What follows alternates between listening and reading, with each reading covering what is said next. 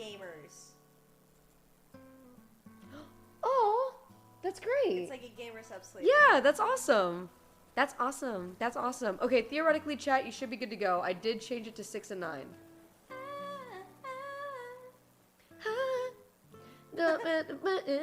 Yeah, that was bad. No. You saying no like that confirmed that it was bad. You want to see you as Medusa?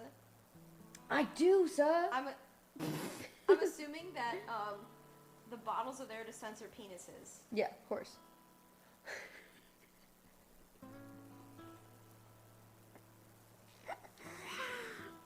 Oh, I'm gonna need a better look at that, but that is amazing. Oh, that's good. No, that's good. We we love this. This is me as Medusa. You can't really tell, but in the hair. Oh, there it goes. There's Gamer Subs bottles covering all the members, which is really cool. Really good. Wait, did it work? We're in a thing I haven't seen before. Photo mode? No, they've been there before. Oh wait, really? Yeah. Oh, never mind. Never mind. Hell yeah, brother Ben says. Really? So what's new with you? I got ordained, so I can marry people now. Lo and behold, you are now married to yourself. I can legally do that in the state of California. Congratulations.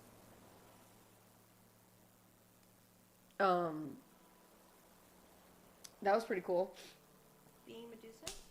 I've been hanging out I've been hanging out with my buddy for the last 36 hours. That's a day and a half. That's like nothing. Yeah.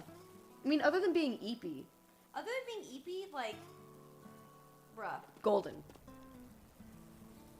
Pogies. We can write a note.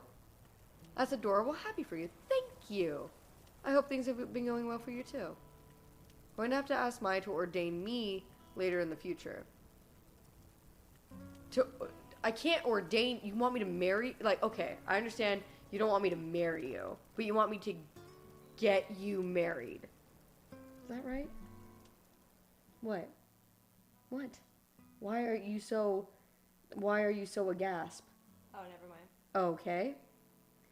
I was concerned. I had feelings. Well, mainly because, this.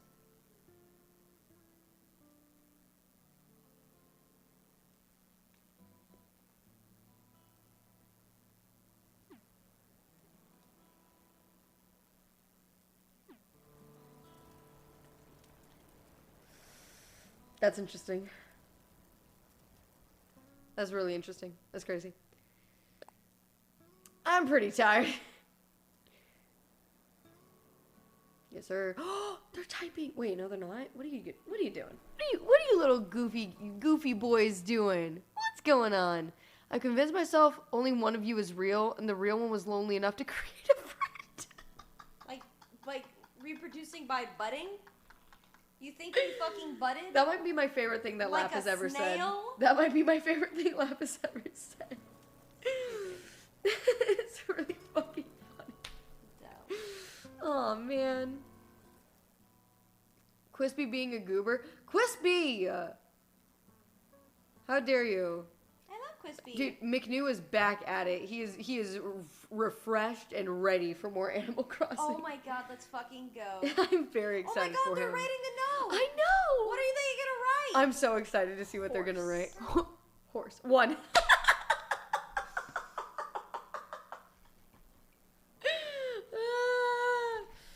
Is that all? That's really good. I'm sorry, I'm gonna cuddle you. It's getting closer to Christmas. Yes, sir. We're actually well, hold on, 28 hours. Where does that put us? I don't know. I think that puts us at holiday, right? Am I crazy? They ended it with 1. They just wrote 1. That was the... Okay, but now they need to make a second post and name it 2. No, don't do that. Then 3. And then 4. Now they need to go talk to one of the kids or Tom Nook. Wait, was that part of a quest? Yes, that's why they had to do it. Oh, they literally couldn't move on. Yes, exactly. Wah. You didn't know that? No. Oh. No, I missed that. I admire your dedication regardless. I thought that you had just given them a quest. Because you said that we weren't going to start watching the movie until they were able to put one on the, or not a one, but write a message on the board. And then we were like, oh, we can't, we literally can't do it. Literally can't do it. Is Shannon ticklish too? I don't know who said that. That's wild. We should get to hear a favorite voice clip you put, which is the Susie, we got a problem on our hands. Sarah's going nuts. I still love that clip. You know what? Have you ever watched The Game Grumps?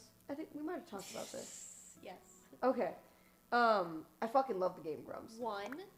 Oh, I got excited. I fucking love The Game Grumps, right? And But I haven't watched them in years. Like 2 or 3 years. Like 2. I just like their content wasn't landing for me like super hard Right. or anything. But Mods? Crispy. right, 12. Crispy. Oh my god, this is okay. This is rapidly. Oh. I feel like they're programming in the game. Ben, what do you want? Ben, what are you trying to achieve? What was I saying? I'm sorry. Oh, The Game Grumps. I haven't watched them, but DJ and I sat and we watched a video the other night. It was so fucking good. We were losing it. I'm like, my boys. I felt bad. Why? I abandoned my boys. I've abandoned my child. They're old. Like them as people, or just like the? Yeah. Yeah, I mean Dan's like 40 something. Aaron's, I think, like mid 30s. Yeah. I think. It's not old. Just Yeah. They've just been doing this for a long time. Exactly. Which is really cool. In my opinion. We're going back to writing. Something more than one. So we have 1 2 2 2 2 E E R R R R 2 2 2 space 2. Perfect. I love that. There's something poetic about it. I agree. Mm-hmm. It's kind of beautiful, especially the space between the couple last twos. Hmm. Hmm. This is a revolutionary. Good night, ladies. gameplay Yeb Ponzui. Thank Ben. Without Ben, we'd be lost with no direction. My faith is shaken, and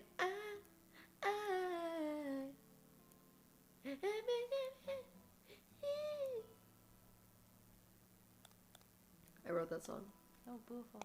Thank you. We're writing the sacred text. The sacred Jedi texts. Do you like Star Wars? I do. Where are those droid cars? Where are those guys? We've lost the transmission, sir. It's a trap. Is that the same scene? Oh, great. Awesome. Fake fan. Can I do multiple buttons at once or just one input at a time? One input at a time. I can't even imagine what it would be like if someone was like A, B, left, right, and then everybody else in chat was it would the game would combust. How are y'all still up? I don't know. This happened last night too. It's because they start playing Animal Crossing, and it's so funny. How am I supposed to move on when... Wait, did they edit the other message? Yeah. I think they tried to spell sex. I think there's S space 11X. I feel like that was supposed to be sex, but it didn't land. This is basically a Ouija board. I mostly watch Game Grumps animated these days. It's the best stuff. Yes. It makes it so much funnier. I haven't checked it out recently. It makes it so that puts me in stitches. Really? Game Grumps animated. I'll need to check it out. Me. Like specifically the one where it's about the Intrepid, the car. Oh, dude, yes, I love that car. What does Intrepid mean? Let me look it up. Or I don't know, like to go forward or something, and it's just intrepid, brave in the face of like challenging tasks. Awesome. That car exploded. So good. I fucking love that video. Would you girls stop if you ran over a frog? Why are they referring to us by our genders? Is that wrong? I'm just curious. I'm so much more than a girl. Why was that wrong? It's not. Okay, you made a face, that's why I asked. Oh, it was very passionate. It's true. Yeah. So much more. No, and let me tell you why. I hate frogs. Do you actually? I would hit Oh, yeah, no, we I talked about would hit a this. frog on purpose. If I saw a frog in the road, I'd veer to make sure that I'd finish the job. My answer is less boring, so I'm just gonna say, yeah, what she said. Left. Yep. Big left. This has got to mean something. Right. A, right. Big left. You reminded me of the scene from Scary Movie again. There's so many things we get to show each other. It's true. I think that you'll probably enjoy Scary Movie, but it is dated, you know? Sorry. What? The steering emote with the fucking frogs lined up. I don't think I've ever told you this. So I made that emote, right? The little driving one. And when I was making it, I was not intending for it to be that fucking fast. It's going fucking crazy. I don't know how I did it. Like So awesome. and so I slowed it down, but I was like, dude, fuck the slow version. The fast version is so fucking It's so good. unhinged. Oh god. All right, chat, send it. You wrote a great message, right? Just leave it. I think that scientists and philosophers will come together in years past and say this. Monkey.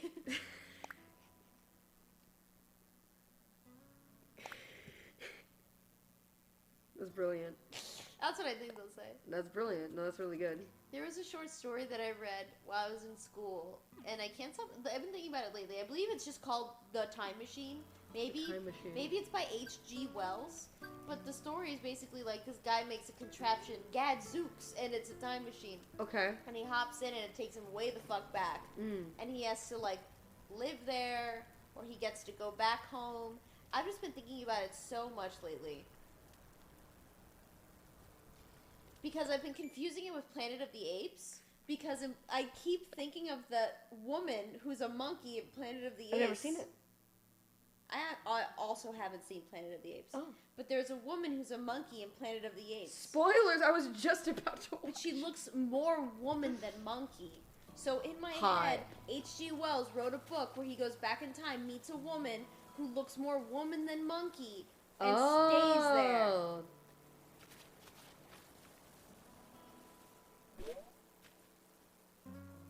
Do you read a lot?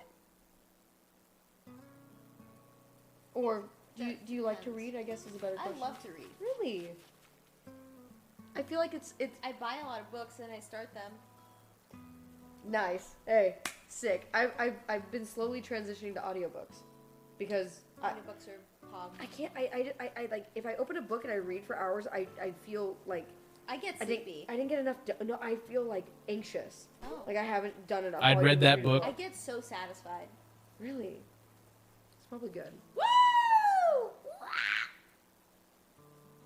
Beep Cut off Maya's head. beep beep. That's okay. Woo! Monkey. What a wild ride. Sai's like, all right. Sai really likes the. It was his idea. No. I'm saying he likes the reverse. He does the reverse. No, the right way.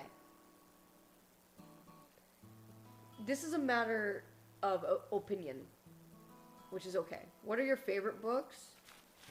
What are your favorite books? What would you say is your favorite series? If you or just like a book that you like in general.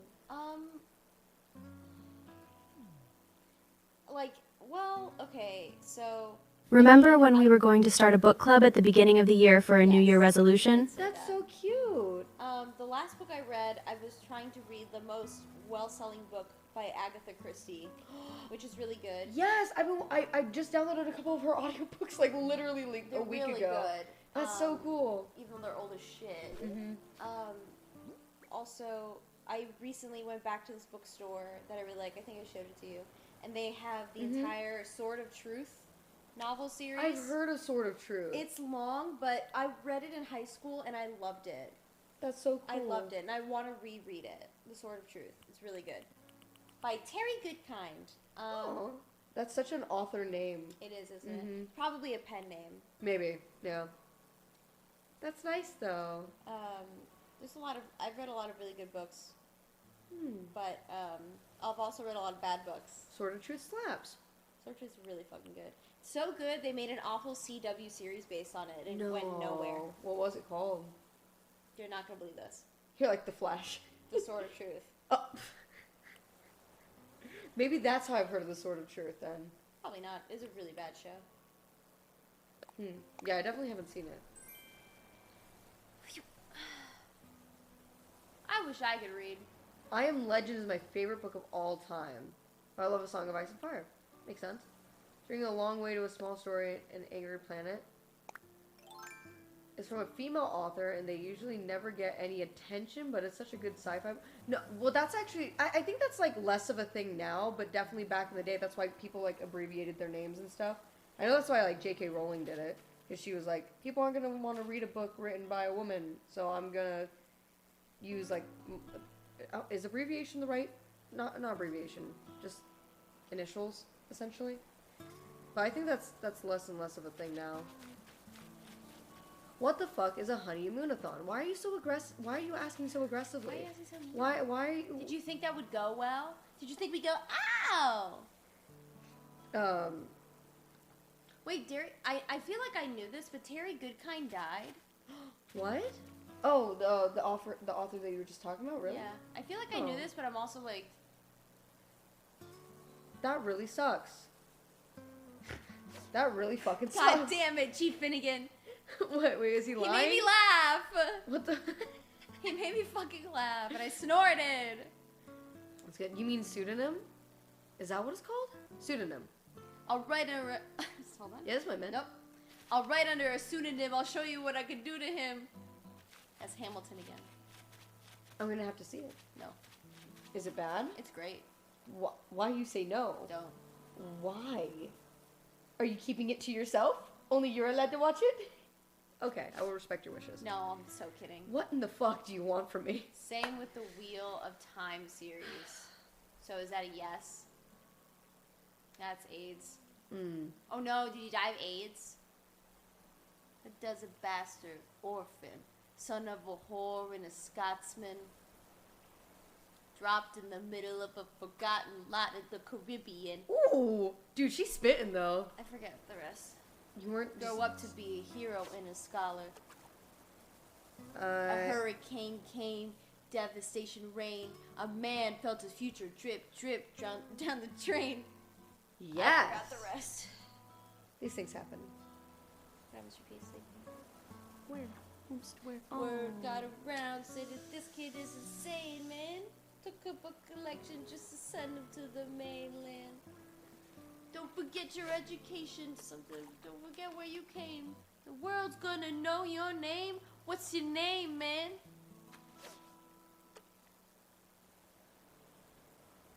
Lin-Manuel Miranda.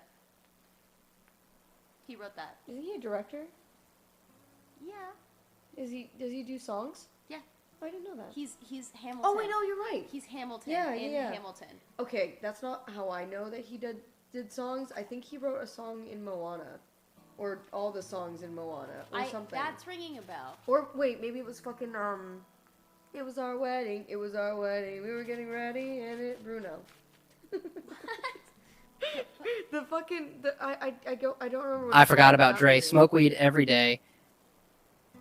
That's nice. You forgot about Dre? No. Things happen. We're not expecting you to be perfect. As long as you don't. Encanto, yes. Oh, I did see that. You did? For me, the pacing was weird for me. I liked the songs. I thought it was really good. I love the animation. So solid. We definitely have talked about this. Really? TTS is very loud.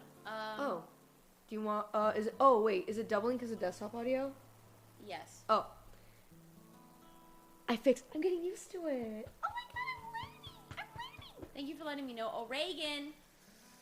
My first exposure to Lin-Manuel Miranda was House. Oh, he's probably in here. That's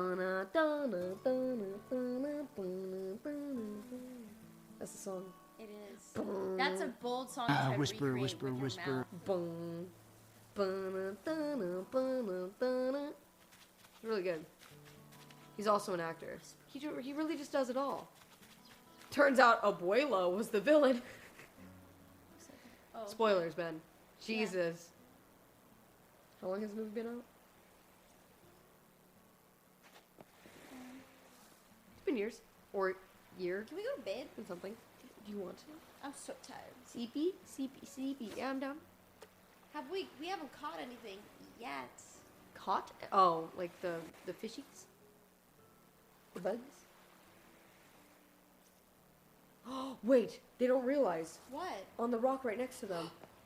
It's roaches. Boys. Roaches. Boys. Roaches. Take out your Those net. are roaches. Take out your net. Boys, you have been blessed with an opportunity. Oh my god, their inventory is full. But do they have a net? They do. They can always switch it. Mm-hmm. Can you please move the mouse off screen? I'm so sorry. I'm so sorry. Okay. Work together. And yet we fish. And yet we fish. We hold these truths to be we hold these truths to be self-evident. And all men are created equal. And when I meet Thomas Jefferson, I'm a compelling to include women in the sequel. Work. Look around, look around. Okay.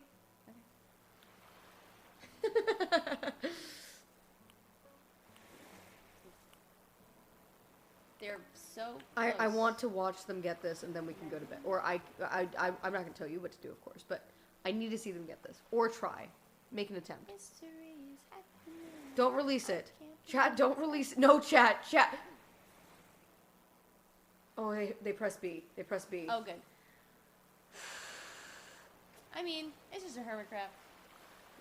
I know, but they're kind of adorable. Though I did get pinched by one when I was in elementary school, and it Can you eat them? it stuck with me. What? Can you eat them? I'm sure you could. I don't know if they'd be like good at all.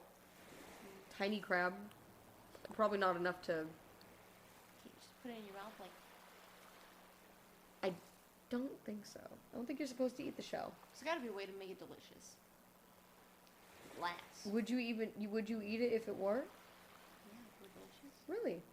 Oh, like me as a vegetarian? Yeah. Oh, well there you go. I would feel bad. Did you say you have 2FA?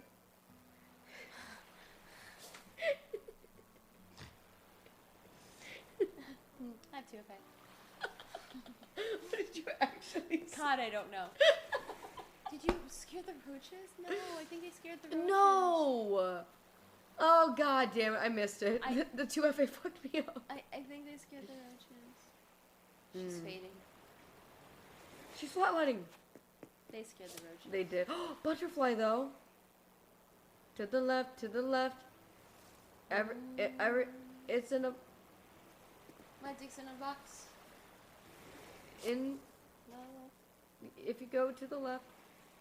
You can watch Paranormal Activity 4 tomorrow. It's really dumb and it has an Xbox Connect. Oh, that was the one with the That's Xbox the one with the Connect. Xbox Connect. Dang, I was waiting for that too and I completely forgot about it. In the closet. That's my stuff. Please don't touch. Hi, Demooch. How you doing? No, how you doing? How's my fucking everything you own in the box to the left? Thank you. You're so smart. What if I just trapped you here? What would you do? You wouldn't be able to do anything. Oh my god, you're so fucking strong. What the fuck? Wanna wrestle? No. Maybe. A little bit. Plans to color in the tats. That would be ambitious. What? That would be really ambitious. People don't do that. What do you mean? People don't get line work, black tattoos, and go, actually, I'm gonna add some color. I want it to look like a Lisa Frank coloring book. They can, but yeah, it doesn't. it doesn't normally translate well. You would have to go to like a really fucking like renowned tattoo artist for that kind of shit, and even then, probably be expensive. It's a lot of effort, and black and gray is cool. I had a Oh, red I'm so door sorry. and I painted it black. What does that mean? No, it's. I seen a red door and I want to paint it black. Why are they singing to me? I don't know. He's serenading something. 4 a.m. DJ hours. The color. Doors. Oh, I had a red doors and I prefer it painted black. There we go. Sorry, I'm drunk. DJ hours, like I said. Well, that explains it. Yep. Can't get away from it. Wouldn't it be so funny if we wrestled? That'd be crazy. Yeah, no time limit.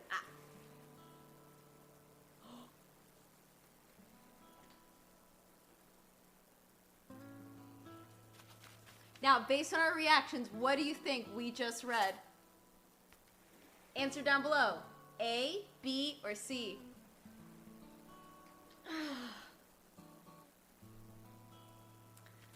Big left. Horse. No clue? I want to say for no reason in particular, It's okay. I love Dr. Spaghetti. Hey, listen, that's a mod. That's a mod right there. Yeah. Mod leave. Mod leave. D, all of the above. Yes, correct. Yes, you earned a pistache. Good bird. It really does. You know what I don't like though? The birds. I mean, not particularly, but I don't also. I'm neutral on birds, but it's the fact that it takes a nut or whatever and it eats it, and while it eats it, it just fucking. He's got to keep an eye on its enemies. But like you would think that it wouldn't consider. Do you want it to eat it with its eyes closed? No, but just don't be so intense about it. Hey man, the bird can speak English, so you could probably let him know. That's so valid. No. I think it was Beagle who did that. Chattington Bear. Ma, you can't just sit on the fence about birds. You need to take a stand. My whole life I've been sitting on the fence.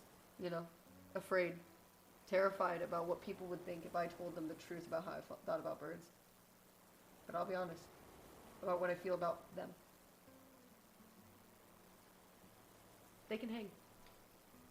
I like them. I said what I said. Yep. They scare me. Birds? Depends on how big they are. Small bird? Like a little canary? Small birds and big birds. Really? Because, like, if you have a small bird, you don't have one small bird. You got a flock. If you have a big bird, you have one big bird. That's not necessarily If you're true. in the cage with it, it's scary. Big birds won't hurt you. That's simply not true. Ostriches will fuck your day It's up. not a matter of hurting. I'm not afraid a bird's going to hurt me. They make me uncomfortable. An ostrich is like a dinosaur. That shit will fuck you up. An ostrich would hiss at you and snap the hair from your head. Snap it off. One beak tussle. Taking away your ability to play for a minute. Get over Chat. it. Get the fuck Bird. over it. Glass. Shrek. Red. Behold these shit. You haven't even seen it. It's so much. No, because I think about the frenemies skit. Oh. Like the frenemies segment. We hold these truths to be self-evident that all men are created equal. An ostrich can gore you with its feet. And like Hot. little birds are fun. I don't think I would have one as a pet either, just because they can like they're hit or miss on how loud they are. It's like Sorry, an ostrich? no little birds that you would own, like a little parakeet or something. It's like they're cute. I really like them. Would they pull your hair like Toby? Oh my god, maybe. Let's get a closing thought here, and I'm going to make us go to bed. Okay, Closing thought? birds. Horse. Horse. Good night, everybody. Today was a good day. I think it was. We got to chill for a long bit, which we needed after the. And yet, I fish. And yet I fish. And yet, we're still going to bed at 4:30 in the morning. Yep. Um, And tomorrow's gonna be a big fucking day. Yeah, today we have a lot of things to do. Later so today. Yep. that's right to get married today. That's true. horse. Good night, chat. What? Never forget. What? Would you rather be a horse bird or a bird horse? Are you asking this because you're drawing this, Sushi? Oh my god, that's so fucking funny. Would you rather be a horse bird or a bird horse? I would be afraid to be a horse. A horse bird would be a bird that's like, it's tiny, but it's a horse. And a bird horse would be, I would say bird horse. Because you'd just be like a big ass bird with maybe like a little saddle on. That's cute. That is really cute. I like that. Mm-hmm. I would be a bird horse. Yeah.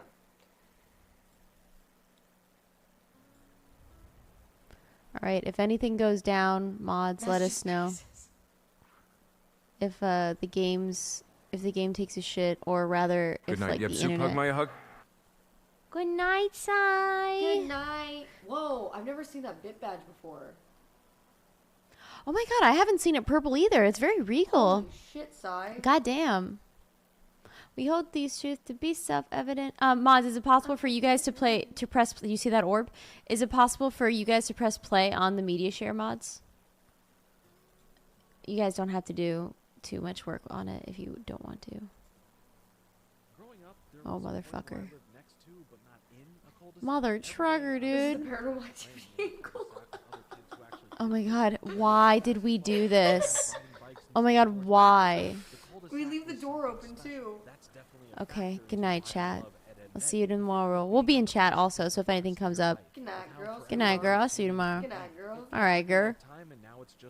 See you tomorrow. See you I'm gonna tomorrow. turn this up a little bit. Someone go stand in the door. If you guys want Hold to on, submit, wait. Hold on. okay, I do want to see it. Can you hide the media share thing really quick? Yeah. I'm Even gonna do if I something, technically something didn't live. crazy, dude. Anyway, Ed and Eddie is something we have discussed before. The bathroom I've light made is my on, so I love have to for turn it very off. Clear, and it's something I still return I don't know back what time to it is. nearly What on a time is weekly it? basis before I drift off to sleep at night. And one thing that I thought would be fun to talk about would be the way Oh, I in which hate the that. show almost Oh, I hate ended, that. came back with a few Oh, I specials hate that. afterwards, another Oh, that's full season, awful. and then a tiny I hate part of a that. season counting as a supposed season Oh, 6. that was and genuinely of course, scary. the movie, The Oh my Big god, you Picture should Show. clip that, because that If you was catch really that, fucking there's a bunch scary. to go Someone over. used that first. But That was the actually finale of terrifying. season 4 No, was I'm being basically serious. the end of the show. That was actually so scary. Kinda grim. Your After eyes that, were they like, came back with a mixed variety of everything that yeah, made doing the ending of glowy series a thing. weird, Oh, that yet was memorable time. You woke up, Mr. So let's fucking look P. back on what could have been, what Alright. actually My was, friends. and Back how to it business. My president. Good night, chat room. Now, Kith. We'll be in Now chat a word too. From our sponsor. Here's your video Thanks so much to game. today's sponsor, Albert. Managing our finances can be extremely Yay! stressful, We have to but move with the cursor Albert's off the team screen. of financial experts, they take a look at your I got personal you, boys. situation and I help mean, make a they've been plan and fishing are this there whole to help time, you with any and questions yet along the way. I I mean, they fish. are literally called geniuses. I don't know Traditional where my banks phone- I can was be being annoying. creepy and I lost my Overdraft phone. fees, long wait times, There we on go. the phone to speak with Oh, someone oh, other than oh, a robot, and no goodness. benefits like cash back on debit card purchases. It makes you feel like you're not in control of Okay. your life sometimes. Good Albert, night. however, is completely Love different you. from any bank account See you guys you've in ever the- used. see you in the First up, morning. it's completely free to sign up Oh, and shit, very you're easy right. to use. See you Literally, in the Albert morning. helps you start It's a saving beautiful automatically. morning, Instead babe. of having a regular See you in the savings morning. account and Oh, I hoping you was remember dying. to I wish we toss would've some money in talked there, about Albert looks at your income and expenses to see what money you can save and automatically move money into your savings account, even if it's only a few dollars at a time. Albert works within your budget to help you get ahead. Before you know it, you'll be surprised how much that can add up to in your savings. It's like magic. Cashback? Yeah, of course. 5 to 20% cashback instantly in your account when shopping at places like McDonald's, Starbucks, Walmart. The list goes on. No overdraft fees, and even better, Albert will spot you up to $250 whenever you need it instantly. When your next paycheck comes in, you pay it back with no interest whatsoever. The list of great things Albert does goes on and on. So click the link in the description box to download the Albert app today. On top of all of this, right now for a limited time, when you open up an account and connect a qualifying direct deposit, you'll just get $150. That's pretty cool. Thanks again to Albert for sponsoring today's video. So with Ed and Nettie, I just got lost in how fascinating this whole ending debacle was, and I have enjoyed doing this shockingly weird way shows ended series, and I hope you have as well. So to start it off, let's take a look at the almost ending, season 4's finale, Take This Ed and Shove It. A two-part episode taking up the full runtime rather than splitting it between two segments. The Eds, more specifically Eddie, find it hard coming to terms with all the kids are starting to grow up. I mean, check out Kevin's sick beard. Pretty manly, huh? So naturally, rather than dwell on more childish schemes, they all put on a scam career aptitude test of sorts, putting in motion career paths for the other kids. For a fee, of course. And a small fee? This, funny enough, works, and the Ed boys quickly spend that money that they earned on some jawbreakers. A nice rare win for them. Is what I would say if they didn't run into Dr. Naz. Who knows the jawbreakers would be bad for their teeth and locks them away in her desk. See, I always knew career aptitude tests would lead to trouble. This then results in them stealing the desk and trying to safely take it back to Eddie's place and somehow get the jawbreakers out. We now enter into the second half of the episode where they're all still struggling to get inside the desk, and Double D ponders the excitement of his future and wants Eddie and Ed to think of theirs. But Eddie doesn't want to grow up. He doesn't want anything more than the life that he has now, and maybe a few jawbreakers to boot. But thanks to a freak Golfer Johnny incident, Eddie falls into a pit where a bunch of heavy objects fall on him, causing the screen to morph into something else as we hear Eddie's echoes of saying, "I never let go." When Eddie awakes, however, he is now an older version of himself, 90 years in the future, as he mistakes himself for his own grandpa when looking in the mirror. Ed and Double D come over, old as well, while Eddie is having troubles coming to terms with being old. He finds the desk with the jawbreakers in them still locked up from back then, as everyone in the cul-de-sac is also in their senior years as well. Eddie reverts to trying to open the desk again, as when they do try, it ends up turning to dust. Eddie exclaims that he's just a kid as he repeatedly bashes himself in the face until he wakes up, back as a kid in his bed. Once he realizes he's back, he runs around in excitement. Ed finally got the desk open and they can all now enjoy the jawbreakers. He yells once more, I don't ever want to grow up. as we hard cut to 90 years in the future once more, as the Eds sit around playing cards and Eddie recounts all of these memories as just being stories. Unlike the other clip, this one seems to cement it as they are actually 90 years in the future, as after having a rousing laugh with friends one final time, wishes that he could be a kid again. I still wish I was a kid. Kind of grim, yet still a funny way to end the show on as originally intended. Trust me, I understand the fears of mortality and aging as well as letting Finnegan life pass you tipped by. $24.13. It's a place that can get dark and is something that causes nothing but anxiety when trying to understand that in which you are not yet, but still knowing it is coming. Having Eddie be our vessel into this existentialism is a smart Finnegan choice tipped because of his $25.45. kid-like nature and dependence on his adolescence. All in all, it works in the spirit of what Ed and Eddie was as a show to end something like this. With this. It also could have been slightly different too. Danny Antonucci, the creator of the show, showed off 2 deleted scenes a few years later at San Diego Comic-Con. One of the deleted scenes is an alternate take on when Eddie wakes up old for the first time and mistakes his mirror reflection for his grandpa, saying, after acknowledging Antonucci directly and offering him money to wake up from this nightmare, he reaches for his wallet only to find a jar of prunes. The second deleted scene gets a little bit more crazy. Now going to the scene when the desk turns to dust, Eddie this time starts to break down and cry over it. Lee Kanker then comes running to see what is going on, and then it's revealed that Eddie and Lee Kanker at some point got married and had a bunch of babies and spent their honeymoon at the junkyard. But it didn't just end right there, okay? Ed married May Kanker and Double D married Marie Kanker. These 2 scenes are pretty funny and would work fine as an extended cut of this episode. Regardless, I am happy that we were told about them and saw what could have been. It's a rare treat to see that. But once again, as much as this was supposed to be the finale of the show in general, it wasn't.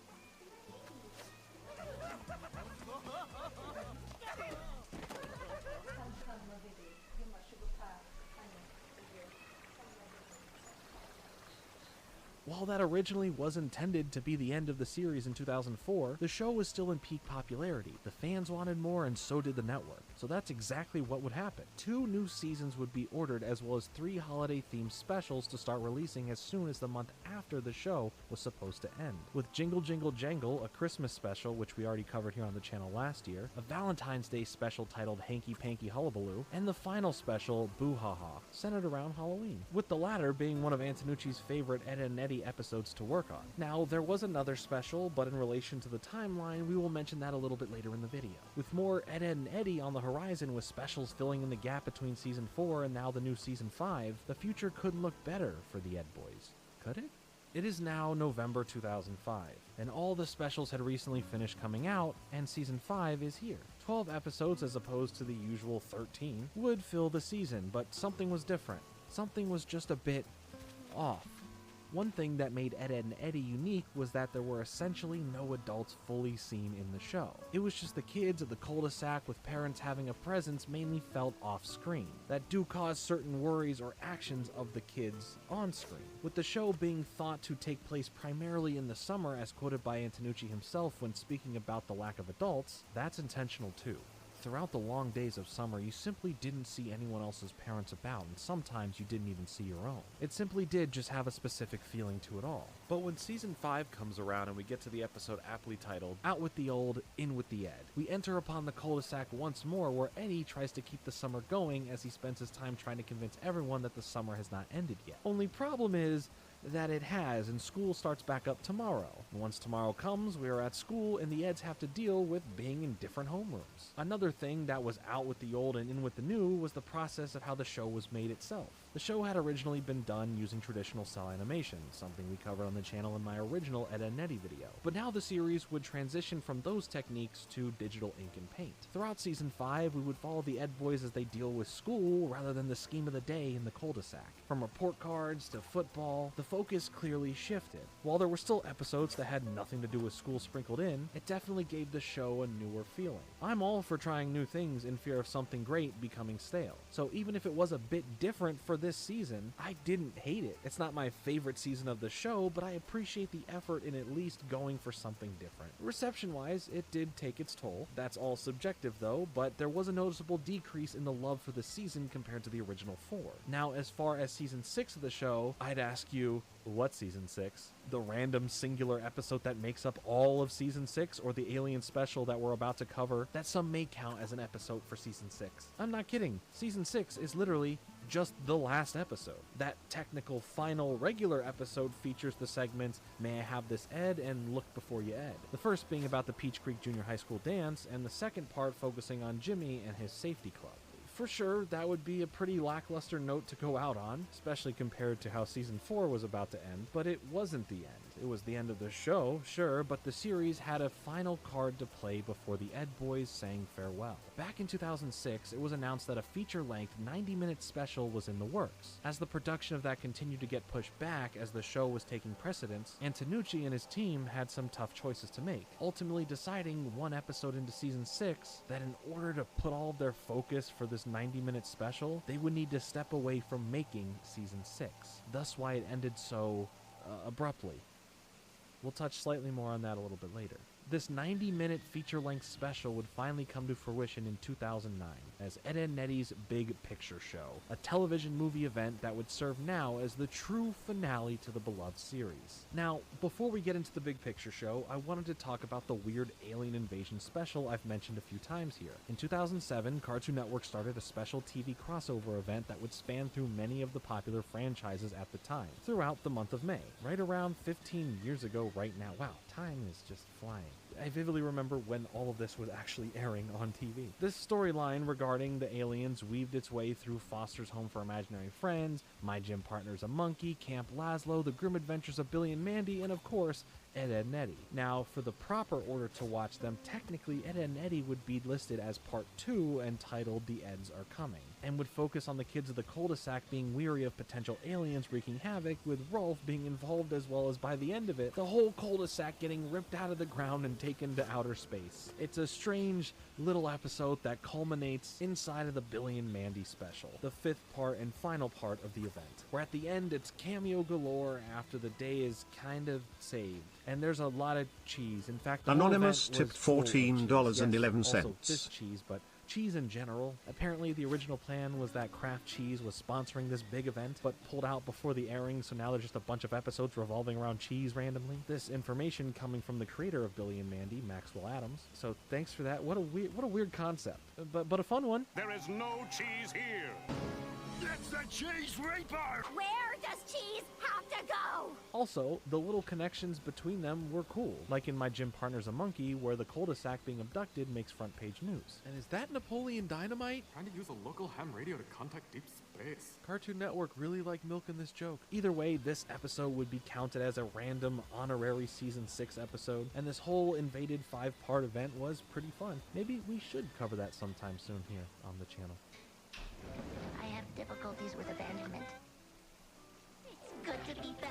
It's like underwear straight from the dryer. Alright, the big finale to Ed, Edd n Eddy. The big picture show. Going back to this replacing season 6 of the show, Cartoon Network supported Antonucci's and the team's decision to shift their efforts and focus from the show to the movie. During San Diego Comic-Con in 2007, we learned some plot details as the movie would have a focus on Eddie's brother. Someone in the series we have heard a lot about, from the room in Eddie's house to the one-off lines about him. He was an off-screen character who had an extreme presence looming in the background. We also learned that this would be the official end to the show now. The movie would then finally premiere on Cartoon Network November 8th, 2009, literally starting the film in the middle of another Ed Boy scheme, which of course caused things to go terribly wrong, and the cul-de-sac was never the same. After getting a good look at a quiet cul-de-sac, we quickly see the aftermath of some horrific event, clearly being a result of the Eds, as all the Eds are frantically packing their things, being extremely paranoid like Ray Liotta in Goodfellas. The viewer still unaware of what really happened, the trio are clearly running from something major that they have caused, as they sneak into Eddie's brother's room, steal the parked car that he's had in there, and hit the road to escape the mob of angry kids that are shown to be badly injured and affected by whatever they had done. Rolf literally has a huge piece missing from his torso. Must have been one heck of a scheme. Barely making their way out of the neighborhood, blasting off like Team Rocket, all we are left with is the aftermath of the cul-de-sac destruction, and Ed's now on the road to find his older brother for protection against the incoming onslaught of Kevin, Naz, Rolf, Johnny, and Plank. The journey that they embark on really tests the relationship of the trio, and Eddie especially, with him being the catalyst of most everything that has ever affected anyone, as well as stretching the truth and outright lying about everything. His inconsistencies finally catch up with him as he doesn't know where his brother actually lives, nor the person he portrays him to be to his friends, or to anyone for that matter. Truly breaking down Eddie as a character, why he is the way he is, and him coming to terms with himself. We do find his brother, even at first being the brother Eddie has always bragged about, but we quickly find out that the relationship between Eddie and his brother is far from those tales. Everyone from the cul-de-sac is left with their jaws agape as Eddie's brother is physically and emotionally abusive towards Eddie. But the revenge that all the kids wanted to get on the Eds, and more specifically Eddie, isn't met with joy at this moment, seeing what his brother has done and is doing to them. Despite all their differences, they stand up to Eddie's brother in an attempt to defend Eddie. But before anything can happen, Ed knocks him out with the trailer door. Eddie here, in his most vulnerable moment, opens up about his sorrow towards what he has done. Not just for the stuff that had happened to cause all of this, but for everything ever. All the schemes, scams, and pranks from the past. Going further, he admits his lies that he told about his brother throughout the years, as it being a form of social acceptance from his peers. All of the kids forgive Eddie, Double D, and Ed and embrace them now as friends, uniting the cul-de-sac. That is, until Johnny shows up late as Melon Boy, not hearing or seeing anything, and begins to attack the Eds. Luckily, the other kids got their back and attacked Johnny for attacking their friends. Sorry about that. Touching. Afterwards, they all head over to Kevin's for some jawbreakers, singing a reprisal of Your Friends Are There to Help You from earlier in the show, as Double D places a label on a black screen saying, The End. And just before we truly end, we get a post-credit scene teasing the return of Johnny as Melon Boy, ready for his revenge. The movie does everything you'd want from an Ed, Edd n Eddy movie or finale. A satisfying end that directly impacts the characters in ways that elevate a long time coming payoff. The focus shifting to making this movie over a season 6 or trying to do both at once was the smart decision, as this film is so fine-tuned with the precision of Danny Antonucci and the team working on it that it didn't just benefit from all the attention focused on it, it needed the attention focused on it for it to turn out this good. The journey they take in this film isn't about Eddie finding his brother, it's Eddie finding himself as to not become his brother, the person he's idled his whole life, all wrapping in the fun of the others from the cul-de-sac and then figuring out their own situations as well. For the other Eds, Double D finds the strength to kind of loosen up a bit and even stand up for him and his friends, even if it may be in the face of getting hurt over it. Ed,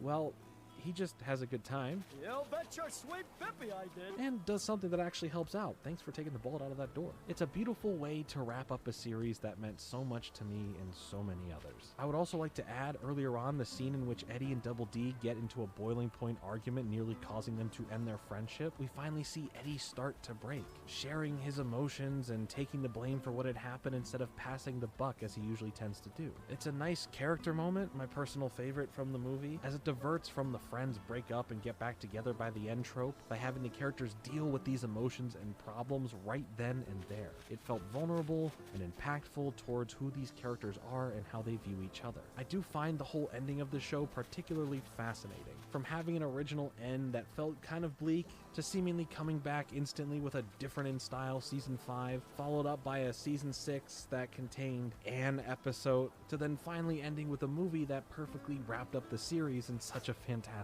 way. The road to that movie ending may have been a bit rocky, but the journey that it took and that end result made it so memorable. I have gushed about this show so many times on this channel at this point, and I am sure I will gush about it many more times in the future. But for now, I'm glad we could all spend some time today and look back at the shockingly weird way Ed, Edd and Eddy ended. I definitely want to know your thoughts on all of this in the comments, as well as let me know other fun, weird, or interesting ways shows have ended. Make sure to hit the like button and subscribe for more content like this. I'll be back with another video soon, but until then, later.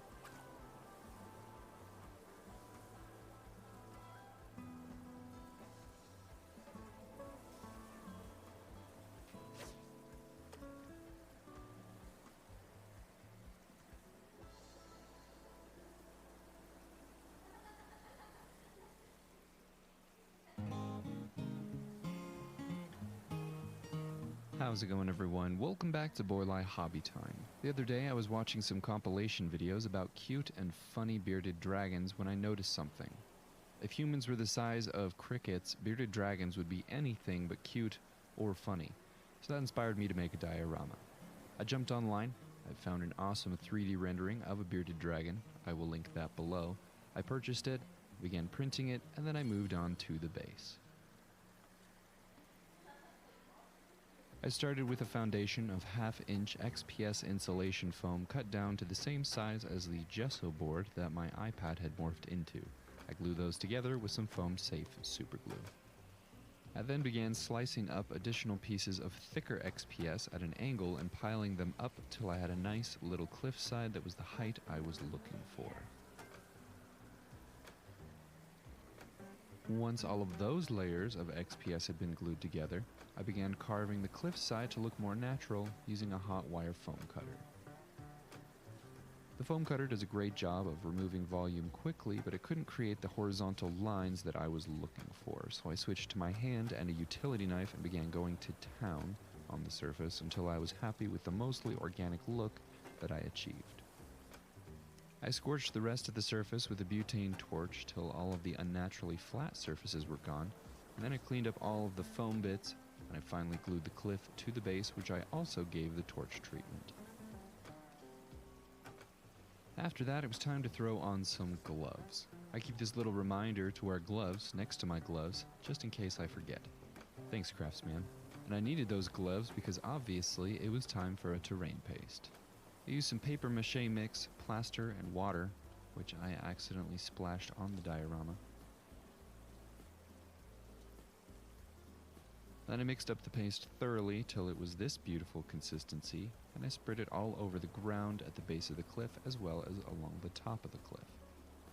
I then mixed up some plaster, paint, and Mod Podge, and I spread it all over the cliff face and the rest of the pink surfaces with a brush. The consistency of this stuff allows it to work into all the cracks without removing the detail. Next, I sprinkled some pebbles and nestled them into the wet terrain paste using a brush, and I went over everything with some sand, which I sealed with isopropyl alcohol and watered down white glue. I then pressed some pre-made plaster rocks into the still wet mix, and I set that aside to dry. After 24 hours, the base had had enough time to dry, so the next step was to take it outside and prime it.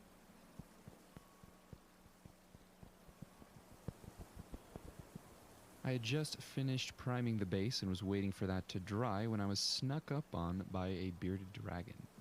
The print turned out really great. The file is awesome. Huge shout out to Toterin for sculpting such a nice model. I took the lizard outside to prime, and then for the human element of this build, I needed some people in specific poses that I didn't have, so I'll have to do a little repurposing. This little Tom Waits figure was originally panning for gold, but after removing his pan, he's now reaching down to help his buddy up the cliff. This little guy, known as Kentucky Rose, was tilling the soil, but once his gardening tool was clipped away, He was now just hanging onto a rope for dear life. This last figure was doing something with hay, but after a little work, now he's pulling on the rope that his friend is holding onto. I glued each of the figures to a painting base side by side, and I did the same thing for some pack mules, which are carrying all the goods that these gentlemen have just finished hoisting up the cliff. After the figures had been primed, it was time to start painting. The story of this diorama was inspired by a suggestion from Will Laidlaw on Instagram. Thank you for the suggestion, Will. These three outlaws heard about some treasure in the wreckage of a stagecoach that had been run over a cliff into this canyon a few months back. There's no easy path in or out of this section of the canyon, so a trip up and down via rope is the fastest way. Only problem is that a giant bearded dragon lives in the canyon. These gents had a very successful time getting down, grabbing the gold, and hoisting it out, but the last guy got a little greedy.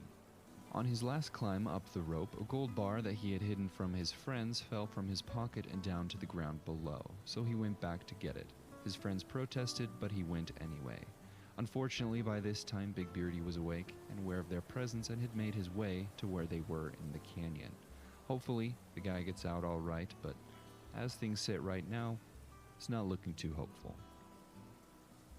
After finishing up the paint job on this bearded dragon, which I am pleasantly surprised by, it was time to move on to the terrain.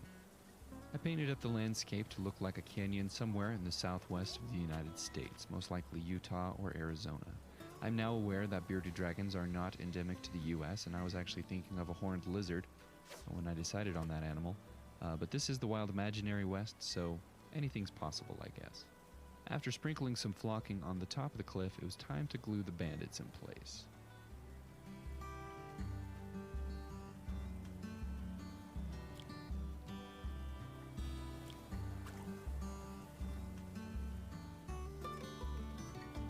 After the figures were all in position, I carefully glued on the rope, which was a far more finicky task than I had anticipated.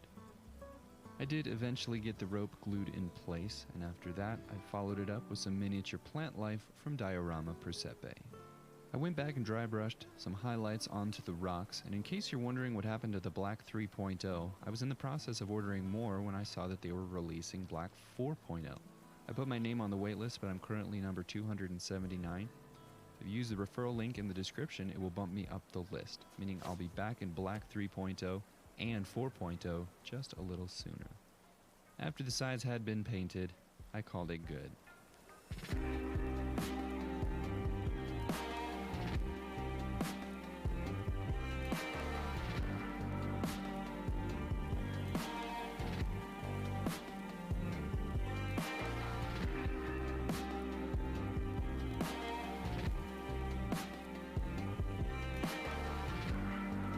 That is it for this video. Thank you all so much for watching. Hope you enjoyed. Huge shout out as always to my patrons. You guys are the best. Have an awesome week, everyone. I'll see you next time.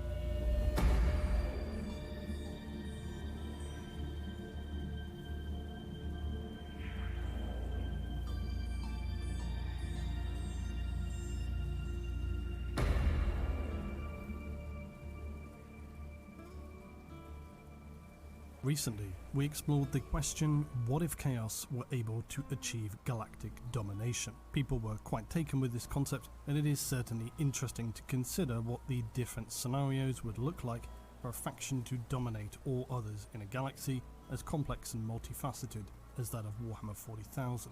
Chaos, of course, have a whole spectrum of outcomes dependent on who would ultimately retain control, and we discussed the impact this could have on the gods of the warp themselves. If you missed this last time, see the link on screen for that video right now. Speaking of gods, if you want to help me in appeasing my lord and master Algo, god of the YouTube algorithm, please remember, if you enjoy the video, drop a like, tell me your thoughts in the comments, and consider to share the video. It all helps to contribute, and I greatly appreciate everybody's support as always. If you don't want to miss the videos, as I only put out a couple a month, be sure to click the notification bell.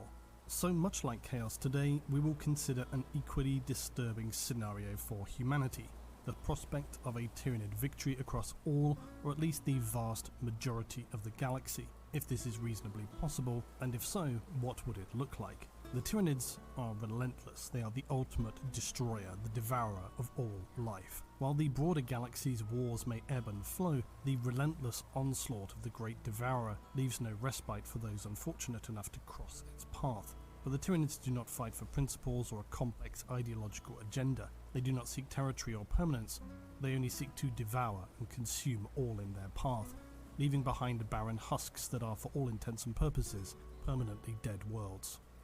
Realistically, of course, the prospect for any faction to achieve true galactic domination would be a feat on the brink of the impossible. But for the Tyranids, their threat is not one merely of brute force, but a very existential peril that defies the traditional calculations of power, especially when one sees the approaching relentless and overwhelming tides of the Great Devourer. From the perspective of humanity, the Tau, Votan, the Eldari, the Tyranids are a nightmarish threat that knows no equal. It matters not whether they achieve 85%, 90% or 99.9% control of the galaxy. Their arrival heralds the same outcome, a galactic catastrophe of unimaginable proportions. Whilst the sheer scale of the galaxy with its thousands of star systems and millions of habitable worlds may in some respects allow some to consider themselves safe, in reality it only magnifies the Tyranid threat. Their ability to adapt to faction-specific defences makes them a logistical nightmare for any civilization attempting to withstand their onslaught. Some worlds of the Mechanicus, for example, thought that they had seen it all and would be able to withstand the tides of the Tyranid, but were left deeply humbled as a result. M41 is not the time where humanity made its most significant territorial gains either, and the Tyranids are an ever more formidable force. Their presence has shifted the balance of power in the galaxy at a fundamental level, and as humanity's grip steadily weakens, other races become additionally emboldened or continue to rise in power themselves. And the Xenos annihilation of Imperial planets only threatens to permanently relegate humanity to becoming a mere footnote in galactic history, for humanity has not stood for any length of time comparable to, say, the Necron or the Eldari. For most of those who would seek to achieve it, galactic dominion entails more than just vanquishing enemies. It necessitates the ability to govern, manage resources, and control populations across an immense territory. The logistical challenges of communication, supply lines, and enforcing authority in such a sprawling empire are staggering, as the failings of the Imperium prove on a day-to-day basis. Of course, for the Tyranids, they do not share these concerns, much to their significant advantage. They're not burdened with the need for stability or governance. They do not need to ever worry about defending worlds or reinforcing those damaged by conflict, for they're only ever on the attack. They are only focused upon the relentless pursuit of their cosmic hunger. And in a galaxy filled with shifting alliances, political machinations, and internal power struggles, the Tyranids stand apart. They are a force of nature, an alien cataclysm that shares no concern for the complexities of politics or diplomacy. They simply threaten to devour everything in their path. In terms of galactic domination, the Tyranids pose a unique challenge and threat in the galaxy of M41, for their motivations, strengths and weaknesses defy the conventional norms of power and dominance.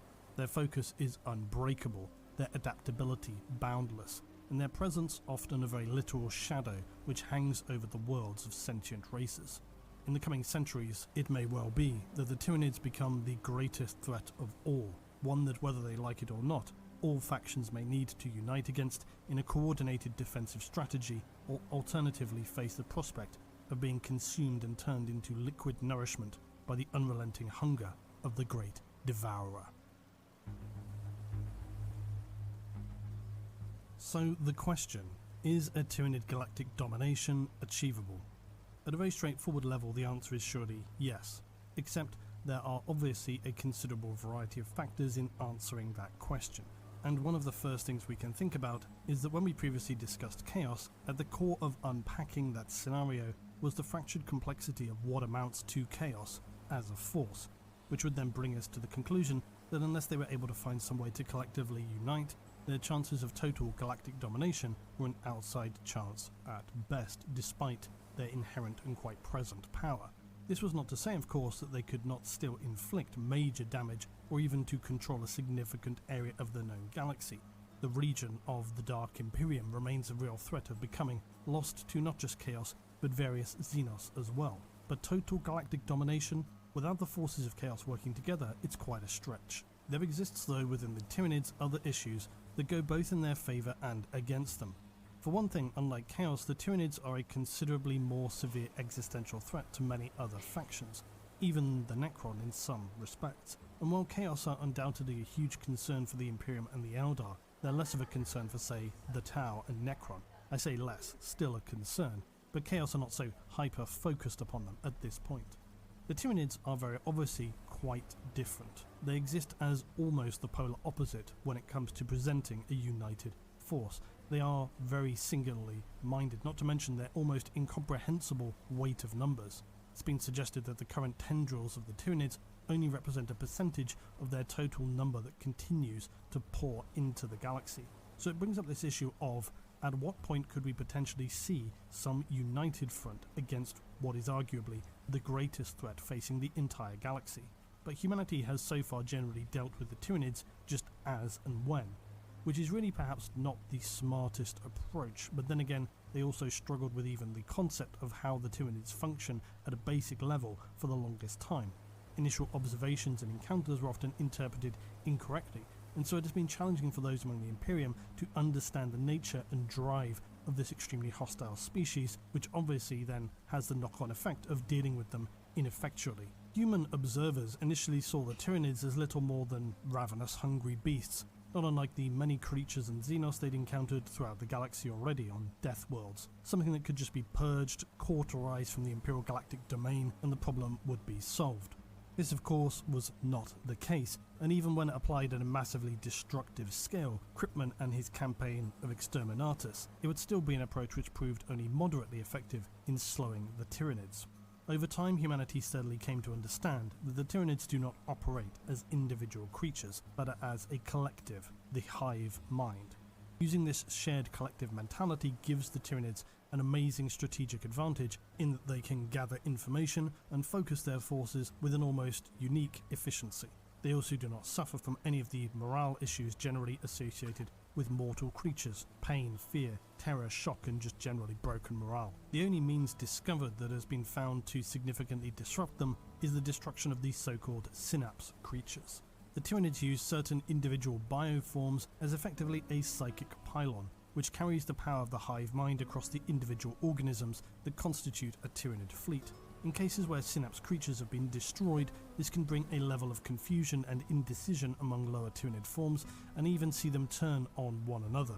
On planets where lone Tyranid forms have been stranded for whatever reason, they do not seem to seek any higher goal than basic instinctive survival, much like any other creature. So the destruction of synapse creatures has become a priority when engaging Tyranid forces in battle, because the resulting disruption can be enough to turn the tide. But to understand this is only one part of the fight against the Tyranid menace.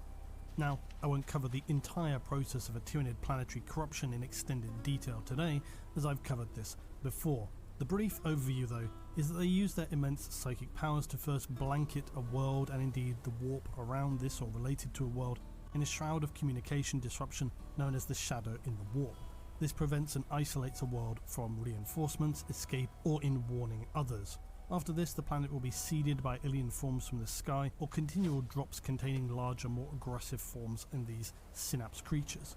Finally, at the outbreak of conflict, the Vanguard infiltration forms, in addition to potentially cults of the Tyranids that have remained hidden within a society until that critical moment, will appear to disrupt defenses and leadership. Once the battle is eventually over and the planet is lost, the Tyranids will spend significant time consuming all biological matter on the planet, including water and minerals. They will create vast biopores that Tyranid forms which have finished to serve their function will just willingly throw themselves into this corrosive liquid to be dissolved and then reabsorbed into the raw material of the Hive Fleet biomass, sucked up into the bioships by their immense capillary towers. Once the planet is completely dead, the Hive Fleet moves on to the next world, having secured a significant net positive in the acquisition of biomass that enables its long-term survival in the cold void of space between worlds and even galaxies. For the Tyranids though, achieving galactic dominion still entails much more than pure military strength, for while it is a devouring maw that threatens to strip the galaxy of its very essence, vast biofleets descending upon worlds like a plague, the hive mind ensuring that the acquisition of all organic matter and even some minerals from the geological strata is completed as efficiently as possible. The challenges faced by the Tyranid though are many, which is why their Hive Fleet tendrils have so far been seen to display specifically different behaviours and traits. This is of course though the ultimate danger, but in some respects the greatest weakness of the Tyranids, in that they often can be resisted providing their specific biological adaptations do not align with those that they are attempting to consume. Hive Fleet Kraken, for example, leans more on creatures who engage in close combat. So if they were to face a powerful longer range enemy such as the Tau, this could lead them to defeat, unable to counter this. On the other hand, if they were caught off guard, it could equally doom a Tau world if the Tyranids were able to engage with enough strength and speed that they could overwhelm them before they could set up sufficient defences. Still, it's not the be-all and end-all, because for example Hive Fleet Gorgon engaged the Tau, and this was a Hive Fleet that were focused on fast genetic adaptability and strategy, even unusually fast for the Tyranids. So this seemed a deadly challenge for the Tau, but in the end they were still able to best the Tyranid, albeit with assistance from the Imperial Militarum, and we'll talk a little about that later. So it's far from certain how well specific Tyranid fleet adaptations will perform. The only thing that can be said is that obviously one which has traits that specifically counter an enemy should, at least on paper, give them a significant advantage. With this in mind, one of the Tyranids' greatest challenges lies in determining the form their domination would take, because of this fact that each Hive Fleet possesses unique strengths and weaknesses. Hive Fleet Leviathan is known for its ability to adapt rapidly, yet relies heavily on synapse creatures and is susceptible to psychic attacks. Hive Fleet Kraken, as noted, excels in speed and again adaptability, using rapid reinforcement capabilities and an emphasis on close combat to deluge an enemy. But this can leave it vulnerable to longer range firepower and well-prepared Bastion worlds conversely. Hive Fleet Behemoth specialises in brute force and a notable preference for bioplasma attacks, including horrific shock and awe tactics that are emotionally devastating for an enemy and maintaining their morale. But its step-by-step direct assault approach can be trudging and predictable, meaning it can struggle against both ranged opponents and those with the speed and strategy to outmaneuver them or otherwise just get creative. One of the Tyranid traits which also has a significant impact on their success is their adaptability. And this is something many of their Hive Fleets and smaller fragment forces use to eventually best an enemy. For while they are the apex predators of the galaxy, they do not remain stationary to the challenges posed by an enemy in their evolutionary state. This was another lesson that had to be learned painfully by the Imperium, that their threat lay not only in their overwhelming numbers and extreme ferocity, but in their ability to adapt to changing environments, defensive quirks, and countering whatever is thrown at them through this process of evolving extremely quickly. In some instances, it's been estimated that Tyranids can make genetic evolutions that should take millions of years through the course of a single campaign. They will absorb the genetic material of their prey into their ever-changing genome, becoming more formidable with each conquest. In fact, some of their infiltration organisms are specifically designed to consume their enemy and even, in quite B-movie fashion, suck out their brains to gain their knowledge, so that when the fleet arrives they can pass this knowledge to the Norn Queen, who will adapt and produce bioforms capable of dealing with these specific issues faced by a world, meaning theoretically no defense can withstand their smothering, relentless assault, and often to the shock and horror of planetary defenses, these beasts have considerable knowledge about how to avoid their best laid plans, something which can in itself have an extremely disconcerting effect and undermine whatever morale and coherent focus a planet's defenders had left.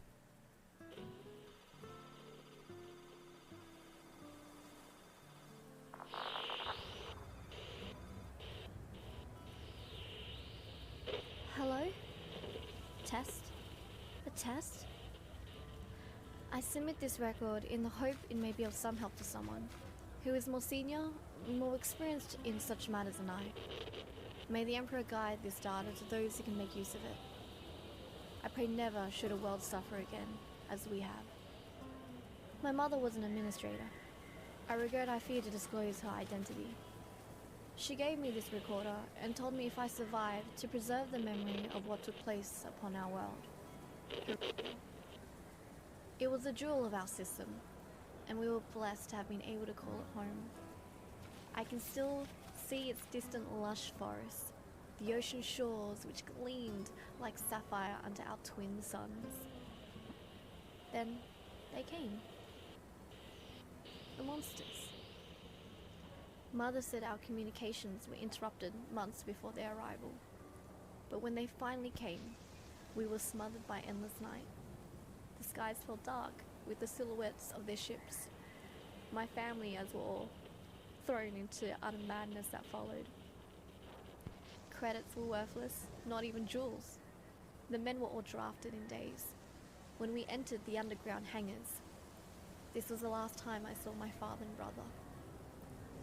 Evacuation efforts were chaotic, to say the least. Tens of thousands crushed into the spaceport, each person desperate to secure a spot on the few remaining ships. I had never seen fear like I saw in the eyes of those around me. Ever more hysterical screams of the terrified masses were drowned by the howls of the approaching monsters.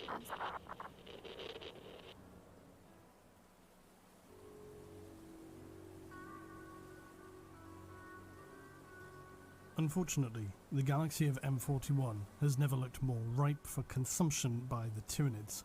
With the despoilers' rampage against humanity continuing and the Imperium's frantic efforts to handle this, whilst also seeking some way to quell the Great Rift's havoc reaching a desperate crossroads, the pressure is only made worse by the ever-increasing possibility of the Imperium losing control of as much as 1/3 of the galaxy, and all of this without even considering the other threats the entire Imperium faces on a daily basis. Were the Imperium to lose control of the Dark Imperium, the region of the galaxy cast in the shadow of the Great Rift, this would all but certainly provide a means by which the Tyranids could infiltrate and use as a region for biomass accumulation, a sort of galactic staging area to then unleash a never before seen scale of devastation.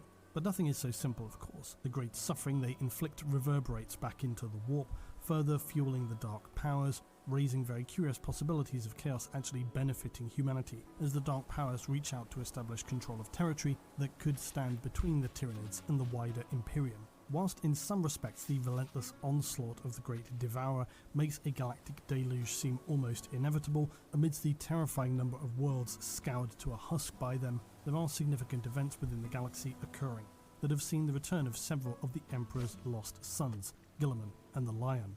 And while they are only individuals, their leadership and ability to unify the forces of humanity do pose a challenge to the domination of the Tyranids. I also would just leave room for us to consider still Vulcan's mysterious absence, which leaves room for his resurgence. But of course sadly not Rogel Dawn, as he is dead. So the presence of the Primarchs alone complicates the Xenos quest for domination, adding a layer of uncertainty to their galactic ambitions. Of course the Imperium is not the entire picture. The Orcs for the longest time have been locked in various struggles, most notably in Octarius, and although they seem to ultimately lose that conflict, were we to see the rise of a new and ultimate war boss for the Orcs, if they themselves were to charge across the galaxy in a sweeping war, the scale of which had not been seen since the near destruction of Terra itself, the prospect of a major Tyranid tendril and an Orc war smashing into one another would at the very least give breathing space for the Imperium. Although it's difficult to imagine how it would be greatly positive in the wider scheme of things, but it would certainly mix up the situation. The Eldar are something of an unknown quantity because of their minimal numbers, similarly the Tau and the Votan, but there are still considerations to make there. It's worth noting also, of course, that while the Great Rift is at one level a seemingly catastrophic event for humanity, it's been more recently noted that it might inadvertently empower the Emperor and so therefore humanity. One of the major factors for the Tyranids' success and the galaxy's destruction depends entirely on how specific Hive fleets engage, and of course which faction they face, as we already noted. So while some fleets could see sweeping success in one galactic region, elsewhere a fleet could struggle beyond initial deployment to a world, with its forces shredded by continual long-range firepower from the ground of a heavily prepared Bastion world. Then you have the Tyranids' adaptability, as we spoke about too. This is one way for them to deal with such issues, but often this is spoken about in a very specifically isolated way. What I mean by this is that it's discussed from the perspective of a single Hive fleet, dealing with one sector of the galaxy and a specific enemy, which admittedly is often the case. But to really understand the Tyranids, to appreciate them and how they're evolving in a much deeper sense, requires understanding of the larger picture. Humanity, the Imperium and other Xenos species generally only experience and engage with the Tyranids at this fleet scale. So it's understandable they think of them in those terms: Fleet Leviathan, Fleet Kraken, and so on. The problem with this thinking is that it is in actuality little different than those humans who were first to speculate that the Tyranids were all independent creatures, little more than beasts operating on base instincts of survival, consumption and reproduction. We know this now not to be the case, and we also know that Tyranid Hive fleets do not operate in isolation. They aren't individual entities, they're not splinters of their faction. They remain part of something that is of course far, far larger, the Tyranid Hive mind. Now just how much they coordinate on a wider galactic scale than just the specific named tendrils that pierce through the systems of the Imperium is unknown, but the fact that they do operate as part of a larger whole is certainly true. And we know this because it's described how every thought and action, every spark of life in the Tyranid race is bound and interlinked into a single great organism, stretching over light years of space and controlled by the immortal Hive mind. 1 billion times 1 billion Tyranids stand at the rim of the galaxy, each one no more than a single cell in the living body of the Hive mind. Not to mention the fact that there are Eldar who have actually seen into the Tyranid Hive mind. It is definitely a united force across all the Hive tendrils. Now when you carry that thinking forward again, I've often seen it asked, so do then Tyranids fight amongst themselves? What happens if two Tyranid fleets encounter one another? The answer to that is actually quite variable. If two Tyranid fleets were operating in close proximity, but generally did not get in the way of one another or to impact the worlds that they were securing biomass from, I would imagine that they would leave well enough alone and perhaps regard each other with some level of neutrality, potentially aid. However, it has been documented that when two different Tyranid fleets are deployed to the same world for whatever reason, they absolutely will fight one another. Not to compete for resources necessarily, but to see which can more successfully dominate the other, to see which one is more powerful. This is where the Tyranids reach a point of so-called convergent evolution. This has only been observed among splinter fleets of Tyranids, which is presumably because the main Tyranid Hive fleets are spread out at such great distances. But eventually it is plausible you could see the same situation occur between two major Tyranid Hive fleets. There are those ignorant members of the Imperium who would consider this an excellent situation. Tyranids fighting each other, wasting their energy and biomass, this is great. Except of course this fails to fundamentally understand the Tyranids as a species. For when they engage in war, nothing is wasted. When Tyranids fight one another, the purpose appears to be in determining which has the stronger component elements, which one is stronger physically, which has faster adaptability, more powerful psychic use, and so on. Do they have some other individual traits also to be the most powerful through whatever they have faced so far? So when eventually a victor is determined, the weaker force is completely slaughtered and will then be reabsorbed into the biomass of the stronger Tyranid fleet. These engagements seem to waste very little for the Tyranids and only benefit them by ensuring they emerge stronger as a whole. In some respects, both fleets are destroyed in this process, as whoever emerges from the conflict will not be the same as when they began, having assimilated all the genetic traits of the weaker force whilst retaining their own, thus creating a new Hive fleet which is more effective and stronger than it was before. Interesting stuff, except now scale this up and imagine it happening at a galactic level. As they penetrate deeper into the galaxy, can they form a coordinated effort or remain a more independent and fractured expedition? Such considerations could be pivotal in determining their success or failure. And either way, any significant hold on territory in the galaxy they can secure would be devastating, as it only ensures they retain the biomass required to push on further, dealing ever more damage to the worlds of humanity. For complete domination, there remains the question about what do the Tyranids do when they achieve this, as unlike many other factions, this in itself would be a unique circumstance that is likely only specifically applicable to the Tyranids. So now let's delve into some of the obstacles the Tyranids face as they strive to establish a dominating presence across the galaxy, which factions will be easy for them to consume and devour, and which will be considerably more challenging.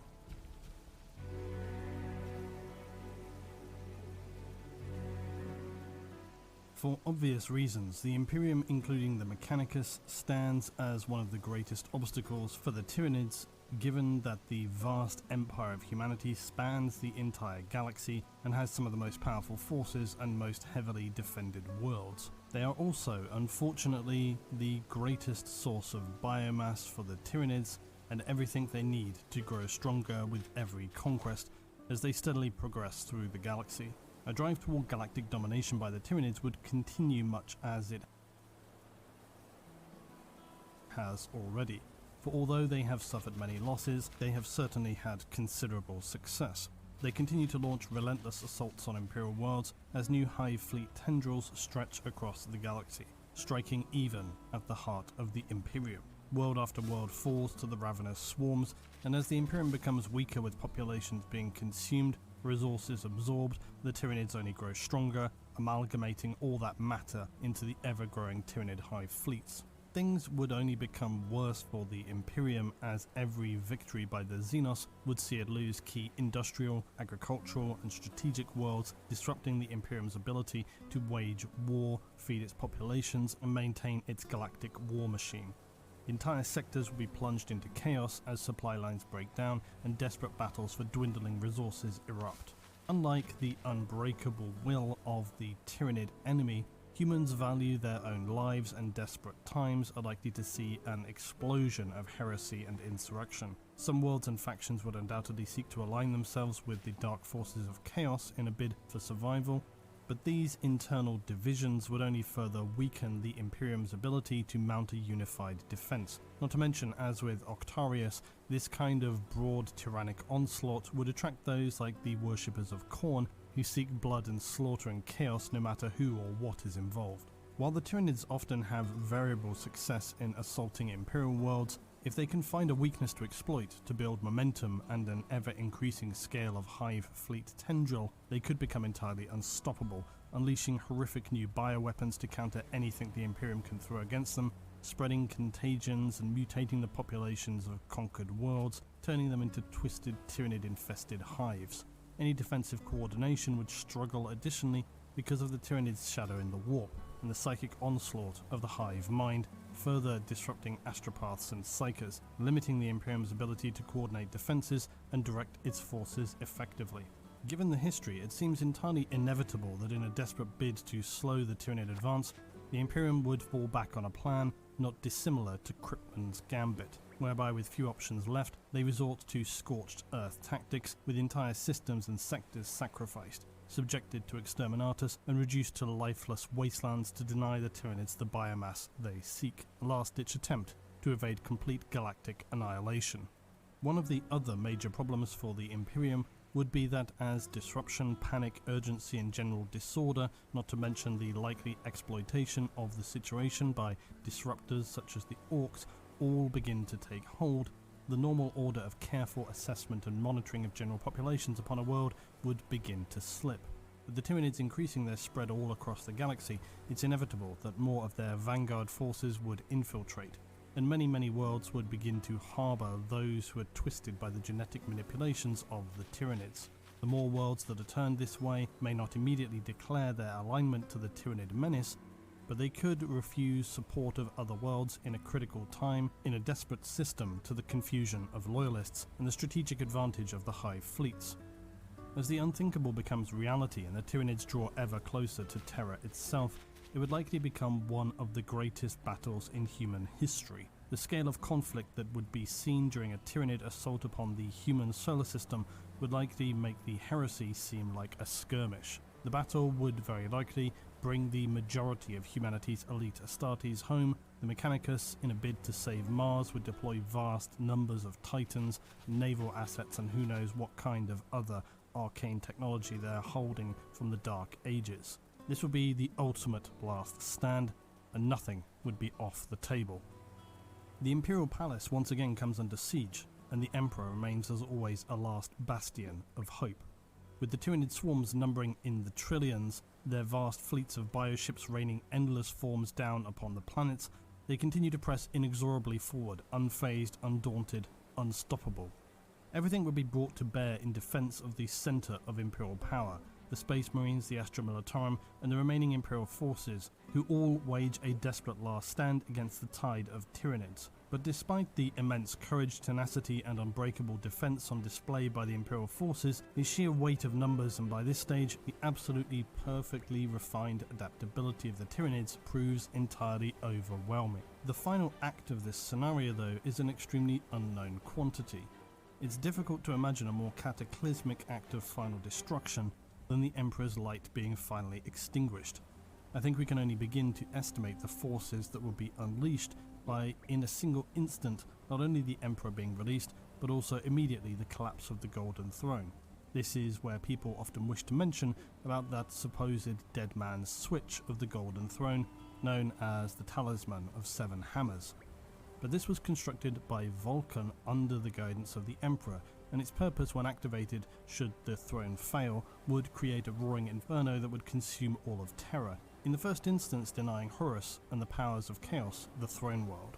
Except what people commonly seem to forget is that the phrasing of it as a dead man's switch is not really accurate, because that implies that just whenever the Emperor were to perish, it would automatically activate, as the phrasing suggests. But this is in fact not the case. In The End and the Death, it specifically states that only Vulcan can initiate this protocol, which is why he stood vigil over the throne during the Emperor's absence, which raises the very troubling prospect that if the Tyranids were able to consume and slaughter the Emperor, Vulcan, who is missing currently, would not be there to ensure that the Webway Gate did not instantly collapse and Terra becomes a complete maelstrom of chaos. As any remaining human forces, the Tyranids, and all the horrors of the warp combine in what could only be described as the ultimate apocalypse. Now, if you think I have the space and time in this video to speculate on the innumerable scenarios of what happens with the Emperor, you've got another thing coming. It's certainly one for another Emperor of Man video. The Imperium is an extremely complex patchwork of factions, and it's true they hold immense strength and a demonstrable ability to evade the very worst outcomes for humanity when facing some of the most nightmarish enemies in the galaxy. So there certainly could be situations where the Imperium forges alliances. The Eldar, certainly, they seem to do this ever more already. The Tau, perhaps. The Orcs, stranger things have happened. The Necron and Chaos, debatable, not impossible. So it's all very open-ended, plus with the Rift empowering the Emperor, who knows what can happen. In this scenario though, with the Tyranids ever increasing their power, taking more and more worlds of mankind, destabilizing the Imperium, and with every advance increasing their biomass, their fleets, their bioforms, and their adaptability, in such a scenario of exponential gains for the Tyranids, the Imperium of mankind falls. Terra is overrun, the Emperor's light is finally extinguished, and the Imperium crumbles. The Tyranids have devoured worlds beyond estimation, absorbed countless species, and have become now a completely unstoppable force that spreads unchecked throughout the galaxy. Now let's roll back to the current time again in M41 and consider another major problem for the Tyranids, the Orcs. While the Orcs do potentially face issues around adaptability, they also have demonstrated their ability to lock up the Tyranids for a significant period of time. In the example of Octarius, as both the Tyranids and Orcs are designed to wage extended wars of attrition to see who will emerge as the ultimate victor, which, by the way, I've already covered in a two-part video and is linked at the end of this as well as on screen right now. In the scenario of the Ascendant Tyranids, the Imperium now finds itself slap bang in the middle of a new era of galactic wars of attrition. The Orcs grow ever more powerful, fueled up on the prospect of fighting unending wars against alien horrors, while throughout the Imperium planets fall to rebellion and heresy from increasing frequency, leading to bloody purges and the loss of valuable resources. Warp storms often herald ever-increasing incursions by Chaos, which creates the double problem of denying vital warp routes, which of course only then further isolates Imperial sectors. Xenos forces like the Drakari inevitably take advantage of these vulnerabilities, launching raids and incursions that further strain the Imperium's stretched resources. All of this increases the possibility for Orc invasions upon isolated human worlds, which in turn fuels the Orcs into an ever more regular state of war, unleashing huge campaigns throughout systems and sectors, clashing more and more with the Tyranids. Meanwhile, as ever more sectors of the galaxy are engulfed and their populations devoured, countless planets are reduced to barren husks, but the hive mind carries an insatiable hunger and its forces remain an unstoppable deluge. But one Imperium's disaster is another Orc's celebration. Plus, by Orc logic, you don't survive since the time of the War in Heaven if you can't handle a big zogging scrap now and then. Which of course is something I think we can all agree on. The Orcs' complete love of battle and mayhem means that as the Imperium falters, the Orcs begin to usurp some of their worlds and territory. Scattered Orc warbands and freebooter fleets grow in power. They unite under powerful war bosses and form ramshackle but powerful empires, seizing ever more planets abandoned by the Imperium, and as they grow in strength, this only gives them an increasing drive and ability to seize even more worlds, which drives their empires to become bigger and stronger, basically the Orc standard operating procedure. As the Imperium weakens and both the Tyranids and Orcs exploit this, they are charting a course for an almost unimaginable Xenos Armageddon. Orc mech boys tap into long-lost technology, repairing ancient war machines and even constructing their own crude spacecraft. The Orcs' characteristic Gestalt psychic field strengthens as their numbers swell, allowing them to manifest reality warping effects and constructs which defy all explanation.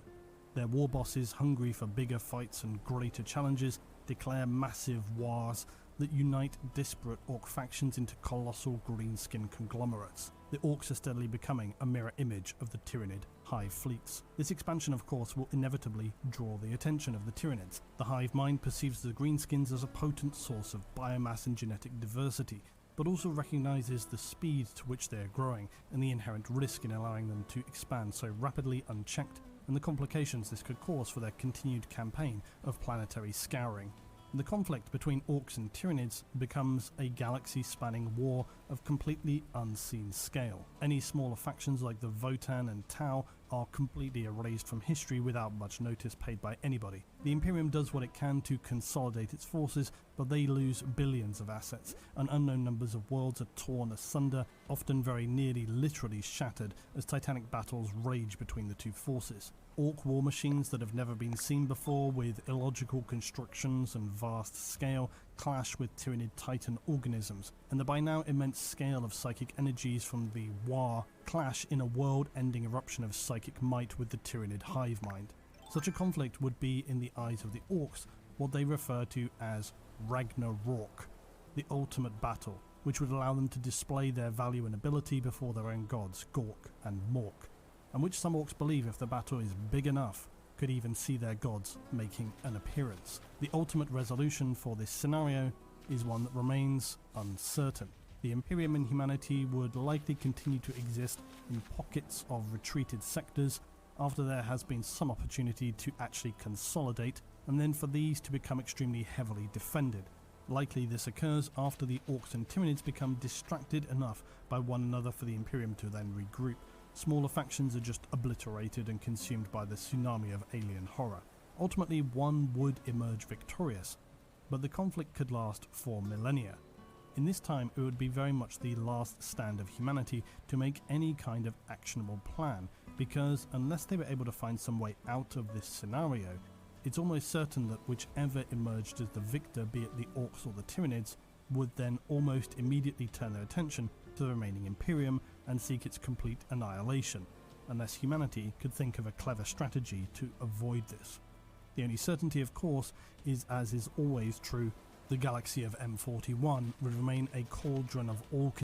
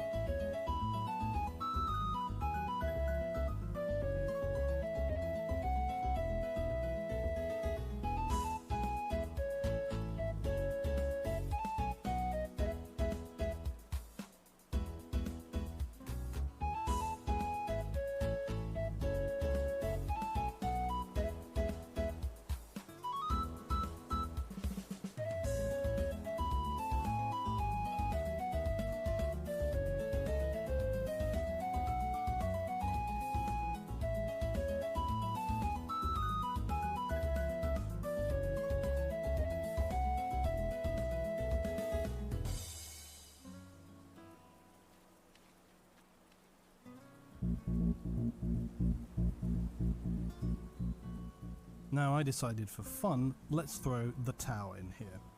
Look, I don't really hate the Tau. It actually pains me to have to spell it out, but some people can never read between the lines, apparently. Plus, the idea of the Tau attempting to resist the Tyranids is quite comical, although notably, they have actually achieved this previously, albeit with a smaller hive offshoot, and they still needed the Militarum to hold their hands. But now for centuries, the Tau Empire has steadily expanded across the eastern fringe of the galaxy, ever eager to spread the greater good philosophy and advance their technological prowess. The Tau Empire, of course, is characterized by its caste system, with each caste fulfilling a specific role in their society, the warrior fire caste to the diplomats of the water caste. And I'll be the first to admit that in the galaxy of the Imperium, orcs, Tyranid and all other horrors have not been completely obliterated far earlier is absolutely admirable. But it's also true that they continue to hold a very small area of the galaxy, and if it weren't for the fact that the Imperium was quite preoccupied right now, they would very certainly be absolutely crushed. Now, just before you finish writing that very thirsty Tau defensive comment, fair's fair, alright? The Tau have been able to hold their own against the Orcs, the Chaos, and the Imperium, primarily due to their advanced technology, their coordinated battle suits and strategies, and their just general highly disciplined military. Even if we do ignore that part about most of them being very scared of close combat. But thank God for the Kroot, am I right, Tau enjoyers? But as the Tau discovered when first encountering the forces of Chaos, the Tau's expansion has brought them into direct contact with various, let's say, far less civilized factions than they might have otherwise hoped. And of course this is largely due to the fact that the Imperium destroyed so many other civilizations during the Great Crusade. And in thinking about that, it's often a shame in many ways that the Tau did not originate in one of those territories that were near to, say, the Interrex or the Oretians prior to the Great Crusade. Because if they had been, and also had they been at their current level of development, the thought of a Tau Empire combining with one or both of those civs, the galaxy could have looked very different. In my own speculative dreams, I love the thought of a recovering Dark Age of Technology human empire aligning with a forward-thinking, fast-advancing Tau Empire, who very quickly send the expeditionary fleets of the Emperor on their merry way, saying, thanks, but no thanks. Sadly, of course, that did not happen, and instead the Tau have discovered over time that if it isn't a dark armor-wearing human soldier from the warp with lightning bolts and little red wings that want to flay them alive, it was rampaging green-skinned hooligans or nightmare insectoid armies that spew acid bile and arrive in numbers beyond estimation. So not the most welcoming beginning for the Tau to the wider galaxy. But there is one benefit for the Tau, that due to their lack of psychers, the initial shadow in the warp likely would cause less disruption than among some like the human wilds of the Imperium. The populace would still undoubtedly be panicked at the prospect of such a hostile alien invasion, and as has been demonstrated before, the initial clashes between the Tau and the Tyranids are both extremely brutal and very humbling. The Tau's orbital defences and planetary fortifications, once considered impervious, are breached. Hive ships descend, unleashing monstrous creatures and swarms of voracious gaunts. The Tyranids' adaptation capabilities prove deadly as they evolve countermeasures to Tau weaponry. Firecast warriors armed with advanced railguns and pulse weaponry find themselves facing inestimable hordes of Tyranid bioforms. Using their carefully employed defensive strategies, their battlesuits make an impressive display, but the sheer numbers of the Tyranids quickly threatens to overwhelm them. Of course, it's entirely probable that, as been seen before, the Tau may seek any kind of alliances they can in the face of a significant Tyranid threat. The Tau are not so proud as the Imperium to accept total annihilation before asking for help from Xenos. So as Tau diplomats of the Water Caste seek assistance from other galactic factions, they find themselves navigating the treacherous waters of interstellar diplomacy. But the Tau's entreaty for aid reaches the ears of Imperial commanders, who view the prospect of a Tyranid-infested eastern fringe with trepidation. Some make the case that the Tau being caught up with a Tyranid kills two Xenos with one stone, allowing them time to make significant defensive preparations while also seeing a long-term enemy extinguished. It's unknown if the Imperium would align with the Xenos faction so directly. Most often when alliances are made, they are under already existing situations. The alliance between the Cadian 18th and the Tau during the Hive Fleet Gorgon situation was a prime example.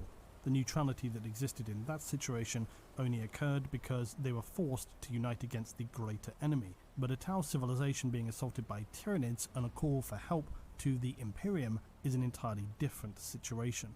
However, one thing was notable in the situation of Gorgon, which is that the combined tactics and different weapons of the Tau and Astra Militarum proved confusing for the enemy, and prevented the rapid adaptation of bioforms that Hive Fleet Gorgon had displayed in previous encounters. As a result, during the final battle, the last of Hive Fleet Gorgon was slain by combined Imperial and Tau forces.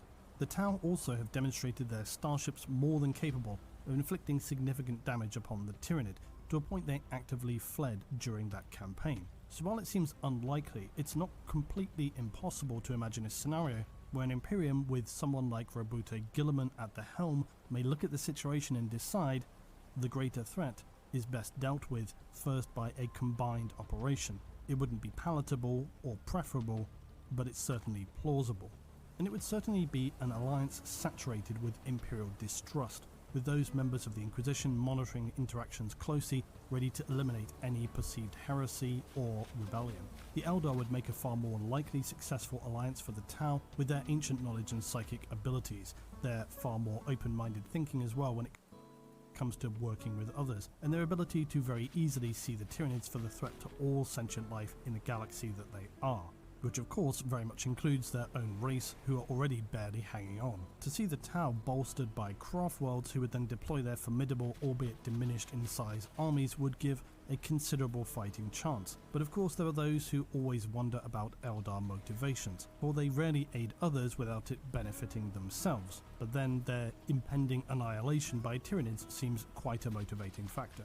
It's difficult to imagine the Tau successfully allying with Chaos, Orcs or the Necron, the Votan and Dracaria as well, for different reasons but basically because they're too far away. Any alliance though would be extremely fraught. Tau commanders would resent sharing their strategies and technology with their allies, no more so than Imperial commanders would be keeping one finger on the trigger at all times. In this situation, it's possible, just possible, that the Tau do manage to hold the line and halt the terrifying advance of the Tyranids. Any allied forces fighting alongside one another risk taking the odd opportunity to kill one another when they think nobody's watching, but the ultimate outcome could be very variable for the Tau. It could leave them only able to defend their core worlds and lose many more to the alien horrors. Worse still, any brokered alliances would be razor thin on trust. However you look at it though, a Tyranid assault upon the Tau in a concerted invasion is unlikely to be a good thing for their empire. In all likelihood, by the time they had considered and begun making any calls for assistance, they would be already heavily into defending their worlds, and with the sheer weight of numbers the Tyranids can deploy, they would sweep through the limited territory of the Tau like a plague of locusts. But there is the possibility that with a hard-fought, well-planned defense, the Tau worlds could be saved. It's been done before, but admittedly with far less than a usual Hive Fleet strength. If they were to survive, could it raise the possibility of the Imperium or the Eldar being granted access to Tau technology? Probably not if the Mechanicus have anything to say about it, but it raises some thoughts about what if there was some kind of emergency conference between the leaders of the Eldar, the Tau, and the Imperium, that they all recognise the existential threat that can no longer be ignored, and that for a time at least must put aside their differences. Far-fetched? Maybe, but with the vast numbers of Tyranid Hive Fleet bearing down on you, how far would you stretch the rules to avoid the complete annihilation of your whole civilization?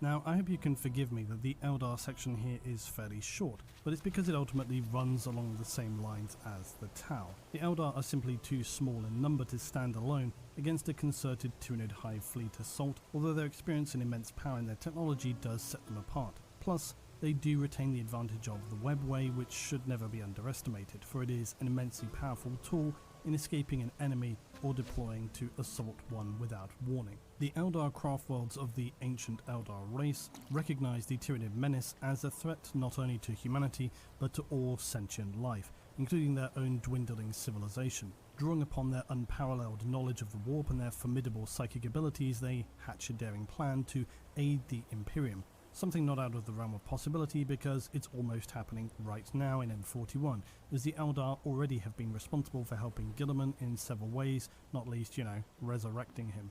So we would see Eldar Farseers like Ulthran reach out to the Imperium proposing an alliance against the Tyranid threat, initially met with typical suspicion, The dire situation forces the Imperium to entertain this unlikely partnership, while the Eldar bring their wisdom and knowledge of webway portals plus their advanced experience in psychic manipulation that could prove invaluable against the Tyranids. Plus there is of course always that outside possibility of the Inari and them bringing forth their god of the dead, Inaed. Although how that would actually work in terms of fighting off something like the Tyranid is a bit of the unknown, because really Inaed is all about avenging the Eldar souls and destroying Slaanesh. However, if that were to happen, there is of course the possibility that the Eldar return to their state of being as they were in the most ancient times, which means they would become fundamentally immortal and retain this ability to be reborn again and again from the warp, which would enable theoretically the Eldar the ability to regrow their civilization and steadily become a very powerful faction once again.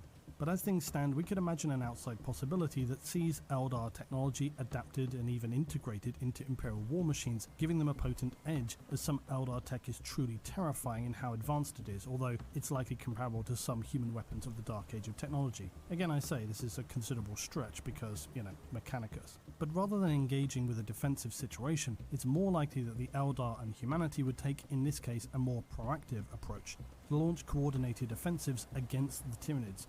This takes advantage of the Eldar's use of the webway and some of their craft world's hit and run tactics. They combine this with the Imperium's overwhelming firepower and sheer numbers, plus, as has been seen before, the Tyranids often struggle to adapt strategically when facing two different races who are allied, giving the forces another edge. They carefully select using the powerful knowledge of their senior commands like the Lord Primarchs to engage in chosen battles on worlds that unfold a critical crucible of war in the struggle to halt the Tyranid advance. The Tyranids though remain ever adaptable, and they begin to evolve bioforms specifically designed to counter the Alliance's strategies.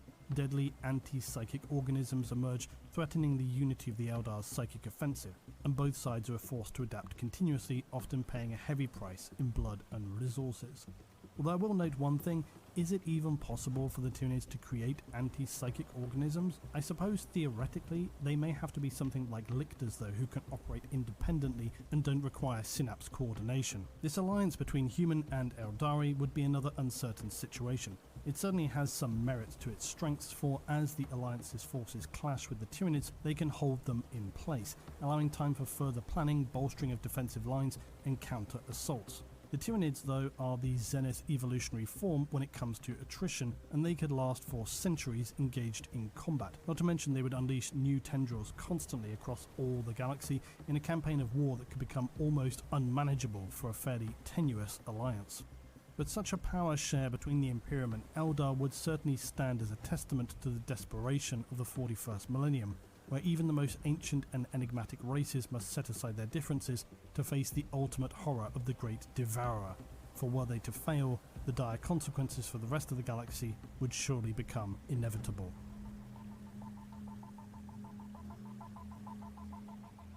The Votann are a difficult faction to cover, because they are fairly new to us still. Their capability and means by which they could resist something like a Tyranid attack are very open-ended, but still, it felt worth covering them just because I know people will ask. And despite there being such a small faction in the grand scheme of things, similarly to the Tau and Eldar, if faced with annihilation, they would be unlikely to survive alone. But in at least having human heritage, there is a solid chance that they could align themselves closer than they would ordinarily in assisting the Imperium, which means maybe allowing them and the Mechanicus closer knowledge of their STC ancestor cause, because make no mistake, the prospect of an impending Tyranid assault would certainly be a terminal scenario for the Votann. It would definitely focus the mind, and they would have to use all their guile and stored knowledge to have any hope of surviving the situation.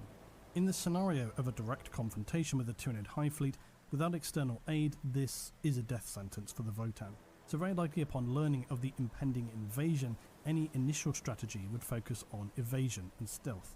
One strength the Votann have similarly to the Tau is in the power of their ships. Like many specific aspects of Votann technology, they have retained more of the Dark Age of technology quality than most Imperial tech, so it's likely their ships would be a force to contend with and could probably inflict significant damage to Tyranid fleets. The downside would be their lack of numerical superiority, meaning though Votann fleet commanders would most likely launch ambush-style assaults, hiding within asteroid fields, gas clouds and celestial debris, making it difficult for the Tyranids to detect and converge upon them. They also are known to have more powerful Geller fields and a means of charting through the warp more reliably than the Imperium, so it's possible they could continually use these hit-and-run tactics to great effect. In this way, they could optimize their surgical strikes to target vulnerable Tyranid bioships in an attempt to disrupt the Hive Fleet's cohesion, deployment and feeding mechanism. Early on, if the Votan were having to stand alone for some time, it may not be the best terminology, but I think you could call the scenario something akin to asymmetric warfare, where the Votan have advanced weaponry and the capability to adapt to deal with the specific threat at hand. They would still have to use diversionary tactics, hit-and-run assaults, traps and targeting of key units to cause maximum disruption. The Tyranid by contrast favour an all-out game of numbers, deploying their fairly straightforward bioforms that rely on very often teeth and claws and little more. To further slow the Tyranids, they could misdirect them with older fleets of ships, luring them away from the core worlds, or using this so that they are able to strip planets of the maximum amount of resources possible before subjecting them to planetary scouring, similar to the Imperium's approach of scorch and burn by exterminatus. Eventually, it would become necessary throughout this delay period to build bridges and negotiate resource sharing agreements or mutual defense pacts with most likely the Imperium, but these are the Votan, so they do not hold quite the same burning hatred of Xenos, although surely they're not fans either, so any other alliances would be made with caution. When all is said and done though, the chances of the Imperium or other allies sending significant resources to protect the Votan core worlds is, similarly to the Tau, unlikely. It's more likely that the leagues of Votan would become refugees, not unlike the Mechanicus during the Heresy, and become either a fleet-based civilization or find an Imperial planet upon which they could establish a new home. But it is unlikely that a full defense of the Votan territory could be successful. But again, nothing's for sure in these scenarios. Often the Tyranids are turned away by ingenious solutions or circumstances that could not have been predicted. For example, in the defense of Macragge, what eventually turned the tide was the sacrifice of a massive battleship, turning its power systems critical and dragging most of the Tyranid Hive Fleet at the time screaming into warp destruction. Which always makes me think of Independence Day and the President saying, "Okay, now we know how to take them down." Well, if destroying a Tyranid Hive Fleet requires just flying some ships into them and making the drives go critical, start making those sacrifice ships. Such a strategy would surely be something that the Votan scientists and technomancers would be capable of achieving, while others develop new strategies, weapons and defensive measures to counter the Tyranids' ever-changing threats. While the Votan might not possess the military strength and scale of larger factions, their resourcefulness and willingness to employ unorthodox tactics could give them a fighting chance of endurance against the Great Devourer. Because when fighting such a relentless enemy, the survival of any faction hinges on their ability to think creatively and act decisively, as much as it does confronting the bleak reality of the terrifyingly insurmountable odds.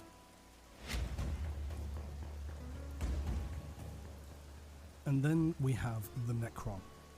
The Necron exist as a very specific problem for the Tyranids, similar to Chaos, who come straight after this. And I've often seen people wonder why the Tyranids would bother to engage these factions at all, and in truth, they may not always do so. In fact, they often very actively avoid both for obvious reasons. As to why they would, it's because the Tyranids view both Necrons and Chaos as more like competitors in the pool of consuming their food source, and so in the big picture it's just as well to engage and destroy them where it becomes necessary. But they will also avoid them where they can, because it's just expending resources and biomass for little, if any, gain. Unfortunately for the Tyranids, the Necron remain a considerable problem, because for one thing they feature an especially distinct lack of biomass, although admittedly there may be some minerals in there. But also their extreme technological power with weapons that are very efficient against biological forms. Gauss weapons are truly horrific when encountering biological matter, as they break down the target into its component molecules layer by layer by layer. This creates a flaying effect, but occurring so fast it seems as if they just turn enemies into charcoal-like dust, and can rip through and vaporize even the most heavily armored of units, be that gargantuan chitin-plated Tyranid killing machines or Astartes land raiders. The other thing the Necrons have going for them that is an unusual issue for the Tyranid is the Necron's considerable scale of raw numbers. Of course, the Tyranid in the grand scheme of things likely have more bioforms that constitute the greater fleet, but then neither the Necron or the Tyranid are bringing their entire factional numbers to the table simultaneously, although if they did, imagine that. War in Heaven Part 3. So while the Tyranids are known for their overwhelming numbers and rapid adaptability, frustratingly for them, this becomes somewhat of a moot point against the Necron forces. There is little they can adapt against when it comes to the Necron, for they are perhaps the most irresistible force in the galaxy. They're constructed to be highly resilient and utilize advanced technology like their phase-shifted shielding, and also just that small matter of being able to reanimate fallen warriors.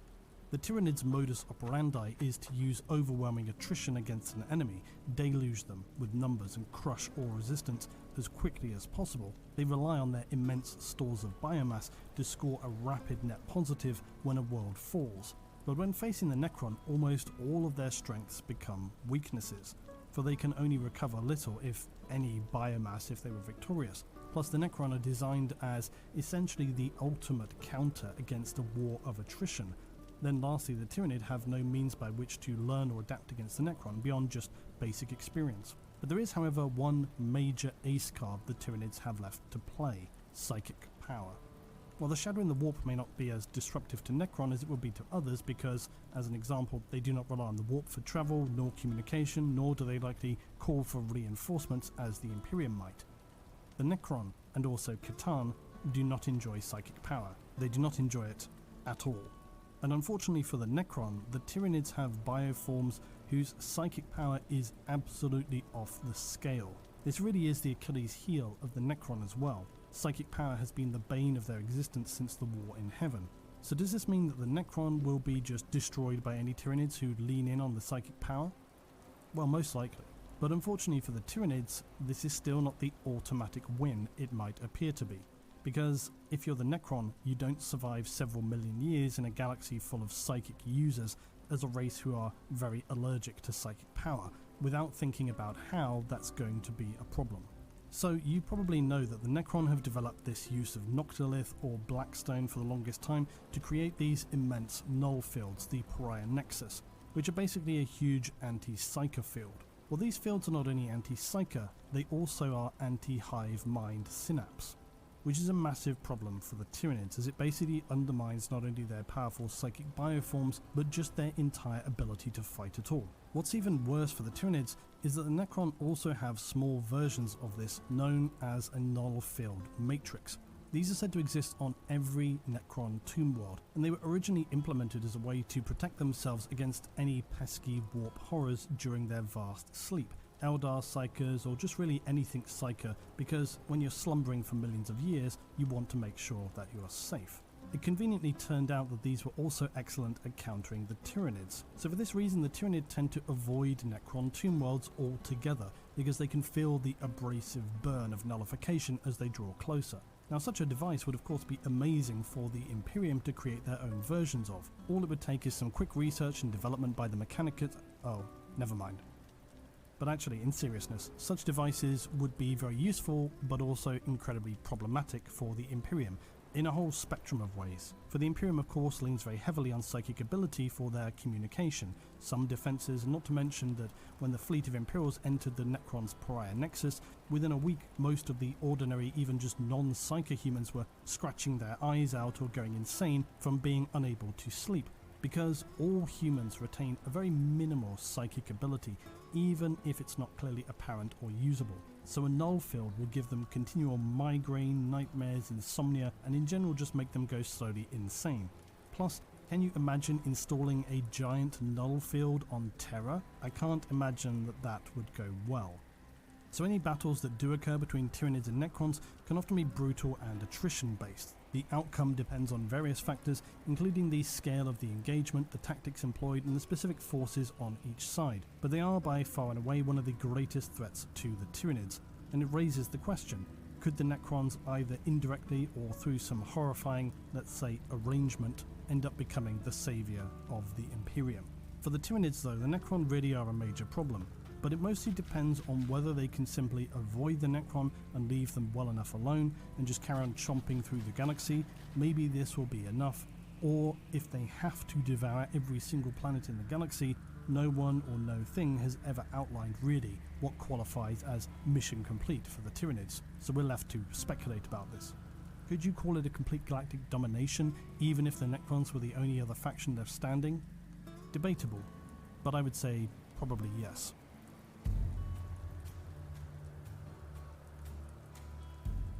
And then lastly, we come to another perplexing problem for the Tyranids. Also lacking biomass, but with considerable strength as a faction. But this could diminish during an all-out Tyranid assault upon the galaxy, and Chaos could even expand its power to destroy a threat it sees to its existence.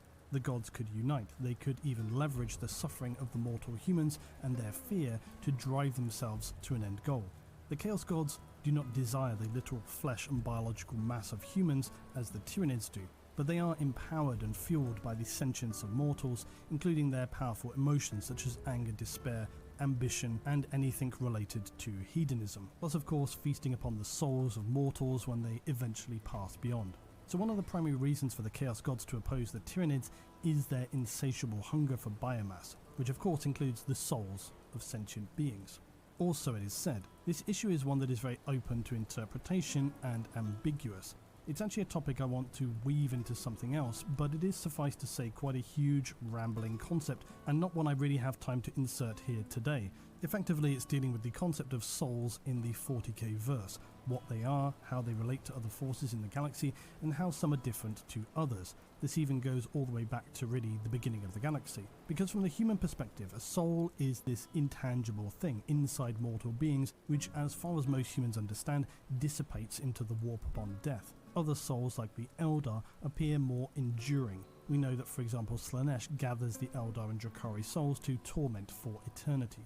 So you might think, well then, does it really matter who consumes mortal races? If the Tyranids consume the biological mass of humans, surely their soul flows to the warp. Chaos wins almost by default in some respects. This is the point at issue. There is very little reference to what happens when Tyranids consume mortal beings, but it is at least a possibility that by some unknown means they do in fact absorb their souls. The short story Wraithflight is one of the few which reference staring into the hive mind of the Tyranids and seeing what lies within. And for the Eldar who sees this, what they learn is the prospect of their eternal soul being trapped within the hive mind, tormented for all time, themselves being reborn endlessly, which can be interpreted as being used for bioforms. Again, this goes off into another big topic I want to cover, but there is certainly something about the Tyranid hive mind and soul energy. Maybe this enables them to channel the immense power of the warp more effectively. Maybe they need soul energy to place within some of their more advanced bioforms. Who knows? It's a very speculative area, but interesting. Either way, Tyranid hive fleets are all-consuming. They devour entire worlds and leave behind nothing but barren soulless husks, which in the long-term picture denies the Chaos Gods a vital source of sustenance and steadily weakens their influence in the material realm. Another issue with the Tyranid's psychic hive mind is because of its extreme power, its very presence creates turbulence in the warp itself, making it difficult for the Chaos Gods to exert their influence in the materium. The psychic shadow cast by the Tyranids does disrupt the emotional energies that the Chaos Gods feed upon, all of which is just deeply troubling. The Tyranids remain a very disturbingly unknown quantity in the long term, but in the short term they are an extremely significant threat to their power, for they thrive on mortal suffering and conflict, which in turn drives the eternal cycle of war, corruption, depravity and ambition. The Tyranids of course have none of this. All they are is a relentless drive for consumption, leaving nothing but entirely dead worlds in their wake. For every planet they destroy, they increasingly disrupt this cycle, depriving the Chaos Gods of their necessary carefully puppeted sustenance, which if left unchecked could potentially lead to a galaxy devoid of sentient life and warp gods left starving until they fade out of existence, which for the gods is a truly terrifying prospect. Much like the Necron, the Tyranids and Chaos forces have contrasting advantages and disadvantages. Where the Tyranids are highly organized, Chaos forces can be chaotic and unpredictable, where most battles sought by the Tyranid involve the acquisition of biomass, and the Chaos forces offer little in this regard. Although of course you could have a bio-rich world which is controlled by Chaos, and they seek to retain and cultivate it in horrifying ways while keeping a human population effectively hostage. So there's that. But in the overall picture, the forces of Chaos deliver far less benefit to the Tyranids than most other mortal forms. It's also entirely debatable if the corruption of Chaos forms, the poisons and other bizarre psychically influenced horrors could cause some problems for the Tyranid were they to ingest them, even though the Tyranid of course extremely adapted to handling the very worst of such things.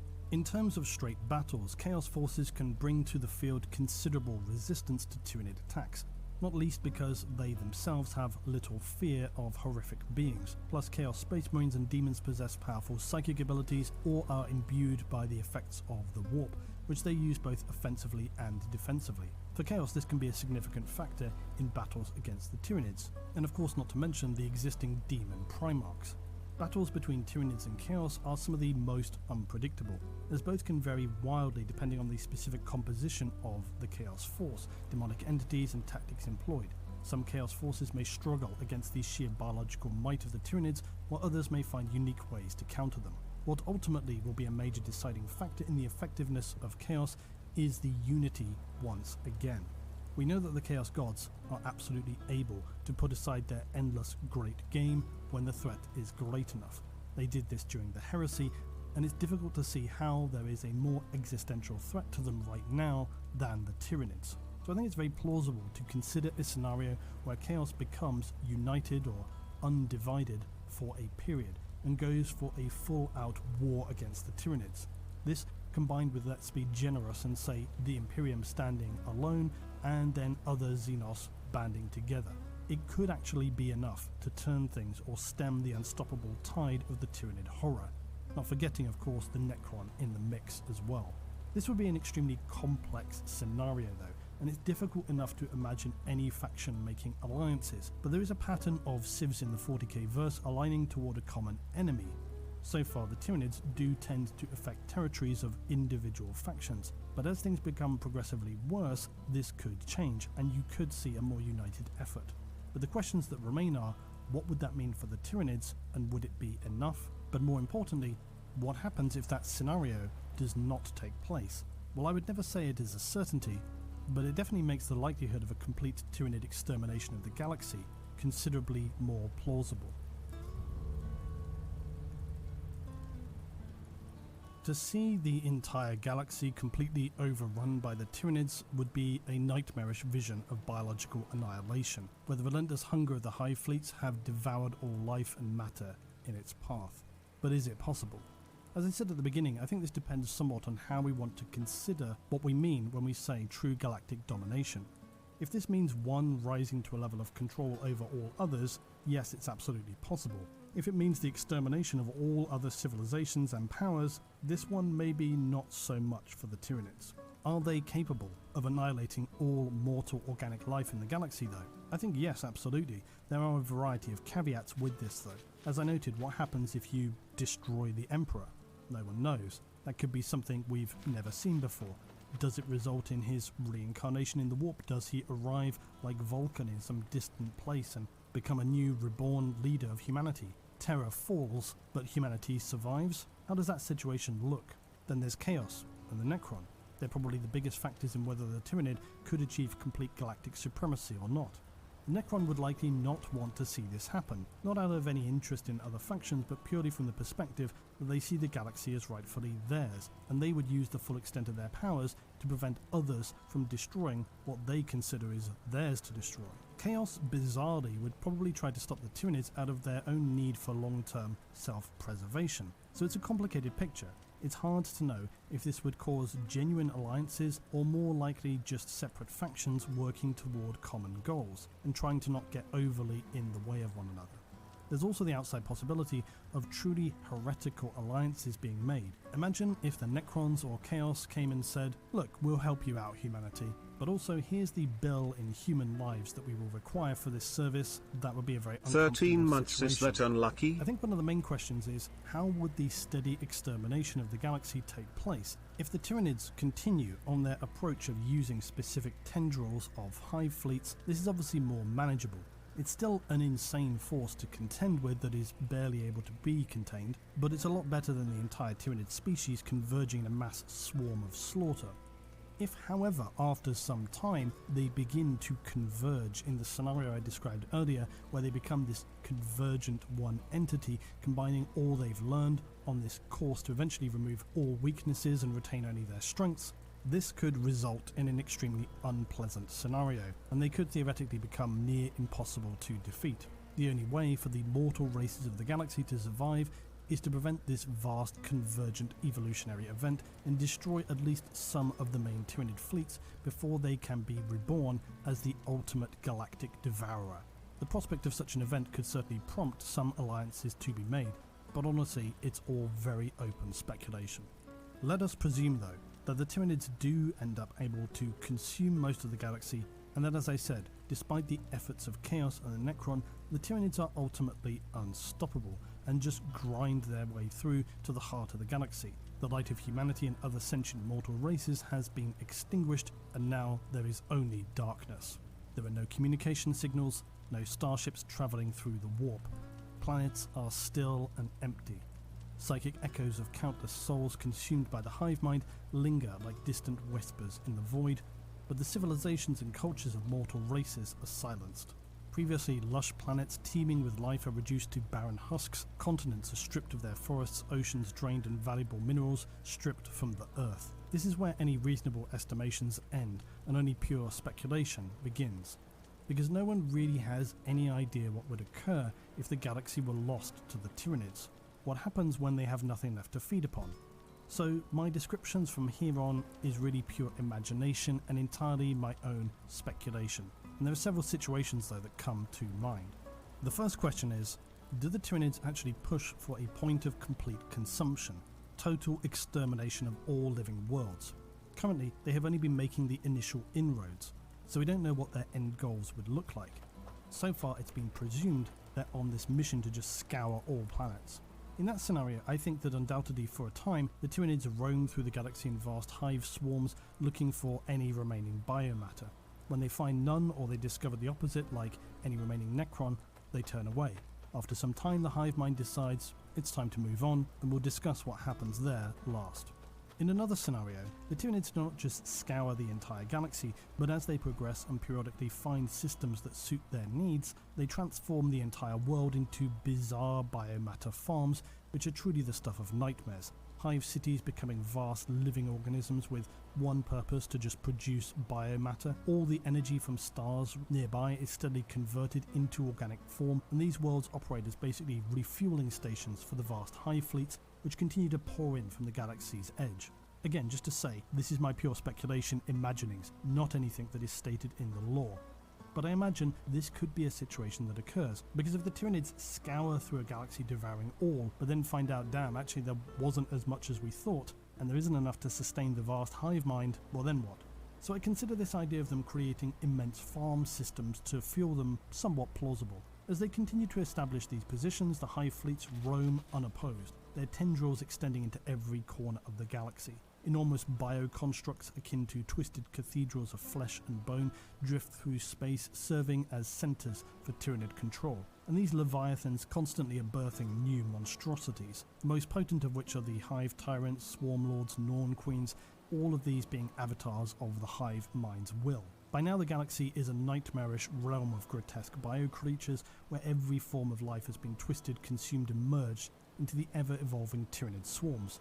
Vast tendrils of living tissue connect entire worlds, serving as biomatter highways for the hive fleets. Cities of once great civilizations exist now only as pulsating, cancerous nodes of Tyranid reproduction. And this is all necessary for them because the next stage is in moving on outside the galaxy to find the next source to sustain them.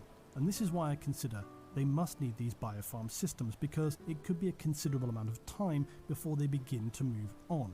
Plus they have to cross the galactic void. And it makes me consider, do they do this in the same manner as a line of logistics? Do they stretch from one galaxy to the next for as long as possible to ensure that they can maintain that supply of biomass? Obviously, if you know anything about distance, the distance between galaxies is absolutely vast, even for the Tyranid scale. It's considerably more than, say, the diameter of a galaxy. So that approach seems a little implausible. I still think though that they could adopt this strategy of farming organic life before they eventually move on, or who knows, maybe we have it all wrong, maybe they will never move on, maybe this galaxy is the one they've been looking for, and they will eventually, once they hold domination, continue to just farm the galaxy for all time. Instead of fully devouring a planet, they partially consume it, leave it to regenerate before returning to consume more. So they steadily move around and around the galaxy.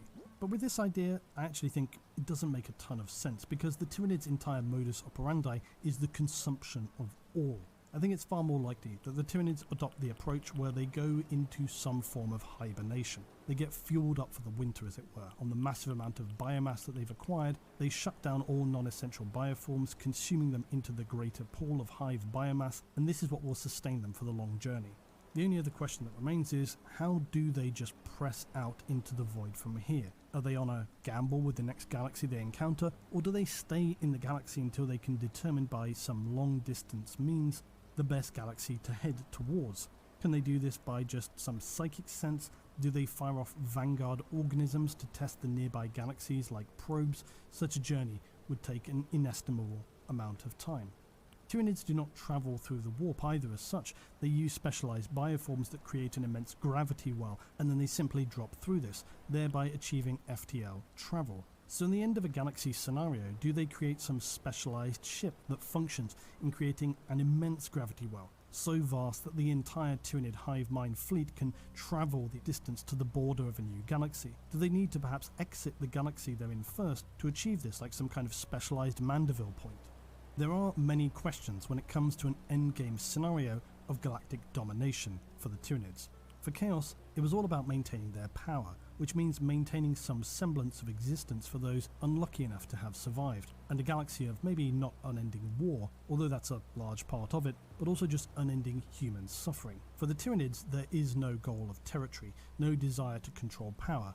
They only seek complete consumption and to scour all planets in the galaxy of biomass. The concept itself is so alien that this is perhaps why it's inevitable that guessing what happens next is so very difficult to predict.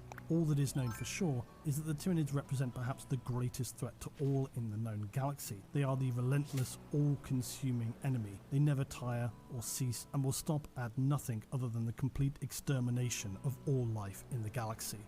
They represent the very real possibility for the complete end of all human civilization and all sentient civilizations in the galaxy of M41.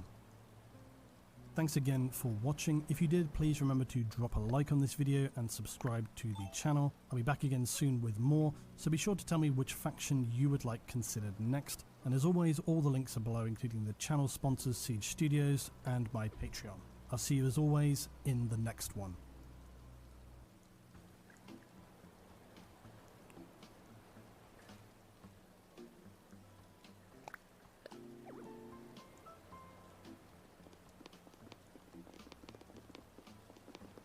우리를 미루 예루를 하야 미루 미래를 우리를 생해서 대장님 규준의 포로의 미시계를 보라 기를 미루 이래 미뤄 지기를 생해상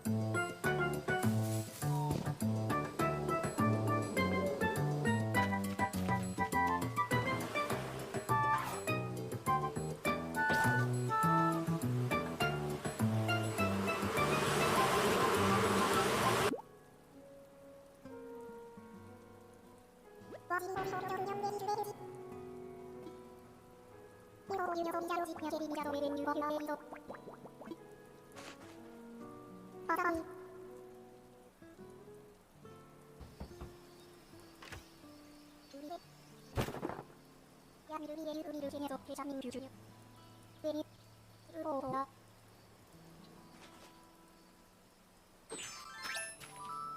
벽우리베니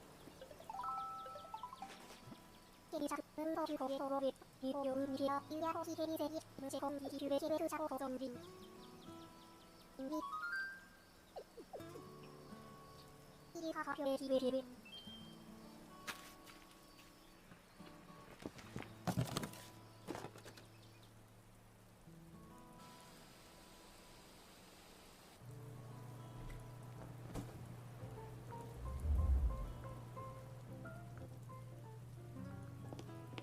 미르미르게 run웨하야 미르미레 유은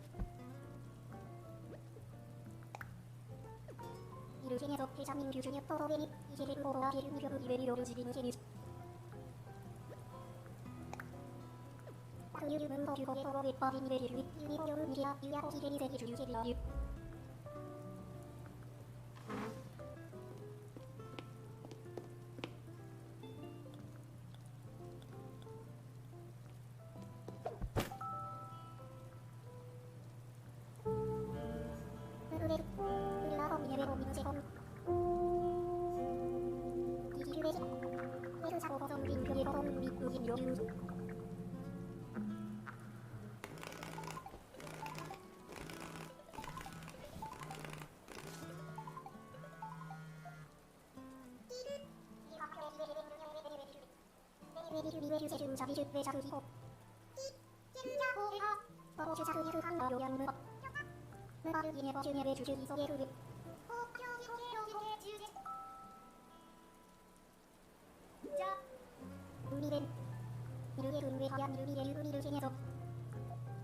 회장님 규준이 도로베니 이제를 오로라 게르미르 이베리로르 지비는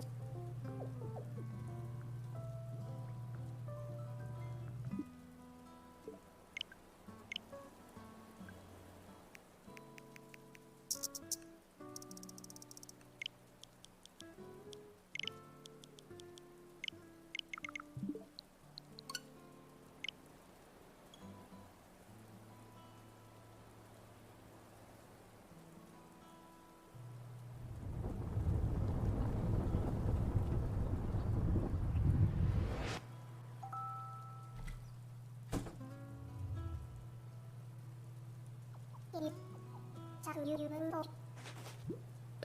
거기로로게 빠진 이베리르 유니로 요은 미끼야 유야호시 게니 이라기는 으레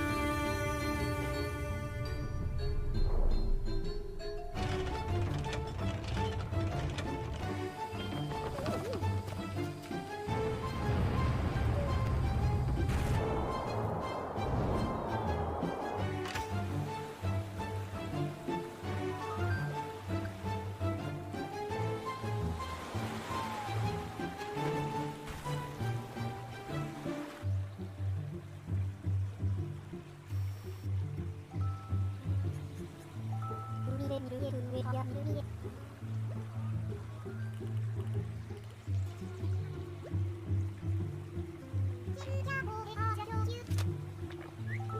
오로라 게르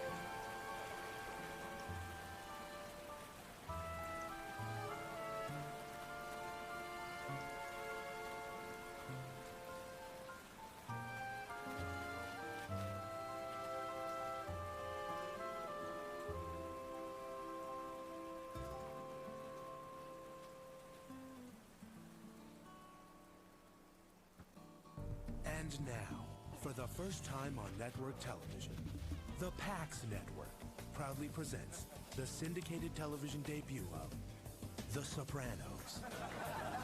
This program has been edited for content.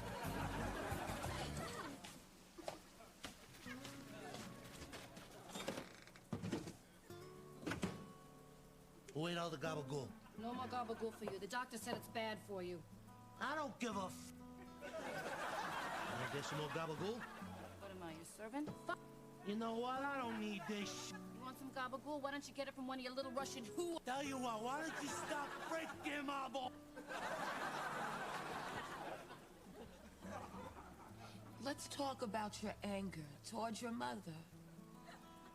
Anger? Anger? Anger what? Well, you're clearly angry at her. Yeah, no genius insights you got. Who are you, from Ray Charles? Let me tell you something. I didn't have anger at her, all right? I hated that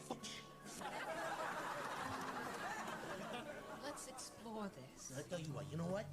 Why don't you explore this? Getting better things to do with my than sit around here all day yakking about my mother. See you next week.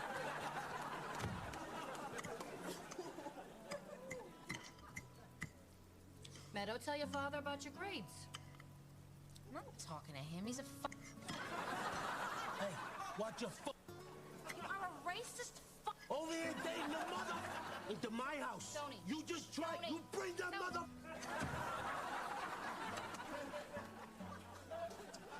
But I hope you're happy. Where's the gabagool?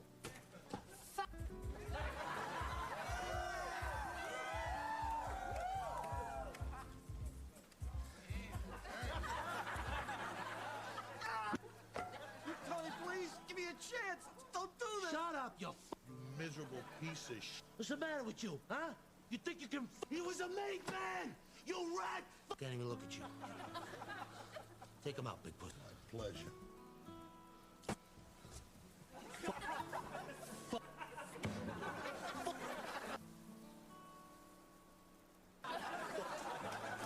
Who's hungry?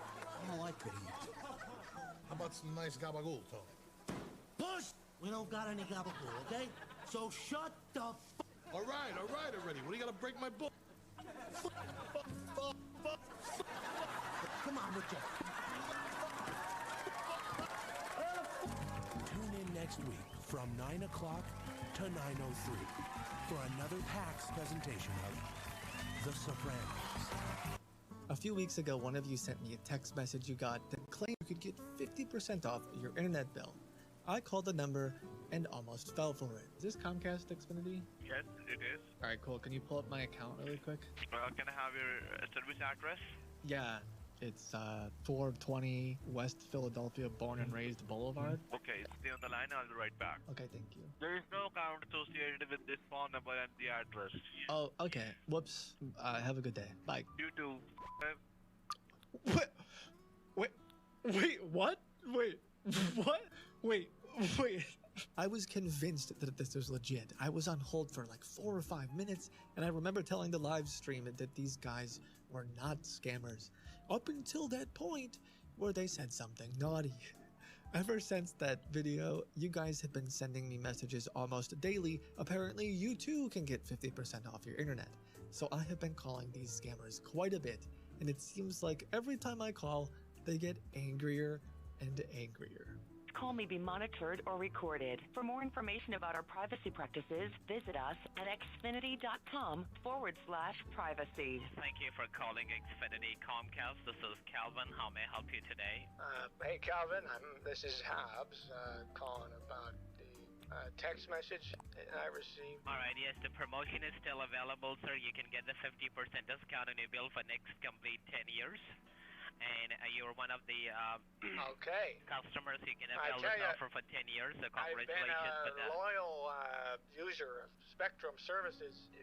If I could get 50% off, I'd sign up today for you guys. Okay, so first of all, sir, tell me that which of the store is the most convenient one for you, like Target's, Kroger, Walgreens, CVS, Rite Aid, which is the most convenient one for you? Piggly Wiggly. Yeah, so can you go to Wiggly now?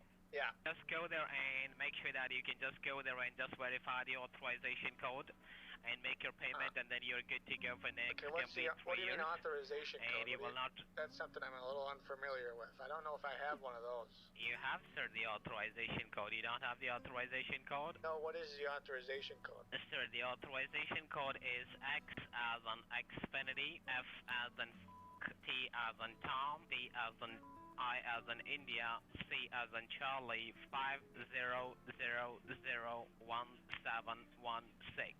That was F as in Fox, correct? Thanks for calling Comcast Xfinity. This is John. How are you doing today? Hey, John. I'm just calling with an issue on my account. Hope you can help me out. I can definitely help you out, sir. What's the issue you're facing with your account? The cable is broken. I ran over with my lawnmower. So can you please confirm me what's your service address? 1429 Walnut Street, and that's in Philadelphia, 19102. And is this the phone number associated with your account on which we are connected right now? It should be there it should be on there somewhere, but if not, just look up the service address, yeah. Okay, I'll check with this number, and I'll let you know whether this number is associated with the account or not. And you need to confirm me how much your last monthly bill was. 149, yes, I want to say. All right. And what's the name on the account? Kevin? Again, unless it was my ex. But I should be on there somewhere. Your name is Kevin. Yeah, my name's Kevin, yeah. And what's your last name? Baker? So I'm going to put you on a short hold, sir, and I'll be back to you within maximum of 2 to 3 minutes. Please hold on the line, and your patience will be highly appreciated. Yeah, you can call me Kevin. Thanks a lot. Okay, thank you. This is not the account number. What is it then? I don't know, sir. What am I supposed to do? Should I go to like a local store then? You can definitely go to any Xfinity local store. They will be able to assist you, sir. Okay. How do I get? Can you just send someone out to that address? Like I ran over. I ran over the cable with my lawnmower, bro. I cannot do that, sir. Okay, why? Because I'm unable to pull up your account. I cannot find any kind of account on this address, so how can I send someone at your location? Well, what do you mean you can't find it? What do you mean you can't find store? an account at that address? Because there is no account at that address. What address? 1429 Walnut Street? Yes, sir. What do you mean there's not Sir, an I need account the there? associated phone number. We pay. You might be paying, sir, but I'm unable to prove the identity of the account because I'm unable to find any account at that address because you're not giving me the associated phone number. You're not giving me the account number. So how am I able to pull up your account? Okay, what does the account number start with? I'm looking at it. I'm looking at the bill. I don't know what I'm doing, man. Okay, I'm not the one who normally does this stuff, and I'm trying to like step up. You know, I know I'm supposed to wear the big boy pants and everything, but I don't like them. They don't fit on me, and frankly, they're uncomfortable. What? Sir? What would? You can go to the Xfinity store. Is it the one that starts with a 7? Sir, I'm telling you that you can go to the Xfinity store. I found. Okay, 7 resolve your problem at the Xfinity 65. Store. Stop playing around. 0516. Hey, whatever your name is, Kevin. Just stop 56. playing around. I'm not playing around. I'm trying to fix my internet. Just stop playing around. I'm not playing around with you, bro. I'm trying to fix my internet. I just said you, and I'm gonna tell you for the last time. Just stop playing around. Hey, can I get 50% off my bill while you're at it? You don't have any bills, so how are you gonna get 50% off on your bill? I did go to Target and get the gift card though for the promotion. So I also needed What kind of promotion you're talking about? I also needed to get my internet fixed. What kind of promotion you're talking about, sir? You know, the 50% off promotion? We don't have any kind of 50% off promotion. I literally spoke with you guys earlier, and I was told to go to Target, and if I would pay a year in advance, that I would get 50% off. So we don't have any kind of discounts available. Yes, that's literally, you messaged me. You literally sent me a message and said that the 50% discount was expiring today. And that's why I called. And then I drove my lawnmower to Target, and when I got back with the card, I accidentally ran over the cable. Why did you ask how much money was on my bill, by the way? Out of curiosity. I was trying to check whether you have any kind of account or not.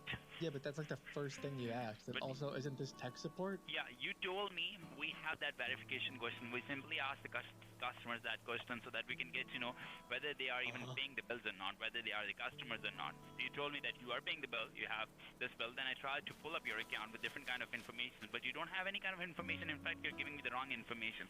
So I believe that you don't have any kind of account with Comcast Xfinity. There now is you're telling me a different kind of story. I guarantee you that there is a Comcast account at 1429 Walnut Street, Philadelphia, Pennsylvania, 19102. Give me the account number. Is there an account there? Number. Is there an account there or not? Just tell me, yes or no. Is there an account? I don't know, sir. You don't know? Can you look it up? I cannot look that up without the associated phone number or the account number. It's literally a Comcast store. Of course they have Comcast there. Like, you would know that. In fact, you would have hung up with me 15, 20 minutes ago. It's a Comcast store. They definitely have internet there. Then why you are even giving me the address for the Comcast store? Because I live there, bro. You live in a Comcast store? Yes! How can you live in a Comcast store? My mom happens to be the general manager, and I needed a place to stay. You definitely don't work for Comcast. This is not... You're playing the game really well. Like, I get you. You're trying really hard, but I don't understand why. I'm not trying any kind of hard thing at all, sir. Okay, but you don't work for Comcast or Xfinity. So what? Do you work for Comcast? So what? That's none of your concern. Okay, so you don't work for Comcast. So you're trying to scam people. Still none of your concern. It is my concern. That's still... Of course it's my concern. How is that going to be a concern? Because you're a criminal? Tell me how. Because you call people and try to get them to buy Target gift cards so you can steal money from them? What are you going to do about that? What are you going to do about that? I guess you're right. There's nothing I can do. So then f*** off. If you cannot do anything, then f*** off. I don't want to. Then just waste your time. Hey, can I have your mom's phone number? I was curious if she wanted to get a 50% off. You don't want me to be a child? You're literally stealing from people, saying that you work for Comcast Xfinity, and you're calling me a child. I have never asked your mom's phone number. If you need my mom's phone number, go find it, okay? Just go find it. I don't know how to find your mom's. I challenge you to go find it. Why would I? You cannot find anything in the world. Do you think it's okay to steal from like random people that you don't know? Is that it? Like no, not for the random people. It's the best thing in the world to steal money from the Americans. Oh, you sound kind of angry, bro. Does your mom know? What? Does your mom know you do it? Well, not only my mom know, your mom also know because I used to f her. And I used to give her the same money which I steal from the Americans.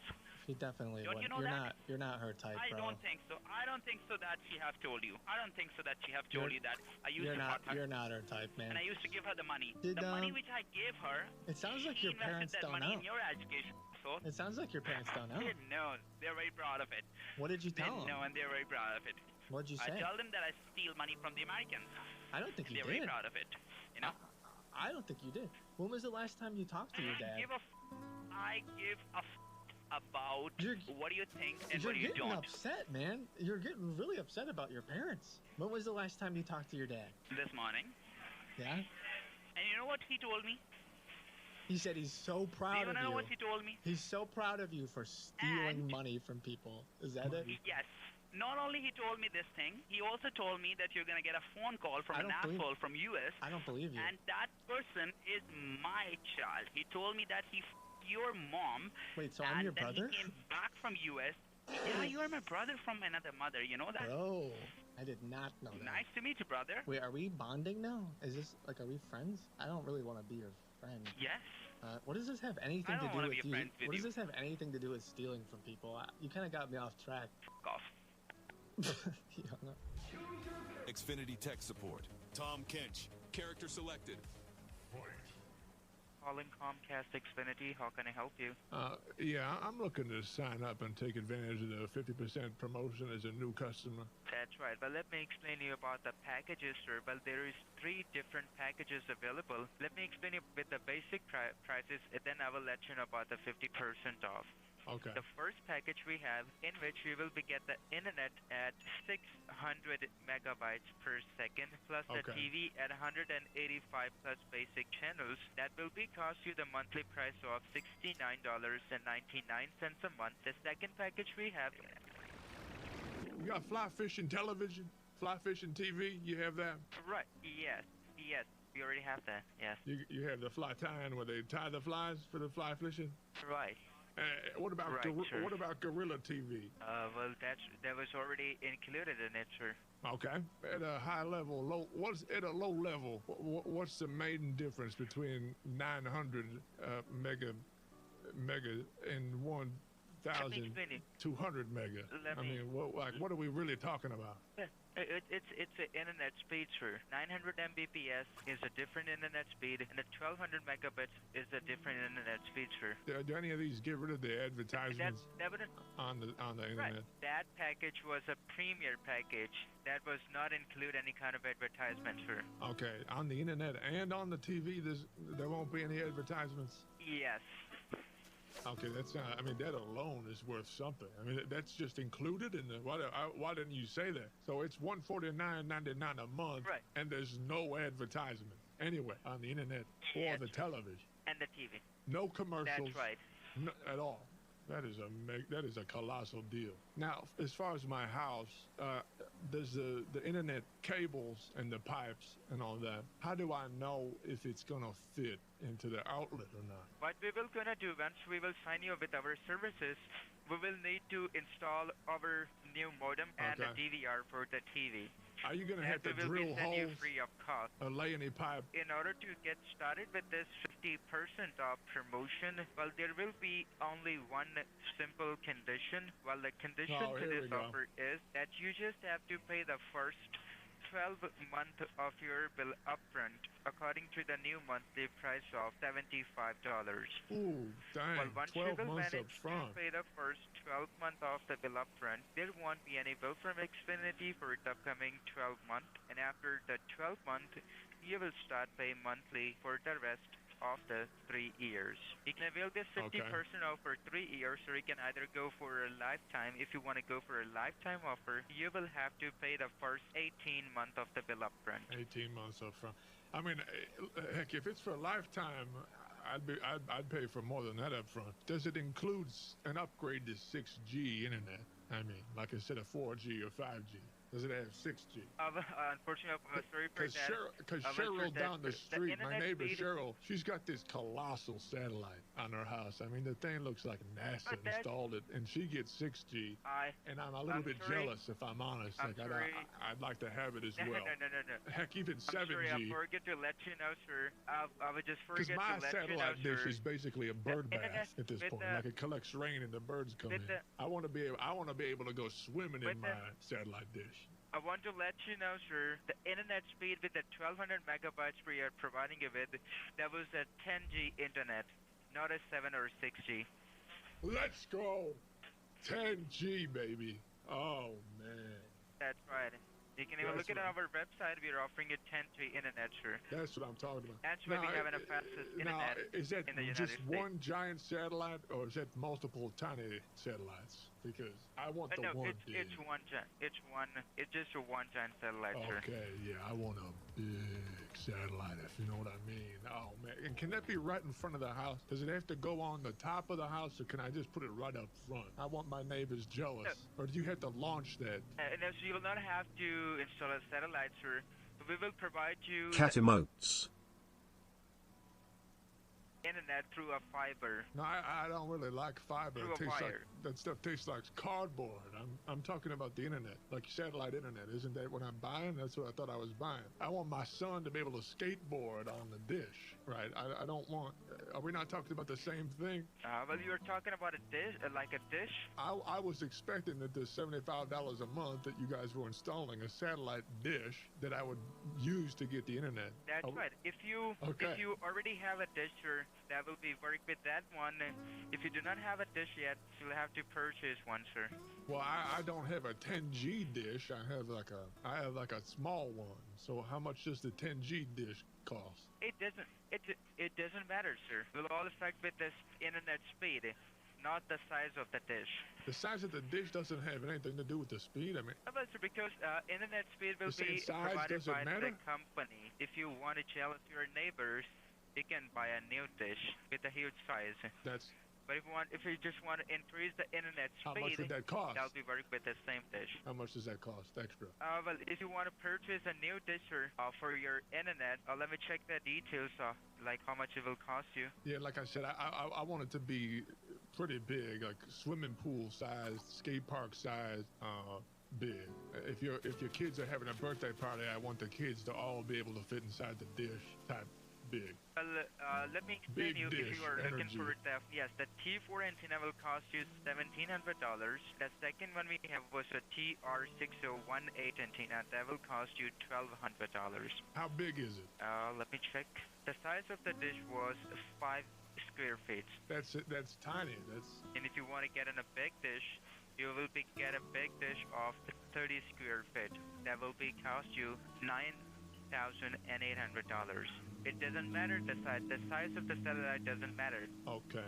So you're saying the satellite is completely useless, is what you mean? So just want to It know feels a if little that bit is like manageable if for I'm you honest, to it feels pay a little the bit like you're trying to take advantage of me. $1,300. It feels like you were trying to rip me off, if I'm honest. It's up to you. I was just letting it about the prices. If you're You just tried to sell me a proceed. $10,000 satellite, and I was going for it, but now you're telling me that I don't need it. I mean, what kind of salesmanship is that? Would you please verify me the name that you want to put it on this account? Can I put it under anything I want? If so, put it under Darth Vader. Otherwise, you can put it under my full name. It's Richard. You have to provide me with Tom. your full name. Huh? May I have your full name? Yeah, Richard Tom Wentworth. How do you spell the last name? It's like J.G. Wentworth. He's my brother. It's your name or your brother's name? We share the same last name, so you and I were brothers. Okay. I think and this may is. have your phone number? I think this is the guy from last week who was saying that his dad effed my mom, potentially. Yeah, you want to use this number or a different number? Well, all I want you to do for right now. Like my what cell I'm gonna number? do for right now, yes. Okay, because I thought I didn't know if you were going to be giving me a phone number or how all that works. But I can give you the cell. You ready for it? Let me tell you how it works. Yeah, tell me how it works. Well, first of all, what you will have to do is, as you're going to make a payment, you'll have to take a credit card, swipe it down into your ass, and shove it in your mouth, you dumb mother... I'm Just sorry. go yourself. Excuse me, ass. young man. Kiss my ass. Oh, this is my brother, shove isn't it up it? in your dumb soul. You and I met last week, and I found you claimed that your father... It is him. It sounds like we got disconnected. You were telling me something about the process with the cards. I think you were using some words you didn't mean to use. My name is Logan Wood. How can I help you, sir? Uh-huh.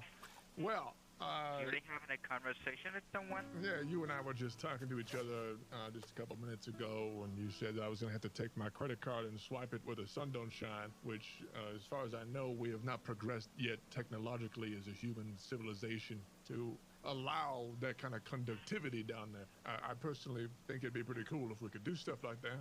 That means we probably could have some other cyborg superpower, but unfortunately I do not possess that quality. So how do I pay for the package?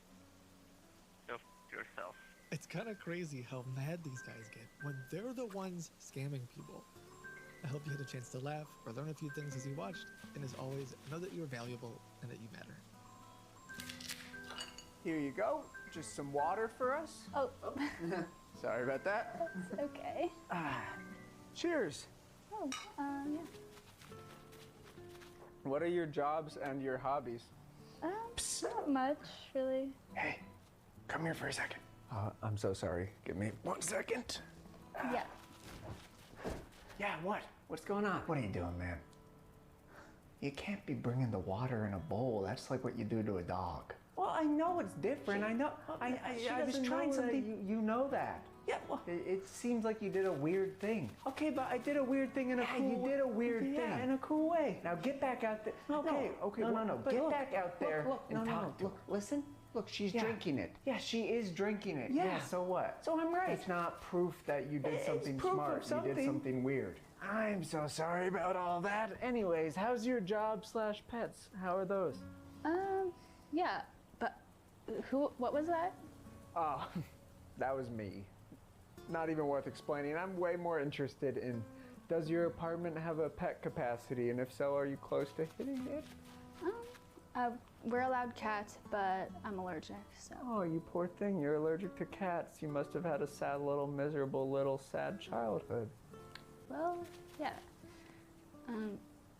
But wait, you said that was you? Okay, if you must know, since you have pride a bit, one day I was making a Hot Pocket, ham and cheese Hot Pocket in the microwave. microwave door sliced and severed my hand off. It can happen. I won the lawsuit. I got a free microwave. My hand was not reattached in time, but lo and behold, it started to regrow like a starfish. So that was exciting. And furthermore, from my hand that was severed grew a whole new Joel. Yeah, he's the consultant Joel. He deals with the facts and figures. I gave him glasses to make him smart because all the smartest people have glasses. Albert Einstein had glasses. I don't remember him wearing glasses. He had them. I'm sorry. Consultant Joel? Yeah, what's up? Did Albert Einstein, that smart guy, have glasses? Albert Einstein, yeah, let me pull that up for you. I'm gonna look on Google. Okay, yeah, pull that up for me. It's loading, one sec. It should be fairly quick. Google's pretty fast these days. And here we go. He had an eye patch. Albert Einstein did have an eye patch, it would seem. He had an eye patch? It was an eye patch. No, he didn't. Anyways, how are you? So, there's just one clone, or... Hey guys, so sorry. I'll be out of your hair in a second. There's a laundry Joel. A couple weeks ago, I cut off my pinky to grow a Joel to do my laundry. Now, I know what you're thinking. Usually these cloning situations go bad, but no, we're living harmoniously. I have made a rule so the duplicates can't duplicate themselves. So if they don't do that, we should keep this in check. And his arm's missing. Hey, laundry Joel. Yeah? What happened here? Why do you not have this? It's not, I just had a little accident. One sec, I gotta deal with this. What's the problem? What are you doing? Where's your arm? Okay. Where's your arm? Okay, here's the thing. Okay, I wanted a jumping jack Joel. You wanted I wanted to make a Joel to do little jumping jacks for. What's the point? Why? What do you mean? The point is I want to watch him do the little jumps. It's something to do while I do all this dang laundry. There's so many Joels in this house. I got so much dang laundry. So you're gonna have more laundry. That doesn't have a little sympathy for laundry Joel. Okay. Laundry Joel's going through things. No. He's got more in life than laundry. He's a complex, multi-dimensional character. No, he's not. No. Yes. No. Yes. No. Yes. No. Hey, thanks for watching the video. Don't worry, this isn't a brand deal. I just want to say that, can you watch it again? Please watch it again. Every time you watch the video, I get a little money, so if you watch it twice, I get double money. And if you watch it, this should be a second. Google's pretty fast these days. Boop, loading. This should only be a second. Google's pretty fast these days. It's loading. Thank you.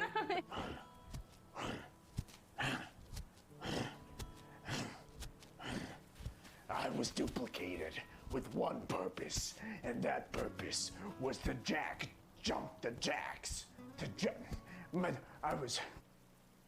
When it comes to programming blocks, you'd be hard-pressed to find anything more iconic than Toonami. Not only is there nostalgia associated with it, but there is a legacy that truly spans some generations now that all have their own experiences with it. From the style and attitude that radiated from the bumpers and clips between programs, to the selection of programs themselves that brought you some of the coolest pieces of media.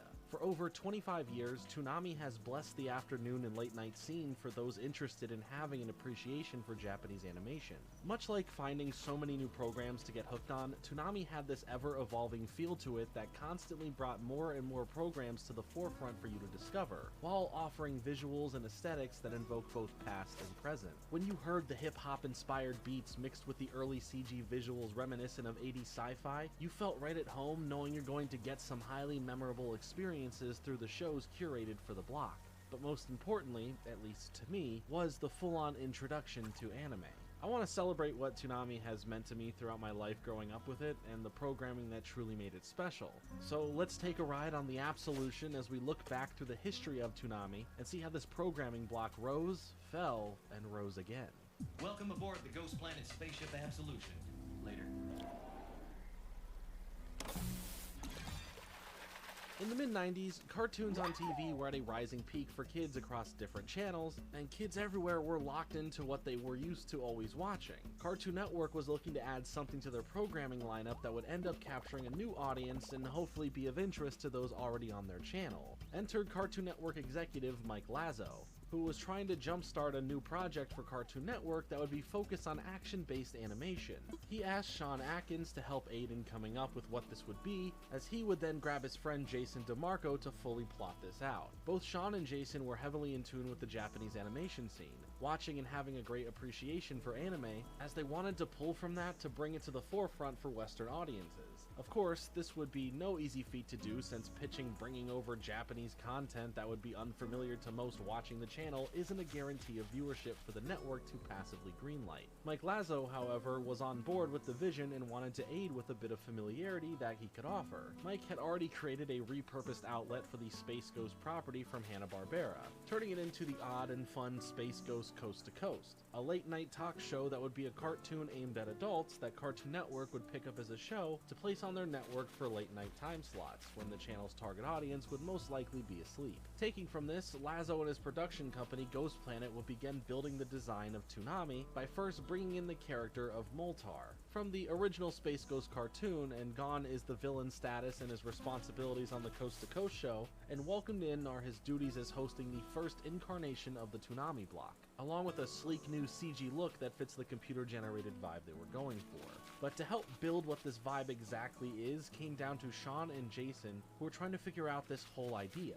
And along came the introduction of another person in the story, Michael Cahill, who would be influential in working with them in these editing sessions of taking hip and newer music sounds, skateboarding clips, and untranslated anime that they would find through local video stores that would import them in to create a reel that encapsulates this moment in time that they're in. And boom, the vibe had been created, and the next thought was a host for the whole thing. Originally, to fit the tone, they were thinking that it'd be some sort of AI who accompanies a teenage girl, but the cost associated with this would be out of any allotted budget, so this is where the idea of bringing in Moltar fit perfectly. Much like Space Ghost Coast to Coast, Moltar was voiced by animator and voice actor Clay Martin Crocker. Together, over the next 3 quarters of the year, this group came together to create what they decided on being the combination of cartoon and Toonami. I'll give you the tour later. Let's get back into it. After so much time was spent finding the exact vibe, coming up with the perfect name, and being ready to launch this new action block of animation onto the world, the premiere of Toonami on St. Patrick's Day, March 17, 1997 from 4 to 6 p.m. didn't release with the programming that Sean and Jason wanted to bring over. Many roadblocks stopped them from getting their requested shows to play during their new animation block, having access to one initial Japanese production, Voltron. But in saying that, this was the Voltron already brought to the US and edited to suit a younger audience with a lot of original stuff cut from it. But this was a start. The network did give them their space to be creative in designing what this whole thing would be, but that doesn't mean it was just smooth sailing through the stars until miracles would happen. Instead, there were worries that each week could be their last week airing Toonami, as Sean would come back from meetings with a level of uncertainty from the higher-ups, with the ratings for Toonami being fine. Not great, just fine. Something was needed to really pull in the audience to prove that what they have is truly special, and that opportunity was just about to present itself the following year. After only having Thundercats, The Real Adventures of Johnny Quest, Voltron, and then Cartoon Roulette, featuring a bunch of older random cartoons being chosen in 1997, 1998 proved to be the year that things would start taking off. Having access to the original Super Friends and even Transformers Beast Wars was cool for sure, and even moving on to get Robotech helped out. But 2 programs in particular were about to change the attention Toonami was receiving. First was the English dubbed version of Sailor Moon, where it was already being played on another network owned by Turner, as it didn't get the viewership and ratings overall that it needed to continue over there on the USA network. This led to Toonami being offered to be the new home for Sailor Moon, where it started to get the attention that the network needed to be able to push for more in order to grow.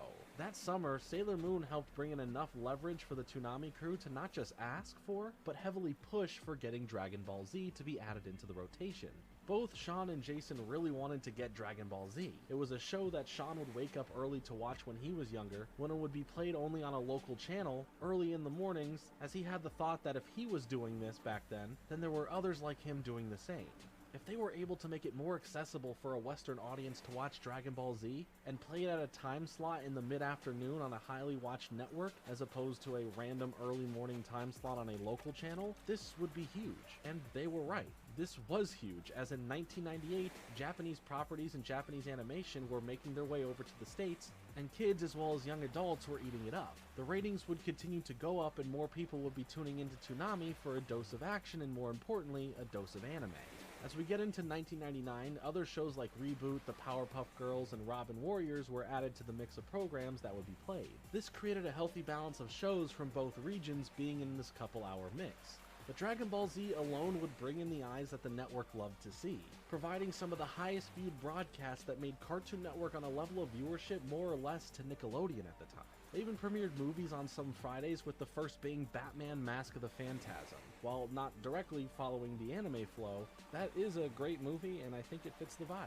Toonami was hot and it was getting noticed. With some semi-edited versions of Dragon Ball Z movies being played, it began to expose another side of anime to Western audiences who were now invested. What we were receiving to watch on TV were not the original versions of the program. Now, Toonami began pushing some limits, but the key word here is limits. These were still not the uncut versions that are now known. The popularity of Dragon Ball Z, along with anime in general in the States at the time, garnered a level of credibility to this field of animation.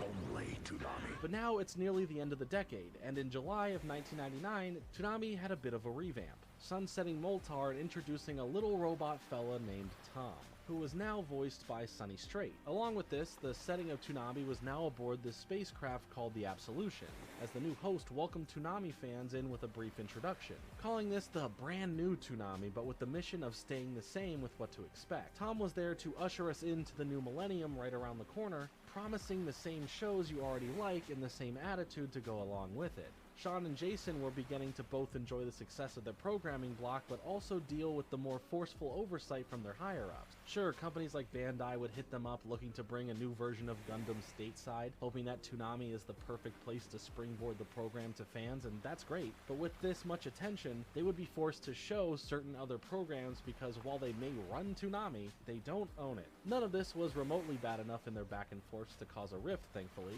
and something great did happen, and that was the introduction of Midnight Run, which would play more uncensored and uncut versions of anime, making it a good alternative to still deliver the goods that people wanted in both formats. Toonami was being viewed as the spot to connect yourself for celebrating other forms of animation, but through multiple mediums, as they would even get the chance to work with Gorillaz and Daft Punk for their animated music videos, which clearly fit right in and played into the perfect midnight vibe run. Daft Punk even brought some of their music videos to premiere first on Toonami, and soon after, Gorillaz did the same thing. Today, both those names in music are extremely well known and largely celebrated, but back then, those levels of fame weren't there, and they saw Toonami as the direct place to help push their music and music videos out to a wider audience. This led to Toonami taking 1 hour of their Midnight Run block to be focused on introducing music in a way that wouldn't interfere with what their usual broadcasts would be, and keep the network happy since it wouldn't affect their ratings directly, being at the time that these would be shown. This was influential in the way that people would be discovering music at the time, and for a generation now growing up with the curations of art found through Toonami. There were people finding their own new tastes from it. Toonami was quickly becoming known as the tastemakers of the turn of the century. As we enter into the year 2000, the explosion of the brand would continue further. While you had stuff like Batman the Animated Series and Superman the Animated Series getting some love during the block, the explosion of anime was more prevalent than ever. G-Force Guardians of Space, a few Tenchi series, Blue Submarine No. 6, and Mobile Suit Gundam Wing would all join in on the broadcast slate. To upgrade the brand further, we got to experience the first ever TIE, or Total Immersion event, which would only focus on Tom and subsequently Sarah, voiced by Sally Timms, who was brought into the series during this first event here as this AI companion for Tom. You know what? Come with me. The first event premiered on September 18th, 2000, and was known as The Intruder, and snippets of the story aired throughout the week during the broadcast until the 22nd, where the finale to this TIE came to a close. Each part of the Intruder story ended with a password to play a flash game on the Toonami website, where you would try and save these other robots as well as yourself from being eaten by this intruder. Throughout the shorts, Tom and Sarah find themselves dealing with this mysterious intruder, having interactions with it, trying to stop it from eating up everything and destroying the ship. In part 4, we end on Tom screaming in pain while being consumed by this hungry blob, leading to the reveal in part 5 that Tom actually dies, and Sarah downloads him and places his data into a new, sleeker body called Tom 2. This taller Tom was now voiced by the iconic voice you may remember Tom for the most, Steve Bloom. To add on to this event and get more crowd participation for those engaged with Toonami, there was a phone number listed on the next broadcast to vote for which new engine Tom 2 should get for their ship repairs, and a little over a month later, that decision was showcased, and a few weeks after that, the repairs were done, leaving a little piece of the intruder floating by as it says, "The end?" with a question mark.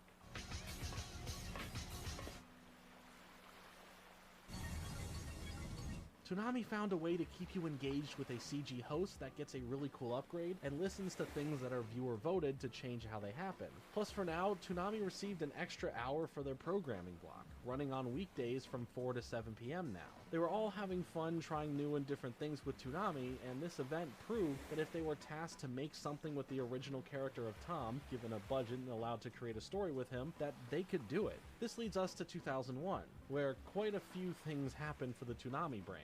With more shows coming like Outlaw Star, The Big O, 3 Mobile Suit Gundam series, Batman Beyond, Zoid's New Century, Card Captors, and most importantly for them, Dragon Ball, as this would be a great way to introduce fans of Dragon Ball Z to the original Dragon Ball series that leads into it. The higher-ups wanted to expand Toonami out and bring it over to a special block on Kids WB, which caused the regular 4 to 7 p.m. block on Cartoon Network go to a 5 to 7 p.m. block, to allow time for the creation of this new channel block.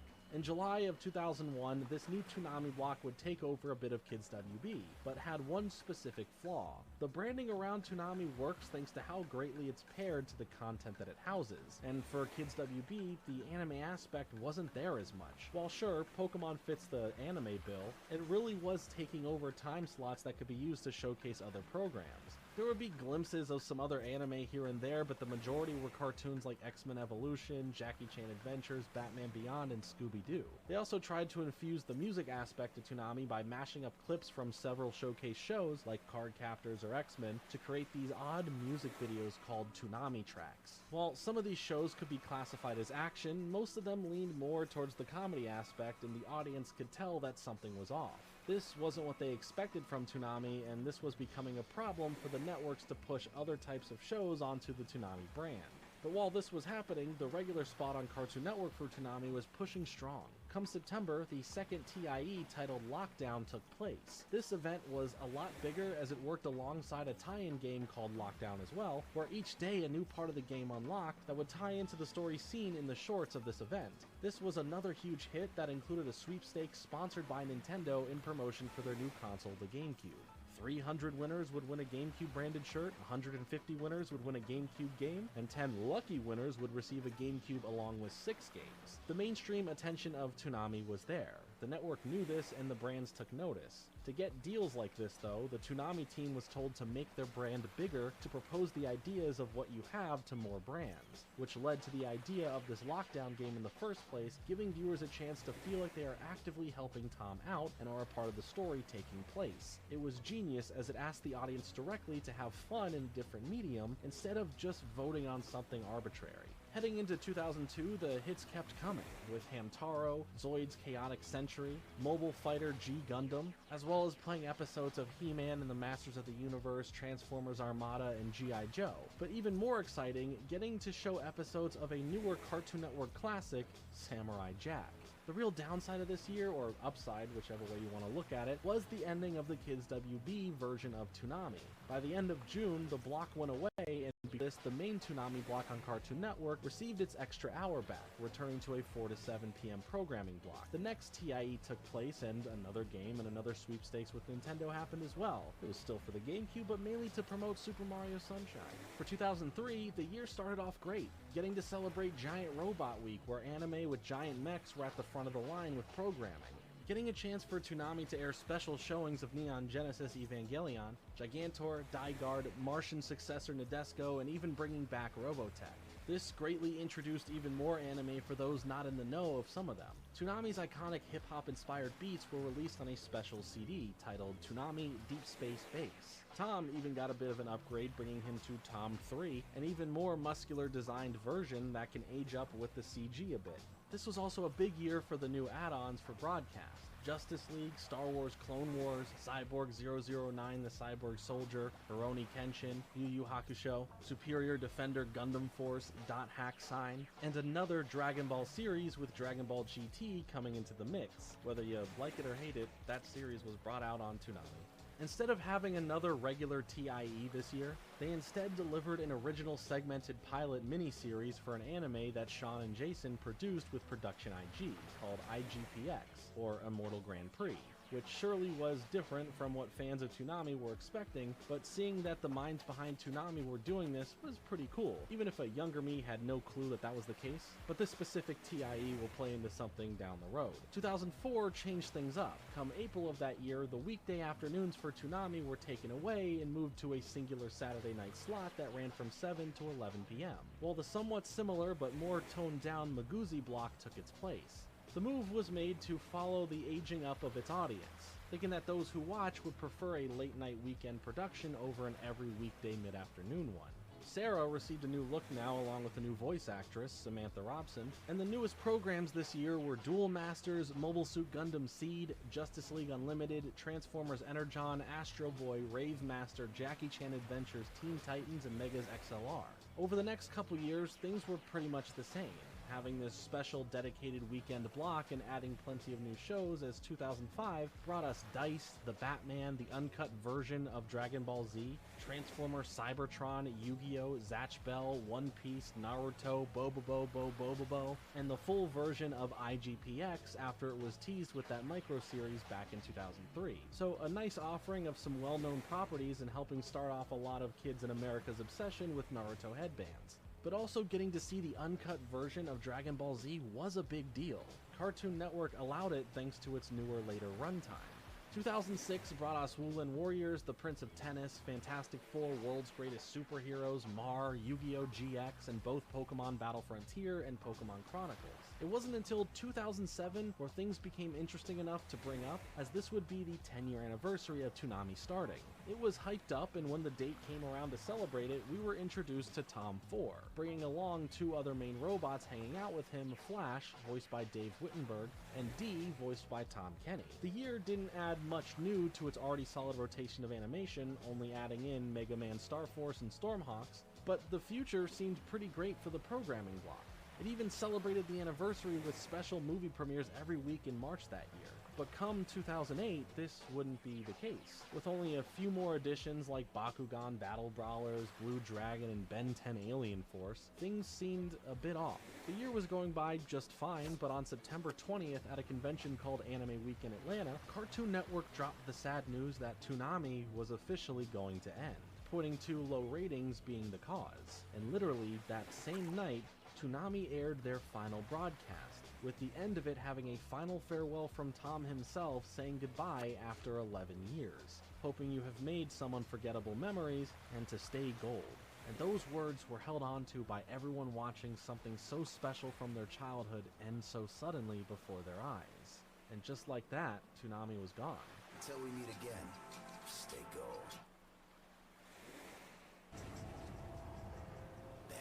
Years went by, and Toonami did become this distant memory. But enter in Adult Swim, another programming block on Cartoon Network that would control the late night and early morning scene with teen and adult programs, making the clear cut at the end of the day when kid entertainment ends and when the older crowd can flip on the channel. Starting in the early 2000s as well, Adult Swim was conceived by Mike Lazo, as there is a connection here to leverage one programming block to bring back another. April Fool's Day for Adult Swim is always a night full of whatever weird they can come up with, and people enjoy the shenanigans that they pull. But this next one was different, as it could be pulling on heartstrings more than anything. On April 1st, 2012, Adult Swim just played a Toonami block consisting of Dragon Ball Z, Silly Rice Crispy gifted a tier 1 sub to Bobo Chain. They have given 149 gift subs in the channel. As was to revisit Toonami, it wasn't just some joke to do so. In fact, it was a secret attempt to get people interested in bringing back Toonami. As social media was really becoming a staple part of everyday life, Adult Swim put the power onto the people to get their voices heard, saying on Twitter that if you want Toonami back, use the hashtag #BringBackToonami. People sure made their voices heard. When Sean and Jason became aware that the April Fool's joke was to play some old school Toonami, they got excited over the fact that this could be a way to revive the whole thing. And then they watched as the internet overnight exploded with support of Toonami. And with that, the hashtags wanting to bring it back. It was so demanded and so well received that literally the following week, bumpers on Adult Swim stated, "We're listening and we're looking into it." Cut to May 26, 2012, where Toonami was officially back and on the air, and with that, an onslaught of shows. Throughout 2012, the programming block had Bleach, Deadman Wonderland, Cowboy Bebop, Thundercats, Inuyasha, Casher and Sins, Samurai 7, Symbionic Titan, Eureka 7, Full Metal Alchemist Brotherhood, 2 Ghost in the Shell series, Tenchi Muyo GXP, and the uncut version of Naruto. It was a fierce return and the fans of Toonami ate it up, welcoming new fans to join in on it as well. Toonami even expanded to over 6 hours in October of that year. It was great all around. Coming into 2013, Tom 5 premiered along with a new but older look for Sarah, for her third variant voiced by Dana Swanson. Soul Eater, Fooly Cooly, The Big O2, Star Wars The Clone Wars, Sword Art Online, the return of IGPX, and even the uncut version of One Piece started to flood into the programming block. Movies like Akira and Summer Wars were played, and everything was rolling into 2014 in high swing with not only the announcement that a new TIE was in the works to come out the following year and be a sequel to the TIE Intruder, but even more shows were being added to the slate: Space Dandy, Blue Exorcist, 2 Black Lagoon series, Beware the Batman, Inuyasha the Final Act, Hellsing Ultimate, Gurren Lagann, Attack on Titan, Dragon Ball Z Kai Uncut, the original 4 seasons of Samurai Jack, and the uncut version of Naruto Shippuden. In 2015, however, Toonami was shrunk down a bit, now running from midnight to 3:30 a.m. But things were still okay. This year brought the return of TIEs, where we got the Intruder 2 that led to a new overall look for the block. It also led to the Absolution being destroyed and Sarah dying. But she was put into the computer system, and now the programming block was hosted from the planet Shogo 162. Program-wise, we got the additions of Kill la Kill, Sword Art Online 2, Parasite the Maxim, Akame ga Kill, and Michiko and Hachin. For 2016, One Punch Man, JoJo's Bizarre Adventure, Mobile Suit Gundam, Iron-Blooded Orphans, Hunter x Hunter, Samurai Champloo, and Dimension W were the newest batch of shows, and for this year, the next TIE was announced at that year's Anime Expo, where it was surprisingly another part in the Intruder series titled Intruder 3. This led to them getting a new ship, the planet they were on being destroyed, and Sarah getting a new version of herself, this time with little wings. During this year, the broadcast time shifted to 11:30 p.m. to start, ending at 3 a.m. But this would be reversed a handful of months later anyway, so nothing really significant there. They did announce another new micro-series called The Sand Whale and Me to premiere in 2017, being a joint production of Adult Swim and Production IG and directed by Mamoru Oshii. For 2017, the length of Toonami started to grow once again, at first getting to start at 11:30 p.m. once again, and then quickly earning that start time of 11 p.m., making the whole block 4.5 hours now. We also saw the addition of Dragon Ball Super, Mobile Suit Gundam Unicorn, 2 Tokyo Ghoul series, Black Clover, Dragon Ball Z Kai The Final Chapters, JoJo's Bizarre Adventure Stardust Crusaders, Lupin the Third Part 4 The Italian Adventure, Outlaw Star, and a brand new revived Samurai Jack that returned for a final 5th season that was a bit more adult than the original series. There was another TIE titled The Countdown, where Tom gets brought to the future by his future self to help stop a corrupted version of Sarah, really building out more of the story that they have been making for Tom and Sarah as hosts of Toonami. As the year went on, more time slots were open to Toonami, but it wasn't until 2018 that it would truly get even bigger. The block earned more and more time slots on both ends, running from 9 p.m. to 4 a.m., making a solid 7 hours for Toonami to showcase all that it has. This was the peak moment of Toonami's return. After more than 5 years of being back, it has taken over once again, and has acquired the licenses to play way more anime than ever before. My Hero Academia, 2 different Fooly Cooly series, Pop Team Epic, JoJo's Bizarre Adventure, Diamond is Unbreakable, Mob Psycho 100, Megalobox, and Boruto Naruto The Next Generations joined Toonami in 2018 as well. As 2019 rolled around, Adult Swim was biting back some of its time, as Toonami shrunk back down a bit to 5 hours long, running from 11 p.m. to 4 a.m. now, but still having new shows like Sword Art Online Alicization, Lupin the Third Part 5 Misadventures in France, Fire Force, Genlock, Dr. Stone, The Promised Neverland, Food Wars, Mobile Suit Gundam, The Origin Advent of the Red Comet, JoJo's Bizarre Adventure, Golden Wind, and Demon Slayer.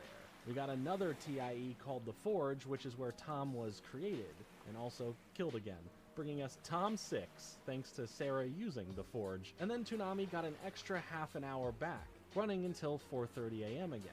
Entering into the 2020s, these time slots would constantly be played with, going up and down and up again, but it would roughly even itself out around being a 4-hour-long block from midnight to 4 a.m. From 2020 to present day of making this video, Toonami has continued to add more anime and other shows to their run, and things in general have been running as good as they always have.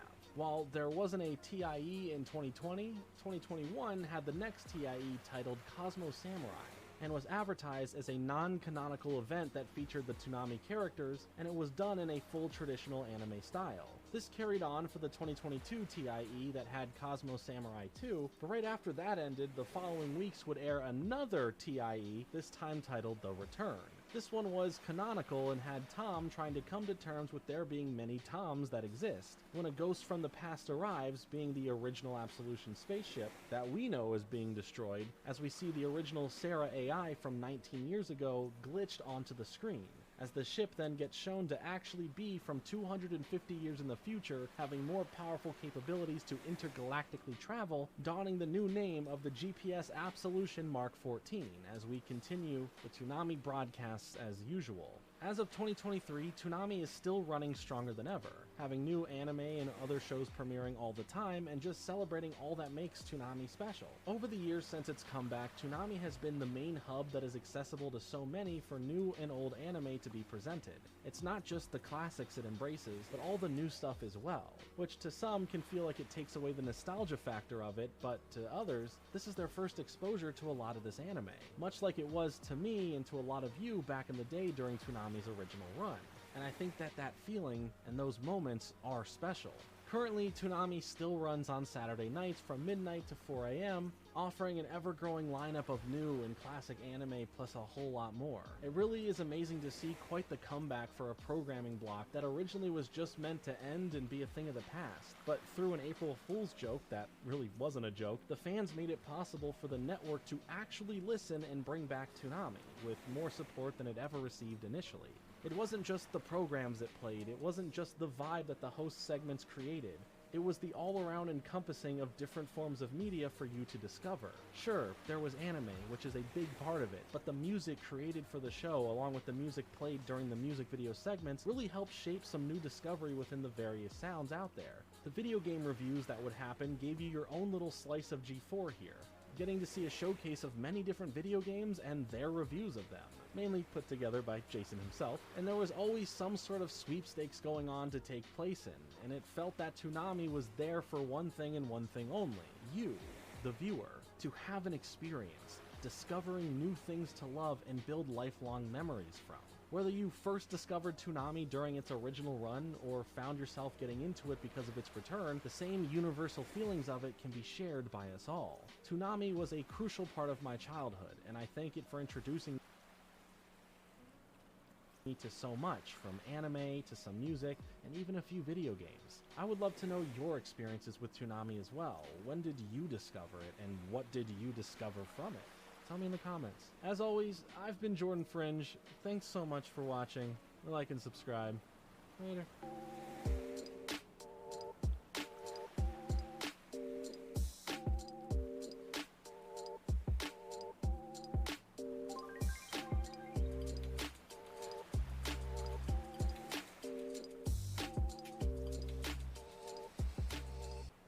Hello everybody! Welcome to You Gotta See This! As always, it's me, your boy, Booty Swagger, joined as always by my lovely co-host. Sorry, Yeb. I'm so sorry, so. Hey, what's up, guys? How's it going? For a second, I thought you were scared about the movie, but I was mistaken. You haven't even looked at the movie. No, I'm crying. Yeah, we're watching one of my Mummy. favorite movies. I love this movie. There's Billy Zane. He's so cool. Okay, I still can't tell if you're lying about No, that. that's Billy Zane. He is the heart of the ocean, or the diamond of the sea, or the thing, you know? Look, that's Billy Zane. I didn't know there were such boobs in this. I didn't realize nipples could be embossed with snakes. Dump these dudes in dailies, a fun sentence. If you really want to make yourself smile, say that. Dumps these dudes in dailies. Dumps these dudes in dailies. I added a lot of I S's didn't there. smile. Well, then you're doing it wrong. Oh, I wasn't doing anything. I'm petting my cat. Oh, she just stroking her poos. You don't look guilty at all, girl boss. I guess she didn't like him. You know what? After all this, I've discovered that she didn't like him. Who just stabs themselves in the stomach? Really dumb bitches. Man, I just love how this That's movie is crazy. all real. Huge sets, real fires. It really has this old Indiana Jones adventure feel to it. This chick is evil, man. But, like, so hot. I feel like, if anything, this movie has just taught me that women are evil. No! I mean, I'm not that upset. She's kind of evil. Oh no, the Dementors are in Egypt! In 1273 BC, like, what pussy is that good? There's people like Cleopatra. Yeah, did you know Cleopatra and what's his fucking name? Alexander the Great, like, scissored? Sorry. I have anxiety now. Oh look, it's a Nuspis. A Nuspis. We're just gonna keep. Yeah, mummy. Yeah, mummy. Yo, your mummy's looking a little dusty there. Oh, look, we're back. 1923, baby, in Humatura. This is a real set. I think. Benny. No, that's Brendan Fraser. Benny. No, that's Brendan Fraser. This guy's dead. That guy's dead. Oh, they're all gonna dead. I don't know. Something about teaching your dog to speak German is kind of like... It's so nice to see him being all young and spry. Me when your mummy... Me when your mummy... Oh, jeez. It's your anus. It's a Nuspis. Oh! Bro, my boy getting attacked by Dementors. Imagine if the mouth full of sand is just like, Whoa, you ever just have a group of men just stare at you from a cliff? Yeah. Cairo, Egypt sounds like where the Care Bears would live if they were in Africa. We don't have a Egyptian Care Bear, and I'd like to file a report. Yes, 911. I love Rachel Weisz. She's so cool. Yeah, I know. What's his name? The guy who plays him. Gotcha. Her eyebrows are killing me. It was 1999, though. Like the little lantern flickering in the back. What do you think it means? I think it means that it's dark in there and she's trying to have some light. What do you think? I thought it meant snake aids. Fucking snake aids, Chad. I saw this movie in the theaters with my dad when this came out, so I would have been 9 years old. We always would have a habit. He'd always get like a box of snow caps. I would always get like some sort of candy. This time I remember I got a bag of Skittles. I was really excited. Usually my dad would hold on to it so I didn't eat it all before the movie started. So he'd wait, be like, okay, now you can have the candy. Okay. And so he gives me the candy right around this scene because all the scary things were over, and he's like, all right, cool. So he hands me the bag of Skittles. I open it. I have it in my hand. I'm slowly eating them. I got so scared. I threw the entire bag of Skittles, and for the next like 10 seconds, it was just plink, plink, plink, plink, plink, plink, plink, plink, plink, plink, as all the Skittles just fell the entire way down the movie theater floor. So funny. That's so nasty. That's so gross. That is disgusting. Oh my god. Jonathan. Oh my god. What the fuck? Ain't no brother and sister touching heads like that. The fuck? They're British. Oh. I have to pee. That's embarrassing for you. We got a lot of movie left. He doesn't look like he has a British accent. Whoa, I didn't realize we were watching George of the Jungle. Oh! Ha ha ha! Rejected! Boom. Damn! The British Explorer outfit never fails to just kill me. I feel like I need one of those hats. That man had a penis on his shoulder. There he is again. That man has a penis on his shoulder. It's the same man. Oh, I love that lamp. Good lamp. I'm gonna rate that lamp 8 out of 10 lamp. Oh, that didn't sound like a camel. Mind you, I don't know what a camel sounds like. Oh my gosh. Benny's gone. No, he's fine. No, he's gone. Have you ever heard about people that fall off cruise ships? They disappear. You never see them again. They're gone. Benny's gone. Wait, the end, Benny. What? This man just jumps on the couch fire. He was cold. My boy just threw her into frigid waters Double with murder. no door. That was a very interesting jump. Very cool. You know what? I'm gonna give that jump 10 out of 10. Have you ever tried to stressfully jump out of a burning boat? You don't always get the comedy down. I kind of want to try it. Look at his face when he realizes, you fool, kick the water. Yeah, that's going to change That's it. what I would do. What is he getting chastised for by 5 women? Stealing? Look at her being modest and covering herself, except her hair is showing, which is like the whole point. I would love to ride a camel just eaten like a turkey leg. I'm Sweepy. I'm Eepy on my camel. Can you pull your camel next to me? I want to go eat. Do I need glasses? This looks real as fuck. I love Evie. She's such a bitch. What? She really is. She just like talks so much shit to everybody. She's just an itty bitty. Itty bitty bitch. She hit the nitrous on that camel. Light, Aziz. Light, Jonathan. No one's entered in almost 3,000 years. That's crazy. Just like, yeah, mommy. If my knowledge of video games and movies tells me anything, is that the Egyptians just loved mirror puzzles. Looks like we have ourselves a... Is that Will Neff? She got bored halfway through the conversation and starts kicking rocks. Look, she has a little cake cutter to help. I know. These dudes have, like, digging tools. So my girl about to slice a pie. There's a name for this type of character, right? That just be trifling in anyone's business and get hurt.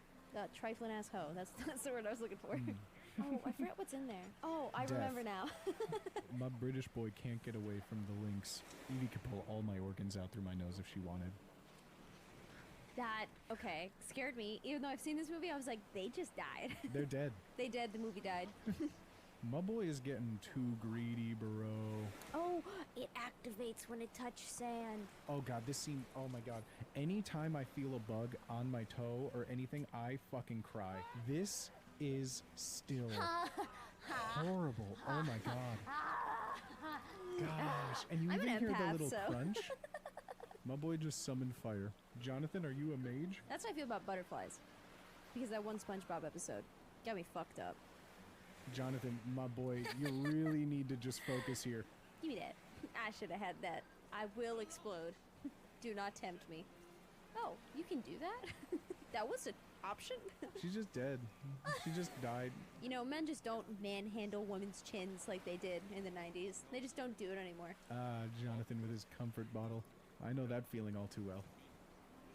Okay, girl. That's every drunk person trying to do one of those punching machines. You see my father and she just takes her boob out. I am drunk. Yeah. Librarian.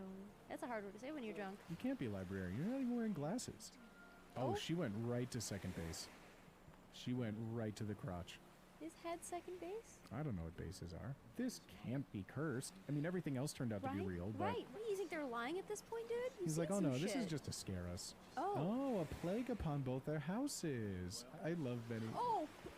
You see why his face got melty. I'm beginning to question their motives here. She could tell all of that from his stank. She's a stankologist. That's what she specializes in. At our library, she primarily owns scratch and sniff books, so... He must have been buried in some sort of non-dead state. This man was buried alive. Oh, that's a better way to say it. Nailed it. Oh, that's a message. It says snake, bird, hourglass. Snake aids. Hello, those are my organs. Well, please don't hurt them. The little bitty. That's my liver. That's my kidney. Say hello to my heart, please. Yeah. A key? Oh, is that what this key slot is? You know what those look like to me? Organ jars? No. I feel like there's a severe lack of eating bugs in this movie. Ooh, gaga. Give me that. Just my bedtime story and my milkies. Oh, I remember this part. It's not good. To whom it may concern, do not read this out loud. I can't even imagine what it's like to be eaten alive by a locust. It makes you feel like corn. Did something just touch my butt? Did you just touch my dick? Whoa, dude. She landed right side up. Didn't she just fall down? Gee, she fell backwards. Oh, I don't think he could see very well right now. Told you. Surprising lack of blood on his face, too, for losing his eyes. He, like, sucked him clean out. Like when you suck Jell-O off a spoon. So do you think he could talk now? No, he's just gonna go... He is very blind. Yeah, the cataracts are really not working for him right now. He's like, that's a woman. He just shot him in the dick. He did. Right in the mummy dick. Oh, He's fuck. like, damn it, now I need to get someone's dick. Now I have to chop someone's dick off. Maybe you look like a poop. Looks more like Evil Groot to me. He does actually look like Evil Groot. Oh, Benny, you're struggling. You're struggling. Okay. Think of the Duolingo, Benny. Think of the Duolingo. That is... Where did he just pull these jewels from? I feel like he just pulled a no-face and speared it away. Excuse me, sir. Do you have my heart, please? I love the time in history where you go to a bar and they just give you the bottle and then you just pay for how many shots you drink. It's the next curse. Blood? Oh! Evie, what are all the other Egyptian curses? Please tell me I don't lose my penis, Evie, please. Actually, you get an extra one. So you'll have 3. Yeah, it's raining fire now. The pyramids of Giza just got bombed. Man, these are going so quickly now. It kicks off pretty fast. Yo, my boy got sucked dry, bro. Oh. You know what they say? What do they say? One night with your mummy and you get sucked bone dry. Can I slip into your DMs? Hey, girl. Can I see your butthole? So my dude wants a princess, but he's afraid of the pussy? Cat? I swear to God, I think he just said pom-pom-preen. I mean, to be fair, though, it is a very pretty plague. What is he reading? He always has this tiny little book of notes. What if this was like, puns? Little book of puns? Quirky Egypt puns? Yeah. Him throwing that chair is one of my favorite things in the entire world. What the fuck? Okay, first of all, I've hit my head on ceiling fans so many times. There is no threat of death. If anything, it's just going to fucking hurt, and then the ceiling fan will probably break. Did he just He a just random sucked man? someone off in the street. No, Billy Zane, not like this. Just go out with a bang. Yeah, do something cool. Do a backflip. Yeah. Oh no, you got pushed over by sand, bro. Idiots. I'd be This scared. is how I sleep too. Full makeup, face up, girl. Girl, how do you not realize there's a man sitting on your bed? My bro really needs to get some sort of like cat repellent. I think if everyone just had a cat, the mummy's curse is Her broken. reaction to being woken up by being kissed by this horrible creature was... They all got the bubonic, bro. My boys are sitting on the bubonic. Hit the gritty real quick. Yeah, hieroglyphics is like math reading. They are just lining up to just jump on this car. They are single file taking this. I don't think they really need him. I'll take your dick too, good measure. Aw. I'd be terrified to go back to whatever weird place this fucking dude has been hanging out. He's like, look, I got my new pad. There's like a lava lamp and like a leopard print love-shaped bed. Oh, this is embarrassing. My gosh. housekeeping has been away for 3,000 years. Yeah, you know how it is. I am a mummy.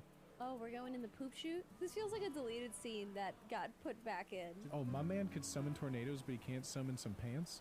Paddle? Yeah, it's a bicycle plane. It's like a Flintstones. Oh. He's going like how he always wanted, to be eaten by sand. I don't understand why he doesn't just keep giving plagues out. He could just open his mouth and summon flies. Why doesn't he just keep doing that power? He doesn't want to overdo it. He wants to look cool in front of a rocks and a moon. You see when I spit those flies out? Yeah. What'd you think? That was for you. What is that? Oh, I get it. They're mummies. How do you like my bedroom? Benny, you stole the treasure, you stole the satchel, you stole a camel? Is there nothing you won't steal, Benny? He's like, hold on, I wrote a song. It's in this book. Here, let me sing this for you real quick. Today is gonna be the day that... Whoa, another little... Well, glad that one wasn't booby-trapped. Honestly, what I was thinking. It's the Book of Life! Oh, shit, I didn't know Where'd Ivan the Ooze was goo in this come movie. from? With your death, Gluck Gluck's Aramoon will live. He kicked him in the mummy dick! He kicked him in the mummy dick! Have they been practicing their choreography for 3,000 years? What is the symbol of the bird? It says... Subscribe and like today. Why is she trying to hurt her? She needs all of those organs intact. I don't know, she's a dumb mummy. Oh, you should have protected her. That was dumb, what he He just has did. seen her die like 3 times now. Yeah, sucks to be her, honestly. That looks infected. Oh, my boy just twisted it back on. Excuse me? Look at this guy walking around in his MeUndies. Now he's gonna be the one who sucked off. Oh no.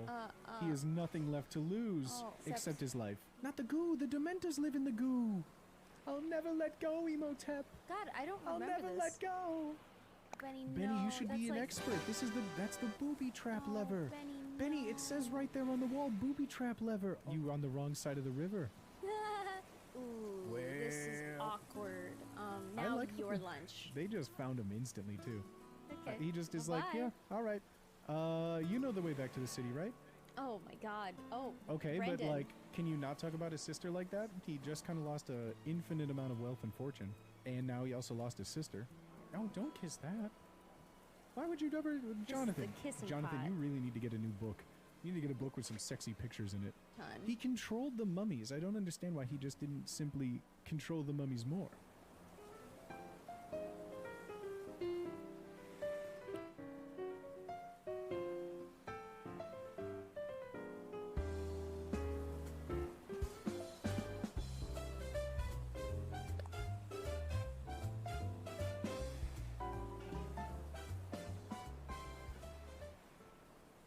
Hello, chat room. Dr. Spaghetti here for the second ever episode of Dr. Spaghetti's Taste Test. Featuring... It's Maggie. So, I put on a different t-shirt so that you would think that I didn't film these back to back. So that was a good idea, because now you have no idea that these weren't filmed on separate days, they were just back to back. Also, if you think the t-shirt's cool, which it is, you can get your own if you type !merch in the chat. Yeah, it's actually Young Elderberry's merch, which is pretty neat. So anyway, for episode 2 of Dr. Spaghetti's Taste Test, we're going with Misfits Melon. That's right. But we're switching it up a little bit. At the suggestion of friend of the stream, Minockgate, we can get a shout out for Minockgate in the chat. SPlicious tipped $6.36. Thank you. He said I should mix it with the titty milk. So, I went ahead and did that. Jump scare. Sorry, chat.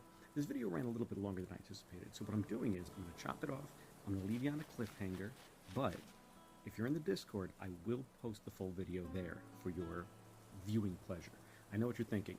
I need to find out if he likes it. I can't buy it if he doesn't like it. ! Dick Sword in the chat. Yeah, that's about it. Oh, actually, there's one thing, you know what would be really foolish is to buy this, but pay full price. You're not an idiot, right? No, you're not a stupid little baby. You can get 10% off, so do it. Use code YEB. Stupid little idiot. Well, you're not a stupid little idiot because you're going to use code YEB, right? I mean, you wouldn't just go on the internet and be a stupid little idiot, would you? No, of course not. Use code YEB at gamersets.pg. Anyway, off to my co-host for some final words.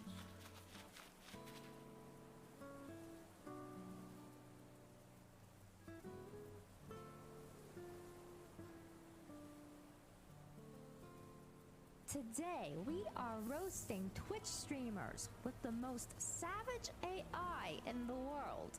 Here we have a stick guy stealing content and losing a very expensive car to a psycho, insecure man-child millionaire.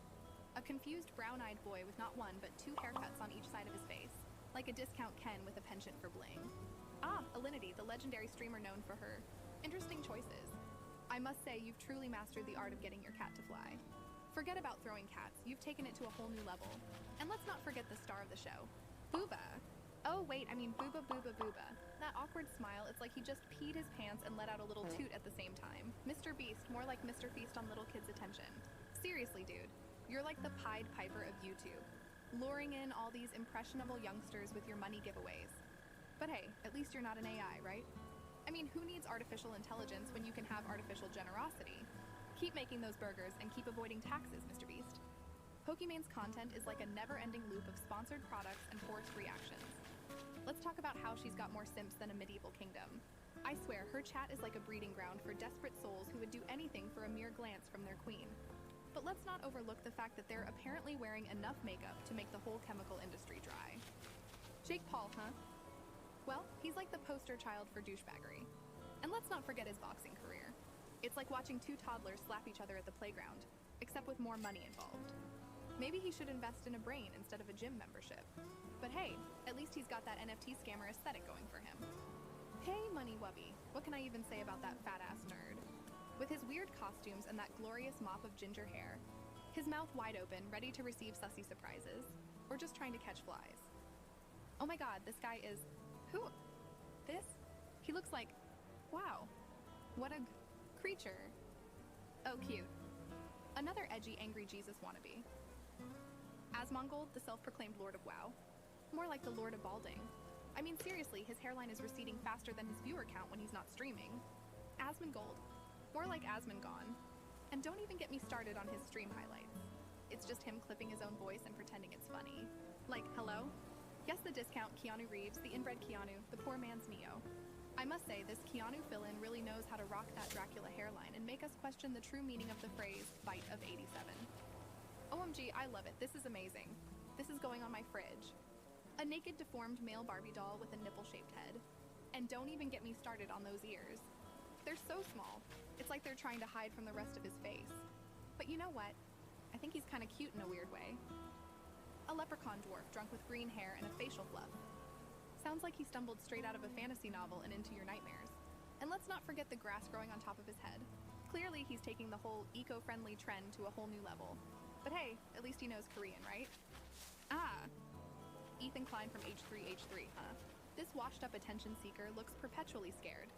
Like he just realized he accidentally pooped his pants in the middle of taking this picture. I mean, the man's got more chins than a Chinese phone book. It's like each one has its own zip code. And that butt cheek chin, I didn't know facial features could have dimples too. He's the XQC destroyer.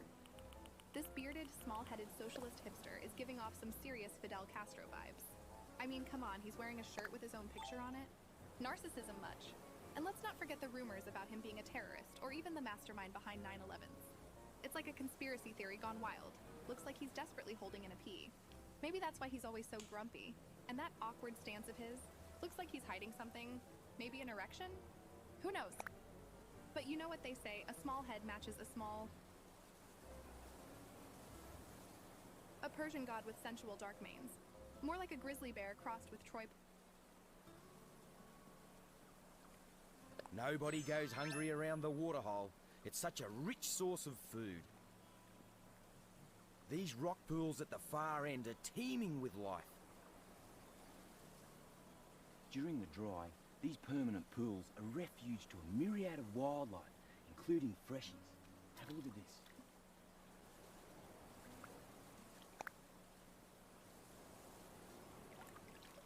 Here's the remains of last night's meal. They're yabbies, crayfish, and the freshie that ate them is probably still around.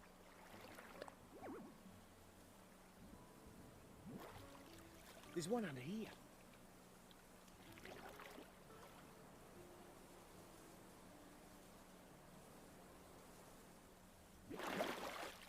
Have a look at this little blighter. Crikey, he's as fat as mud. These water holes are just crawling with wildlife. There's yabbies and fish biting at me, which is perfect for these little freshies. Where you going, mate? Oh, he should come in. The water's so cool. These pools are also the perfect place to cool off. I think these rock shelves are all shaded over and keep it cool. But hang on a minute. What's that? Looks like something else had the same idea.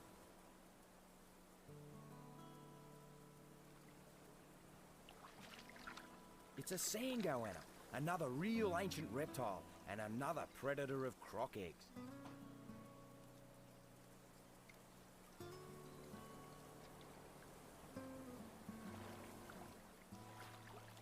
If I can get close up, I'll show you just how big it is.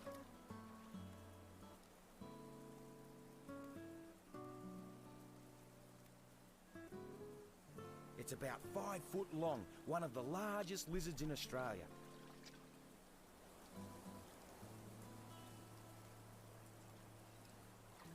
Reptiles have been here for a lot longer than humans, and they're better adapted to this rocky terrain.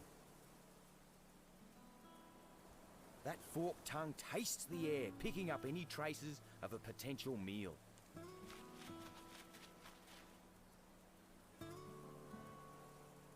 Or a potential problem.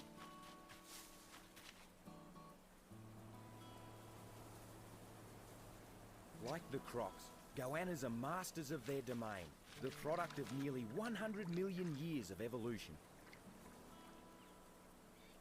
Here in Australia, they call me the Crocodile Man. When a croc like Aggro starts playing up, I'm often the first one to hear about it. I've just had a call about another problem croc, but this time I won't be bringing him back to the park. I want to try a new idea. Crocs like Aggro can live for 100 years and they have long memories.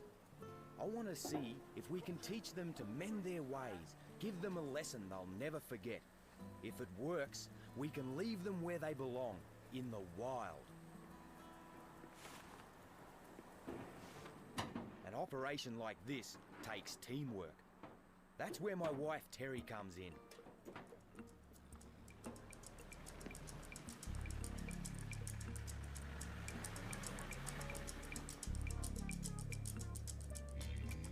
From our starting point near Brisbane, it's a 3-day drive north into croc country.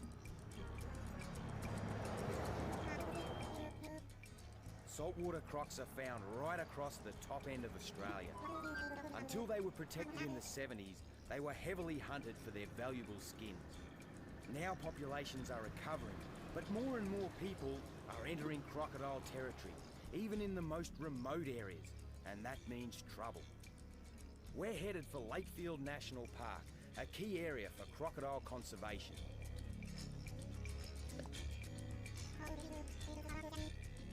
It's November, the end of the dry season, and the coastal wetlands are parched. Even the rivers eventually dry up. Any water that's left becomes very precious.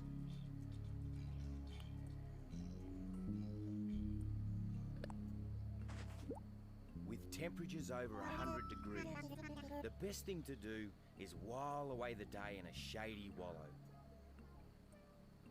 Keeping cool is a top priority. Like all reptiles, a croc's body temperature is governed by its surroundings.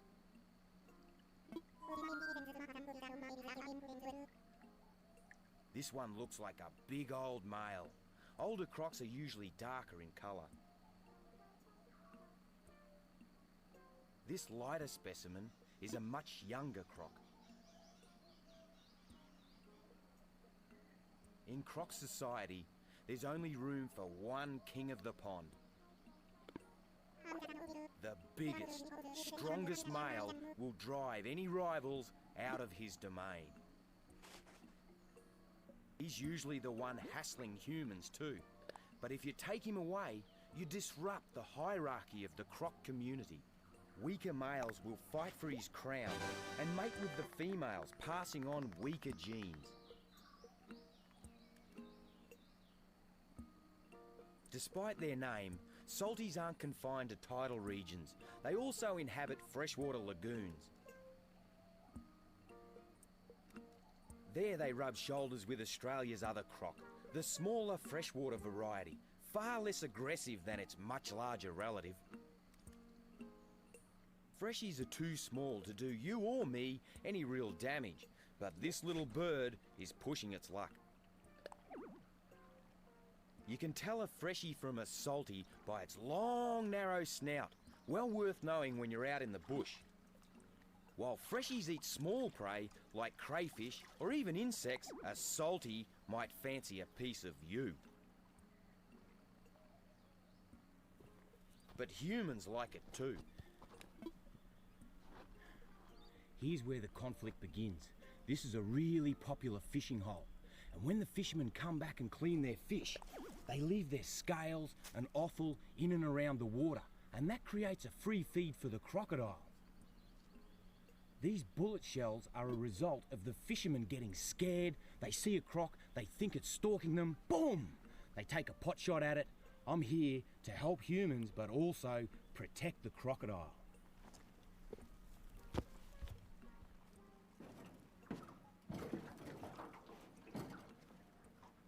First, I want to have a scout around the area with the help of Barry and his fellow ranger Ron.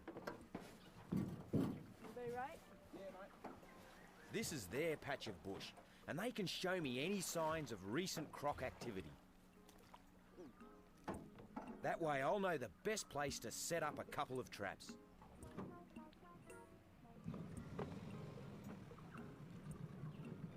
Meanwhile, Terry is going to be pretty busy setting up camp. Real nice. Be about what do you reckon, about 9-foot female? About that, eh? Yeah, nice slide mark in there. Beautiful, cool location for her. Spend a bit of time there by the look of it. Yeah, too right. A couple of nice footprints here too, Ron. She's gone back into the water. Nice tail mark. When do you reckon she used it last? Not too long ago, last night or this morning even. This morning, yeah. Yeah. I reckon. Well, there's obviously a female around, but it's the big male we're after, and I reckon he's somewhere close by. This is the ideal location for our crocodile trap site. This is a natural gully, and I'm going to utilise the crocodile's keen sense of smell to lure him in. I'm going to run barricades up each side of the trap because I've seen crocodiles come in from the side, get a scare or kill the trap, and then retreat. We want him coming up right up to the back of the trap and grabbing hold of that big piece of bait.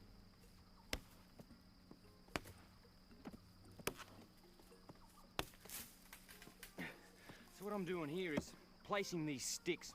I don't use steel or star pickets in my trap design because when the croc comes in and he's fighting, you can hit these sticks and he can't hurt himself, whereas if he bumps into steel, he can break his teeth or scar his head, hurt his eye.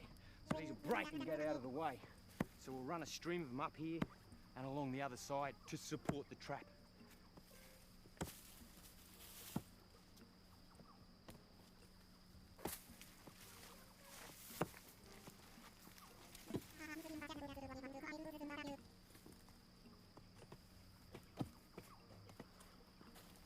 So you can just grab a corner here, lift the corner here, just pull it up.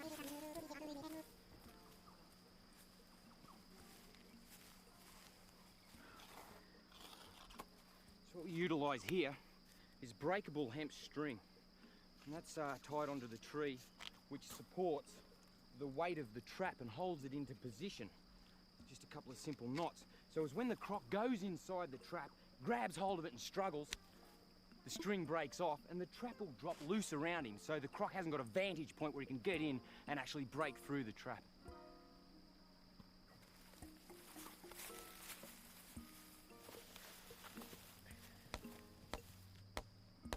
This is the trigger mechanism. It's absolutely crucial. So we have a nail low and a nail high, and that supports a little steel rod which holds the weight bags up. When the croc grabs hold of the baits, that pulls the weight bag, down she goes. Meanwhile, Wes has spotted our target croc. Oh, I see. Holy snap and duck shit. Have a look at that. Look at that for a head.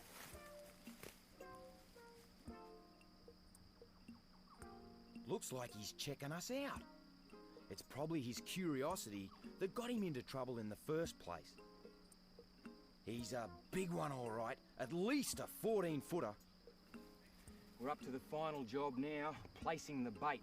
This is a feral pig. Big saltwater crocs find these irresistible. Got to get the big chunk of bait up there and a lead-in bait at the front to lure him in. He's been hanging around. I'm just a little bit nervous. What I'm going to do is split the pig open, let its blood run down, soak into the sand, so it's got that real pig aroma.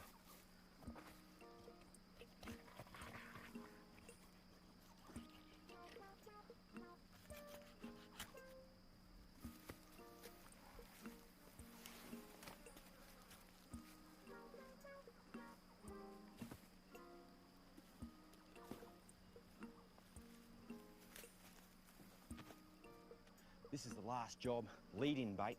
Now what I utilise is a really strong nylon cord such that only a crocodile can break it. And I string it off the ground so as when the croc comes up, smells it and bites it, I'll be able to get a set of claw marks here and to distinguish if it's my target crocodile or not. It's just coming on to dark. I'm starting to get a little bit nervy hanging so close to the water. Righto fellas, let's go.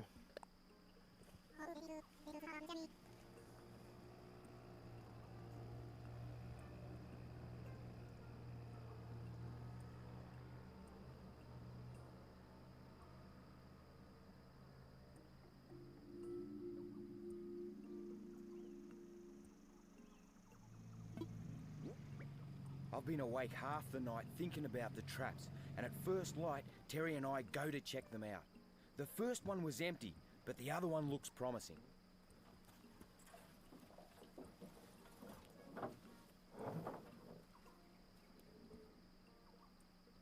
Looks like we've got one, but is it the one we want?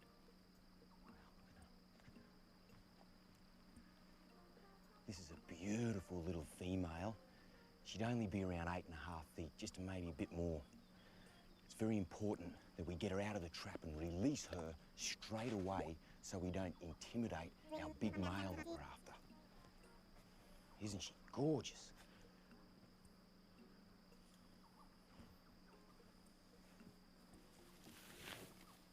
Our target male will have seen his trapped female and will most certainly avoid this trap. It's a good job we set to.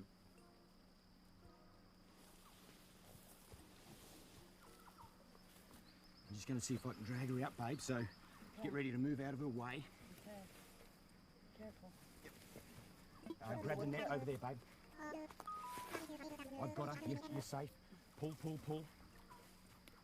Pull, pull, pull. Pull. That's it.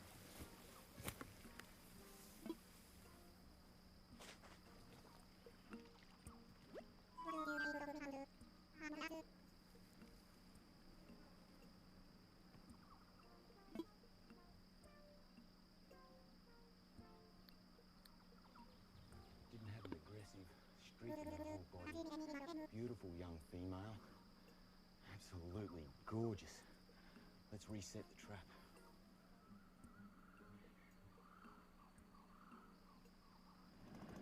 It's dawn again, and me and Terry head for the trap opposite the campsite.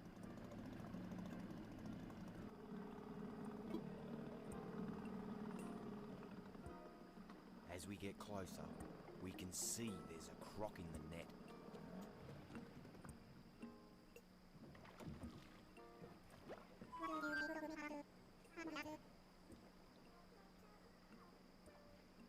It's him. First job's to get a top jaw rope on it. And just utilise a stick. That way when he crunches down on it, it'll break and it won't hurt the crocodile. I'm going to try and feed it in between his jaws. The top jaw rope's vital for getting control over this huge animal.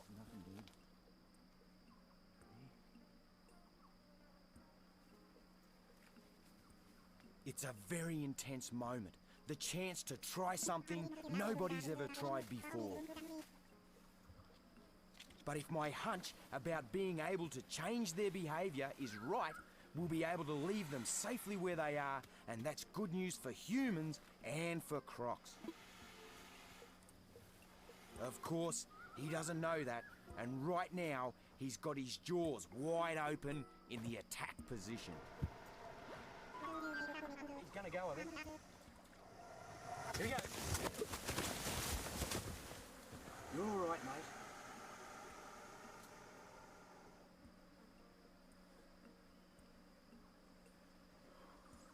They don't fight often, but when they do, it's explosive power, and that's where this top jaw rope comes in really handy.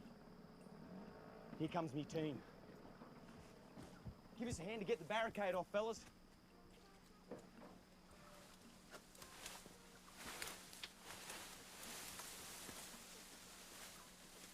Barry's brought reinforcements. The more muscle power, the better.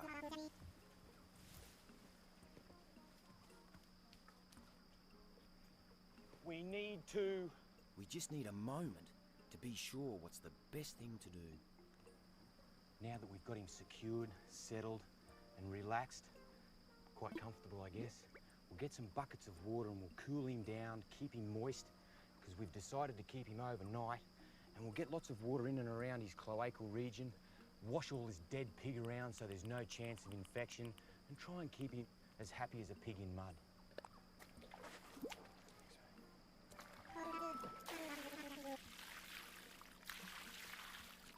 It's vital to keep his skin well watered. It's tough, but it can still dry out and crack.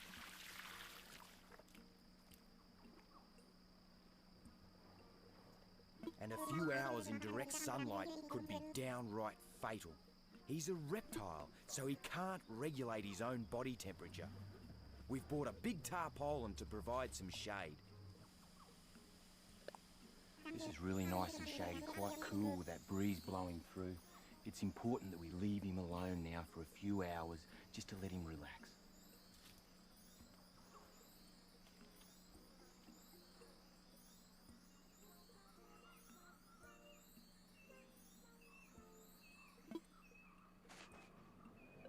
When night falls, Barry and I return to the scene to educate our troublemaker about spotlights and boats.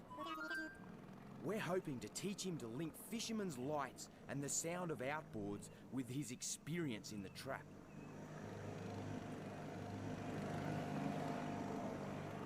That way, when we release him, he should be keen to keep away from them.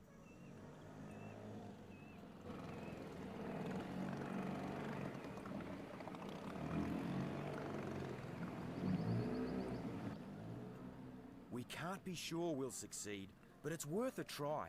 Anything to keep him in the wild.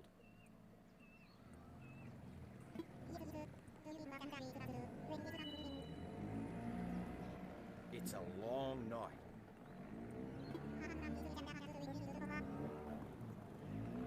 When dawn breaks, Terry takes over from Barry, but I want to see it right through to the end.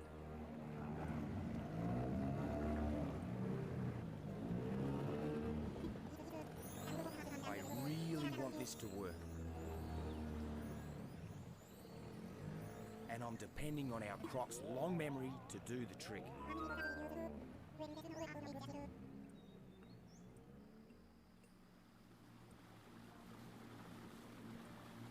3 months after we left, Terry and I returned to Old Faithful to check on our problem Croc. The only way to find out if he's learned his lesson is to see how he reacts to our return. We've been here for a couple of days, and so far there's no sign of him.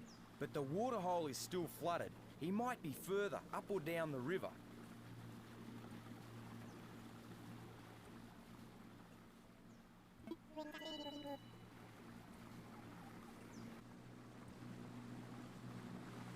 Right now, we're still wondering if our problem Croc is going to show his face. Terry and I have seen absolutely no sign of him, but if anyone's going to spot him, Barry will.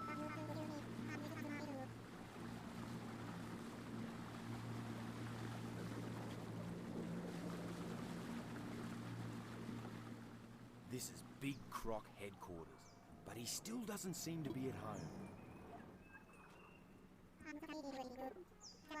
Then, suddenly, the moment of truth. There he is,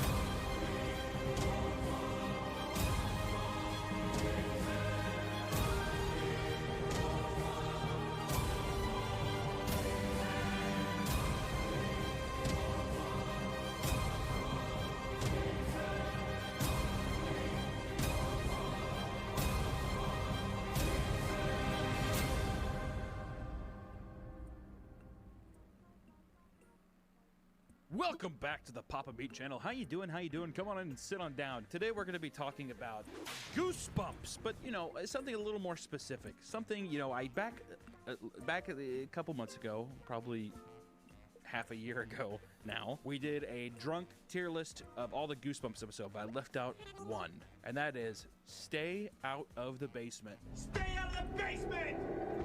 When I rewatched this, I couldn't believe how much I enjoyed it. I mean, it was unbelievable. It's kind of one of those things where you watch it as an adult and you're just kind of like, oh my god, if they made this into an adult horror film, it would be so good. But even as like a Goosebumps special, it works out perfectly. I mean, it has everything that you would want in a Goosebumps episode. I mean, it's drama, it has scary shots, it's the best looking, best shot, cinematography, lighting, costumes, effects, everything. It has it all, and it's awesome. And it's unbelievable that this was made for a children's program, which makes it so fun that it's just like it's that perfect 90s blend where back then shit just got on TV where you're like, I don't know how that made it on. In a weird way, I think the networks kind of knew that you had to appeal to the adults somehow a little bit, that you had to have a little bit of factor to appeal to everybody in a weird way, and I think that this does it in such a beautiful, flawless way. So without further ado, let's talk about Stay Out of the Basement. Stay out of the basement! But the movie starts off with Margaret and her brother.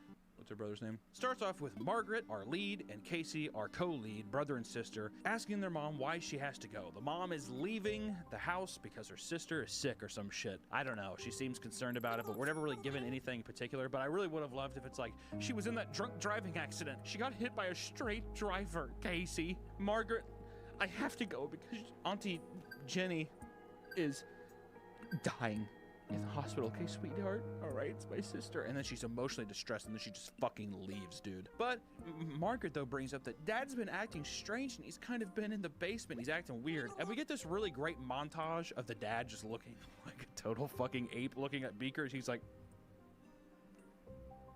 glaring at them, like, oh my god, what is this? What the hell did I just make down here? He's sitting there, and he's just like, what the fuck is this? This is why I've been fired. I have no idea what this is. That's why I was fired. And then the last thing she ends on is like, please even stop calling me princess. I thought you hated that. Which, guess what, dude? Newsflash. What fucking little girl ever in media or that you've ever seen in your life likes to be called princess IRL? Okay? TTYL to this IRL. And the mom says a very classic line, which it's weird because the mom is actually the most emotionless actor I might have seen in my life. But your Aunt Eleanor's sick, honey. She needs me. I'll be back as soon as I can. That's very thoughtful of you, sweetheart. But in some way, it adds to the charm of the movie. It adds. It doesn't take away, but it makes the mom more robotic. It just makes sense later on why she just does not care what's happening. And it makes it more believable that these kids are just trapped with this fucking monster in the house. But the mom says, he wants to prove to the university that they made a mistake when they let him go. Newsflash, he was a terrible scientist. He probably got caught diddling some girl or like fucking some girl, and it's like, this is like, looking at it at an adult perspective, the movie really does seem like it's like a couple things. One, this is what it's like being a single father, or two, this is like a very rocky marriage after the dad is caught cheating on his wife. Yeah, he was let go at the university, but why? Everybody liked him. No, just stop looking into it, Margaret. I have to go. Your Aunt Jenny? Your Aunt Jenny's dead, remember? She like goes off, but really it's just retreat so she can go talk with Aunt Jenny because, you know, the dad got done fucking like an 18-year-old at the school or something like that. Should I make the age higher? So essentially they're left at the house and they go downstairs, they bang on the dad's door, which first off, dude, if you know that your dad is like unhinged and he's kind of like mentally unwell, the last thing you want to do is bang on a fucking door. I know you've been really upset. That's why I decided to bang on this door as loud as I possibly could to get your attention. He doesn't answer, so they proceed to walk down the basement, which is when we get our classic title for the movie. The dad walks around the corner and just fucking screams at his kids, "Stay out of the basement!" And then once again, looking at this from an adult perspective, you think to yourself, oh, this is about child abuse. This is on so many, I'm getting hit with so many like different angles of like, what is happening? This is truly a horrific experience. Think about being, Mom, please, Dad's acting really weird. Ah, he's fine. I gotta go. Your aunt's dying, or I'm gonna go smoke crack and get fucking piped down by some guy in a different state. I'm lying to your father, sweetie. I know I said that your aunt's sick, but actually, Mommy's seeing your other daddy. Remember your other daddy, Charles? Yeah. All right, I'm gonna go. We're gonna go on our vacation. Okay. They're sitting there and they're like, you know, we're sorry. And he's just like, whatever I do, when I leave this house and take your mom out, if you go in that basement, I'm gonna break your thumbs. It's kind of the vibe you get. And they're like, oh God, Daddy, I'm sorry. What's going on down there? I can't tell you. And he decides to leave. Then it cuts to them and they're kind of sitting there waiting, and you know, they're playing their video games and stuff, and it's like a scuffed video that they put grain over because they don't have the budget to get, like, you know, Mario World, that kind of deal. They're sitting there and you start hearing like all kinds of weird noises. Which when I was a kid, this freaked me out bad. It's like a weird like cat meow. It's like the sister's like, what is that? And the kid's like, I don't know. You know, he's just like the boy character. I don't know. I like football and soccer. And she's like, well, what if there's an animal in the basement and it's hurt? And it's like, okay, first off, if there's an animal in the basement and my dad's been unhinged, I'm going to go ahead and just leave that thing there because there's something going on. There's something wrong. Okay. If I was a child, I wouldn't do that. I'd be like, okay, well, I'm going to avoid that and pretend it's not going to happen, because that's how real trauma is processed by children, is you bury it deep and you don't explore. No one's going to be the brave person in real life. But see, that's what makes this such an intriguing story, is that Margaret is dumb enough to go down there. And as we go down into the basement, it's just like, it's just everything. It's just such a good set. It's so simple. It's just fake plants. And there might be some real plants in there, but still, it's just plants with just green light blasting through. And there's all these deep shadows, and the fucking light upstairs is blue. It just contrasts so well. I love it. I mean, this was heaven to me. Doing this set right now, I love it. Doing a couple experiments of my own where I'm splicing my balls with plants. I'm trying to figure out the formula to chia seeds, to the chia plant. I'm gonna put on my balls and make it look like an afro. But they go down there, and Margaret's looking at this plant that's breathing. It's horrifying. As a child, I just imagine going up to a plant that's breathing and just being like, huh? And then a vine snaps out and grabs her wrist, and she doesn't really make a peep.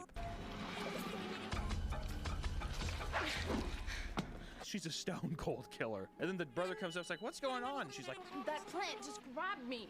Come on, plants don't grab people. Nah.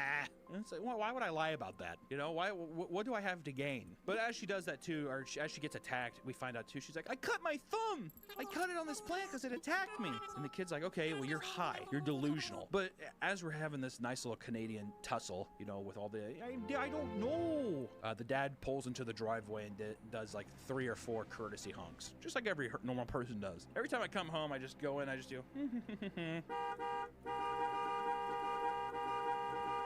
I'm home. And after the dad comes home, we hear these honks. They're like, oh my God, Dad. They run upstairs and they're like, oh, thank God we got out of here. The kid's like, my sweater, it's in the basement. Casey. And then we get a nice tense deal where the dad's walking up and he's just looking at his driveway. He's like, what the fuck is that? What's happening in my yard? He like walks up as creepily as he can with his fucking corduroy pants on. He's sitting there and the kid's going as slow as possible. And you get a lot of things. This happens a lot in Goosebumps things, but I kind of like it here as Margaret keeps looking at the door and she looks down the basement. Casey, Dad's coming! It's like you would hear as the dad walking up, he'd be like, why are they yelling, Casey, Dad's coming?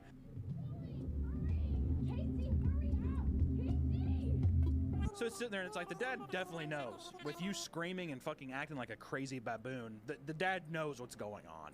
You know, there's no ifs, ands, or buts. Motherfucker knows what's happening. But as they keep walking up, he looks at this yellow plant too. He's just like, what the hell is this? What the hell is this thing? And Casey goes as slow as he possibly can. And he grabs his jacket really quickly and he's all scared. And he runs back upstairs and luckily the dad comes in. He's in silhouette and they're both just sweating profusely because they got done running upstairs. And he turns on the light. And the dad in this movie plays a very good unhinged father. You in the basement? Did you go into the basement? Did you go into the basement? In real life, I wouldn't be surprised if he doesn't have a relationship with his children. Like, I feel like he's really taking it from heart. This is not an act for him. This is him coming to set every day, having to deal with his own problems. He's sitting there and he's just like, comes in. What are you doing? Did you go down to the basement? Yes. We didn't touch anything. Yeah, and they immediately admit guilt. Yeah, it's like it's like take your time then. If you're gonna immediately just be, yeah, we did. Then why did you make such a big huss and fuss and you're fucking screaming through the house the whole time? Why would you not just be like, yeah, we were down there. We're freaking out. We heard like a dead cat. We heard like a cow giving birth downstairs. We were concerned. I don't know there should just be rakes down there. But now I'm hearing cow birth and a fucking like triceratops coming. I don't know what's happening, okay? And he's just like, Kids okay? And they kind of lower their guard. They're like, huh, yeah, I guess. And he's like, okay, well, if I told you what's going on, would you guys just calm the fuck down? Actually, that would be lovely, Dad. And he kind of just gives him like a little bit of hint. Not really anything too crazy. He's kind of just like... Botanists often try to take good qualities from some plants and put them into another. Well, I'm taking certain parts of the plants and I'm putting them into other things. And they're like, what does that mean? And he guy's like, I've said too much. He's like, you've told us nothing. You've said the word plant. Okay? But I do like this whole deal because then, once again, it starts to read more and more as a single father being dismissive to his children after a very nasty divorce. And as a horror film, I think that works so well. If you use this weird thing to kind of like show the disassociation between children and their parents during a divorce, that's such a good idea for a horror film, and I love it. I'd love to see this remade, A24. Robert Eggers presents Stay Out of the Basement. It starts off, too, with R.L. Stein walking in like he does in the old tapes. Hi, I'm R.L. Stein. I'm a billionaire. I think he's literally a billionaire. I know, and he's not dead. I thought he was dead for the longest time. He's looked like a vulture for probably 35 years. It's unbelievable. He's just like, I've been perpetually 97 years old forever. I've been here since the beginning of time. I'm R.L. Stein. I write the Goosebumps books. We get the nice phrase where he's like, Hey, Mom rented us movies. I could make some popcorn, and we could stay up late and watch them all. No, I have a lot of work to do. Maybe some other time. No, do I want to stay up all night and eat popcorn? No. But he's like, no, I'm too busy with work to get that nice first cold shoulder. And the kids are clearly upset because they're just like, man, I really wish that I had a relationship with my father, but he's too busy playing with fucking plants in the basement to do anything with me. So you get this nice little thing. Is the dad just upset? He lost his job? Who wouldn't be upset if they lost their job, you know? He's trying to prove something to himself. He's got these fucking bickering kids all the time. It'd be annoying. It would be annoying. I would be annoyed. All right, cut to the morning. Margaret, today she's like, maybe I was an annoying little bitch yesterday. I should probably be good to daddy today. So she makes her dad breakfast. She fucking scolds the shit out of her brother. He's like, hey, that looks good. And she just like scolds him. Don't you dare. That's for Dad. It's not for you. Stop. Does that kind of thing. He's like, Jesus Christ. Especially she made everybody breakfast. She's like, it's in the fucking pan on the stove. Idiot. Idiot. I don't keep wanting to say idiot. Then we get a nice time progression because the dad never comes up. And her brother's like, His work is more important than breakfast, that's all. Maybe science is more important to our dad than breakfast, you dumb bitch, you cold-hearted bitch. Jesus, what? Daddy's girl much? Stupid bitch. Then the kid's just like, I'm gonna go outside and play. He's playing games, which also, what kid's actually gonna do that? What kid's gonna stop playing video games? I wanna go outside. Margaret sees her dad come upstairs, and then she goes up and she's getting ready to say hi to him, and then you just hear the most, abhorrently gross munching sound, just... And he just has this fucking canister, and he's basically eating this green powder. He fills up a big thing of water and he drinks it and he looks at her like an ape. And he's like, she's like, hey, I made you breakfast, Dad. I just watched you eat a bunch of chemicals under the sink. Are you okay? He's like, I'm not hungry. I'm busy with work again. Ooh, that nice cold shoulder. I can't wait till I have kids so I can do that cold shoulder. And I will start doing experiments in the basement so I can rehash this later on in my life. Can't wait. Margaret looks over and she goes underneath the sink and grabs the container where she, her dad was eating from, and she looks at it and she does, plant food. Plant food? And it's like, what is plant food? Is there such thing? Is there just a thing like, oh, this is just plant food? I mean, there's gonna be someone who's just like, dude, that's really common. I'm a botanist, that's so common. But also it's like, why is it under the sink? Why is it under the sink in the kitchen? Which, it's all very on the nose because it's a kid show, but still, it's like, think about that for a second. Imagine going upstairs, and if this was an adult movie, he'd be drinking bleach or something. Dad, his eyes are bloodshot. He's like, there's blood going down his face. He's like, I'm busy downstairs. He goes off. And she's like, Cut to Margaret is afraid and she calls her mom and she's like, hey, he's eating plant food. And once again, the robot that plays Margaret's mom is like, he always gets wrapped up in his experiments. Really, Mom? Really? Think about that. I feel like I would immediately be like, put your dad on the phone. Are you eating plant food in front of the children? As Margaret is talking to her mom, the dad is crouching down behind her and grabs the phone and crouches back up. And then he makes direct eye contact while he's talking to his wife, and he's basically gaslighting his wife and looking his child right in the eye and lying to her. Oh, that's a shame. Margaret? He's like, yeah, no, we're having a great time. And the kid's just like, huh? And she's like, yep, nope. Yeah, Margaret's crazy. We're gonna put her in a home. Yeah, huh, honey? She's not gonna be our kid anymore. Bye-bye. So he basically just scolds her, and Margaret's like, what's happening? And then nothing, there's really no altercation between that. It just cuts to night. Margaret awakens, and she hears some kind of grunting again.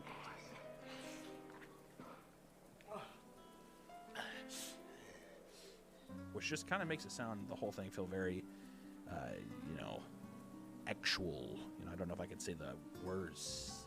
Sexual. Does that work to the bots? Will they read that if I say it like that? Fuck you, you two bots. She goes in and we get this really beautiful shot of her walking up, and it's very like Alfred Hitchcock. There's like nice curtain shadows cast on the wall, and she opens up the blinds to the bathroom, and you get the nice Hitchcock / like Stanley Kubrick close up of the eyes. But it's the nice sharp shadows of her looking in, and we get this gruesome thing of her dad's just like,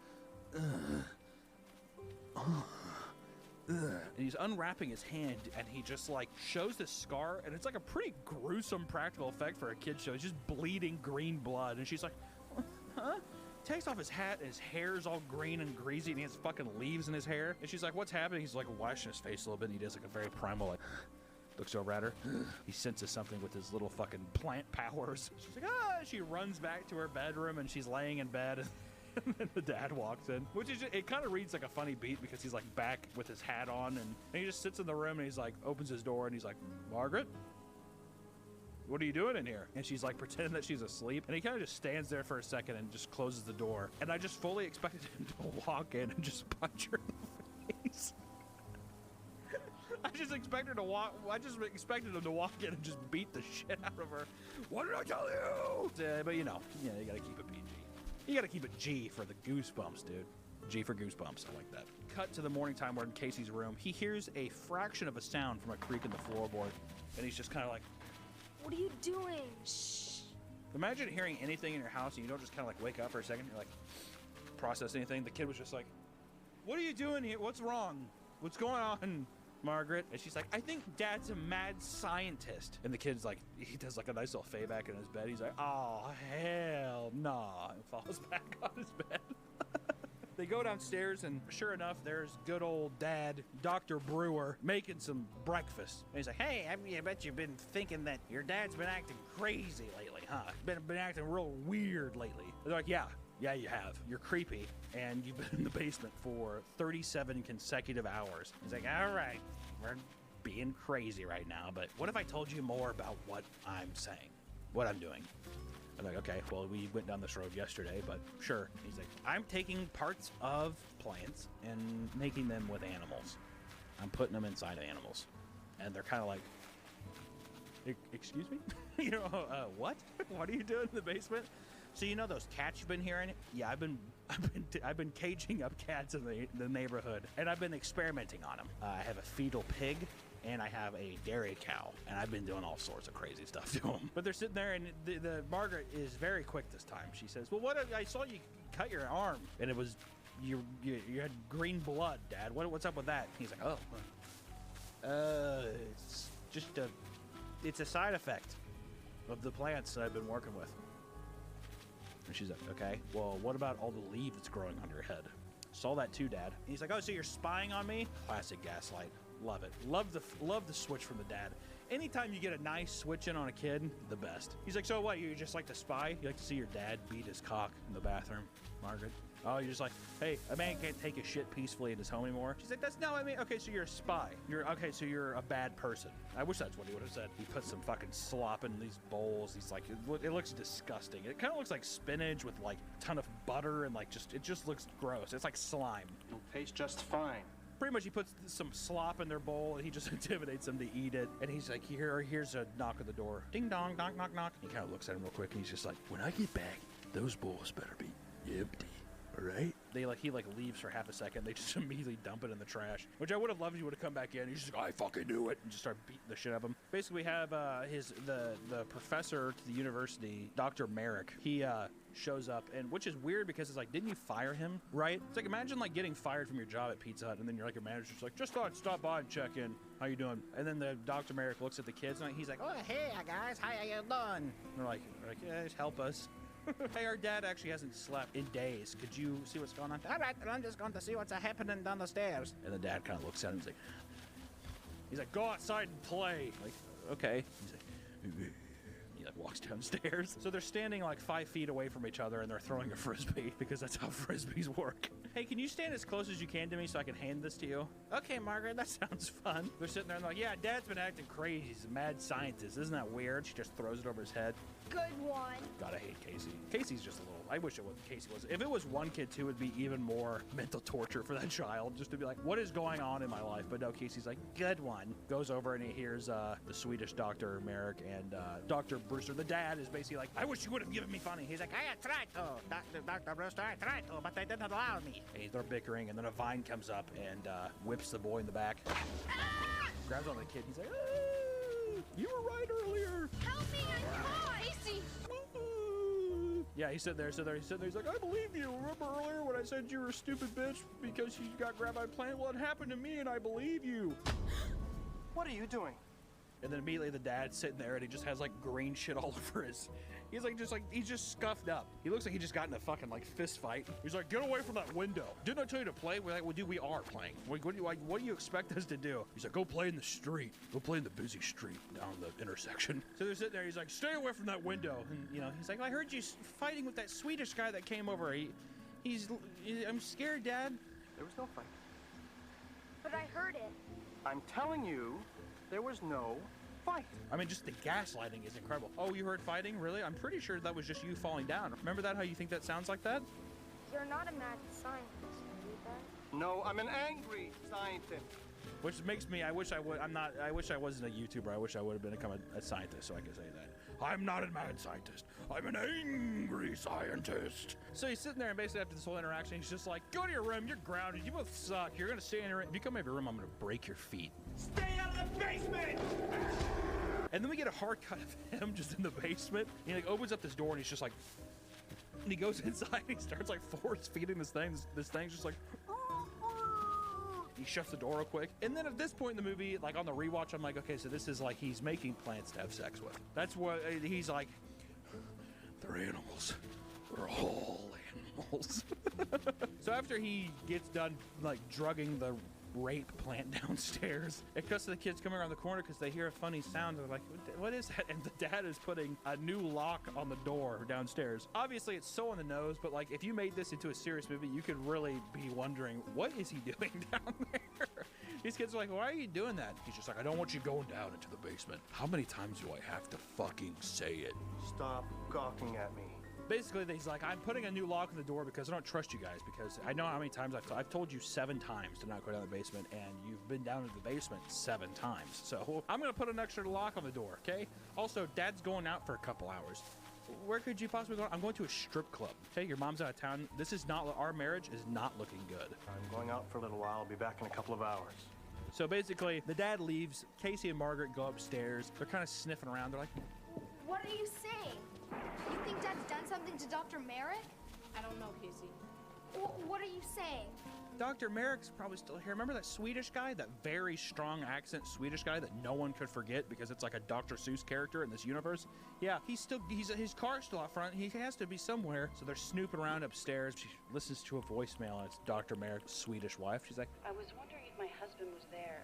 I'm a little worried. He was supposed to be home hours ago. Hey, have you seen my husband? He has not been home. I'm getting worried.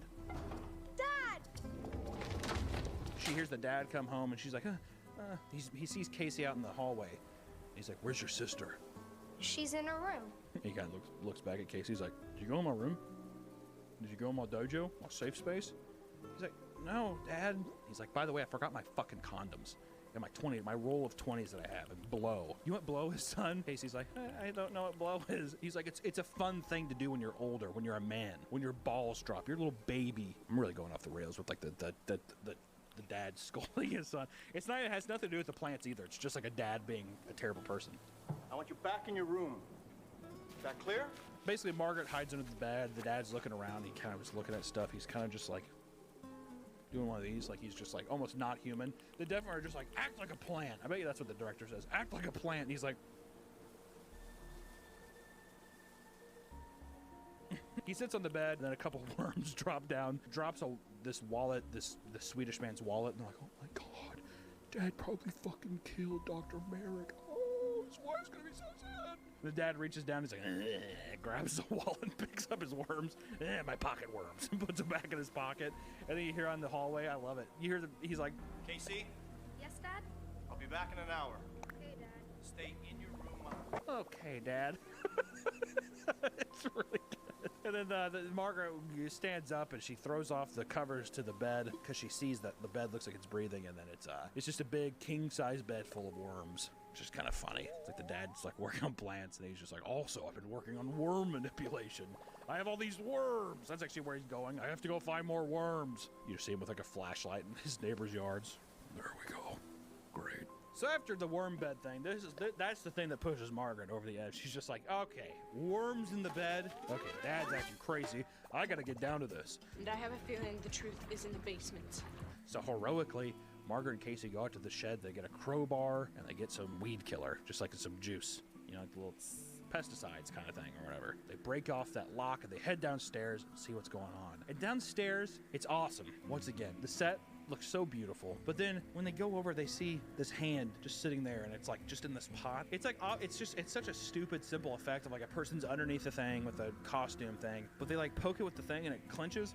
It's just such a fun idea. And then the plant from earlier before that was breathing now is like breathing, and it opens up and they put this nice red light behind it, and it's Margaret's face. It's awesome. I love it. It's so fun. But I do like, they're like, oh my god, it's my face, and the brother's like, it just sprays it, immediately kills it, which I don't blame him, but still, it's just, would you not be fascinated if you saw a plant that was your face? Yeah, I'd be scared. I mean, it's probably a good reaction. I would die in this situation, apparently. I'd just be like, oh my god, and I would just be dead. Then they hear a little tip tap on the door. Who's there? They open up the lock on the door, break out, and wouldn't you know, it's their dad, and he looks like a clown.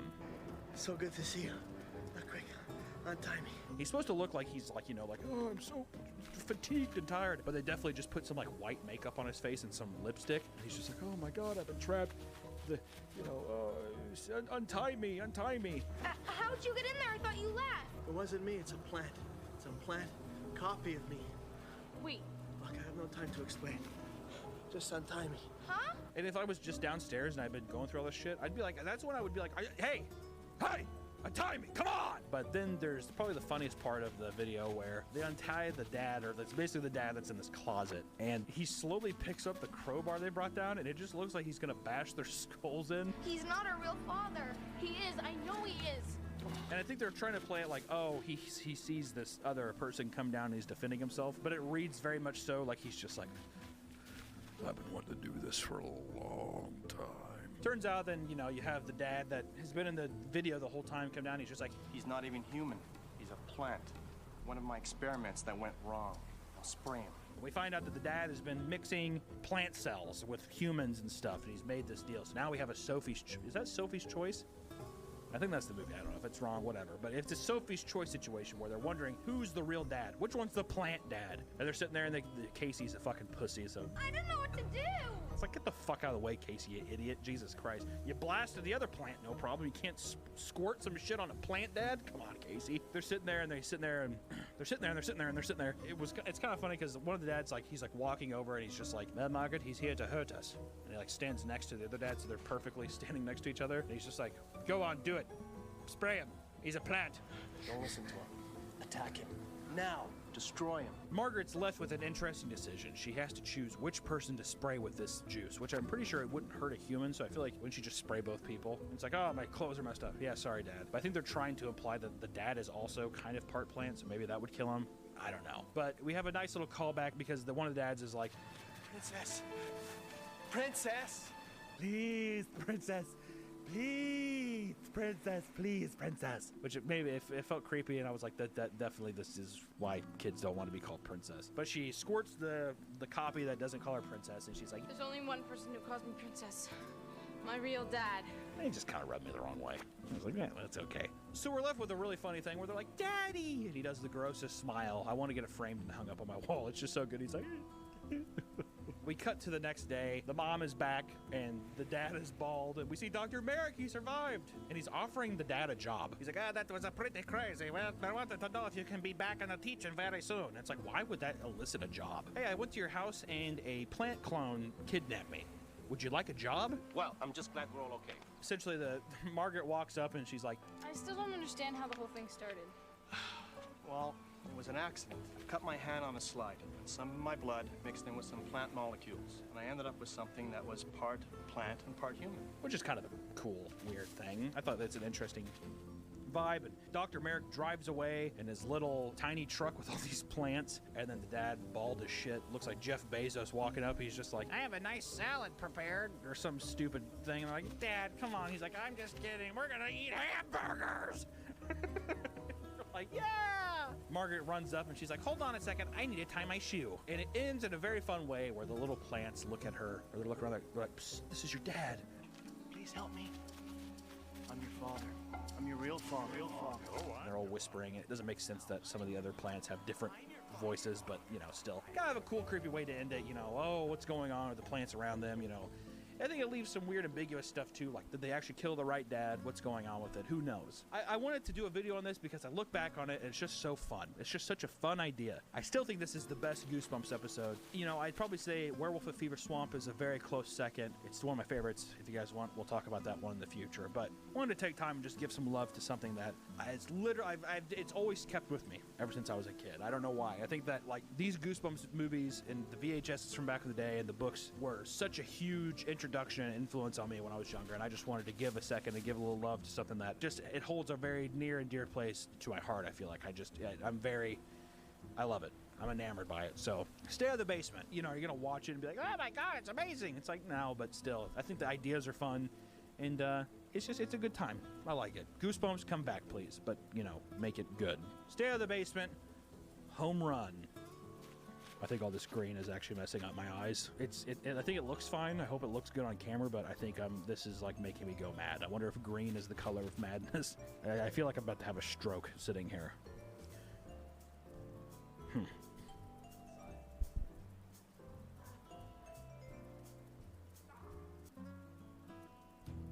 I'm sorry. The finale of this video got a little messy, and it's gonna be up to you to put the pieces together. Things might be a bit out of order.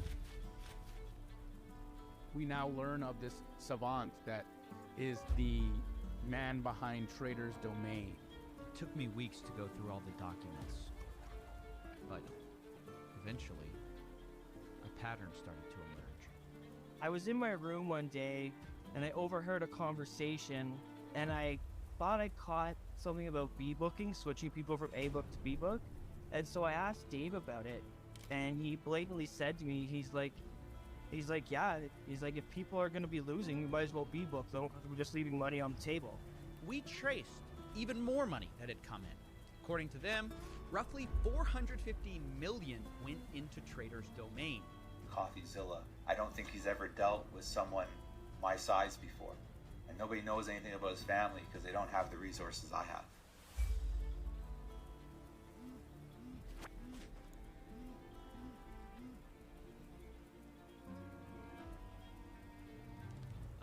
Hello?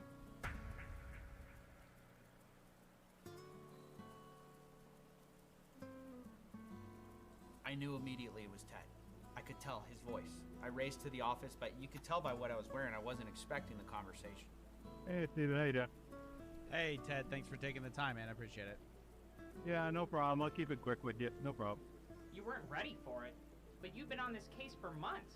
Oh, I was prepared for it. I just wasn't expecting it. I mean, he seemed really hostile at first, and like he was just trying to get me off the phone real quick. So obviously, mission one? Right. Keep the guy talking. I guess since you don't have a lot of time, let me just start firing off some questions for you, and you'll forgive me if you know they're hard questions, but I think, you know, given the time constraint, let's make sure we get to the good stuff. You know. I mean, I'll clarify items up until 2020. Because after 2020, I was no longer the owner of the platform, so I don't know what happened with the platform. And I think, just to be honest with you, before we continue, obviously I've spoken to my counsel. We know about your YouTube channel now. We reviewed it.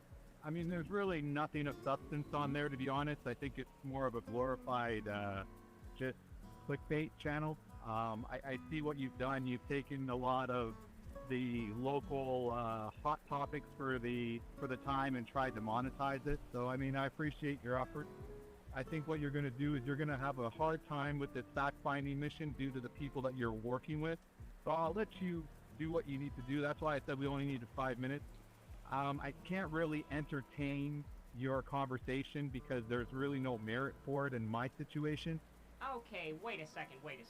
Back up. Ted said he doesn't own Trader's Domain anymore? Because after 2020, I was no longer the owner of the platform. How's that possible? You know, I was actually expecting this. When I was going back through all those documents, I saw him trying to set this up. It's kind of a lot to explain. Might as well bore me. No one else in here's going to. Bar's dead tonight. Alright, I'll tell you. Have you ever heard of the Panama Papers? Panama Papers? Sure. Big news story in 2016. Leaked papers show that rich people own everything. Not exactly a headline if you ask me. No, that's not the real story. We knew they owned everything. The real headline was that they kept it offshore, and the question is, how did they keep that a secret? I don't know. Good lawyers? More like bad laws. In places like Panama, you could own a company, but not be on the paperwork. And that's useful how? Well, you can hide millions in companies you control, but if anyone asks you about it, you're off the books. I see. The true owner is hidden. That's right. It's called beneficial ownership, and the Panama Papers was just the start. Okay, I get that. But what does this have to do with Trader's Domain?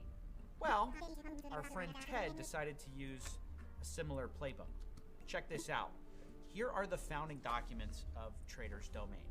In it, we see the first director's minutes where Ted Safranco and David Negus got in this whole thing. They both get half the company's shares. But here's the key thing. In January 14, 2020, something changes. A new director gets appointed, someone named Arthie Kaniger, and watch this. After he gets in, Ted resigns. Oh, and it's in January 14, 2020. That's why he says he doesn't own it. That's right. But also, I found another document, dated a little later, 3 days later in fact, an acknowledgement letter admitting that he was the ultimate beneficial owner of Trader's Domain. Wait, then doesn't that mean he still controls it? Yes, exactly. So this new director is just the fall guy. Yes, now you're getting it. It's what I wanted to tell Ted in the first place. You know, I rarely give you compliments, but I really think you got him. I thought he did, but Ted wasn't going to go down without a fight. Also, you said that in 2020 you signed over the account, but I have an acknowledgement letter from you that says that you actually are the ultimate beneficiary owner. Do you want to address that? No, because it's not true. So this signature on January 17th, 2020, where you acknowledge that all legal actions which may be taken by the company's director, which you did sign over the director or shareholder, including but not limited to signing of agreements, documents, are confirmed by and agreed with me as the company's UBO, and I have full control over directors or shareholders' actions. And this is your signature at the bottom. Is that fake? Yeah, because was that document stamped? I'm sorry, you're saying this signed document from you is fake? All corporations have a seal. So is there a seal on that document? There's no seal on this document. Okay, so like I said, you should Ted, you know, Ted, why would somebody fake your signature on this? Come on. The reason why that my passport's been passed around that's expired. The reason why there's documents of mine that have been expired and passed around. Yeah, I mean, like I said, I mean, please go on a better fact-finding mission. Oh, what is he talking about now? Well, check this out. Ted is basically saying that the document we have isn't valid because it doesn't have a seal that looks like this on the document, where ours just has his signature. Woo! This guy is slick, Coffee. I think his ability to lie is both his strength and his weakness, though. I mean, yes, he is very good, but probably also why he picked up the phone in the first place. Oh, he thought he could bluff past you. Right, and he's actually done it before. In digging through Ted's documents, I found I wasn't the only person he tried this trick on. Back in 2019, the Ontario Securities Commission even investigated him. You mean like the Canadian government? Yep, They already looked into him, and Ted lied his way out of it. I even have the emails to prove it. I mean, check this out. At the time, Ontario was concerned about Trader's Domain soliciting Canadian investors in 2019. So Ted said they didn't have that many and they'd be removing them from the platform by July 1st. And then what? And then that was that. I mean, it was over. So what?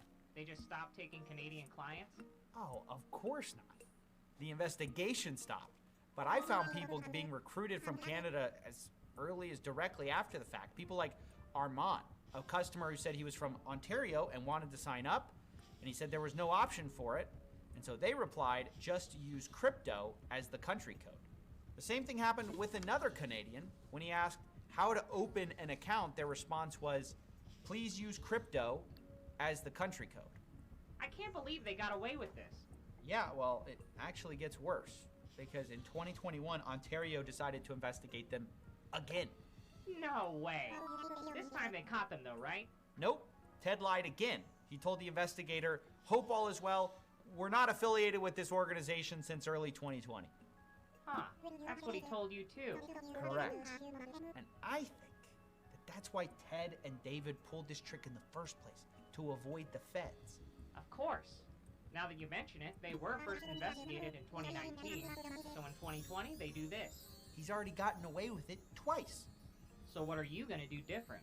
Well, this time we have a bit more evidence. We got that signed document, but we also have, even better, a video from Ted saying he owns Trader's Domain after he wasn't supposed to. So the pilferage is located offshore. It is owned over here by myself. You haven't been able to explain why this isn't the case. It seems to me that you're on the record saying you own Trader's Domain after 2020, right? You're on the record saying that on video. I can send you the video if you want. Then we've got you a signed document saying that you're the ultimate beneficiary owner. And then we have to ask ourselves, why would you resign from a company that's making so much money to some sham director? Did you sign it over out of the goodness of your heart? Or did you sign it over and secure control? I didn't sign over the company for the goodness of my heart. There was a sale made. So once again, like I said, you don't really have your facts. How much money did you make from Trader's Domain? $0. So you started it and you just sort of profited nothing. You didn't make a dime. Nope. You say you sold Trader's Domain in 2020. That's what you say. Yep. How much did you sell it for? I think it was $40,000. Right. But what I'm asking you is, why would you sell a company that has millions of dollars in deposits, is a successful offshore foreign exchange brokerage? Why would you sell that for $40,000? Because I had bigger plans. Why wouldn't you sell Trader's Domain for its true book value? Because I don't care about money. Okay. Maybe you care about money, I don't. Oh, brother, this guy's a liar. Yeah, you don't say. Well, what does he care about? According to him, the downfall of society. I don't agree with society at all.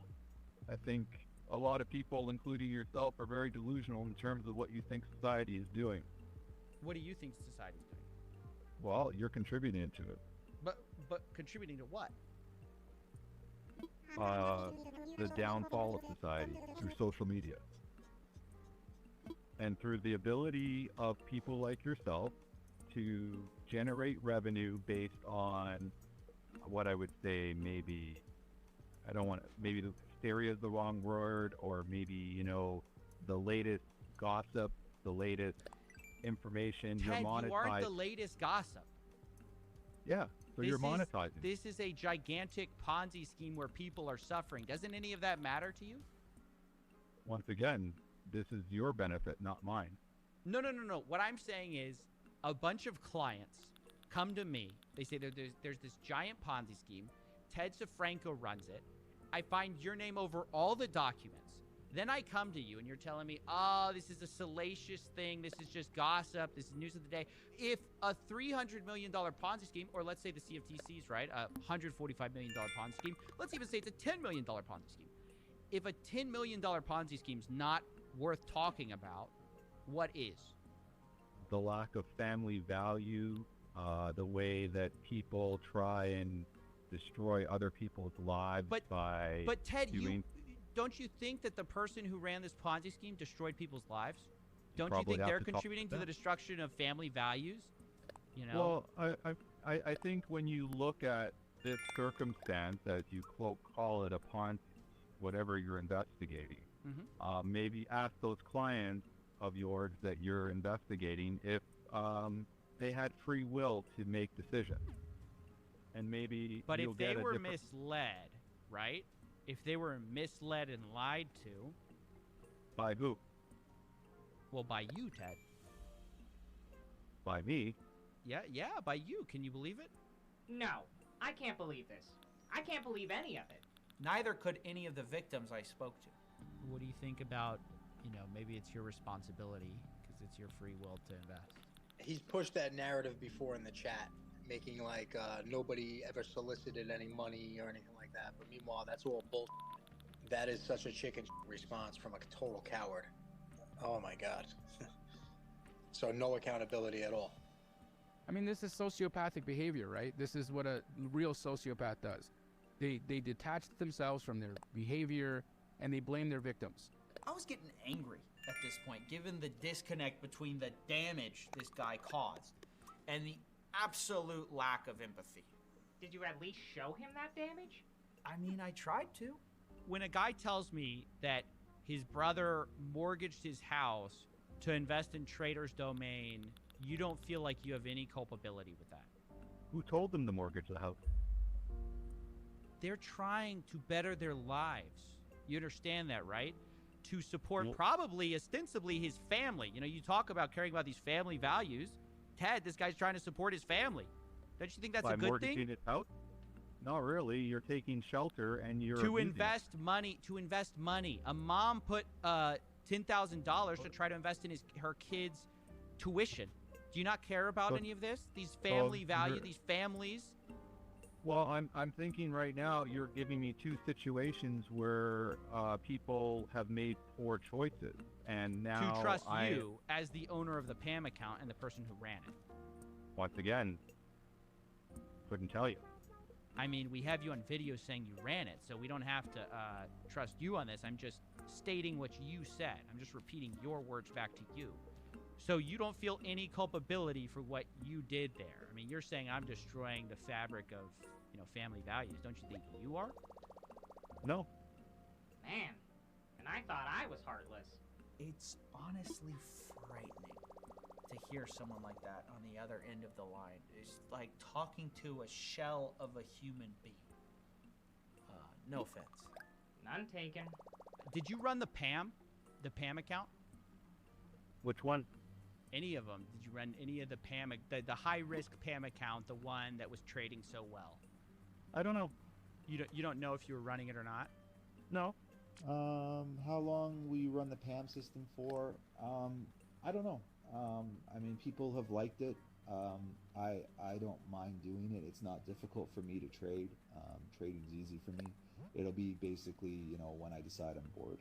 So you say, quote, how long will you run the PAM system for? I don't know. People have liked it. I don't mind doing it. It's not difficult for me to trade. Trading's easy for me. It'll basically be, when I decide I'm bored. That wasn't you. Don't know what context that is.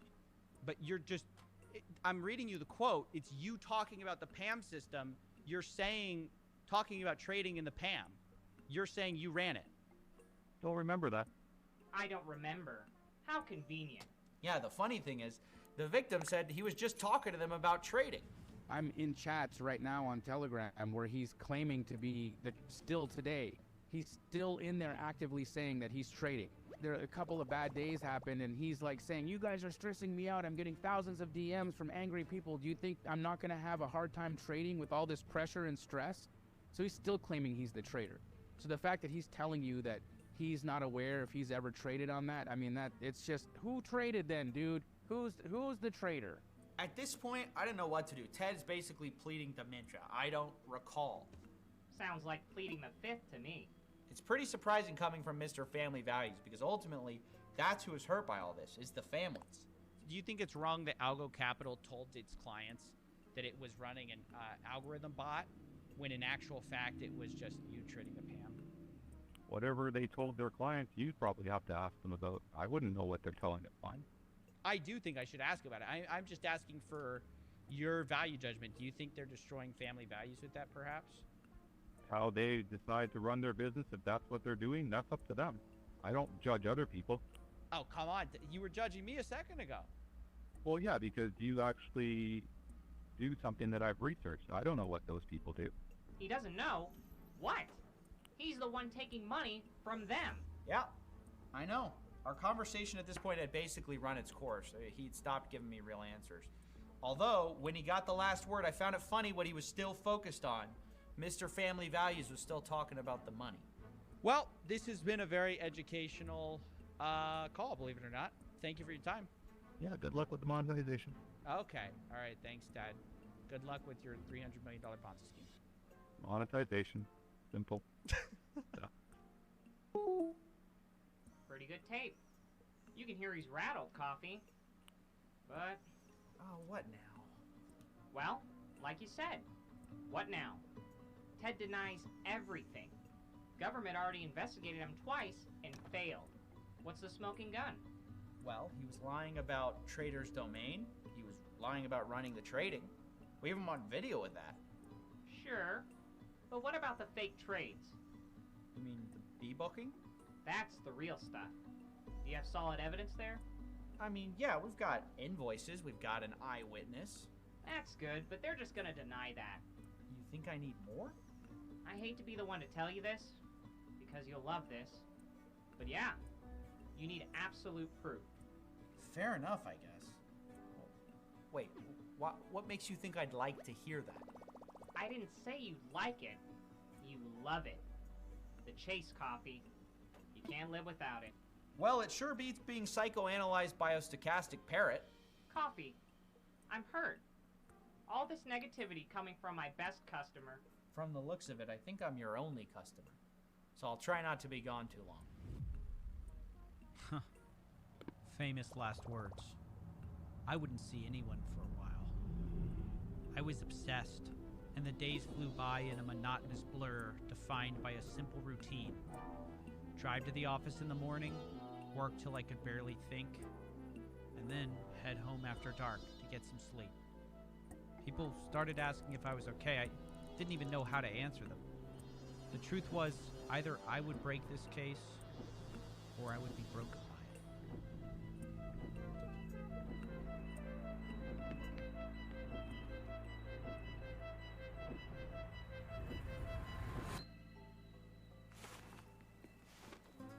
All right, I think I've got something. It's been several days of sleep deprivation and going through lots of files because, unluckily for me, a lot of people hate Ted. And they keep sending me stuff. So I had to go through everything. And after doing that, A, not doing great. B, I think I did find something. And I want to show you that. But not going to do that here because my back hurts. And this is the floor. So.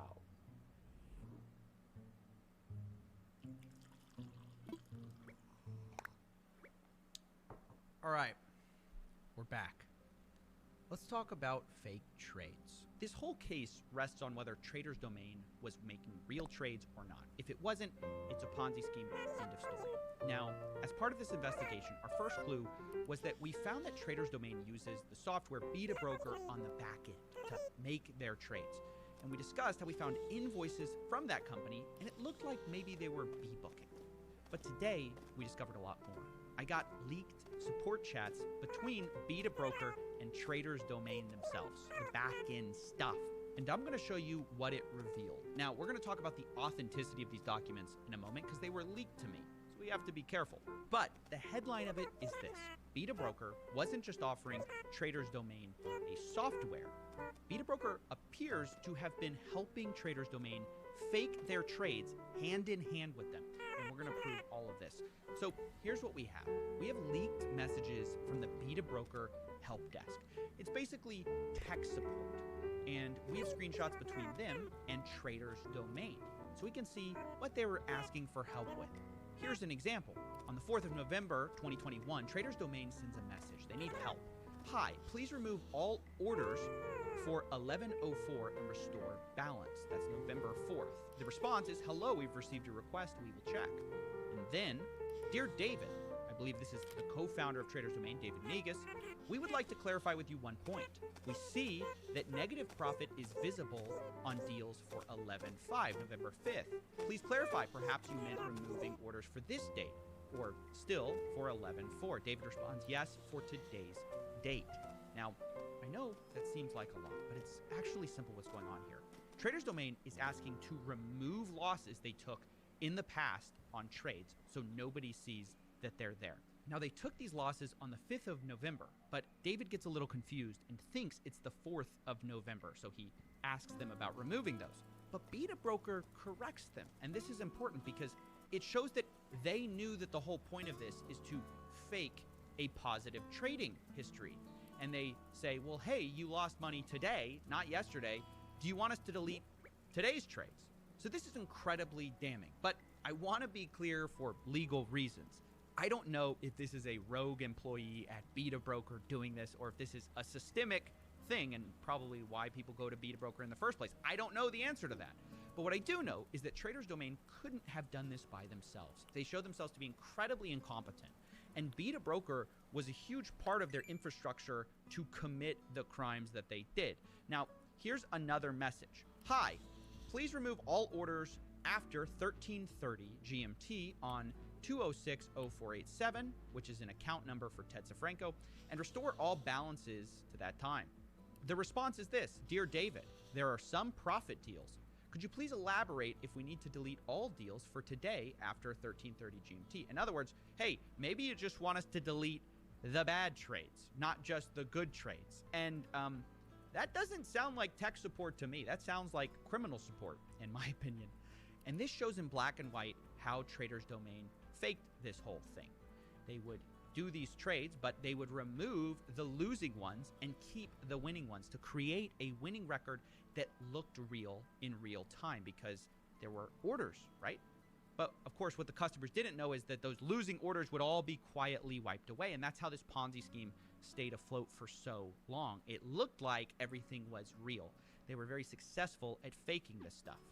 Although, of course, in the end, it's also how it fell apart, because as we showed in the first episode, Traders Domain's customers started catching on to the changing trades, and they would talk about it openly.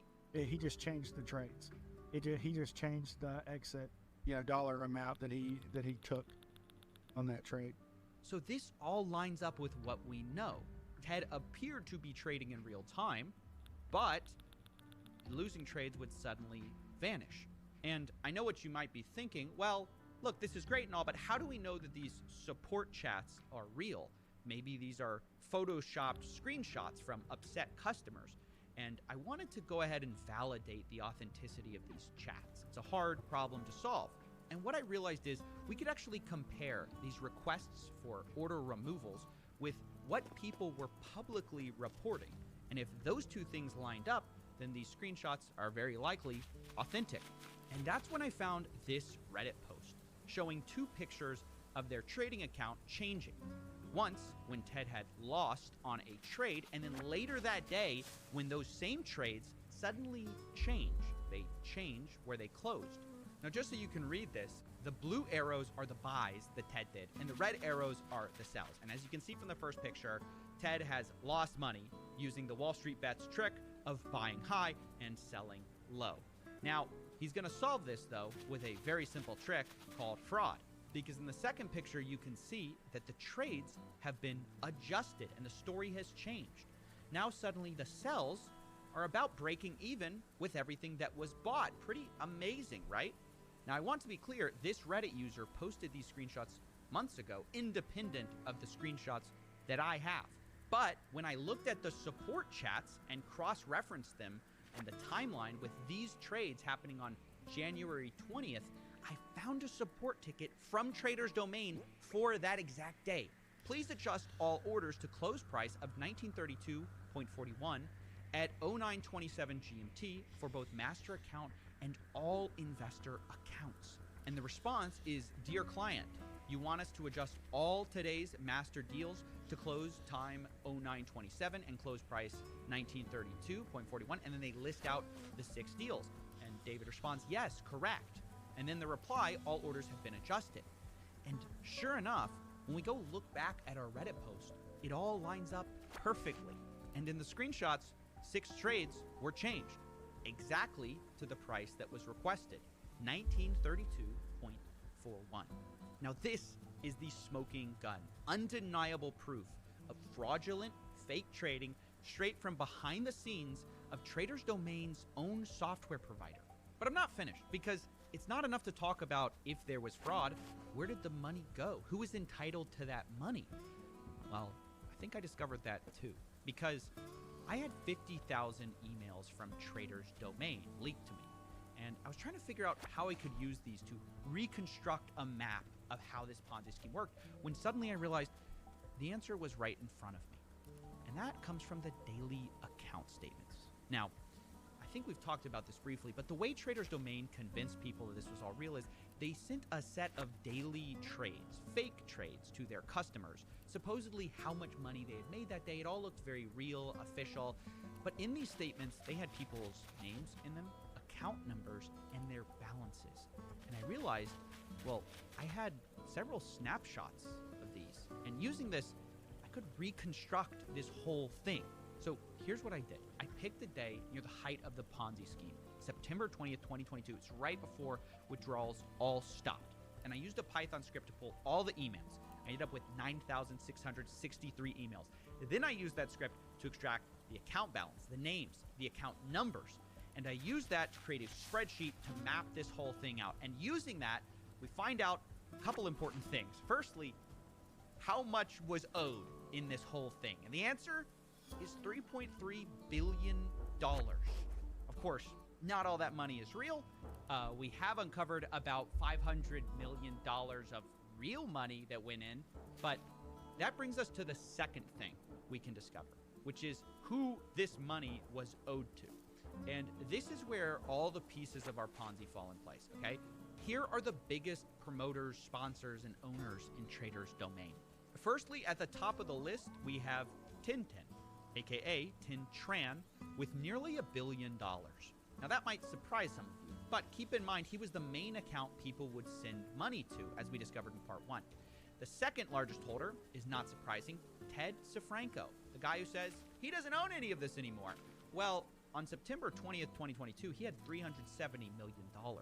Next up, we have somebody from Houston, an MLM promoter, Holton Bugs. He had $125 million, and if you remember, the first victims we spoke to, they talked to Holton and were shown huge account numbers. Now we know how that was possible. Now the fourth largest holder is Algo Capital, another sponsor we've known about for some time. We didn't know the size though, $96 million.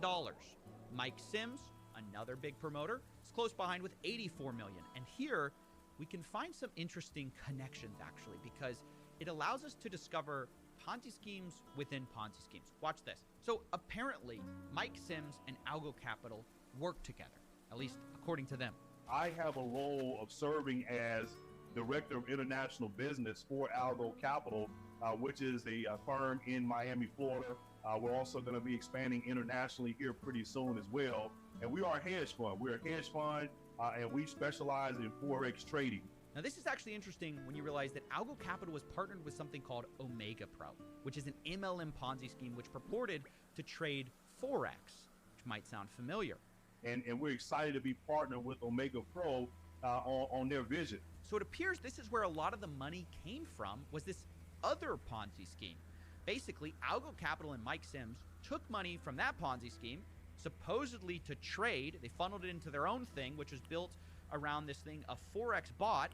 But of course, that bot wasn't real. In reality, it seems like they forwarded that money into another Ponzi scheme, which is Trader's Domain. That's why I said Ponzi schemes within Ponzi schemes within Ponzi schemes. Yeah, it looks pretty bad. And actually, funny enough, do you know who one of the promoters of this Omega Pro was? Come on! Let's go! Come on! Come on!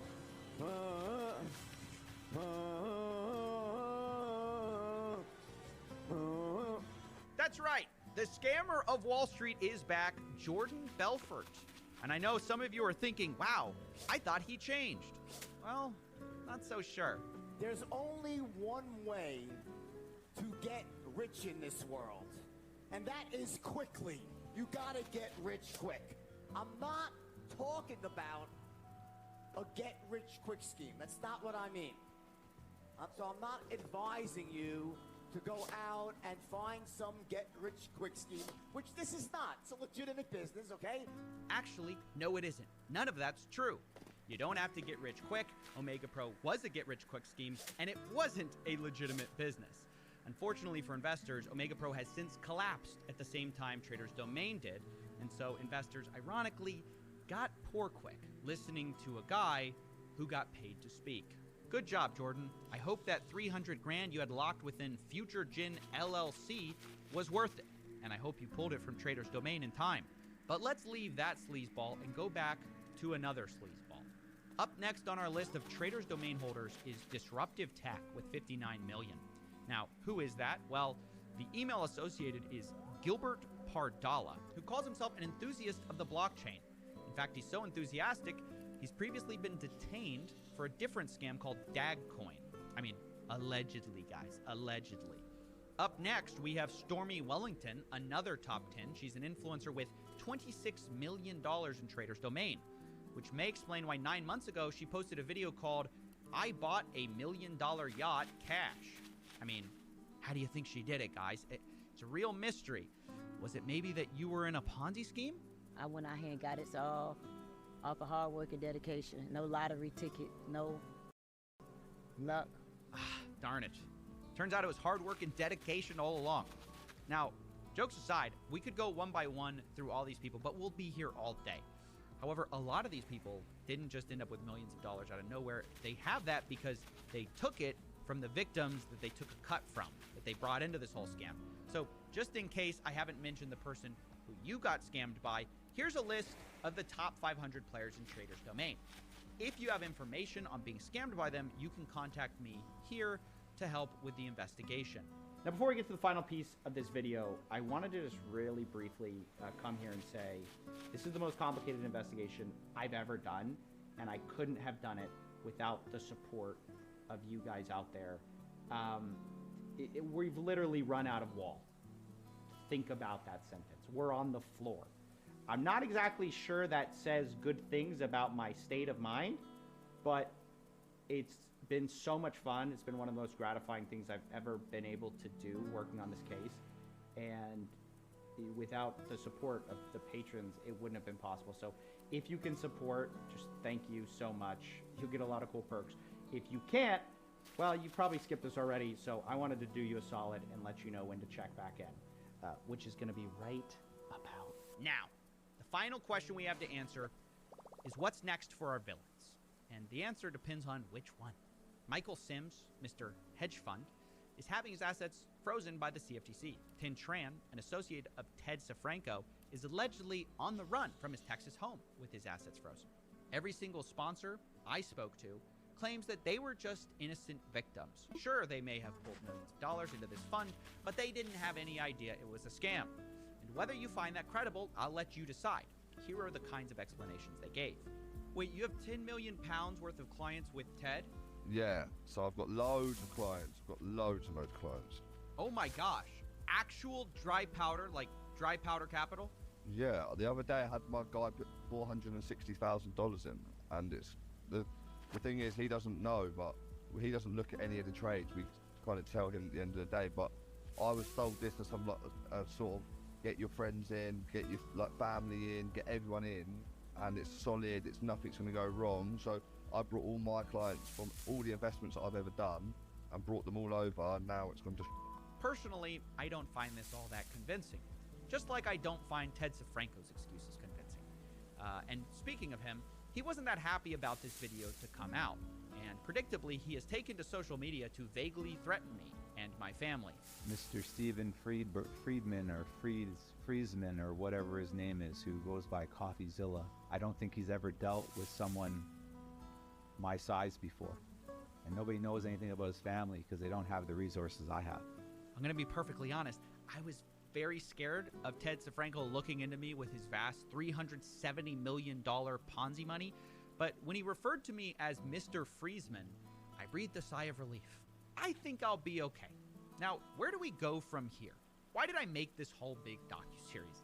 Well, I basically wanted to argue for 2 points, essentially. Number one, this fraud is much larger than the $145 million Ponzi scheme the CFTC is currently investigating, in my opinion, okay? I think they only have a fraction of the people who were truly involved and a fraction of the dollar amount that was truly involved. I mean, we have crypto transactions proving a lot more. So that's number one. I think this is much bigger, and the people who have been involved, it's a much longer list than they have. But the second problem, and it kind of ties in, is the crimes being charged and not charged, okay? Right now, Ted Safranco is only being charged with submitting falsified bank documents. Now, to put this in context, this would be like if Sam Bankman-Fried's only crime being charged was for ordering too much DoorDash.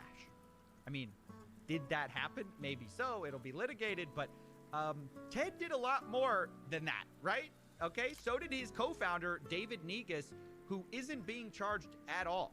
So did Algo Capital, who told people this was a trading bot, an algorithmic thing, and they were handing money over to Trader's Domain. They haven't been charged. Neither has Holton Bugs, Mr. Exotic Cars and Yachts. This just isn't right, in my opinion, okay? I think these people took advantage of this Ponzi scheme, got very rich, and, I mean, if you want to even forget for a moment the idea of justice being served or whatever, what I'm really afraid of is that they're just going to do it again. I'm just afraid we're going to make a repeat of the same mistake the Ontario Securities Commission made. Twice, by the way. A few years ago, they had this case, it slips through their fingers, and as a result, more people get hurt. Because it's not like Ted's going to stop, right? Already, he's looking to relaunch Trader's Domain under new names. I mean, the guy couldn't even take a year off scamming people. His website already promises a migration of funds. So if people like Ted or his cronies get off easy, they'll likely do the same thing all over again, only they'll probably get better at hiding the scam. So I'm hoping, for the sake of the victims, Ted and his goons don't get away with this. Because at the end of the day, that's who matters here, right? The victims. I mean, yes, I'll be honest, there are probably some unsympathetic investors in this thing, right? People like Jordan Belfort, people like Mike Sims, who scammed so many people. So it's tempting to say, okay, well, how did anyone fall for this? It's such an obvious scam. Maybe you think some of the people aren't sympathetic. But like all Ponzi schemes, at the bottom of this thing, you just find regular people who are trying to make a better life for themselves. And some of them didn't even know they were in Trader's Domain. For example, leaked emails I discovered showed a pension fund was invested in this thing called the Bergy Pension Fund. It got apparently funneled through Oppenheimer and Bishop and Associates, appears to have been then put with Renaissance Consulting, which was then placed in Trader's Domain. And I kept seeing that. Regular people investing their livelihood, mortgages, college savings. Some of them had no idea they were invested in Trader's Domain. They just put their money with a guy they trusted who put that money with another guy and another guy and another guy. And before you know it, you're in a Ponzi scheme. So those people didn't deserve this. And this video series is for those people, the regular people who lost money in this. They deserve justice because YouTube investigations, look, it's great. I love doing this. It's not enough, right? Awareness, subscribers, it's great. It's cool, comments, it's not enough. Trader's Domain has hurt a lot of people, and the people in charge need to be held fully accountable, and I cannot do that. So for now, our story ends here.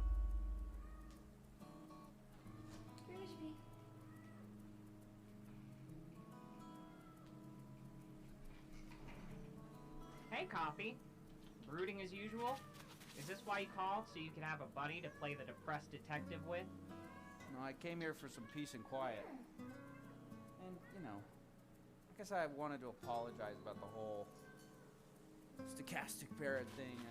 I didn't mean it. I couldn't stay mad at you. The bar would be out of business. Yeah, to be honest, I'm surprised you guys lasted so long. What has it been, like a few weeks? Speaking of that, what happened with that Ponzi scheme you were investigating? Oh, yeah, that's over. I mean, Ted's still free. Sponsors deny everything. I guess you could say I'm still missing my perfect ending. Oh, well. I guess I'm sorry. I really thought you just needed more evidence. Nah, you were right to push me. I mean, it helped, and you were right about a lot of things. Well, I'm always right. What was that other thing I was right about? You know, I think you said something about enjoying the next best thing with a friend. Oh, right. That. Well, I can't drink, though. Yeah, I thought about that, so I picked up something on my way here. You like a little bit of juice, right? Coffee. You didn't. I did. Premium grade stuff right here. Premium grade stuff, huh? A 9-volt? What, you couldn't get a bigger battery with all that Patreon money? I mean, what am I gonna do? I gotta keep you sharp. Who do you think's gonna drive me home? Cheers, by the way, my friend. Friend? That's a new one. I like a little better than Stochastic Parrot. Yeah, well, don't be too flattered. I think it's more of an indictment of my social life than anything else. Well, I, for one, am honored to be your first indictment on this case. Does this mean I'm like a sidekick now, too? No. I don't have sidekicks. CoffeeZilla doesn't have sidekicks. I think you're wrong. I'm already your best friend, I make you drinks, and I drive you around. I feel like a promotion is in order. I said you were a friend, and I work alone. Yeah, a best friend, who also moonlights as a sidekick. You're impossible. I think I'll go by Dr. Maxwell. And with that, we'll see you guys next week. Oh, no, don't do that. I don't know what you're talking about. I'm just thanking the wonderful audience for watching. No, you do. You're doing that thing where you play us out while trying to pretend that this whole sidekick thing is happening. It's not happening. We'll see you all real soon. Sidekick thing is happening, and I love every one of you. And the dynamic duo is back indefinitely next week, every week. I can't even do every week. This took me like 4 months. A boy and his robot. You won't want to miss it. Click here to see more videos as we zoom out and fade into black. Nothing left to say. Say.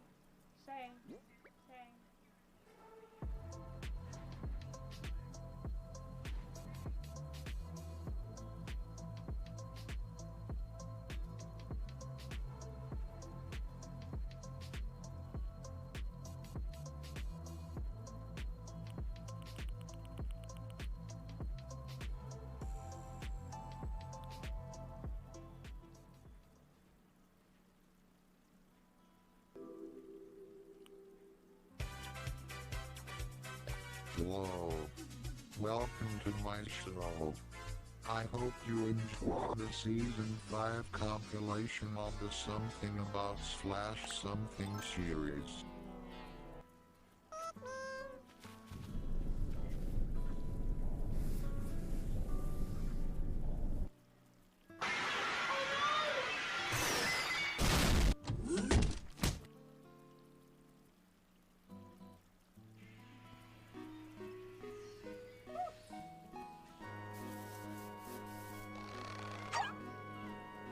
These look like the carrots of my homeland.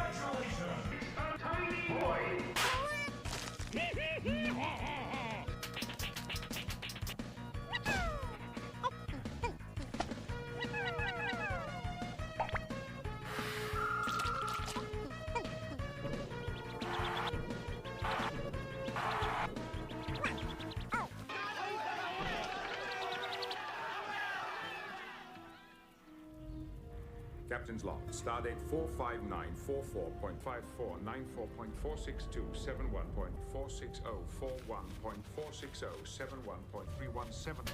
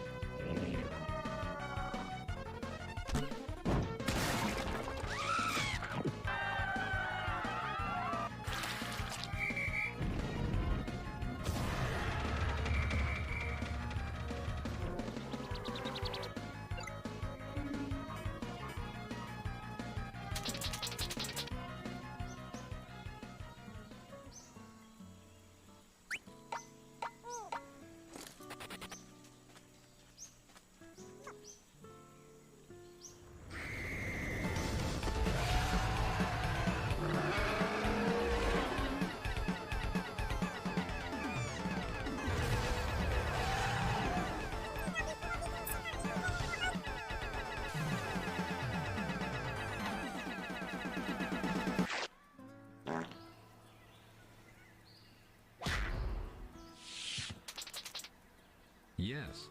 Good.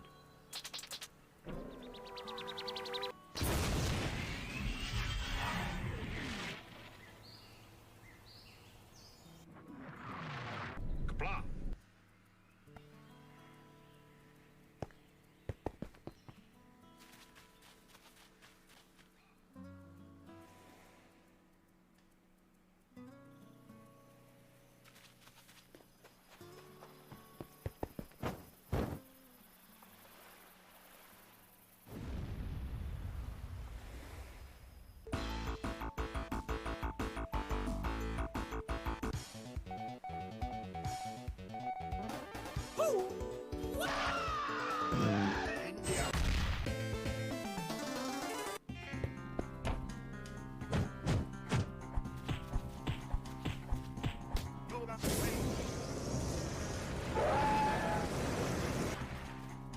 Round one, fight!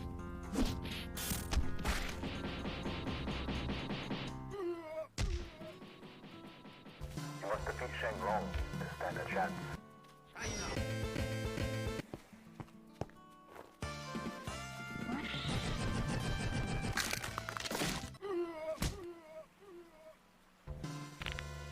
The footage was misleading. Chun-Li was victorious.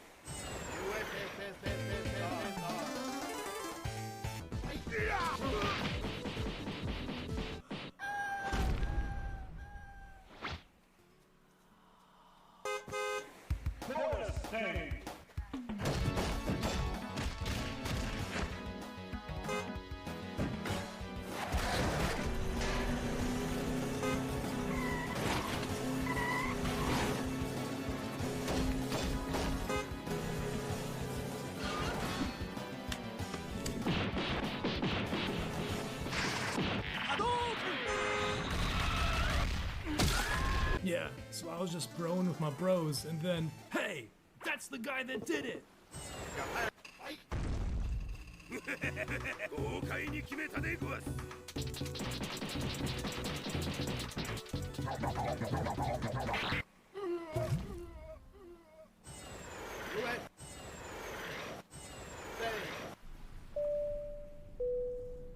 Good evening, everyone. This is your captain speaking. We are unable to land due to what appears to be a political protester on the runway.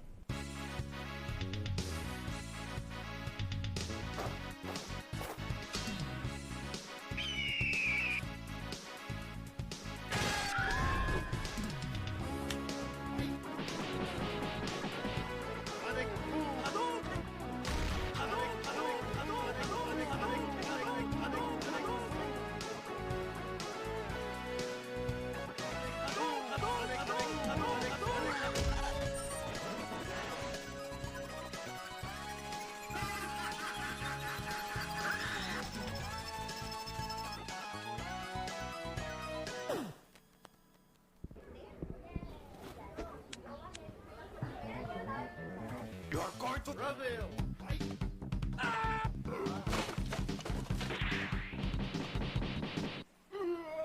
USA! So what do you think about that?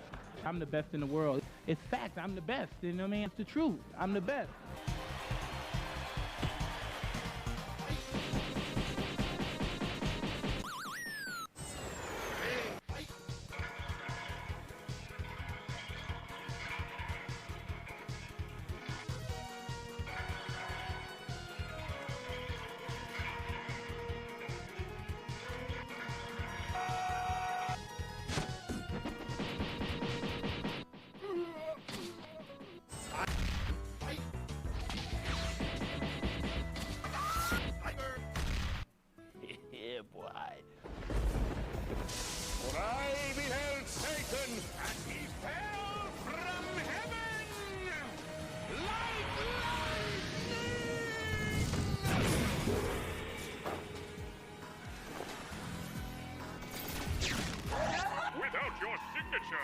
Crouching kick, you are powerless to stop me!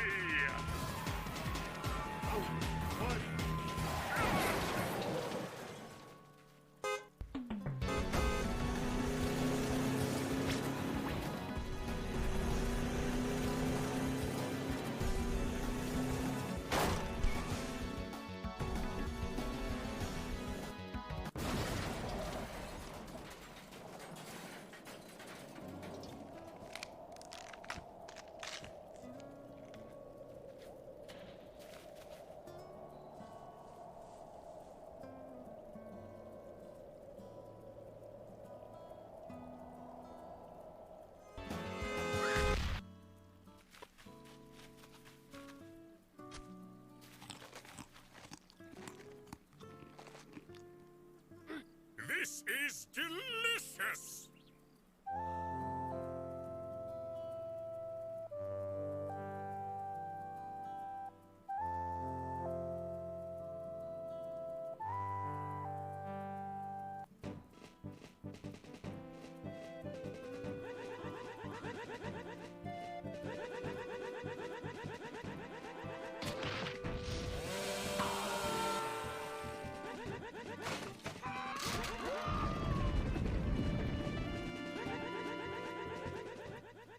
Can I offer you a nice egg in this trying time? Thanks.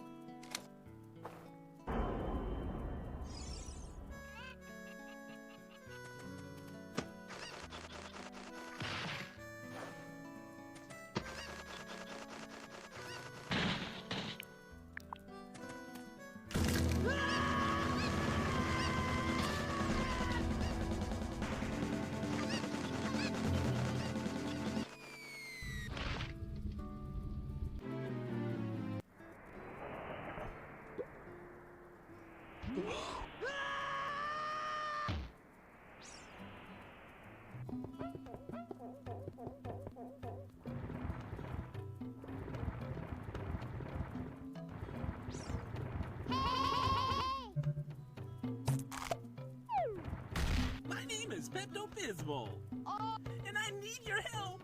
Ganondorf took all the dragons to feed to the Gorons. Ganondorf took all the Gorons to the Fire Temple to feed the dragon.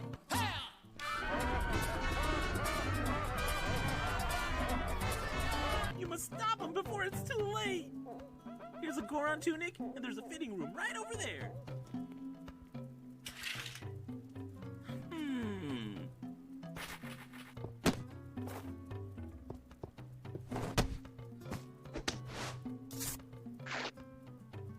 I like it. The Fire Temple is right here. It's a secret. Be careful.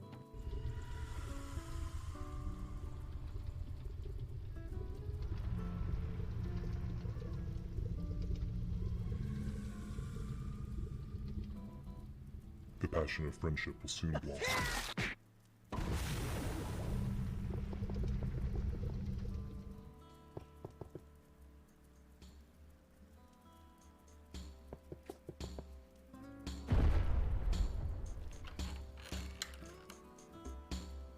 Oh.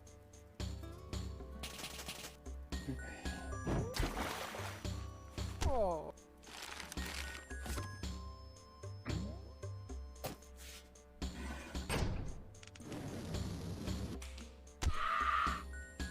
Enough is enough! I have had it with this snake! What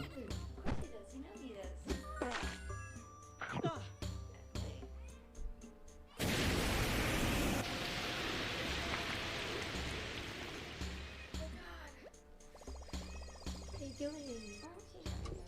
Babies. Yeah. Baby. Itchy. Bitchy. Don't start. Baby. The day's just begun. You can't quote Harry Potter before noon. Oh, damn it. Alright. I'll make coffee and ooh, yeah. That sounds good. Feel confused for that. Yes, dude.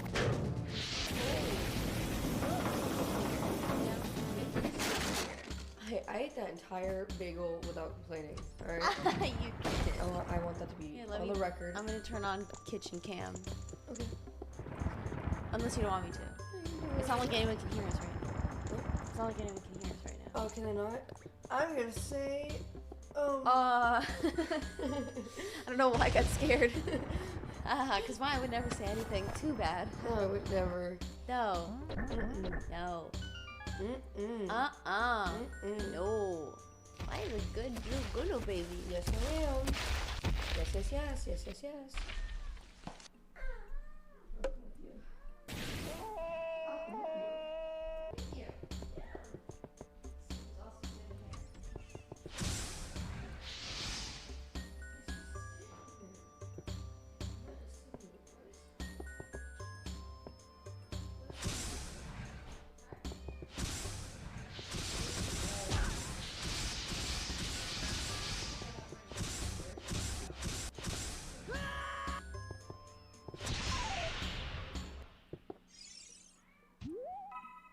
Wow, I'm so stupid. I'm so sorry.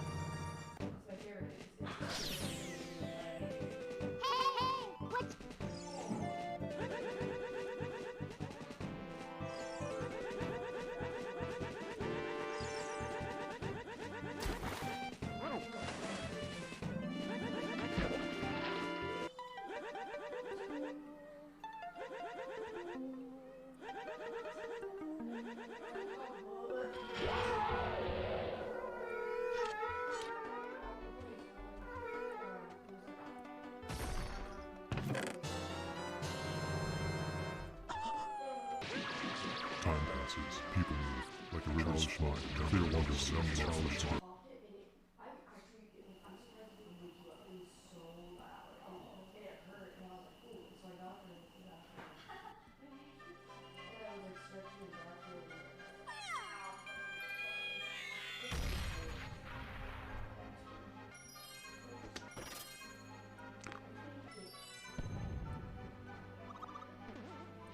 Hello, I need those crystals.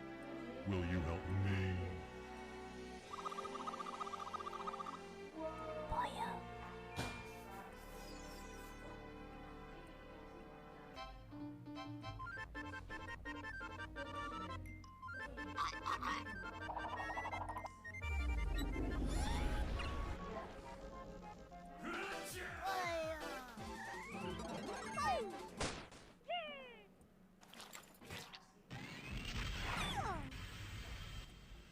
Yes! Yes!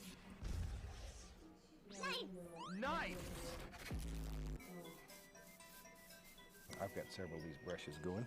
You can grab another and put a little touch, not much, little touch of alizarin crimson.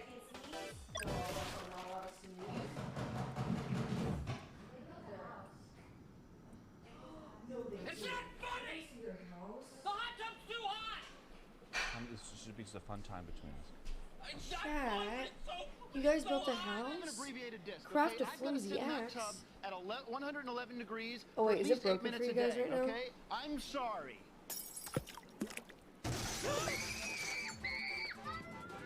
They cut our hands off? Oh my god, chat, I'm so sorry. Give me a second.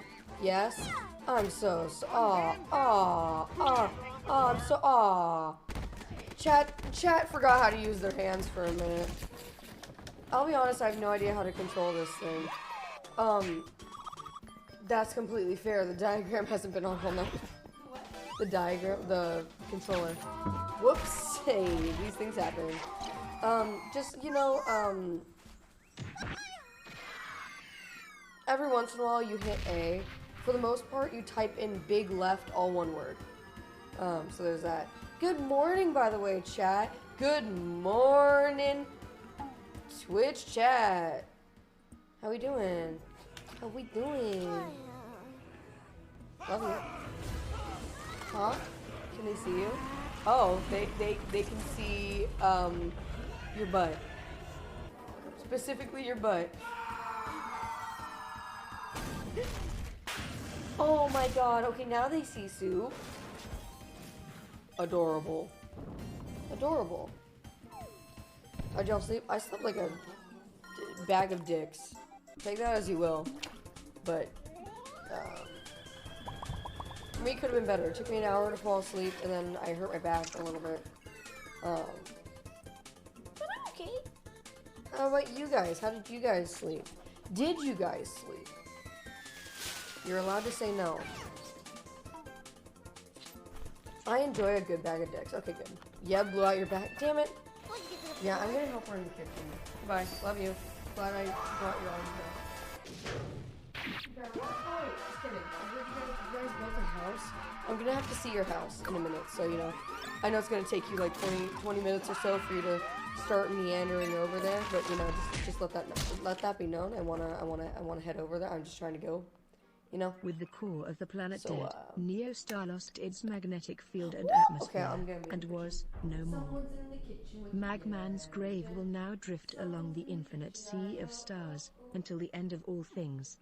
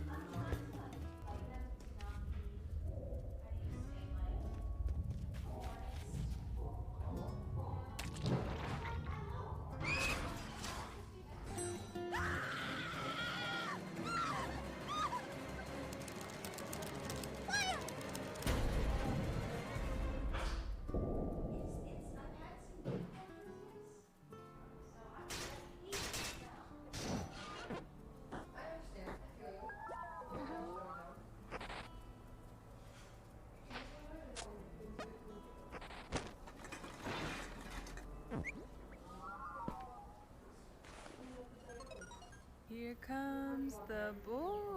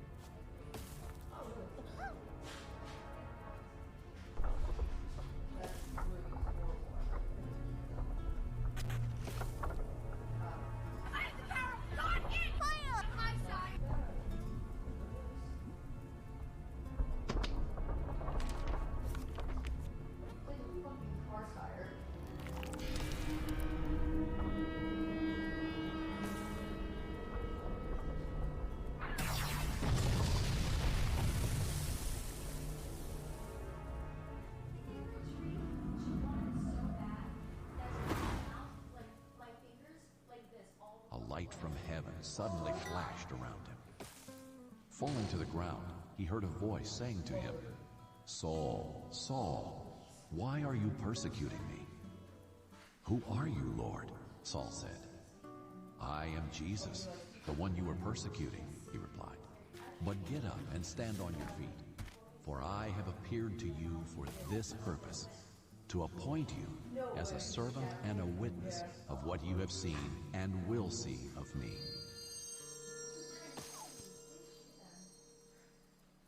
Go and make disciples of all nations, baptizing them in the name of the Father, Son, and Holy Spirit.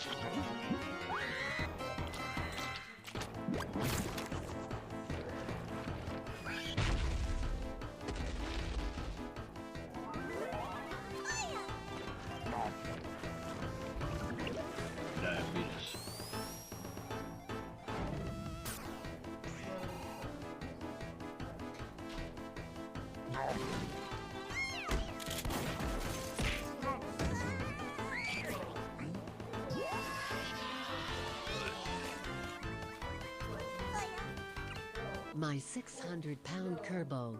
Monday nights at 8.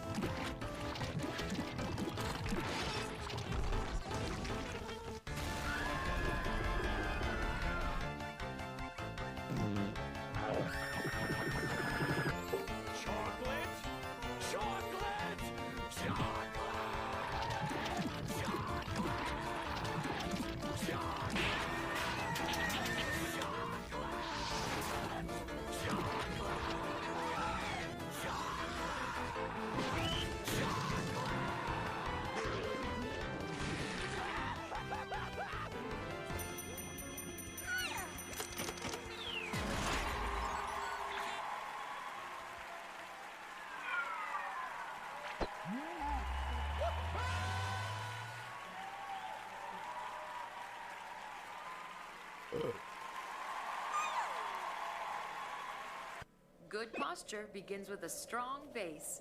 Let's stretch our legs. You're wobbling. Try to keep your balance. Congratulations, you have been selected as a random winner of a giveaway.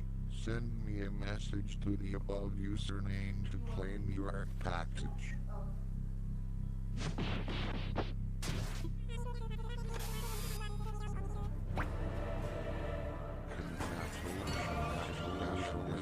Selected as a random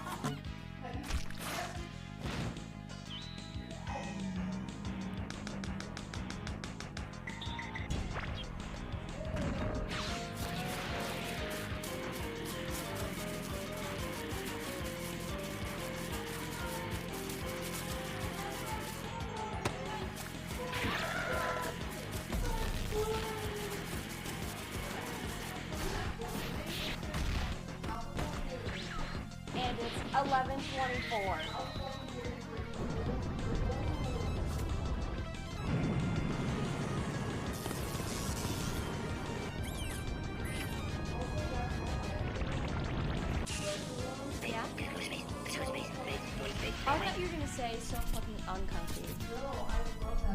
That's so funny. Wait, don't let chat hear you say that. They're the ones that sent it to me.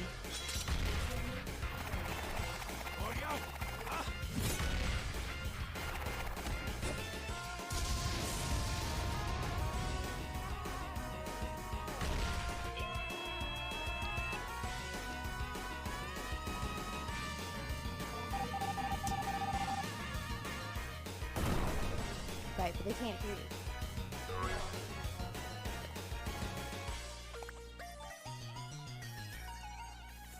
Last night?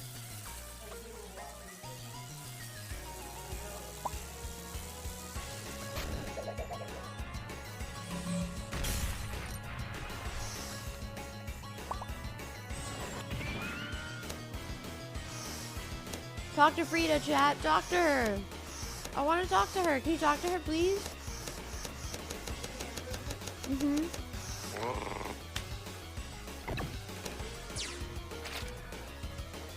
I'm trying. Sorry.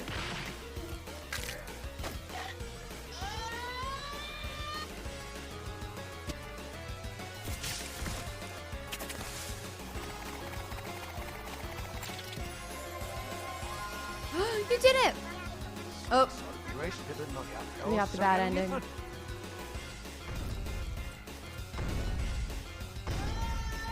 I'm fast as fuck, boy. I'm secure.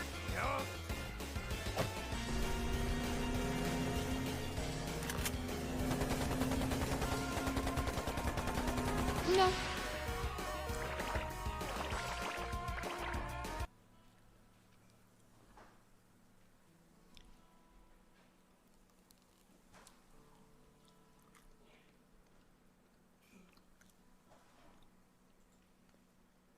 What's that?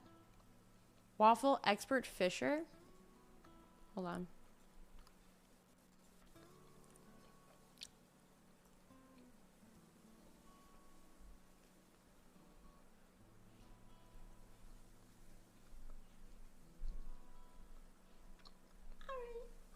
Hello. Oh.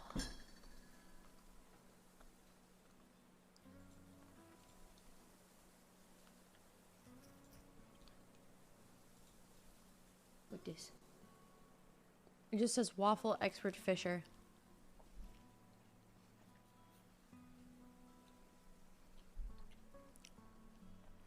Oh shit. Nice! We got a new fucking fish! We got a new fucking fish, dude! Oh, they went spaghetti. Spaghetti? Yeah. Oh. I got excited. WTF sad waffle is like, fuck yeah, dude.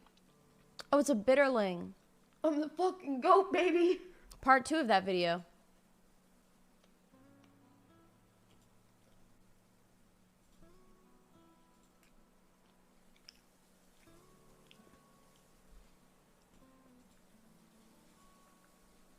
That an otter? Is that an ostrich? What was that? What did they just do? What are you doing? Oh.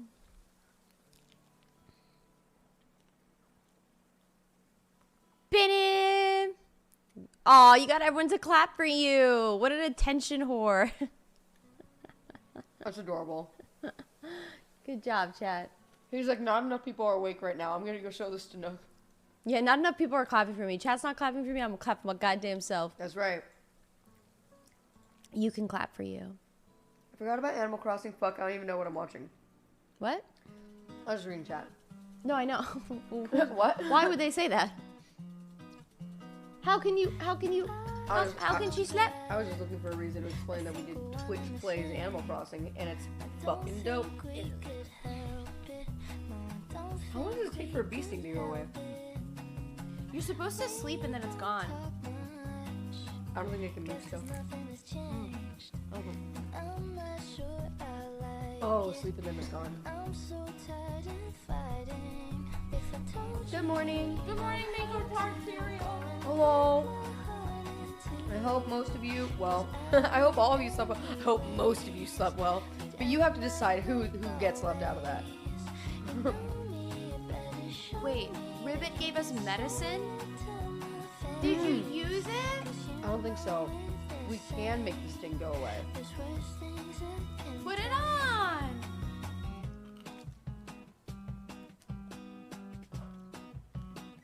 Oh, it's a recipe. That's so annoying. Oh. I believe in them though. They made a fishing rod. They made soup.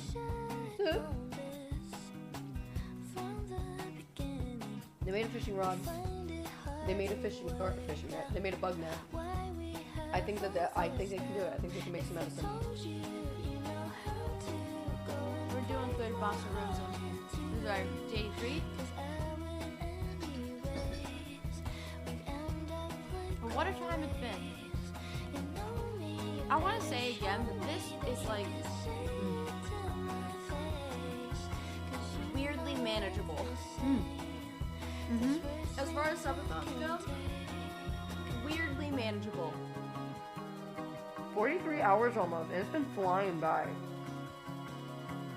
I don't know if that's just because I feel like, and this is like funny to say to you, but I feel like I've been doing a lot of these like marathon style things. Like I did my own subathon, and then I did 24-hour streams, like all within 2 months. Yeah. So then when I was talking about doing this, I was like, oh, not again. I can't take this anymore.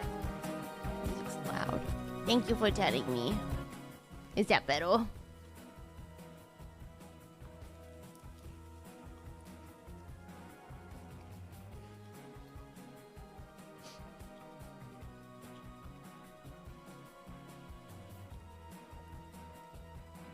Maya's crying. Maya's crying.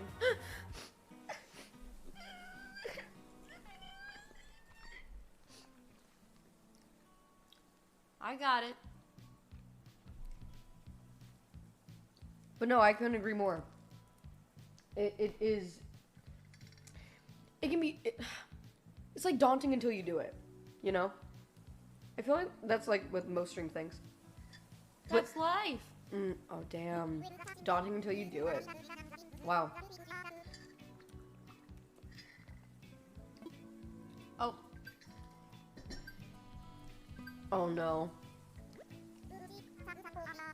All you gotta do is press ZL to make it go away. That's it. Oh, I'm making cookies and one of my nails broke? That sucks. You know, adds to the flavor. There's something there. I found a nail in a Dunkin' Donuts sandwich one time. No. Like an acrylic nail? Or like a nail?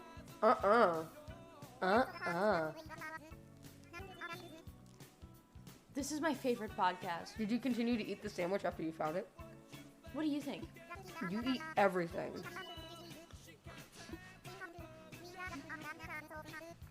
Follow-up question, was it your own nail? Of course not. How would my own nail get into a Dunkin' Donuts sandwich? Oh, that's where I left that. Ha!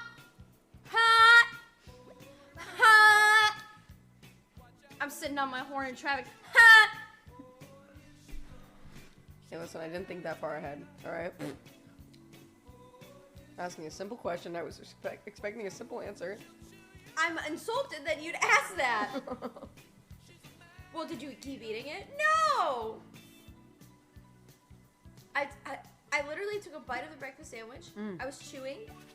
As I'm chewing, I feel something hard. Okay, that's different. And like it's moving as I chew, so I'm like, huh? Like when I chew on it, I pull it out of my mouth. It's just a fucking nail. No, thank you.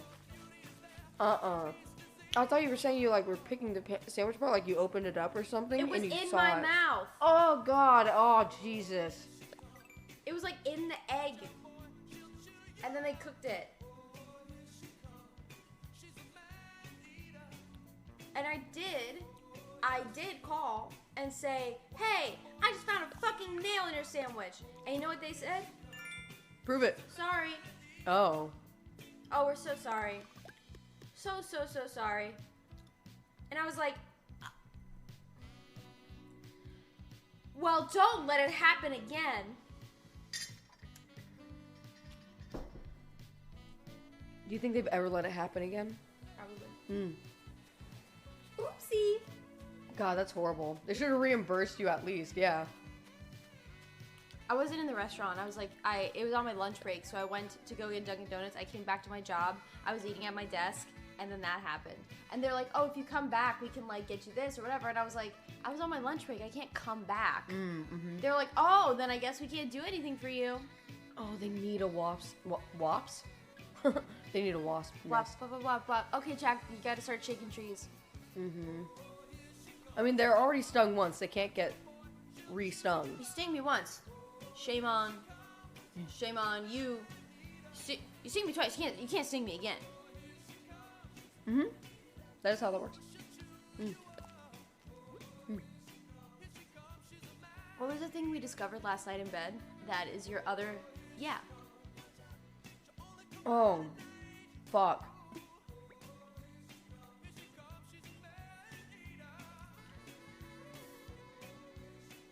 Shit. I don't remember. Maybe it's like... It's not, but... What was that thing we discovered last night in bed? Yeah. It was 2 words. It was like... Oh, damn. I don't remember now. It'll come back to us. Maya does a lot of accidental positive affirmation. She does a lot of, yeah. Poggers. Yeah, I do. And I won't stop. Okay, if it's positive affirmations and then it's not negative, then theoretically, all I'm doing is providing moral support. That's so annoying. Can I tell you something that no one on the internet possibly could understand or hear right now because we're not live right now? Yeah, of course. So when someone discovers your Instagram profile and decides to go through every one of your photos and like them, it is one of my least favorite things that you motherfuckers do. If you could hear me, if only. Someone discovers my Instagram and they're like, it's like a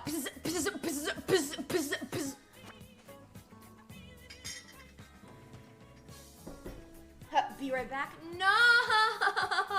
No! No! That's the only correct response.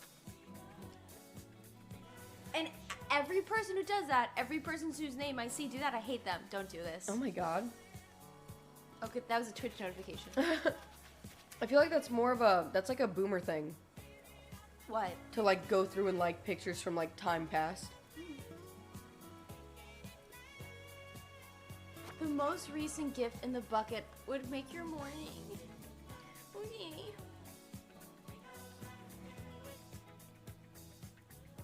My mornings are very easily made.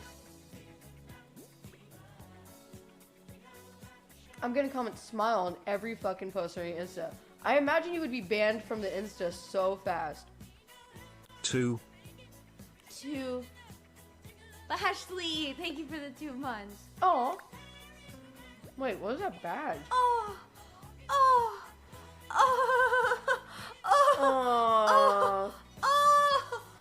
That's adorable.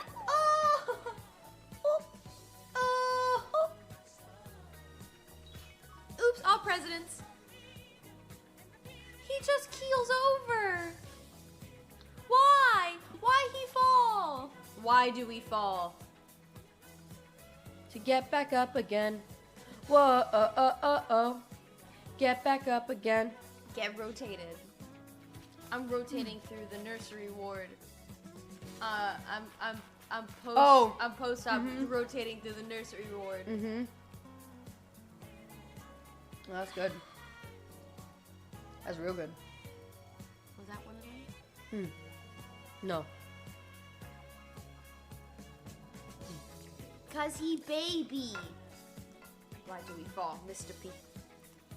Oh, he's sitting in his sun. He ate and then I think he had a coughing fit and now he's tired. He's just like me, for real, for real. Chat is playing the game Slightly Salted. We should put the controls on screen just at least while we're still sitting here. Sure. I think it's image 2. Image 2. So, you want me to make it bigger or anything? Alright. That's a lot of crumbs. Napkin.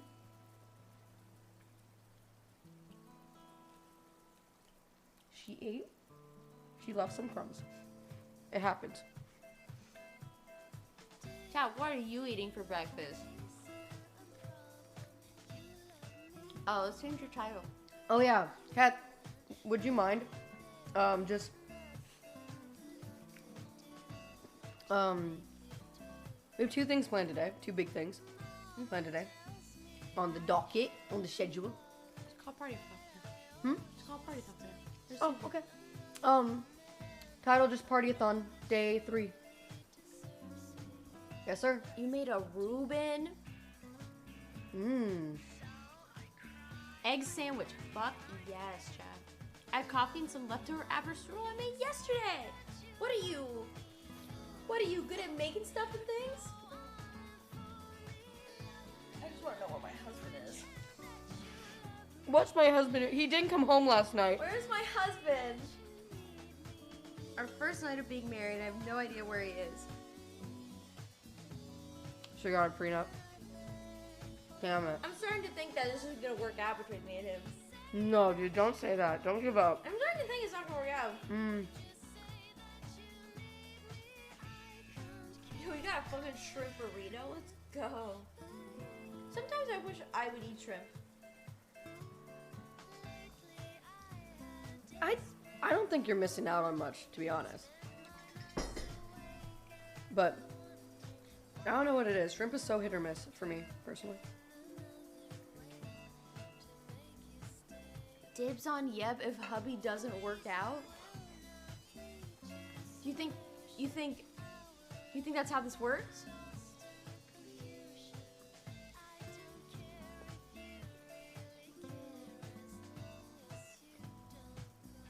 I mean, they said it first, so. Put my quarter in the machine? No, on the machine. Oh, on the machine. Well, that's the same. Yeah.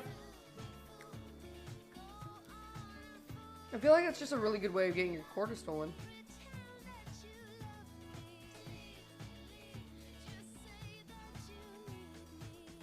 Did chat lose control again? They've been standing in the same spot for a long time. They're just contemplating. I think we made the graphic a thing, but I didn't click back. Alright. Oh, there you go. Speak down. Sorry about that. Dibs is legit. It's like a written contract. Unlucky, yeah. That sucks. No, that sucks. That's legally binding. That's just like C-check, you know? I'm ordained. I make it so. I didn't like that. Yeb's gonna remember that. Yeb didn't like that. Like a thing pops up. Yep. That would be a great notification. Like, just like a little thing. No one can take that. I'm fucking doing it. Damn it! Yeb didn't like that. No one liked that. When it says that, oh my god. That you just reload the save file at that point. There's no going back. I hate when your companions make you cringe. It's like, but you're not even real. Why? And you're cringing at me. I'm sorry. Mari. Person. Are you fucking... are you off your goddamn gourd? Does Yeb always talk about herself in the third person? No, it's a meme. Yeb will remember this. No, I want to add this to my resume as a character. Yes, of course I do. Yeah, of course Yeb does. I'm so sorry. Of course Yeb does. Especially when I meet people for the first time, just so you know what I'm about. Mm-hmm. Damn, this bitch crazy. I want more coffee. You want me to make some? No. You want some of mine? No. What?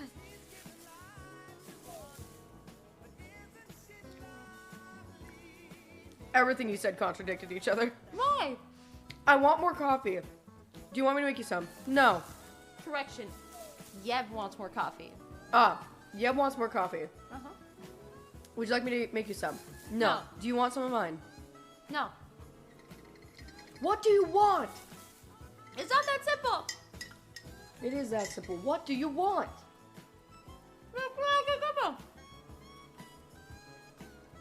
Yeb knows Maya will waste more spoon if she does it. That's a deep cut. Fuck you. Fuck you. Notice that, first of all, there's 2 coffee cups here. Grab it. 1 spoon. 1 spoon. And I was going to grab one for her, and I went, no. And I went, good thing nobody in chat will bring this up to hurt me. I should have known. I shouldn't have ever had faith.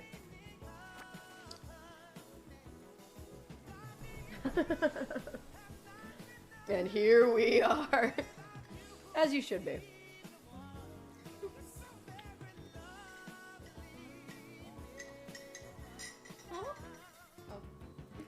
More Instagram? No. Dude, I never use Instagram. Shane messaged me this morning and she was asking me what glasses she should pick. Glass? She does glass.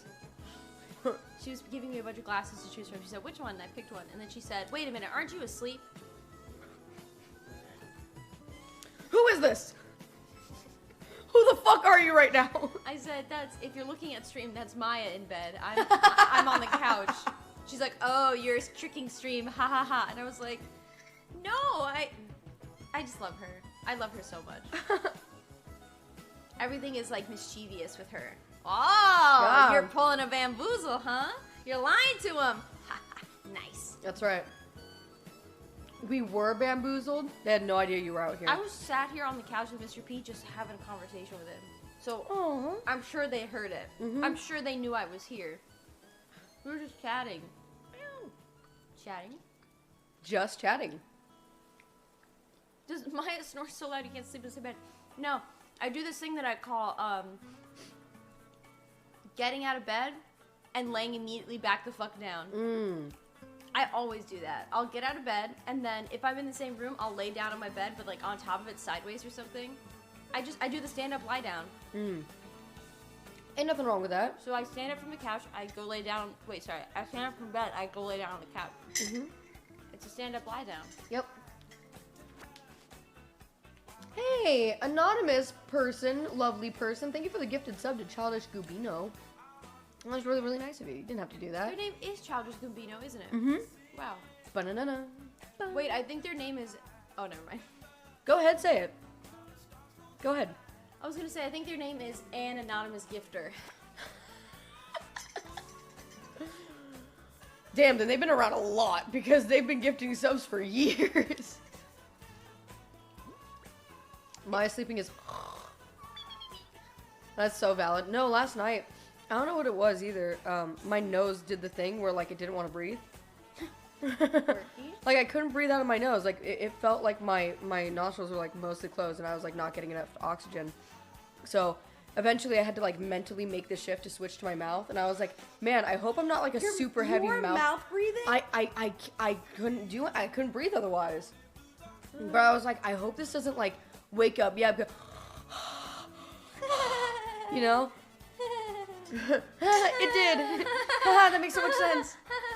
Now, as far as I know, I'm not like a big snory baby or anything, but I get nervous about that anytime I make the switch. And it sucks because like it's an effort. I can't just make the switch. It like takes a minute for me to recalibrate my breathing. Blows. Wait, never done that before?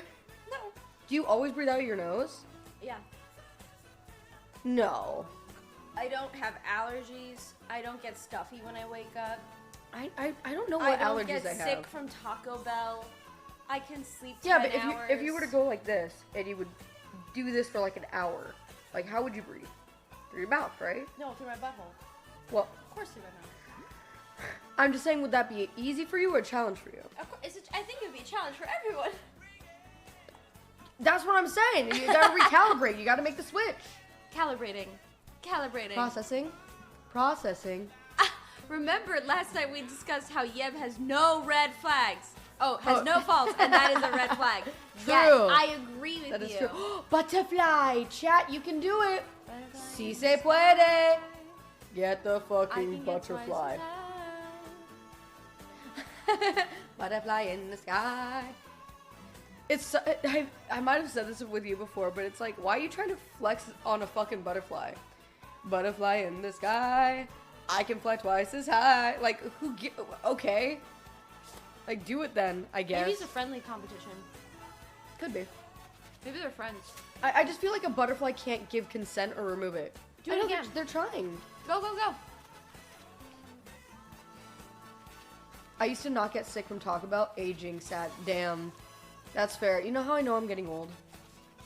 Other than the fact that, like, in my late 20s, is the fact that now there's, like, a time limit where I'm like, oh, I can't drink soda. It's too late for that.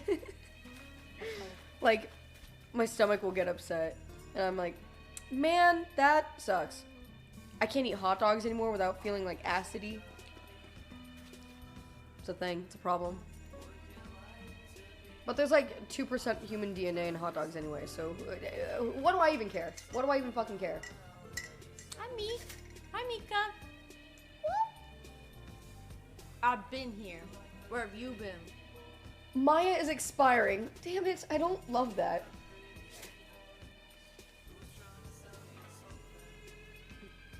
Yet. And yet, I gobble glissies. Well, good morning. Yay. You're both amazing, just the way you are. Yep, Soup hug Maya. Aww. Good morning. Cyril, that's so sweet of you. I hope you slept well. Thank you So for I being said, such a you're sweetie. amazing just the way you are. Unable to eat hot dogs, breathing out of your mouth. Yes. Bad back. Competing with butt. Bad back, you bitch. I told you that in confidence. I really didn't. Get the butterfly. Get it. Get it. Oh my god. I'm probably gonna shower. Ow! I didn't actually hit you. What? You made contact? Okay, but DJ has this thing. I'm gonna out him real fast. DJ has this thing where, even if you do like this to him, he'll be like, "That's hitting," and I'm like, He's not wrong. "But that's touching. Is all touching hitting?" Like, he's like, making contact is hitting. I'm like, so you're telling me if I do this, it's hitting? He's like, yes. In an argument? Yeah. Oh my god, that would be so manipulative. Yeah. Like, sweetie, oh my god, I hate that. I'm gonna start just as much I'm as gonna a start hit. doing it. I'm gonna start doing it. We need to hone this skill. Maya's abusive confirmed? I am. Wait, DJ poops without his phone? I love how I was about to fold that out on myself and you fucking took it from me. I'm so sorry. No, that was good. What I was really doing was, I thought you were gonna do this. Oh my god, why? Do you want Blinky though? No, I don't. Oh, okay. I just You didn't didn't want me to throw it on the ground, and then you immediately threw it on the ground as an example. So so he'll go to the bathroom with his phone, but then he won't take it out. Specifically if he's in public, but I know he does this at home too, because I've caught him doing this shit. Okay. He has. Maya this thing- Danny ate my son. He has this thing where he doesn't like to touch his phone if he's going to a public bathroom or if he's going to be on the toilet for a long time. And it baffles me because that means that he's just sitting there menacingly. He's just sitting there like, huh.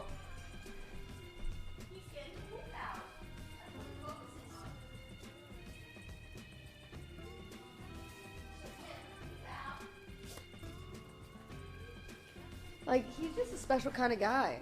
Yep. Based? You guys are funny. You guys are really fucking funny. He's putting in work. Yes, sir. Oh. When I was a kid, Oh. when I was a kid, Yeah. I used to do this thing. I had like limitless entertainment at my fingertips as a child. I would still choose to sit upright on my bed and face the wall. Why do you think that is? I had a lot going on. Maybe I was like growing actively, but like while I was awake. I would just be like, and I used to brag about it too. My parents. I can stare at a wall. My parents would be like, "Oh, I hate how TV has ruined kids and made their attention span so short." And I'd be like, "I stare at a wall all the time."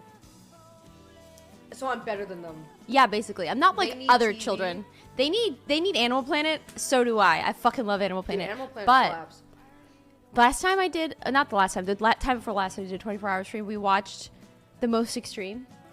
Never seen it.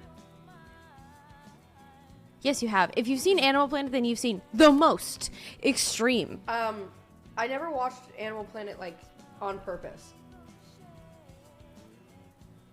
it was like just one thing that would be on, like in general, that I would catch glimpses of. But when I was a kid and growing up. How can you say you love Animal Planet then? Because there's never been a time where I've tuned into Animal Planet or I've seen anything and I went, eh. You know? I guess I just like Animal Planet. But I imagine now as an adult, if I were to watch it, I'd be in there. I'd be fucking in there like swimwear. How about Pet Star with Mario Lopez? Mm-mm. Oh my god, I'm so stupid. I was about to say, isn't that an actor? But of course it fucking is. Oh, he's the Pet Star. Mario Lopez. Uh-huh. Mario Lopez, the Pet Star.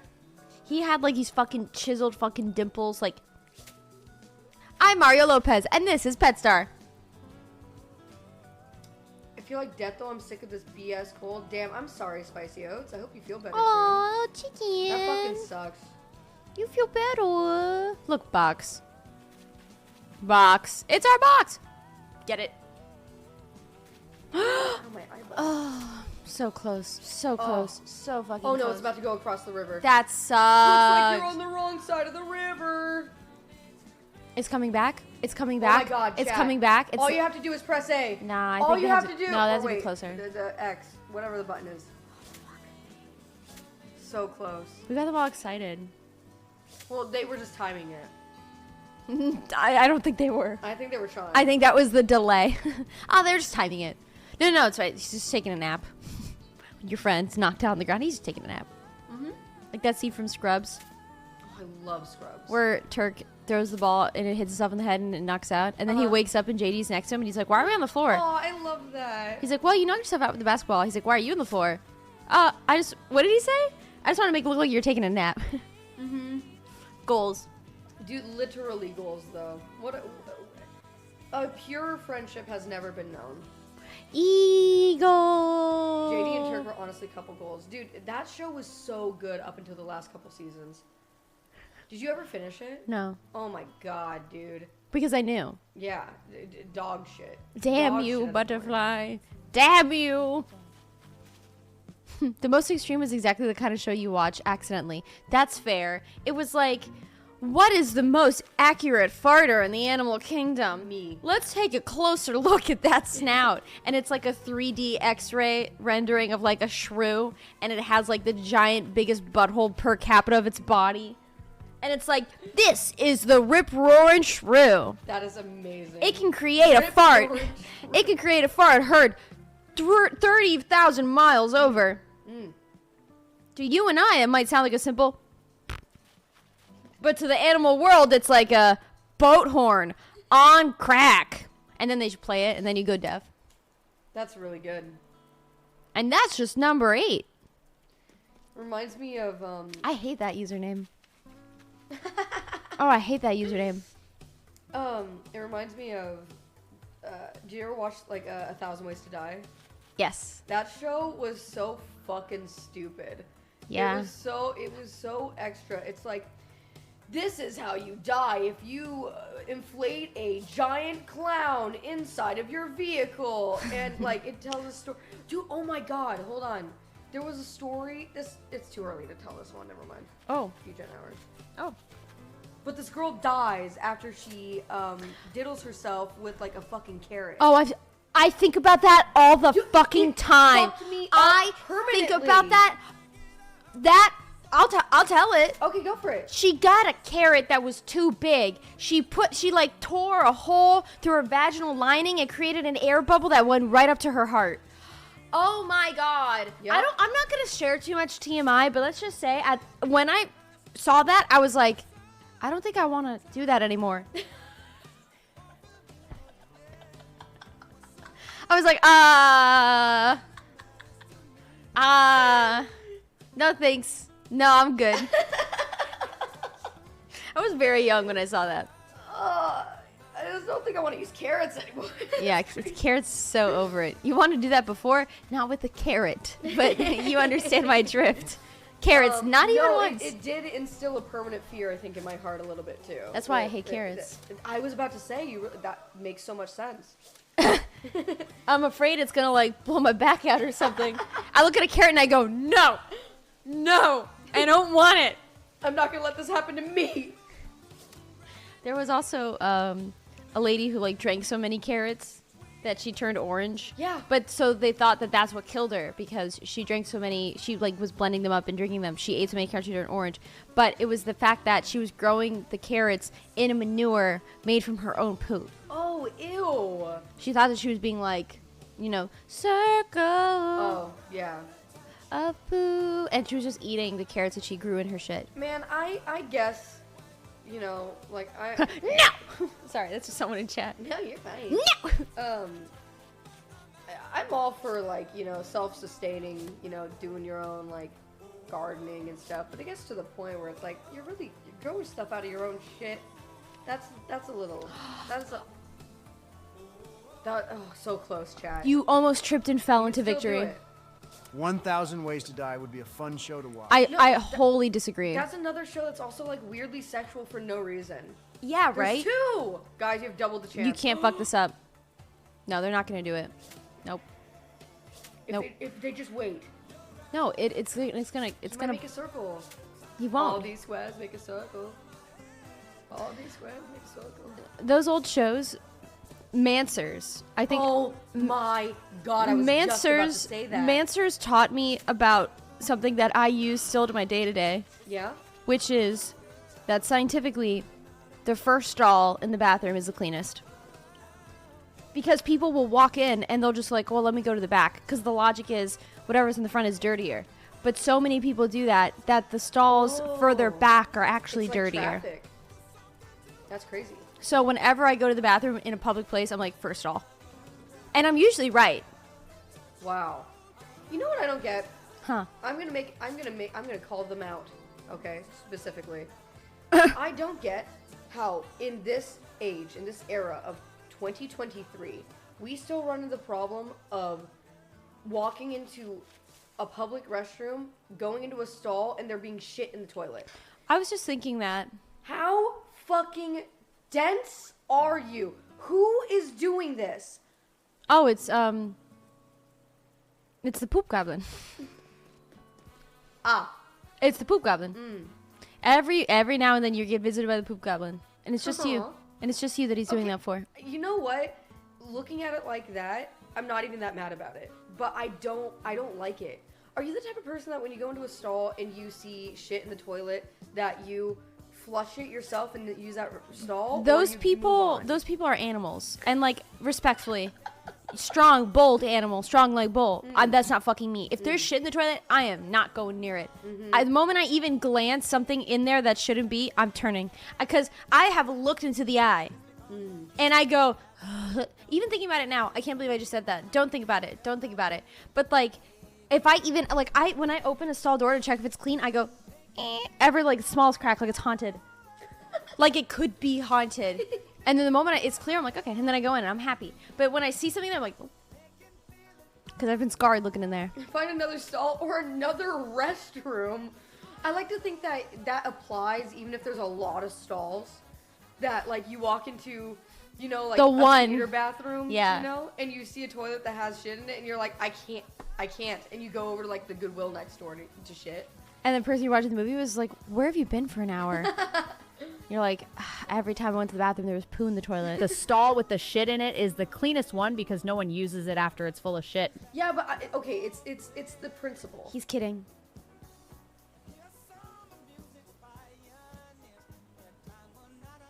Yeah. I'm gonna get my coffee. Oh, you made more coffee? Yeah. She didn't let me do it. I'm upset. Do you want it? Oh, no. Never mind. Oh, okay. All right. You know me so well. Oh, my God. I know that we're not married, okay? But it feels like it. It feels like it. Shitting in public is the worst. I legit deal with cold sweats. Oh, my God. Can I? Okay. Can I? No. Can I tell a story not about me, but a friend of a friend of a friend of a friend of a friend of a friend of a friend of mine whose cousin...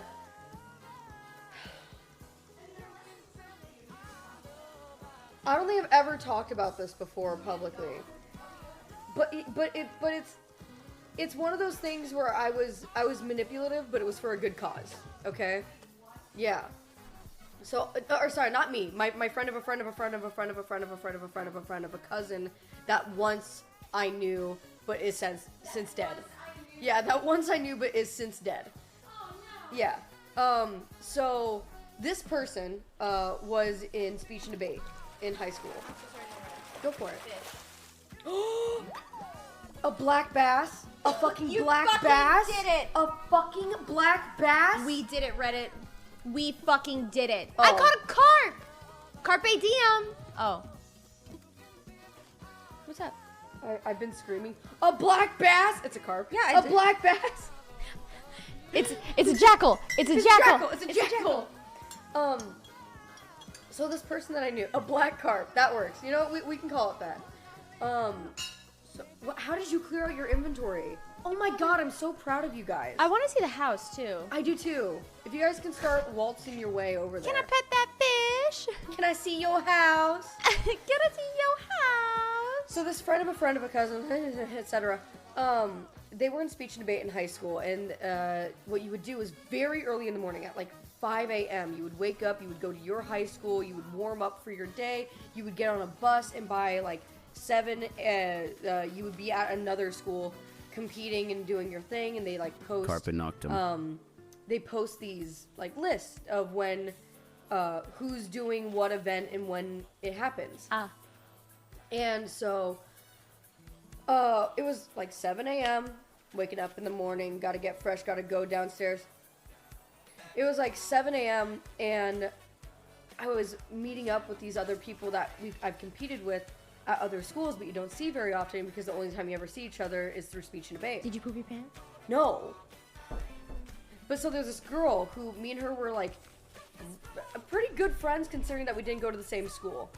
Right. And by me I mean my friend. But my friend and this person were good friends considering they didn't like go to the same school. And my friend had to shit. So my friend was like in the middle of a conversation with this person from another school, and they were like, yeah, I'll be right back, I gotta go to the bathroom. And she's like, oh, I'll go with you. But it like, no, don't, because you're about to hear the Thundermaster 5000 go off, you know, like there's about to be an atomic explosion. You know when people put industrial horns on cars? Yeah. That's what I'm imagining. That not a regular horn. That's accurate. One of the horns that make you go, ah! Yeah. So, I didn't know what the fuck to do because it's like I never had like what? Home. Oh, this is their house. Home. Oh, put a fish in it. It's beautiful. Put a carp in it. Put a loach in it. I'm so sorry. No, you're so fine.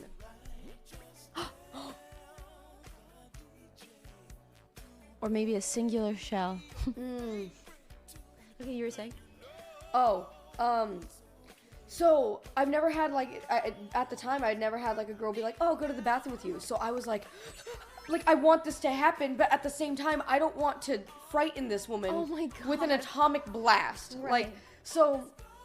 You're the Oppenheimer. Yeah, I was. And she's the. I was the. Japan.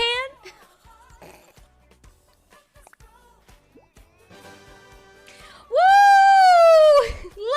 Loach.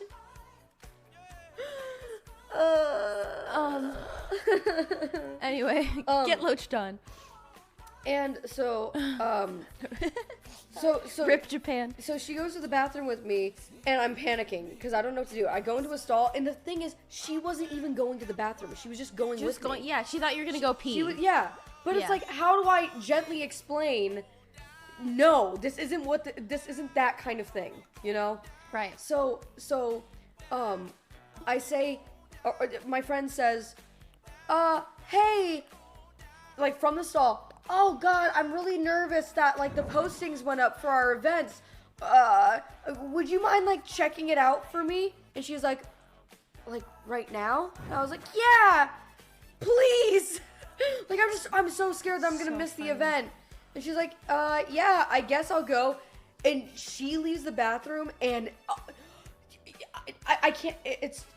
My friend couldn't go into detail, okay, because it was too graphic. I had a coworker that used to have a foldable toilet seat that he would keep If in she his wardrobe. didn't It was send this that hard person thing you could out put of on the any public bathroom, toilet seat. she probably wouldn't be alive. Okay, there was radiation left behind. Okay, it was Maya. What?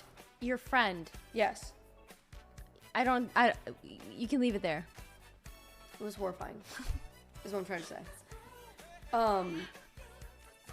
But ultimately, I think small lie, small lie over scarring a person for life. We take those. Yeah, I was on the opposite side of that. I would go with my friends to the bathroom, and one time I had this friend. Fuck yeah, baby. Silly Rice Hype Crispy train, gifted a tier 1 baby. sub to King Bobo Yes, _ yippee. They have given 150 gift subs in the channel. We6 sleeping sweetly on his pile of cot. I hope someone got a screenshot of that. We6 sleeping sweetly on his pile of cot. I hope someone's gonna make that into an emote. I actually really like that cot too. It's cute. I was hanging out with my friend and she was like, "Oh, I have to go to the bathroom." I was like, "I'll go with you," and she was like, "No," and I was like, "You should. You should let me." So then I did. Boomer! Bubbles? It ran out of bubble. No. Maybe it just needs a second. You're gonna be okay. Is it? It may never be okay. Card! Oh, it's okay. Card! Bubble card! They're like, look. Anyway, we went to the bathroom, and as soon as she sat down, she was like pissed at me. But as soon as she sat down, she started playing "Buy You a Drink" by T-Pain. Really loudly from her phone. I feel like this is a euphemism for just shitting. No, It's she not. no, What- she did she- took out her phone and she started playing "Buy You a Drink" For what? to To cover what up end? the sound of her pooping. Oh, okay. I mean, You're decorating your house. She's playing it with her asshole. Yeah. that's talent. That's skill. Bedtime. I'm sleeping with Aw. the fish. Wow, he's just looking at you while you're sleeping. Do you ever just go to bed and think about your fish? So you wake up and then you look at your fish and you go lay down and you, I'm gonna buy you a drink. And then it just became a thing that she did. So I think what she did was she did it one time and she felt like if she didn't keep it up, I would think that it was strange. But I knew what she was doing the whole time. Of course, yeah. Because I'm not an idiot. So we would go to the bathroom and she'd be like, oh, let me play my bathroom song. And I'm like, Stephanie, it's been 2 months. You can stop playing "Buy You a Drink." It was always the same song. Yes. Her bathroom song. That's what she called it then. She was like, I gotta play my bathroom song. Just buy you a drink.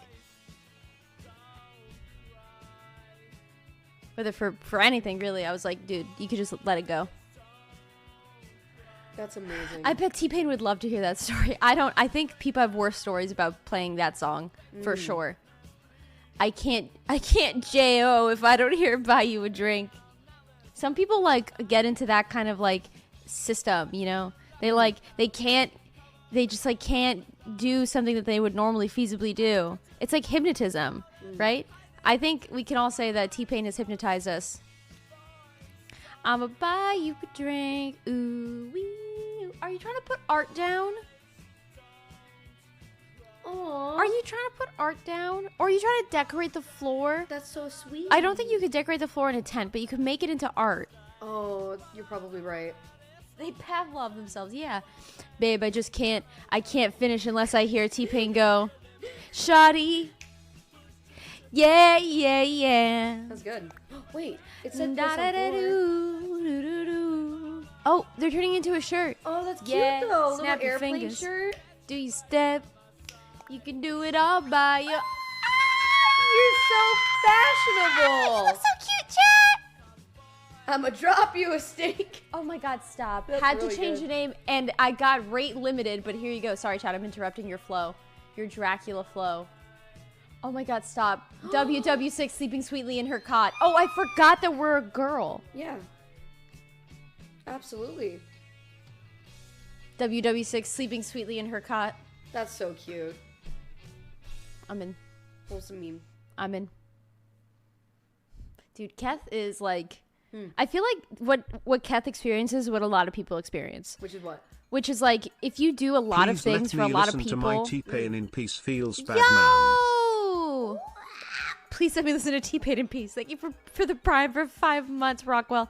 I feel like what happens is when you're like a really generous, busy person, with the moment you have like a semblance of peace, you're like, I can't do this. I have to do something. 3 min 2s and 37 seconds long. I can't shit that fast. I don't know anyone that can shit that fast. What? Can you repeat what you just said?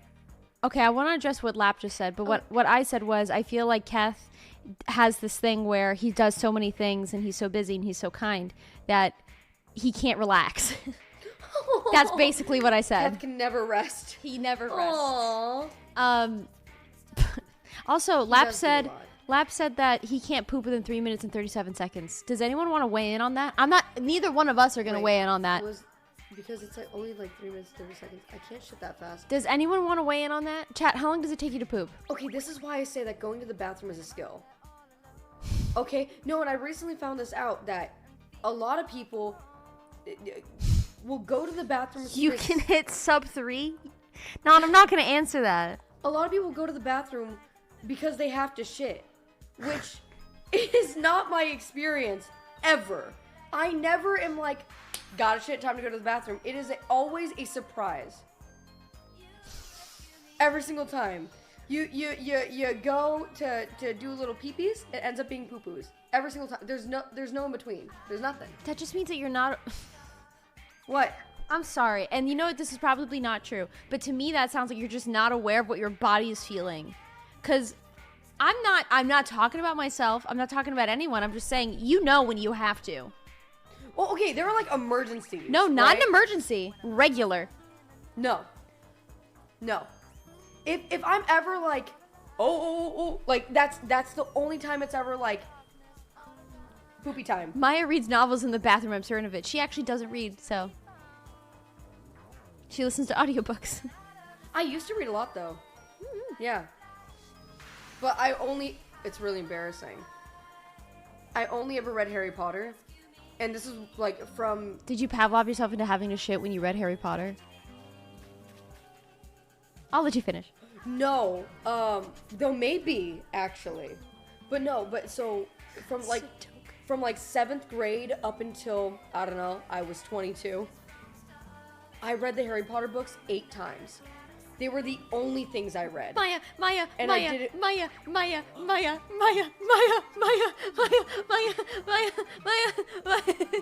That was so quick. Ken, how did that happen? Was that Ben? Well, it wasn't me. Ben's gonna flash that whenever you're telling a story that I go, huh? Yep, just like that. Depends so that way it's on not bowel third movement person. Size, but 5 minutes That's or more so is necessary funny. every time. 10, 15 minutes is preferred. Also, Maya, does that mean you have never had a stomach bug?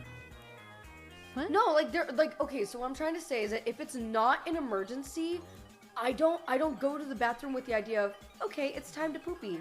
No.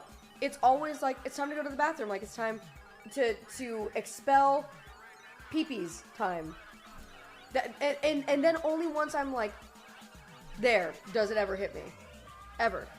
Unless it's an emergency. There are times where your stomach gets upset and it's like, whoa. But other than that, no. That's all I'm saying. Going to the bathroom is a skill. I'm only like a level 7 out of 10.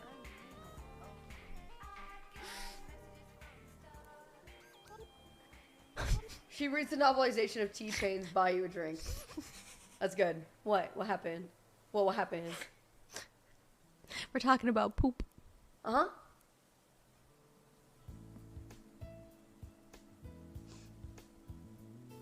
Okay. Are you looking? How are you missing this? How are you missing this? She's like, okay. Okay, and? I don't know how it happened. Oh my fucking god. Yo, that tree just said sniffer. I'm either looking at chat or I'm looking at us, and I completely forget that Animal Crossing is happening. Which is dangerous, because if that window were open and they were, not saying something funny like sniffer, Oh, but that's what the mods are for. I know that's what the mods are for. Yeah. This is just a me problem. That was all Blor Gonzalez. Pog. Oh, God, sorry. Hi, Dad. Deprecated ass to brain response due to the brain surgery.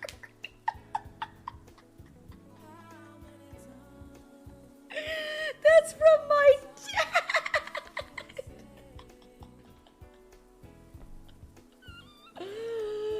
No. I mean, that's probably true. No, this has always been a problem. I'm still hung up on it takes you more than a minute to go to the bathroom. Oh, well, that's what I was gonna say, is that, like, there are people, the people who spend, like, a couple of seconds, like a minute or two, a couple of minutes in the bathroom, they're gods. It's nice to meet you. No. What? I know, I just had a train of thought and I lost it because nice to meet you. I wasn't just saying hi. I know. Oh, okay. But I just forgot what I was saying. So how does it feel to meet a god? This bitch.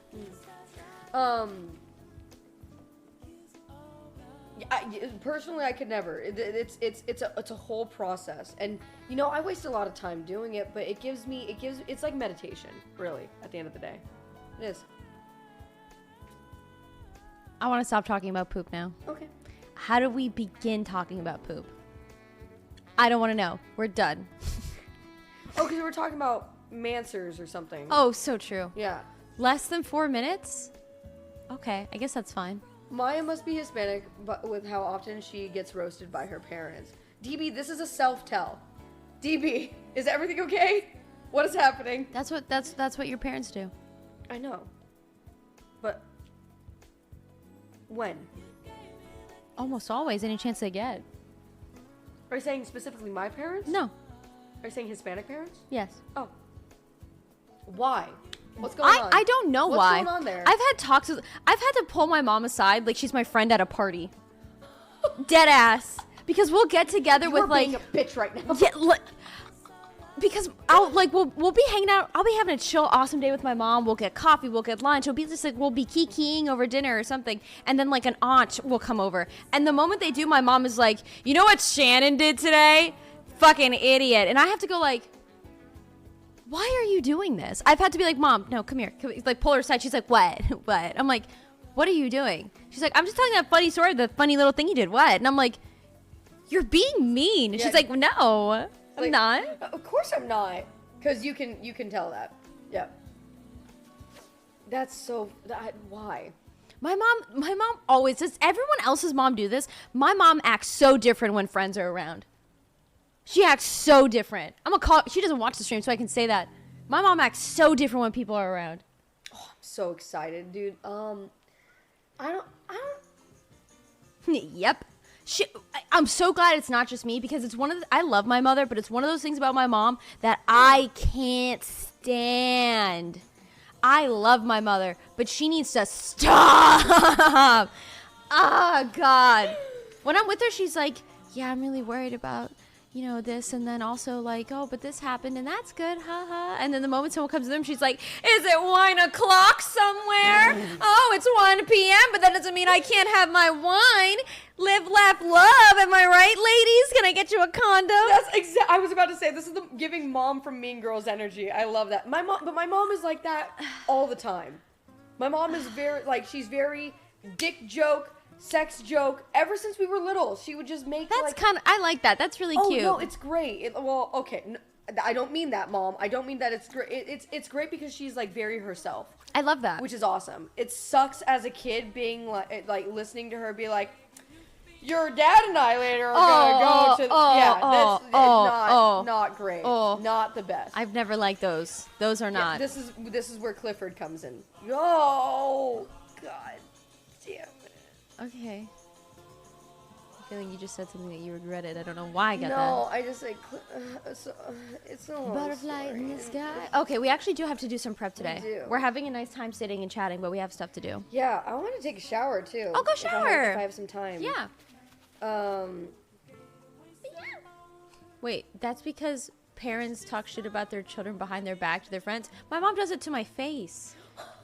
My mom will, I was standing, so, like, I love my family too, but, like, no one will defend you, also. They don't have to, but no one will defend you. So my mom does her usual stick of being like, Shannon is so stupid, and I'm like, right there, I'm like, Mother. And then one of my aunts, she, like, I love my aunt. She comes up to my mom, she puts her arm around her, and she goes, like, literally, so genuine, she goes, why are you saying that? Oh my god. I still think about that. Older aunt? Like, older than They're, your mom? they're around the same age. They're like, why are you saying that about Shannon? My mom's like, oh, I'm just making a joke. And my aunt's like, no, seriously. And my mom was like, huh, what? Isn't this the thing that we do? My aunt's like, no. No, I don't do that. The gaslighting. Was your mom a bully growing up? Why are you trying to unpack? You should go shower. Oh, yeah, sorry. I'm gonna do that. You get chat. This is shared. Wait, we're still married. You're married. You get chat. Do you want to get married? I will be. Oh, what about Win? He sucks. He sucks. Oh, my lucky stars. Hey, listen, you said it. Oh, I had a dream last night where, I was, like, exercising, working out really hard, and I lost a lot of weight, but I only lost it from specifically my thighs. And so my legs looked I looked like an alien. Everything else was the same thing, but my thighs were like yay big. That's awful. It was horrifying. I was like, how do I fix this? That's like body horror. What am I supposed to do? I woke up and I just breath of fresh air. Like, it's one of those things where you're just, oh, thank God that isn't real. Thank God. I don't know what, it reminded me of it because I was looking at my leg and I was like, oh, yes. Oh, you're still the same. Thank God. All right, anyway, I'm going to go take a shower. Oh, wait. I'm going to take one over there. Okay. In the cold one? No. Maya dreamed she was an ARK, survival evolved character.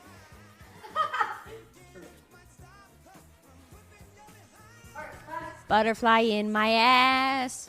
There's a butterfly in my ass. Take a look. It's in my ass. Your dad said, stop dreaming.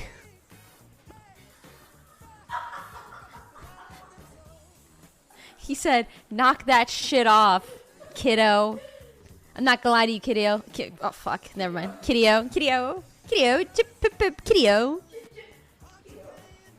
Butterfly in my ass. I can pass Maya, twice the gas. I dreamed a dream in time gone by when hope Butterfly was high in and my life was ass. living. I dreamed No that more love would dreams, never Bucko. die. I prayed All right, that God that's would enough of be that dreaming forgiving. stuff. I dreamed a dream in time gone by.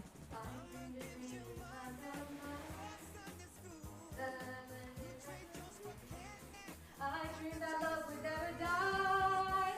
I dreamed that God would be forgiving. But the tigers come at night. I love Anne Hathaway. That's not the next word. That's not the next word. Yeah, it is. No, it's not. She doesn't say it twice. I might be thinking of the Glee version. I'm gonna be honest. Oh my fucking god. That really sucks. She did say she was a Glee fan, so I guess that makes sense. One day more. Anyway, we're not doing that. Why are we talking about musicals? Then I was Cat. young and unafraid, and dreams were made and used and wasted. There was no ransom to be paid, no song unsung, no wine untasted. I just dropped my phone. Why are you not focusing on me? Focus. Focus. Focus.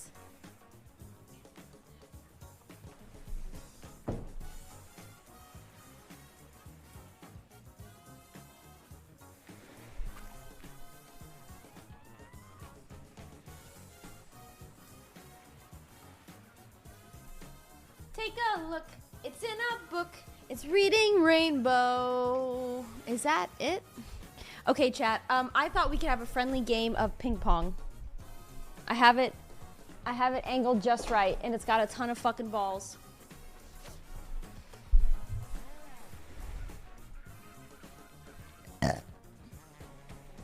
Ping pong.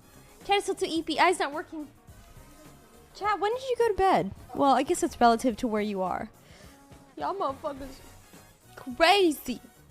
Dude, but if you miss watching Paranormal Activity, yesterday. I feel so bad for you. That shit was so fun. We stayed up till 5 again, dude. 3 a.m. 5 a.m. EST and no. What if I wanted to come? Oh God! Oh fuck! Oh Jesus! What would you do? Oh!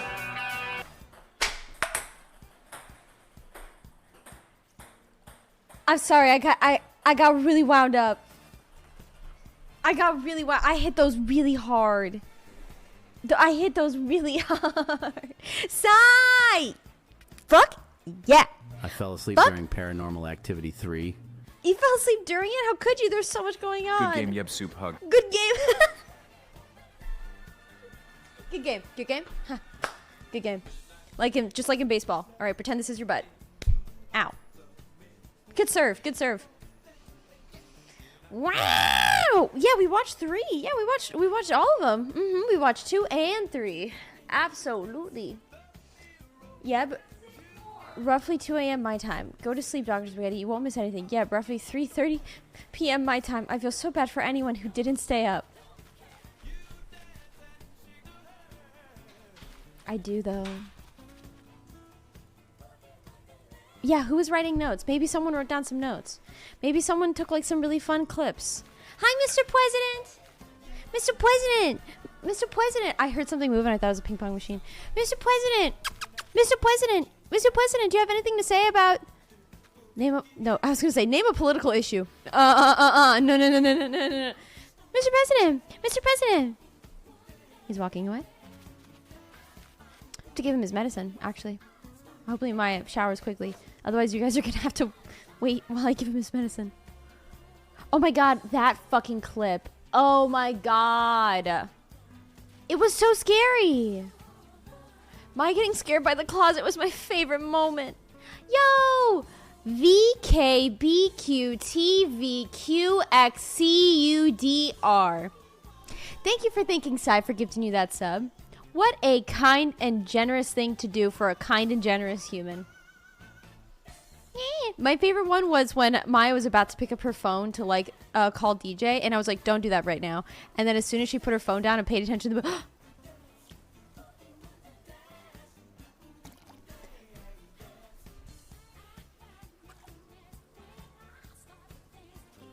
as soon as she put her phone down and paid attention to the movie, there was a fucking old lady jump scare.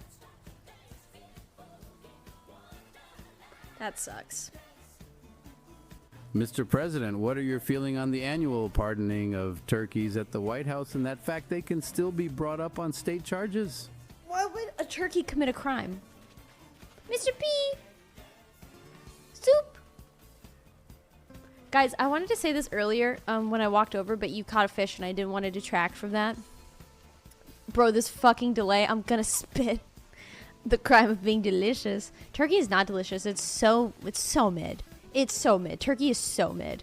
If you have to add something to make it taste better, like gravy or fucking cranberry sauce, it's so mid. I didn't want to detract from a happy moment because we were having a happy moment of you getting fish. And it's still a happy moment. But that's not true. Prove it wrong. Prove it wrong. The turkey was accused of foul play.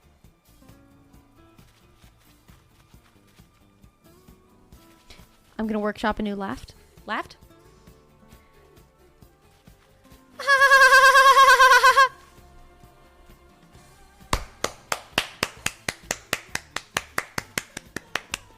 I had a moment walking back from the kitchen when I was making my second cup of coffee where I was just so appreciative and just so content.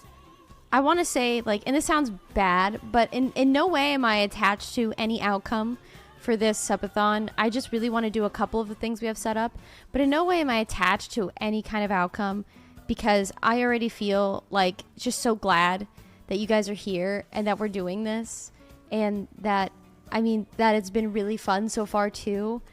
And 30 days, right? And just like, I don't know, I was really happy and I'm really excited to move into the new house too. I'm really fucking excited. I'm so excited. Base and wholesome pilled. And with that, I fart on the mic and I run and I punch my computer. End scene. Penis. Can you guys hear that? Okay, never mind.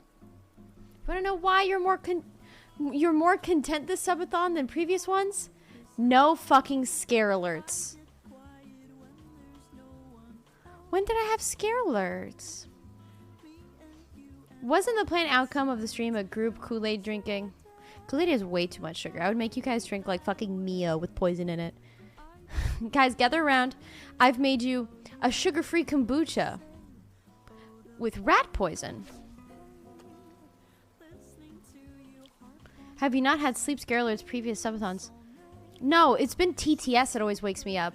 I'll sleep like dead ass in front of my computer on my chair, and you motherfuckers or someone else will walk into my house where you motherfuckers will wake me up. A split system in the new house? We're getting an answer about putting a split system in the new house.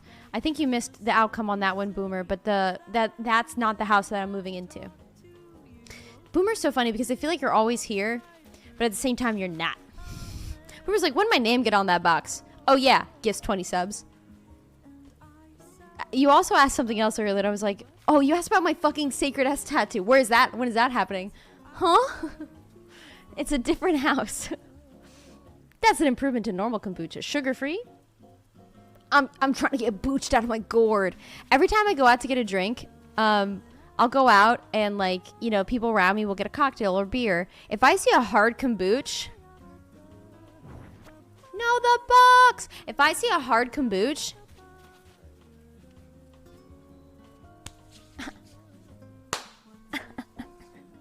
You about to make me act up.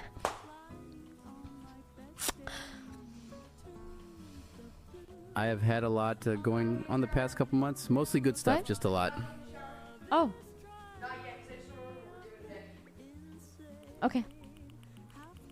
Not taking a shower. Boomer's just vibing. Remember when Ash woke you up? I still think about it. I'm still mad about it. I'm ignoring that blue rose. Put your box down! Put your box... Yay! You're decorating your island! Decorating your island! You're decorating your island!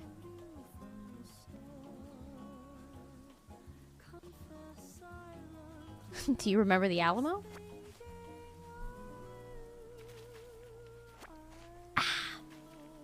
Pog, it looks so cool.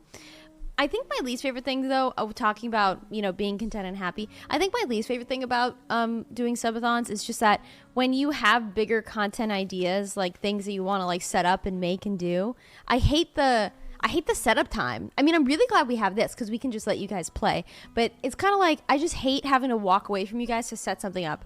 So, hey DJ, if you're not busy, maybe you could like...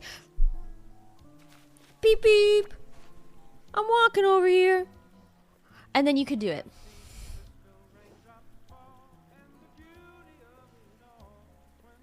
Fuck, I also have to hire someone to do my yard.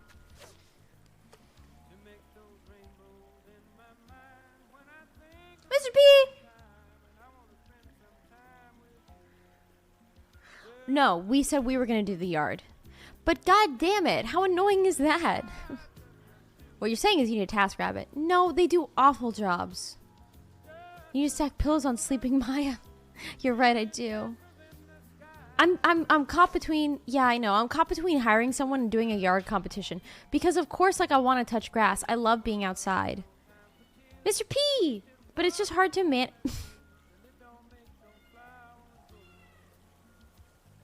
It's just hard to manage a stream while also doing yard work. Yeah, we were going to do a yard clean stream. I mean, if you guys are down for it, okay, let me ask you. This is important to me. Can we do a poll, please? Would you guys... Mr. P! Mr. P! Come here.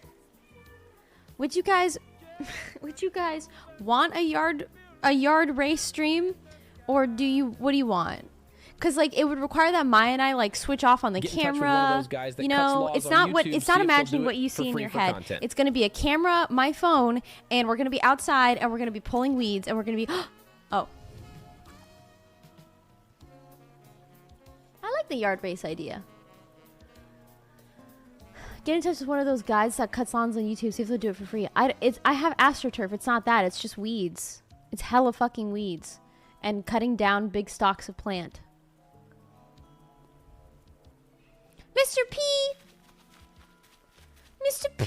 Mr. P! And I would say we can make it about, like, weighing a scale, you know? Weighing it on a scale and seeing who got the most yard work. But I feel like if you get a giant fucking trash bag full of weeds and put it on a scale, it's not going to be accurate. I'll come to your yard. I'll be there in 2 days. And as I will be driving, we have time. I mean, technically it's a day, but we have time. Also, is that your house that's there? That's you built there? Or is that another villager that's house is there? Mr. P, what the fuck are you doing? Yard race? No way we're getting a race war today. Is You sure? AstroTurf yards like a California thing? I've never seen that outside of you. I think it might be a California thing. It's just there was a drought in California. Water was like a precious resource, so people don't want to water real lawns. So, I mean, I personally have never had an AstroTurf lawn, obviously, but I find that as I keep touring homes, like newer homes.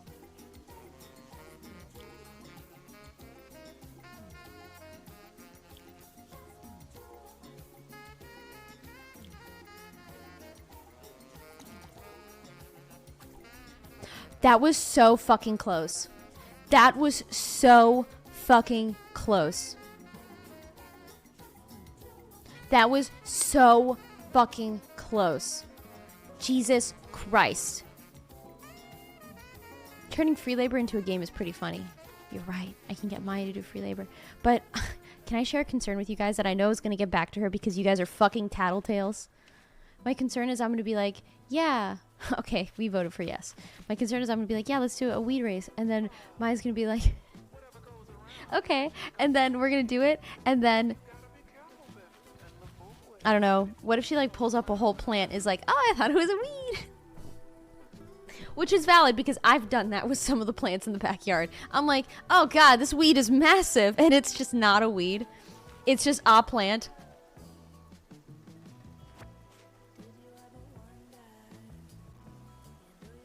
I thought it was weed. We turn around and Maya's smoking. Yard race won with literally 100% of the results. Okay, but that's because the people who are in chat right now are the fucking real ones. Who's in chat before 3 p.m.? That's right, the real ones. If I see your name in chat, I'm assuming you're a real one. Let me go down the list of real ones. Blor Gonzalez, Plex is Better, Lemon Poppy Seed, Tyler Pac-Man, DB Collector, UVCW, Blue Rose, Real Fake Admin, The Cisco, Browntown Brown, Cathartic Meat, Clay Pigeon, Grant, DB Collector again, Plum Dog, Lil Soup, Sausage, Captain Spicy Water, Tommy, I got a little sass in there, Ben, Lou Kiwi, Winston, Hot Dog Water, Thomas! Don't count me. Smedrock! You're new. Sigil! I could probably do a really good Animalese. Yeah. Not showering? Nope, not yet. I don't care what we're doing today. We're doing something messy that we have to set up. Streamer said my name. Let's go. I'm still going down the list. Bad Gardner. Howdy. Please be offended. Blue Frog. More hay? Yeah. Aloof. Milk Ape. What? You and Maya were like having a domestic last night, and Blor Gonzalez was just minding his own playing Animal Crossing, and it was killing me. I don't know what a domestic means, but if you saw me beating her, you didn't see shit. Plant native wildflowers in your backyard. The bees need it. I already planted flowers on a stream before, and they died. I mean, they're still kind of there, but... Real as it gets. Thank you, Phil, my funkin' dumbed in here. And Drexton, and Nod Podge, and Big Bear. They died? Some died. They didn't all make it. Domestic violins. Do you guys hear Mr. P when he shouts like that? Also, Sai, can I just say that your purple butthole is looking magnificent today? It really makes your eyes pop. Oh, it's because you hold him. I actually have to give him his medicine, so. Is that your cat screaming or mine? Wait, bring. Oh, you want me to bring him? Yeah, I want to see him. baby boy. Small boy. Hi, monkey. Hello, chatters. Hi. Hi. Oh, actually, Why, thank you, Yep Soup Hug. I'm gonna do my makeup real quick too. Mhm. Oh, I say it real quick. Go on.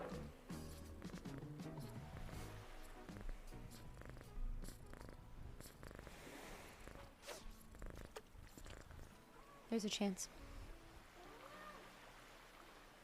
He is so talkative. It's crazy.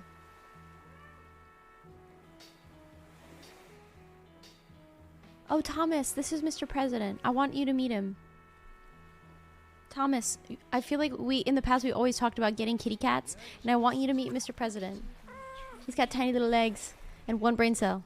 A single brain cell in that avocado pit-sized brain. Oh, God.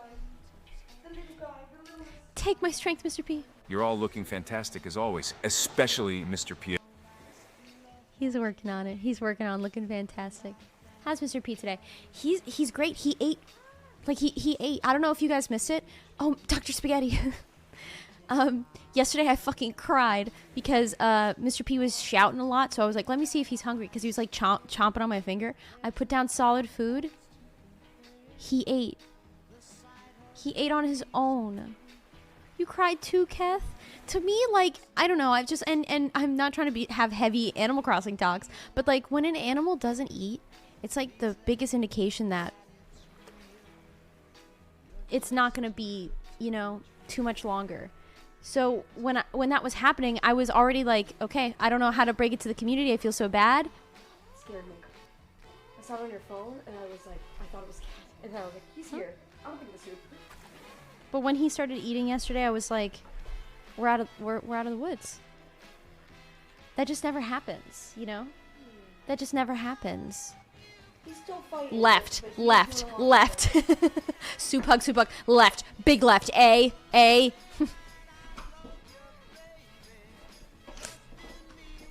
the bubbles. I was like, how did this mirror get so dirty? Yeah, it gets scummy like that. But he's doing okay. And he ate yesterday, and he ate this morning, so he's doing great. Yeah. And he never lost that little talkative little baby spirit. Yeah, monkey. Yeah, monkey. 4 more years. Yes, sir.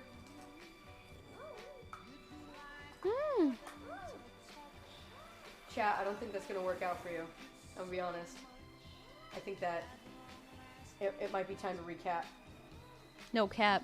Shut the fuck up. Oh my. I would have loved so much. That was all me. I would have made that happen. 'Cause I was like, oh, it might be okay. time to recast. Okay. No, Doubters doubting. I made that happen. I'm so sorry. I'm so sorry. I made you lose faith. I'm so sorry. Yo, is that an egg? Ask the men in chat what that is. This? Yeah. Oh, they have no idea. What is that? Men in chat, what is the little pink thing she's holding? What is it? What is it? I don't know. It's like for periods.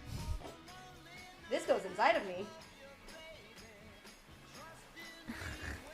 I'm a man and it's a blender. That was like a huge meme. What? A while ago. Yeah. Was it? Yeah, on Twitter it'd be like, people would hold up a beauty blender and be like, ask your man what he thinks this is. And that's exactly, they're like, I don't know, is it for your period? Because, like, you know how people put, like, Diva cups in and stuff? Yeah. Oh, that's good. That's real good. Hello. It goes inside of Maya. It's a Mexican Coke. That's so valid. Anything that goes into Maya. That's actually so... Are you Mexican Coke? Cuban. Yes, I'm Cuban. No, I'm so Cuban. That doesn't exist. We're too communist. Have you seen the Roman that a Empire thing? I trend don't on know anything TikTok? Cuba. Have you seen the Roman Empire trend on TikTok? Yes, and I don't believe in it. I do. I don't. I'm gonna. Okay, hold on. The moment that trend came to be, I want you to know how seen I felt. I feel like my track history. Think about the Roman Empire. No, not me. My track history of men that I've been with, they're all that brain. Like I'm talking. I know that they think about it because they bring it up. I can think of like 3 exes that would be like, but you know, I really think that Rome was the pinnacle of human ingenuity and they really were onto something. They really did that. And I'm just like, okay, but we're at a Denny's. What do you want to eat? Babe, please. It's been 3 hours. Stop talking about the Roman Empire. You need to learn how to train your men better? I got you, Bossa Rosa. Sure. Stop adding me. You're right. I do need to train my men better. Stop adding me. Welcome back, bitch. I thought we went over this before. Let me lay down the pee pads for you in case you make an oopsie. She's spitting right now. She's spitting right now. She's spitting. This man's sucking my thumb. I do need to train my men better. This little shit's sucking on my thumb. Boomer, thank you for peeing on Meso. OMG. Psst, psst, psst, psst. Also, I know I missed it. Sorry, it might be. I'll stop. I'm extra stupid. You're not stupid. You're just special. I missed it earlier, but I got a follow from someone named Doobie Scoo. Doobie Scoo. Doobie Scoo. Where are you? We've got some Scoo to doobie. Boomer, thank you for being on Mass. And they just said, oh, cool, thanks. Oh, cool, thanks. It's a 0. Oh, thank you. I'm just going to call you Mass. Yo, it's fucking Fribbit. Every single time you say his name, you say it wrong. I don't know his name. It's Ribbot. Oh, Ribbot. Ribbot. I'm still gonna call him like some variation of Frog and Robbit. Yeah. And I Robit. genuinely thought about the Roman Empire every day before the trend, along with the Yellowstone supervolcano. Dex. Wait, along with the Yellowstone supervolcano? Oh, I don't know what that one is. But Mace? Okay, I can do Mace. Okay, that's so weird that Tommy Boy is saying that because we just on my literally. Wait, Ben did a thing. Did he? Hey Ben, I really didn't like that. What? I didn't like that. Oh. When that thing popped up on screen. Mm-hmm. That's amazing. That's really good. I love that. And what's worse is I didn't notice it till now. I just learned about the Yellowstone volcano and the Roman Empire, so it's good that he brought that up. As well. Wait, you just learned about the Roman Empire? I was completely unaware of the trend till I got an out of the blue asking me how often I think about the Roman Empire. Mm-hmm. That's how you know. I didn't like I sort of knew about it, but I wanted to know like how it came to be and how it fell. Haven't learned how it fell yet, but I learned sort of how it came to be, which was interesting. The Roman what? And apparently the Roman Empire is different from the Holy Roman Empire, which I did not know. And also, those are both different than just Rome and Romania. They're all different. And it's really confusing. Yeah, Romania isn't Rome. Yeah, I did not know that. Well, I did know that, but it like takes my brain a second. You know? Lead pipes. Did you say my pipes? Lead pipes. My pipes. Lead pipes. Where my phone at? Where my phone at? King of the Kissel. King of the Kissel. I was watching that stream. You did not know that. No, you have to understand that I do when I think about it, but I don't think about it. So like people will say, like I think we had someone from Romania in chat, or someone from Rome in chat, and I was like, oh my god, you're in Romania, and they were like, no, and I was like, woo, get loached.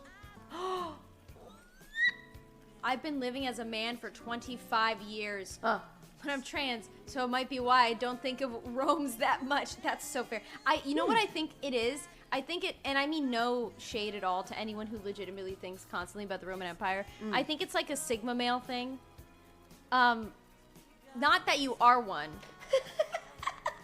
That you want to be. Oh. What is a Sigma male? Like Cats were already protected in ancient Roman times. They were considered sacred to the goddess Diana and highly regarded as pest control and also as companions, as depicted abundantly in frescoes from wealthy Roman houses in Pompeii. I feel so fucking attacked right now because I constantly think of buff men in skirts. Well, my point stands. But I feel like, yeah, if you're like thinking a lot about the Roman Empire, you're thinking about like, make sure that you open your door for your lady so that you can sniff her socks later. What? Yeah. What the fuck are you talking about right now? Maybe it's a personal experience I'm speaking from. What do you believe that people open doors for women because they think that it will get them sexies? Yes. Like just random strangers? No. Oh. I mean, yeah. Oh. Listen, growing up, all my family were men. And whether they liked it or not, I could hear what they were saying. Oh. And so one time, my older cousins told my younger brother, or my older brother, but they're, whatever. They told my brother, make sure you always open a door for a woman. Not because it's the right thing to do and women are better than us, just so you can look at her ass. That's terrible. I just thought that people open doors for people. I didn't even really consider that more of like a man thing than a woman thing. I was just like, if you're with somebody and it's a dude, generally they'll hold the door for you, right? But like, when you're just walking into a mall and someone's walking out, whoever gets to the door first, it's just polite to hold the door open. Well, that's what I think of. Whenever a dude grabs the door for me, I'm like, I'm gonna walk in backwards. I'm gonna fucking moonwalk through this door. Thanks so much, me to them. I have never once considered that as a thing. Also, that was like the early 2000s when my cousin said that. So it's like different times. It's a different time, which has never been a good excuse for anything Told the same cousins also told my brother, if you see a girl with colored hair, then you should definitely try to like befriend her and make sexy time baby with her, because she probably has daddy issues and she'll let you do anything that you want to her. I'm just unpacking trauma now. As a person who has had colored hair once, that tracks. Well, what? I'm kidding, I'm totally What? I look up in chat said, yeah, that's true. When I was a kid, my parents taught me not to hold the door open for anyone because they told me if I held the door for someone that robbed the store, I would be considered an accomplice. The shit we were told as kids. SMH. Did you mean for that to happen? I got really upset about that. It's me, I'm Chat.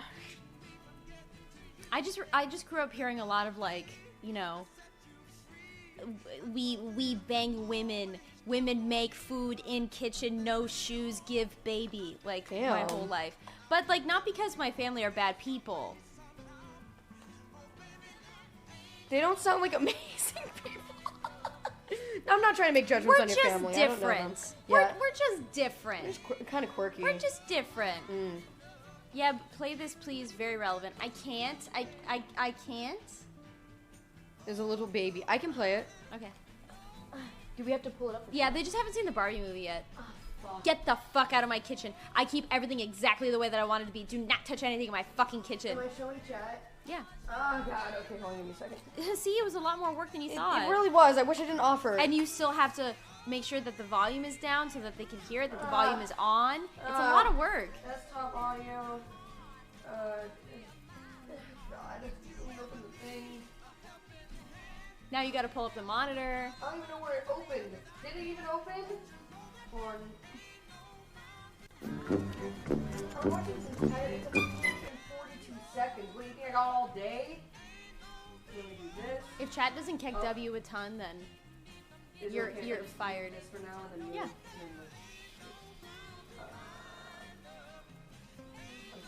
Nope. Just hide it. Oh, good point. Okay. Wait. It's window capture 3. I knew that. Okay. Oh. That's game. Oh, that makes sense. Okay. Can I turn off the game volume too for a second? Is that a thing? Dr. Spaghetti, if chat is not in fucking tears. Yeah, I am in tears, so I don't know how to turn the game volume down. Cats were the only animals allowed in Roman temples. And at Roman weddings, sacrifices were made to the cat in order to bless the couple with a prosperous future. At this point. Okay.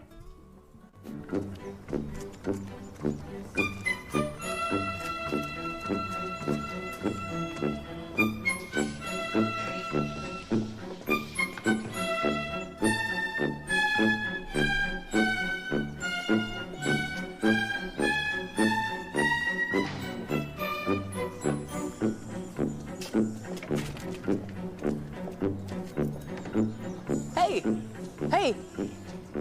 What? Why didn't you keep the door open? Oh.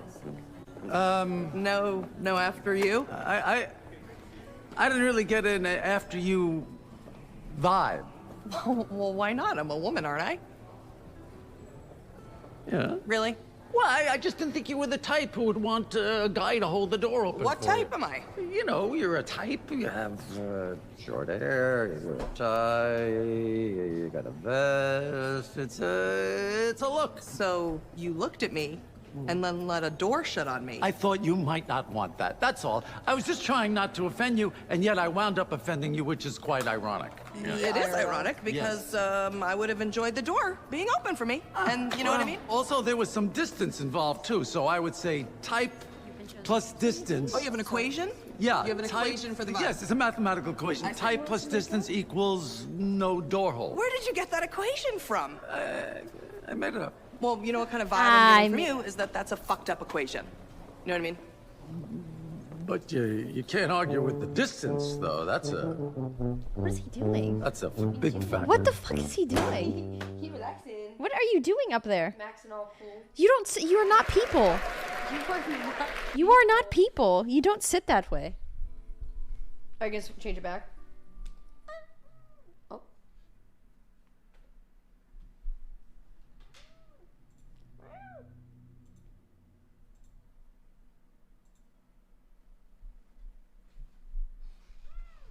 All right, we got to ban. We got to ban Dr. Spaghetti. We got to ban Dr. Spaghetti now. Yeah. Sorry. I We like gotta to think ban him, that Jet. if aliens observed the Earth during the 1950, they would assume women didn't know how to operate Hey, I got doors. GeckW. Scroll up. Kick- I can't. If I can't see them now. It's gonna have double alerts because desktop audio too.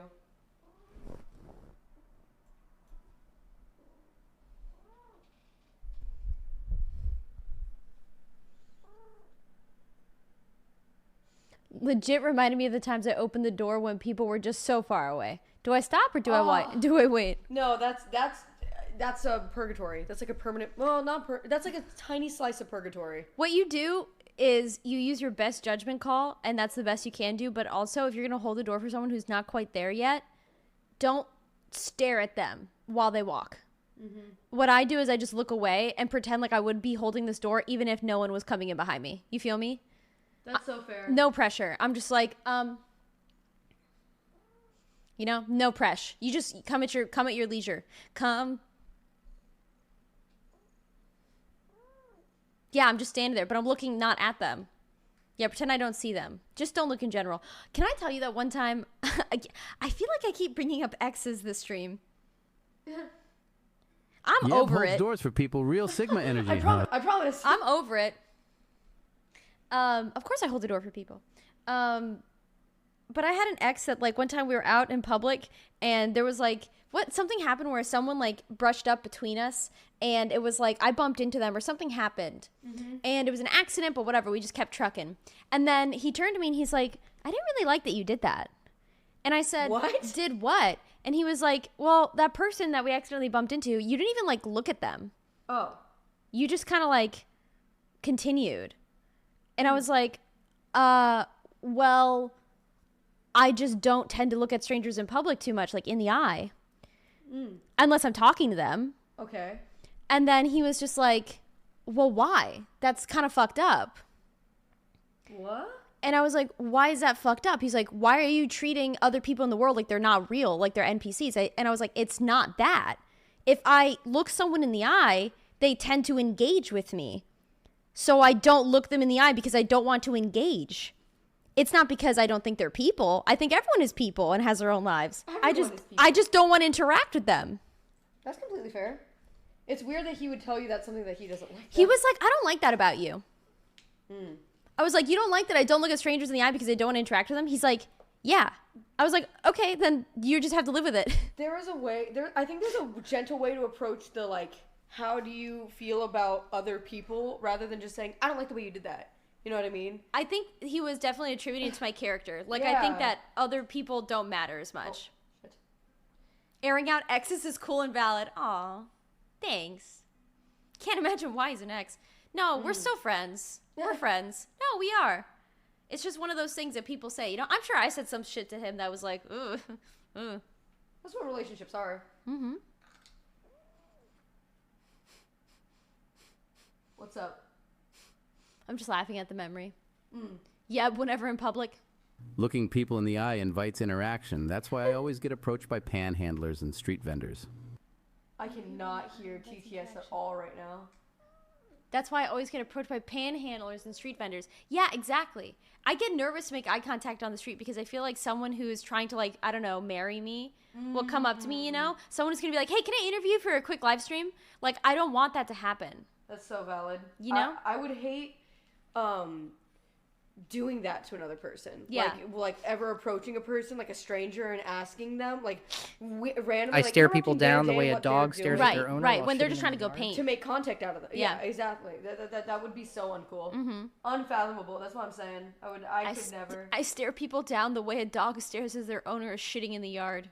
That's awful. I don't think, personally, I like looking at people because I make observations, not like judgments, but observations. I look at them, people. just not in the eye.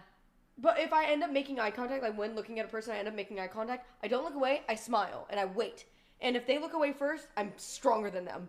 And if they smile back, then I feel like, you're cool, we're homies. If they smile back, that's a meet cute. You That's just had a a what? meet. You just had a meet cute. What does that mean? You know, meet cute. I've never heard of that term. Is it a cute little meeting? That's kind of adorable. Why? It's like for rom-coms. You're in love with each other. No, that's not how that works. You make eye contact with a person and smile, it means you're in love with each other? If you both smile at each other, that's flirting. Oh my god, no, it is not. That is so flirting. If you smile at someone and they you smile back, make it's eye flirting? contact with a stranger and you both smile at each other, that is flirting. No, it isn't. That's yes, it is. I do. I agree with How is that flirting? I would never get mad at DJ if he smiled at a stranger and she smiled back, or he smiled. Oh my back. god! Ever? Are you serious? That's awful. What do you mean? If I caught DJ smiling at a stranger, I'd be like, "What the fuck do you think you're doing?" What do you mean? I completely disagree. I think that Maya's so sheltered. What are you fucking talking about, DB? Are you fucking? Oh my god! Whoa. It's different with barista. It's someone. Boss Rosa said, "Now I feel like I'm flirting with all the baristas." No, that's not how that works. If you're like waiting for something, if it's a service, if you're talking, you're interacting with a person, that's different. If it is a stranger in the park, disagree. And like, chat, you're the stranger in the park. I probably could not disagree more. But that's okay. flirting. That's not flirting. There is no shot. They smiled. They smiled back. They smiled back. Yeah, they you're flirting. Back. Chat's flirting right now, apparently. That's literal flirting. It's not. It's not that you can't smile. It's just flirting. That's not flirting. Is where you make an active. Sorry, isn't Yeb a vegetarian? Why is she lecturing us on meat cubes? Like flirting is not like smiling is just being nice. Flirting is not being nice. Flirting is like with the intention of trying to get to know the person better because you're romantically or sexually interested. I do not disagree with you, but here's the thing: societally, if a young hot thing smiles at you, do you know that? And I'm so sorry to generalize here, and you feel free to jump down my throat, chat, but like if a horny dude even catches a wind that a young hot thing wants to acknowledge them, they are hard and they are ready to go. That's why you don't just smile at people, because they'll come up to you. No, I can't. I literally people don't come up to me, and maybe there's a lot of factors that. Whoa, a married woman flirting with chat. Where's her man? Making direct eye contact and smiling at strangers since fucking middle school, and it's never been any sort of problem ever. I've never had anyone approach me and be like, "Hey, girl, would you coffee? Anything? Would you nothing. coffee? Everything exists in a bubble, right? Every interaction is different from the other. I smile at strangers. I don't want to get into that. Oh, I don't like how you treat other people like NPCs. I smile at strangers. I'm polite. I'm cordial. I hold the door. Hodor. I hold the door, but I'm careful when interacting with most strangers because I'm not trying to get any unwanted or unnecessary attention. So everything I do, when you're out in public, and I know my social anxiety homies can relate with this, you are doing fucking long division when you walk out that door. You see a neighbor outside in their yard, you got to start doing math. Like, do I wave? Do I say hello? Do I say, how's it going? Do I leave them alone? Do they look busy? Do they look agitated? You're doing like the Zach Galifianakis like math meme. Every time you step outside. Just saying. I guess so. I guess so. I just don't think of it as flirting. You just gotta be careful who you smile at. Smiling can be like so like unconscious. You know, you could do it when you're uncomfortable. I sometimes do. But like when I see a person staring at me, when I make eye contact, What? Is it a black bass? No, it's a fucking horse mackerel. Oh, you're so... I You're hate so right. horse mackerels. They are the bane of my existence, but I'm so glad you caught one. That's But how- now it's all black bass. That's how I feel about the sunfish or whatever. Huh? The big one? Yeah. With the fin? Yeah, because Oh. they're not... But they sell for a lot. No, they don't. That's the issue. All the other sharks are like 8,000, 10,000, 12,000. The sunfish is like 2.5. Sucks. But he's not a shark, he's a fish. I know, but if you're trying to like, specifically fish for sharks and you see something with the fin, you're like, fuck yeah. And then it ends up being a fucking sunfish and you're like, fuck. I like sunfish. I think they're funny looking because they're so big. They are very funny looking. They go. Anyway, so what's the moral of the story here? I think that Butterfly there is in no the right sky. answer to this because it's a matter No. of opinion. Of course there's no Yeah. matter. No, of course not. Of course not. But Of course it is, not. But it is not flirting. That is not is flirting. subjective. It is and flirting. I No, am that is right about this 100%. Horse mackerel. No, that is flirting. As a tall, large man, I don't look at women almost at all in public because I don't want them to think I'm a threat or being creepy, even if they look at me first. I'm a 6 feet man with resting bitch face. I smile and wave because I don't want to make people feel unsafe. That also, Are like, you trying to sucks. tell Like, me we I just have been talked making about people this more with you before. uncomfortable? Like we talk about having kids someday, right? And one of the things that he's always like consciously aware of is that Oh, sorry, I thought they caught another one. one of the things he's consciously aware of is Horse. that if he were to take our child to a park, that people would look at him in a negative way because it's a man at a park. I don't think But so at that's all. apparently that's a really big thing where women will approach. Well, I don't know how big of a thing. Like I'm not gonna say it's like a fucking pandemic, but that is a thing where people are immediately skeptical of men at parks versus women at parks and that sort of thing. And which I think that's because unfortunately there are like statistics showing that it is more likely that That's a fair. child will get kidnapped. I guess or in my something by a mind, I man, but- pictured DJ holding a child and then someone being like, that's hard to imagine. But if DJ were just like sitting at a bench at a park, I could understand someone being like, let me walk around him. It just, that's fair. But like some people will like make these judgments or think that like people are just awful because they're just men or because they're at a park with children and they immediately assume the worst. And it sucks because I know that he said this before where it's like you can do everything you can to try to be like polite and conscious about like not wanting to frighten anyone, not wanting to frighten women, all those kinds of things. But it's something that if you are just some dude who's not creepy, not weird, like it sucks because you have to like because of the way society is, you feel the need to do that, and it does suck, and it's awful. But that then it's there's the way also that the is. flip side that women have to do that too. They have to protect themselves. Yeah. Like I am a friendly person. I love meeting people. But now I have this defense mechanism where I can't treat everyone the same way because of the way that some Maya people is are. 100% So right on that. It's two I sides would of the love to same go to coin. We Chuck all E. have Cheese to for act pizza more lunch, but aware don't and conscious. because I Or at would be least a man we there should alone be more aware and and conscious assume of the how we world. act in public. Yeah. So that everyone feels safe and comfortable. It sucks. I'm not making the judgment of men have to do it and women don't. I'm saying people have to do it and it sucks. It sucks that anyone has to fucking do anything in order to try to convince anyone that they're not a shitty person, or it sucks that you have to go through lengths of protecting yourself or, getting a taser to make yourself more secure or whatever. Like it sucks that we live in a society and that sucks. Joker The moment. Romans had it right. Joker moment. That's Fucking true. Joker moment. Yep. It is what it is. Can someone tell me why I have a fucking foot-long baby on my lap right now? $5. I was like, he turns into a Subway singer. $5. Doing anything sucks. So fucking true. I'm a man and I carry mace. Men are scary. That's just people. People are scary. For sure. No, and I think that's smart. Always have a way to defend yourself in public. Absolutely. I say that as I only got a taser because T sent me a fucking taser. That I carry in my purse everywhere I go because it's so cute and pink. My taser. I was talking about my keyboard one time and I was like, it's small and it's pink. Oh no. Yeah, And then I tell went, me more about it. Baby, you ready for your medicine? Compact. Are you ready for your medicine? Time to medicate the baby, chat. Medicating the baby. Chat, do you want to play doctor? With the baby? Doctor Who. Doctor Who. Do you want to play doctor, chat? Butterfly in my ass. There's a butterfly in my ass. You sounded like Macaulay Culkin when he did like the face thing. Stop eating me. The face thing? In Home Alone. Oh, yeah. Ow! Was that you trying to sound like him, or was that because he bit you? He bit me. He bit me. Mr. President bit me. I do not feel qualified to play doctor. Okay, but you can get ordained online, so you can probably get a doctor online. I just don't interact with anyone. I do my own thing and I'm gone.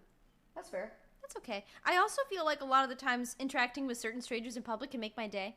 Yeah.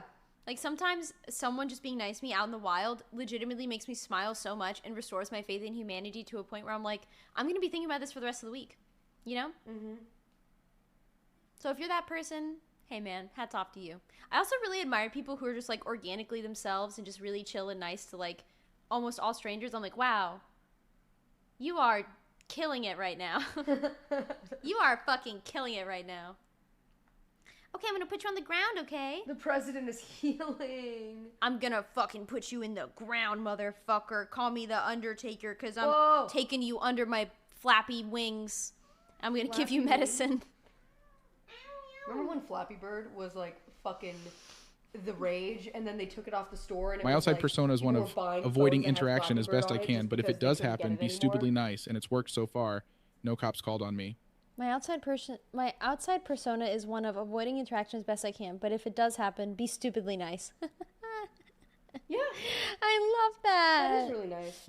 I love that. I love that. Yes, sir. I get a lot of hair compliments out in the wild. Nice. I could see that, Ben. You got nice hair. Look, it's not even the wild. Ben does have nice hair. He's got a mane. Did they take it off the store because some kid killed his brother for beating his high score or some shit? No fucking shot. I thought they just took it off the store because the dude's like, I'm under a lot of stress. I don't want to deal with this anymore. I forgot why they took it off the store. I forgot why they got rid of Flappy Bird. They fucking made the one chip. Oh, no, you did the one chip challenge. You know this. Yeah. They made the fucking one chip thing. You can't get it anymore. Or maybe you still can, but they're making it so you can't. Happy story. I was in a park watching an air show, and it was super hot. And a nice couple came over to me with my family talking about how a beer would be so good. They looked back at us and open a cooler, pull out a bottle of vodka and some Coronas, and give them to us. We chatted for a while, and they were so sweet. Oh my goodness, that is so sweet. Wow, and look, you're still thinking about it. You see, chat? Okay, everyone has homework today. You gotta all go out and do something nice. But don't smile at any strangers. But do not smile. Flirting. Exactly. If you're in a committed relationship, do not smile at strangers. That is flirting. I feel bad for ever smiling on stream. You should. I do. You know, Maya, way to take something I said and put in a fucking capsule and just polarize it, man. I am going to think about this every single time I smile ever. This is what you've done to me, okay? This is just me learning new information. I'm going, is it? I've never meant for it to be. What do they think? Can I just stay in and do something nice? I made muffins for my household. That's a nice act. I think that's a great act. Hey, chat, you're looking extra cute today. Chat, if you smile in chat, that's flirting. That's flirting. Does this conversation relate to why... Oh. Dad? Dad? I don't think that's more of a religious thing too. Yeah, that's that's definitely a religious and cultural thing that we can't speak on because that's just not our, you know. He might genuinely not know though. I don't know. Yes, the old Trinidadian couple was flirting with you. Old Trinidadian couple? Yeah, just general. Cute. Maybe they wanted a third. Did you make a slingshot? Oh, I thought that was a slingshot. I got so excited for you for a second. Butterfly in my ass. I keep going to order stuff on Instacart and then I get distracted because we start talking about other things. It's that way. I think it's tradition, Dad, but honestly, like I don't know enough about I don't know enough about Islam to make any actual like statements on that. That's the thing. And I don't want to say something that ends up coming across as like stupid or xenophobic or like something just because I have complete ignorance about that. I have no fucking idea. I don't know if that's just something. It's just normalized in their culture. Money.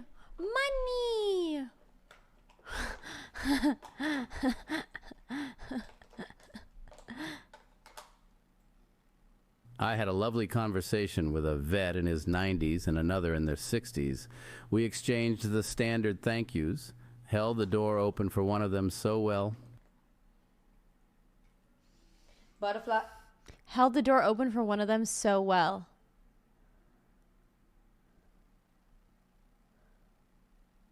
Oh man, that must be a joke that I don't get. Where? The one that Boomer just made. He was looking at the Boomer badonkadonk. Wait, the player character is smiling at the screen, and honestly, I find that way too sexual and uncomfortable. Are you taken? Oh, don't look. Don't make eye contact. If you do, that is flirting.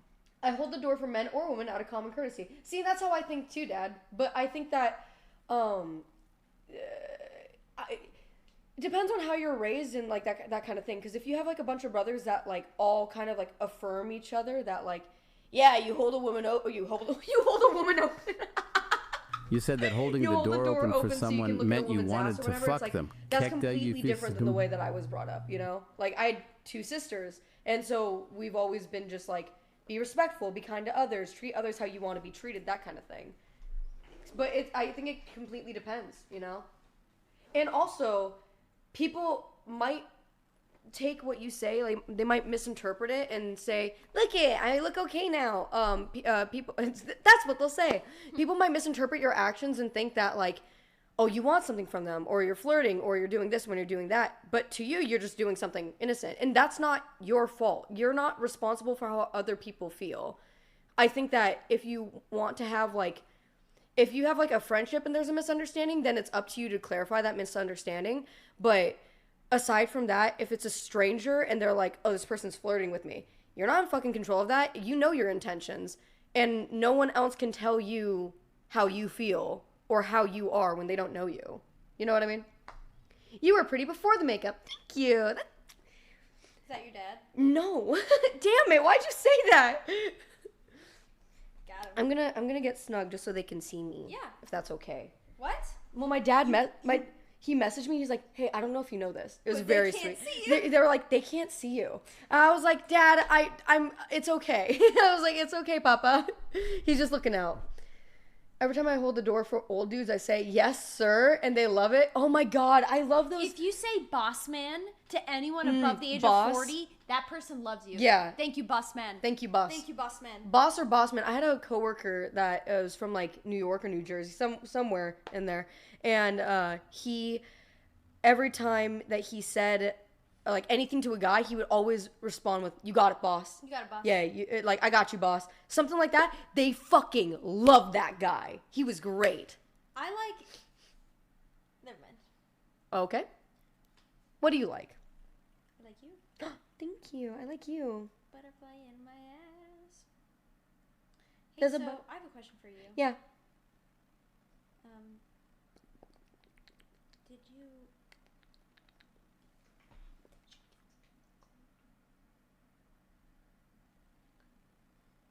Yeah. Oh, you have it? It's in that. Where? Oh, perfect. Okay, cool. I think so. I should probably check though. Just make sure it's not like a giant roll of toilet paper. Exactly. Wait, did you ever figure that out? No. Well, my computer's being used right now. I would check. Ow! Fuck. Yeah. I got it. Yeah.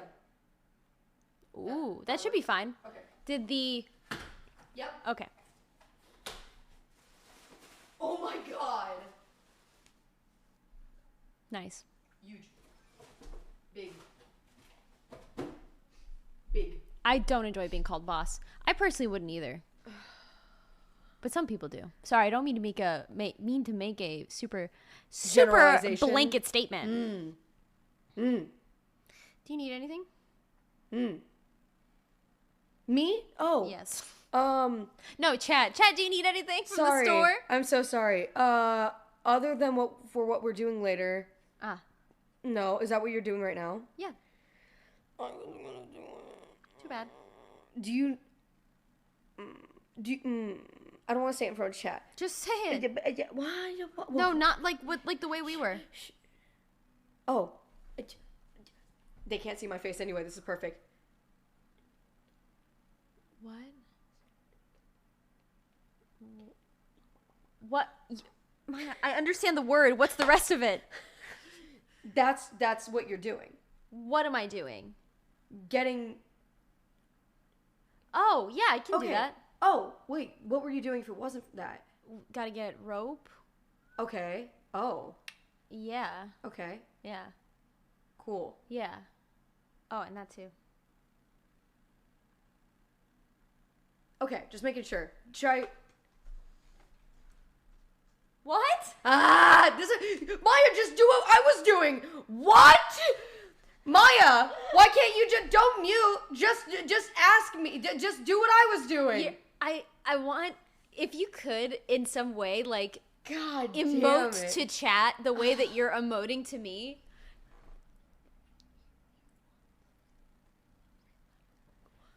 Which, for some reason, that makes it harder to understand you. But you did the exact same thing to me, and I understood you. I did too.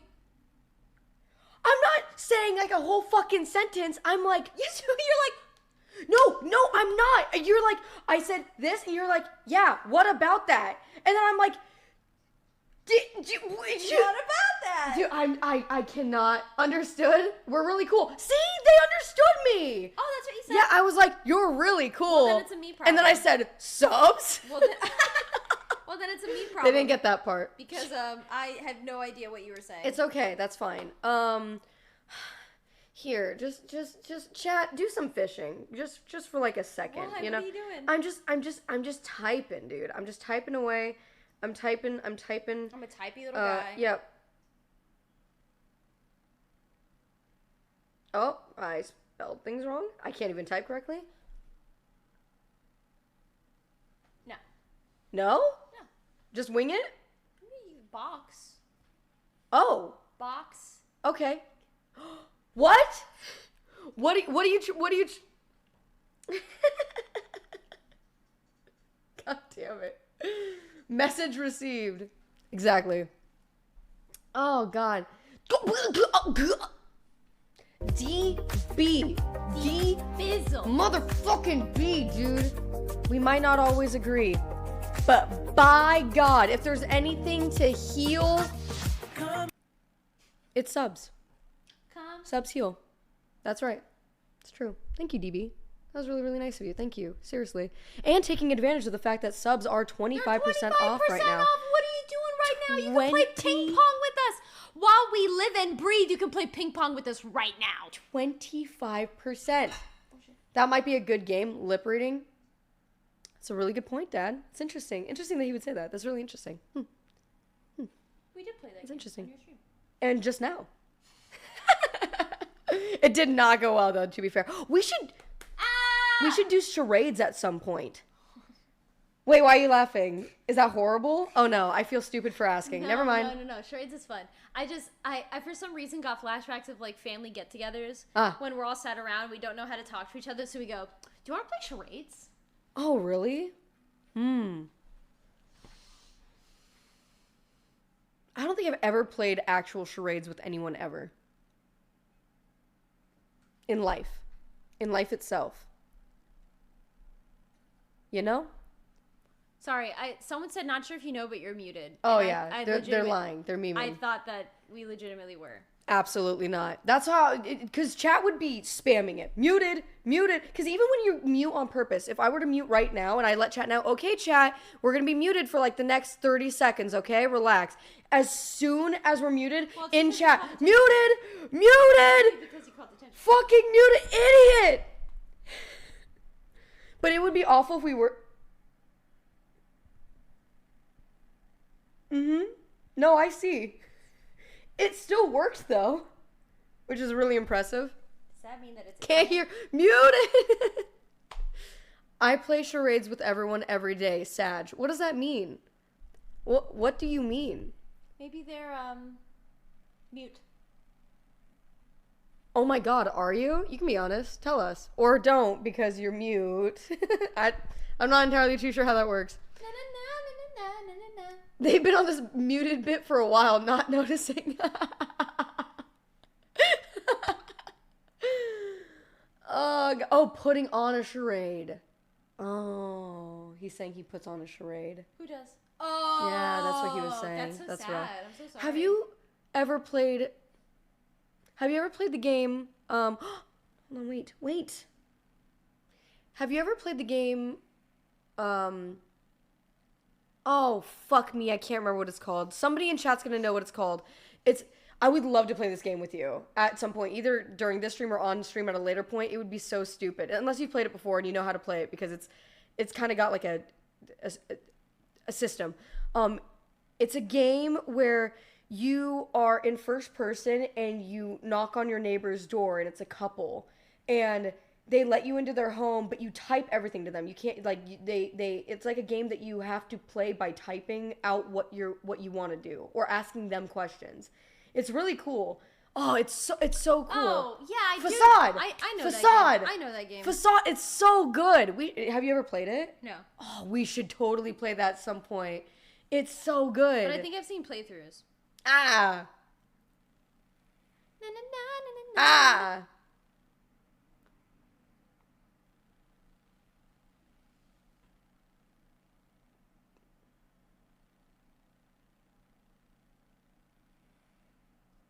Don't!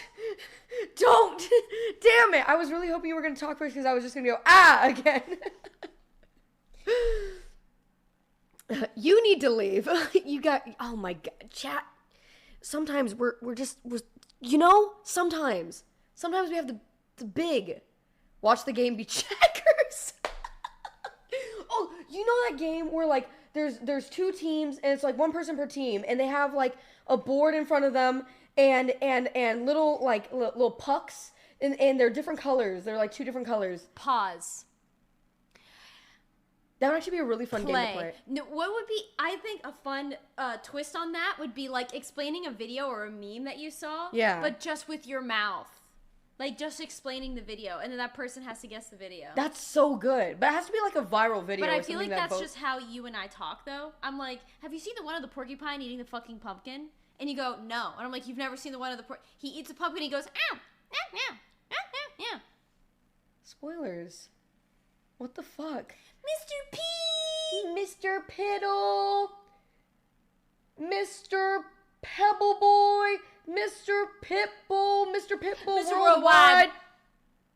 Nice. Is he from Florida? Why are you laughing? This was a serious question. Do you know? Is Pitbull from Florida? What we're all dying to know. Is Pitbull from Florida? I just don't understand why they call him Mr. Worldwide. Because the thing is, like, if you like, a lot of celebrities are renowned worldwide. Like, why is he Mr. Worldwide? Because he called himself that. But you could just get away with that. You could like who? Okay, I'm gonna call myself God now and expect everyone else to call me God. Thank you. This is my official announcement. Do you know Bass God? What? Lil B the Bass God? No. So well, clearly he's not actual not God. My God. Not. Absolutely not. Lil B the Bass Hi God. Okay, God. I got Peepo Hey. You guys are so fucking funny. That's how nicknames work. I know, but it seems like to call yourself Mr. World, like you're claiming that, like no one can ever, like no one else can be like Mr. Worldwide now because like that's Pitbull's name. So long as he's bigger than you, and he is bigger than you. What the God doing? Then he is Mr. Worldwide. Can I say your launch is adorable? Huh? I think he meant my laugh. That makes it, thank you. I like that laugh.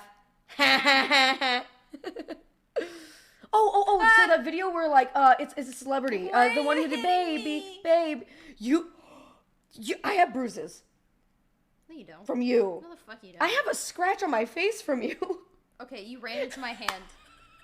Oh, so you're blaming the victim, huh? Yes. Okay, that's valid. That Thought you always be mine. Mine. Baby, baby, baby, oh, like baby, baby, baby, no, like baby, baby, baby, oh, thought you know and you were mine. Do you ever do this thing where you're in the car, and I don't do this anymore, but like you've been made to feel bad or cringe if you sing a song and genuinely try? You could just stop there. Yes. So even when you're alone, you'll like hear a song you really like and you'll go to sing it and you still joke sing it.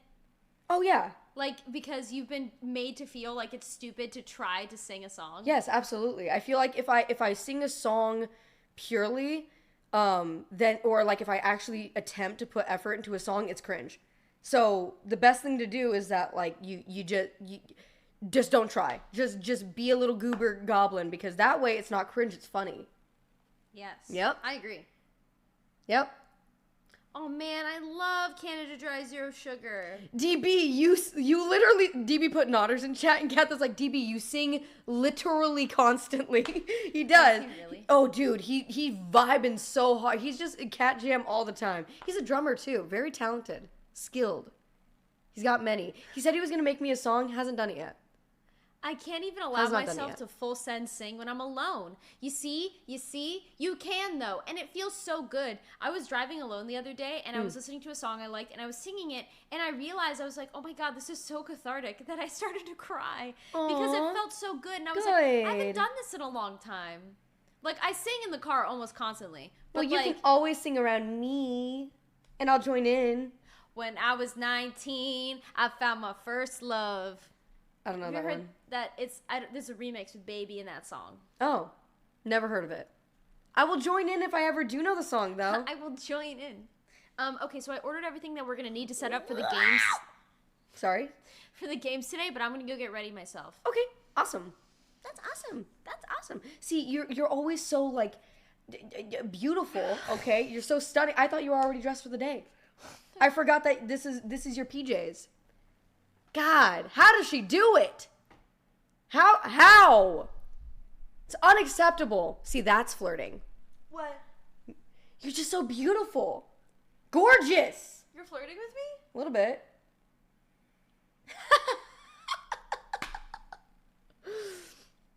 I woke up like that. That's why you married her?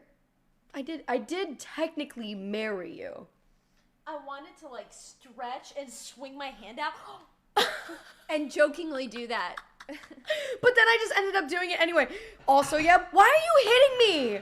Why? Yeah. Don't hit me. What the fuck? Don't fucking I hit can't me. stand the Don't double tase standard. me, bro. I can't stand it. Listen, then you can't date a woman.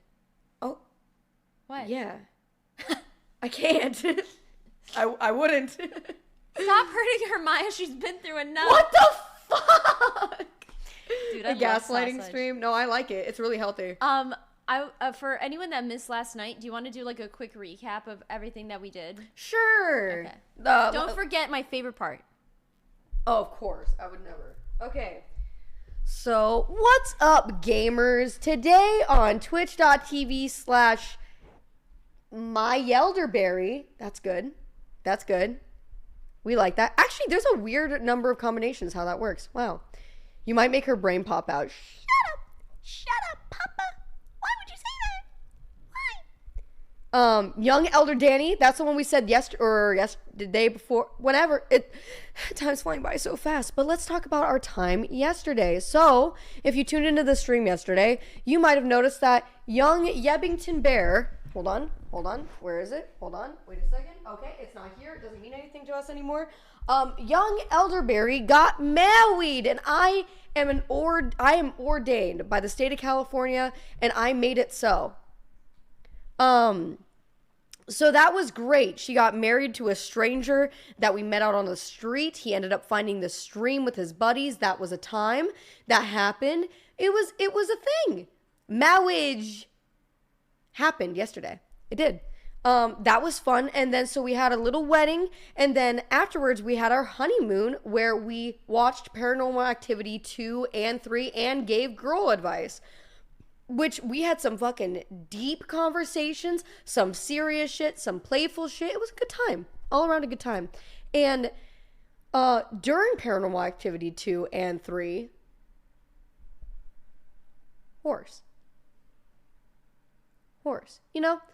And that was truly, I think, out of all of the moments we've had during the subathon, horse is something that will always hold a special place. It will always a special place in my heart. Yep. What was the closet doing? That probably is my least favorite. You caught a fucking squid? I'm sorry, what is this? Every time one of us walks away, something happens. I'm gonna walk away again, and you're gonna catch a fucking shark. If you guys catch a shark, I'm sorry, I don't know what I'll do with myself. I really don't. I don't know how I'll be able to go on, because that... Get your own fucking squid, Timmy! That's right, walk away. Fucking Tanuki, you know? We eating squid tonight. Looks like meat's back on the menu, boys. Good shit. So yesterday was it was one of our relax days, because we were trying to do something fun and quirky and silly and party-a-thon every single day. But it was also nice. We got married party, we had our honeymoon party, and today we are doing okay, I don't know where it went. Okay, I don't know. I actually don't know. This is oh, ah, ooh, ah, ee, ah, ooh, ah, ee, ah, ooh, oh, no, oh, gee, oh, I don't know where it is. Ah, this is so embarrassing. Ah, no. Okay, this is actually embarrassing. I don't know where it is. Give me a second. Give me a second, boys. Give me a second. Please. Is it this one? No, it wouldn't be. Nope. Okay. What is it called? Yeah. Okay, well, point being, today we have 2 more parties to get through today. We have a baby shower party and a birthday party. Wow. And it's going to be, oh, sorry, chat. Sorry. There you go. All right, I fixed you. Don't worry. When you try your best but you don't succeed, I fixed you. So that's where we're at. We have a lot of fun stuff planned today, and when Yebbington gets back, we're probably going to start the thing. If you are just joining the stream for the first time, hi, my name is Maya Danny, and I'm here with Young Elderberry, and we are doing a double subathon, and we are doing a different party every single day. Again, birthday and baby shower today. It's going to be very, very fun. You can go to either of our channels, and everything that is every subscriber, every gifted sub, every donation, any of it, all of it is going to be split between the 2 of us. So thank you guys so much for being so lovely, including my own father for donating $9 13 minutes ago. I'm so sorry I didn't see that until now, Dad, but thank you. My dad funding the subathon. Let's go. Giving me my allowance. Thank you. He said, sorry, it's my OCD. He really wanted the dono number to be even. It bothered the shit out of him. So I'm very excited. Very excited. Father really wants that to be even. Who can blame him?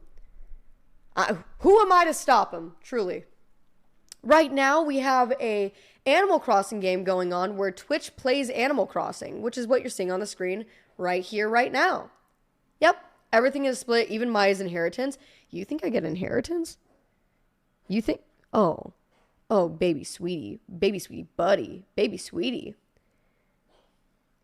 So what you're saying, if we don't make it even, you get more money? If we don't make it even, you get more money. If you don't make what even? If we don't make it even. I'm not entirely too sure what you mean, but I have the bad brain disease, so I apologize. We have been live for 45 hours, 43 minutes, and 43 seconds? That's so weird. 45, 43, 43, 45, 44. And we have at least 20 hours left. At least. Which is great. The dono because your dad will make it even? Yes. So theoretically right now, if somebody were to donate, I don't know, Oh, actually, wait. No, you already did. Perfect. Look at that. So now the number's not, it doesn't end in like a little 0 anymore. It's just not, it's not even. Oh no, if only my dad felt a certain way about that. God. How's the day been so far, chat? Hi, Tulsa. I know I'm not technically chat, but I will answer your question because I tipped $5.69. What? Where did that come through? I'm so confused. Nice tattoo from Spirited Away. What's the artist who made it? Here's the thing. And thank you. That was really nice of you to say that. I really don't like the artist who did this tattoo. First of all, he fucked my arm up. This was my most painful tattoo. I only have 6 tattoos, but this was my most painful by far. He, was that on Streamlabs? Because that shit's still broken. I think it might have been. Oh, he used Stream Elements. Oh, whale. Okay, Ben, we might need to look into that if that's possible. So he fucked up my arm. I had little potholes in my arm. Like, I don't know how to explain it other than that. Like, literally marks where he gouged out skin from my arm. And that sucked. If only you could show them your real Spirited Away tattoo. I know. I have a fucking sick tattoo of Haku and Chihiro on my thigh that starts from about here and it goes all the way down my thigh. And it's fucking sick. And that was April J Tattoo in New Orleans. She's 10 out of 10, would recommend. I traveled specifically for out of state to get this tattoo by her. She also did this one. This is my first tattoo by her. And then she did such an amazing job with all of the other tattoos I've ever seen her do that I was like, I got to get a bigger piece from her too. So April J Tattoo, really good with Studio Ghibli kind of stuff. This guy was a fuckstick, okay? Because Danny! Hi, Danny, thank you for the 31, my bad. 34 months I can't count or read, apparently. Thank you. I hope you're having yourself a great day. But yeah, he fucked up my arm. He did not do what I asked him to do. I said I wanted like a small mini version, like a chibi version essentially of No Face from Spirited Away knitting. And as you can see, this is definitely not fucking chibi, okay? And I also asked for stipple shading, which if you look close at my tattoo, if the camera would focus, stop! If you look closely, there's like this pepper kind of shading where it has like tiny black dots that get lighter as it goes down. I wanted that. I really wanted that. I wanted stipple shading all down my, for him. And he said he was going to, and then he was like, so I'm going to make it a little bit darker at the top, but trust me, it's going to look sick.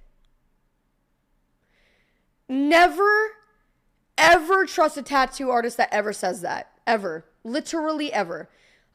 Because as you can see, he did not just make it darker at the top. He fucked my shit up. He made it completely black. It looks like a cover-up tattoo. And then he fucked me up with mag shading at the bottom. He put these 2 little lines on the side of the no face, which I did not ask for and did not want. He also, when he originally made the drawing, he had the yarn, like the string for the yarn, curve out like this, like in a fucking question mark, curly Q kind of thing. And I was like, hi, can you change that? Because it doesn't make any sense. Yarn wouldn't fall like that. It wouldn't go around. And he was like, I can, but it's not gonna look as good. And then he did this and it ended up looking so much better, but he fucked everything else up. If you look at the dude, get a look at this no face's face. What the fuck is that? Look, that's where one of the potholes in my fucking arm was that I had to heal over. What the fuck is that? These aren't even fucking triangles. The eyes are not like the same shape. Look at this harsh fucking line right where it cuts off into the mag shading. Horrible. Like, I don't even have the words to describe. Look at this tattoo. Fucking dope as shit. 10 out of 10. Beautiful tattoo. And this, the most visible spot of my body, just fucking my shit up. The hands are making me angry. Dude, don't, listen, I don't even mind the hands too much because, like, they are what they are. They're kind of, like, supposed to look goofy. It's the face and the fact that, like, it's just not what I asked for. In any capacity, it's not what I asked for. And he made it so fucking big. Every day I look at this tattoo, and because I don't have a lot of other tattoos around it, it bothers me every single fucking day. Every day of my life. It really sucks. Major fear stopping me from doing my first one.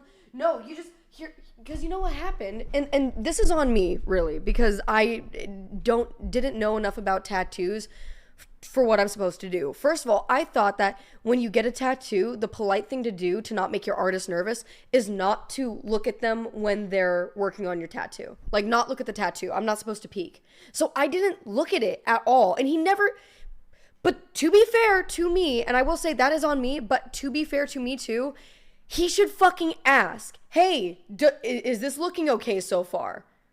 Like, you can't finish the whole fucking tattoo and black out a part of my arm and then say, how do you like it? Like, what the fuck? Where was he? In Washington? Yes. I don't want to give his name out because genuinely, I don't want anybody to go to this guy. He shouldn't be a tattoo artist, honestly. A tattoo artist that doesn't communicate with you, and also the way that I reached out was, it was this shop, and they had a Facebook page, and I liked a lot of their stuff, and I even liked some of his stuff. But I reached out and I said, hi, looking to get a tattoo appointment for this specific piece, would like to get this done at some point soon, etc., etc., etc., get back to me. A guy responds, my tattoo artist responds, and he says, okay, yeah, we can definitely do that for you. Approximately how big do you want it? Like, kind of that kind of thing. And then I'm like, explaining it, and I'm explaining to him like exactly how big I want it and all those things, which again, he did not do. And then I asked, who's going to be giving me the tattoo? And he said, I am, but it was just the name of the shop. So I didn't know what the actual guy's name was. And I was like, okay, but what is your name? Because all I can see is the name of the shop. And he's like, oh, it's this artist from this shop. And so I looked into his art and I liked some of his stuff. He had done some neat Studio Ghibli stuff. So I was like, okay, that's fine. I was okay with it, but he didn't let me choose, which is annoying. It's like, why did he claim me? Why didn't he? He could have said, hey, which of these artists from this shop do you like the style of the most? Like, what is fitting your style the most? But no, he was just like, I'm going to be working on you. And I didn't fucking choose that. But then, because I liked some of his other stuff, and I thought, okay, yeah, like, this stuff, like, looks good. Let's full send it. It's such a fucking mistake, dude. Stupid fucking mistakes, man. Have you thought about laser removal? Yes. I've thought about laser removal. It is expensive, but mostly the thing that I'm worried about with laser removal is if I can get tattooed again in that area without it looking super scuffed or bad. I have no idea. Because obviously, I can't do a fucking cover up because what can cover this up? What, like, what could you do? Unless I completely black out this entire section of my arm, what can I fucking do?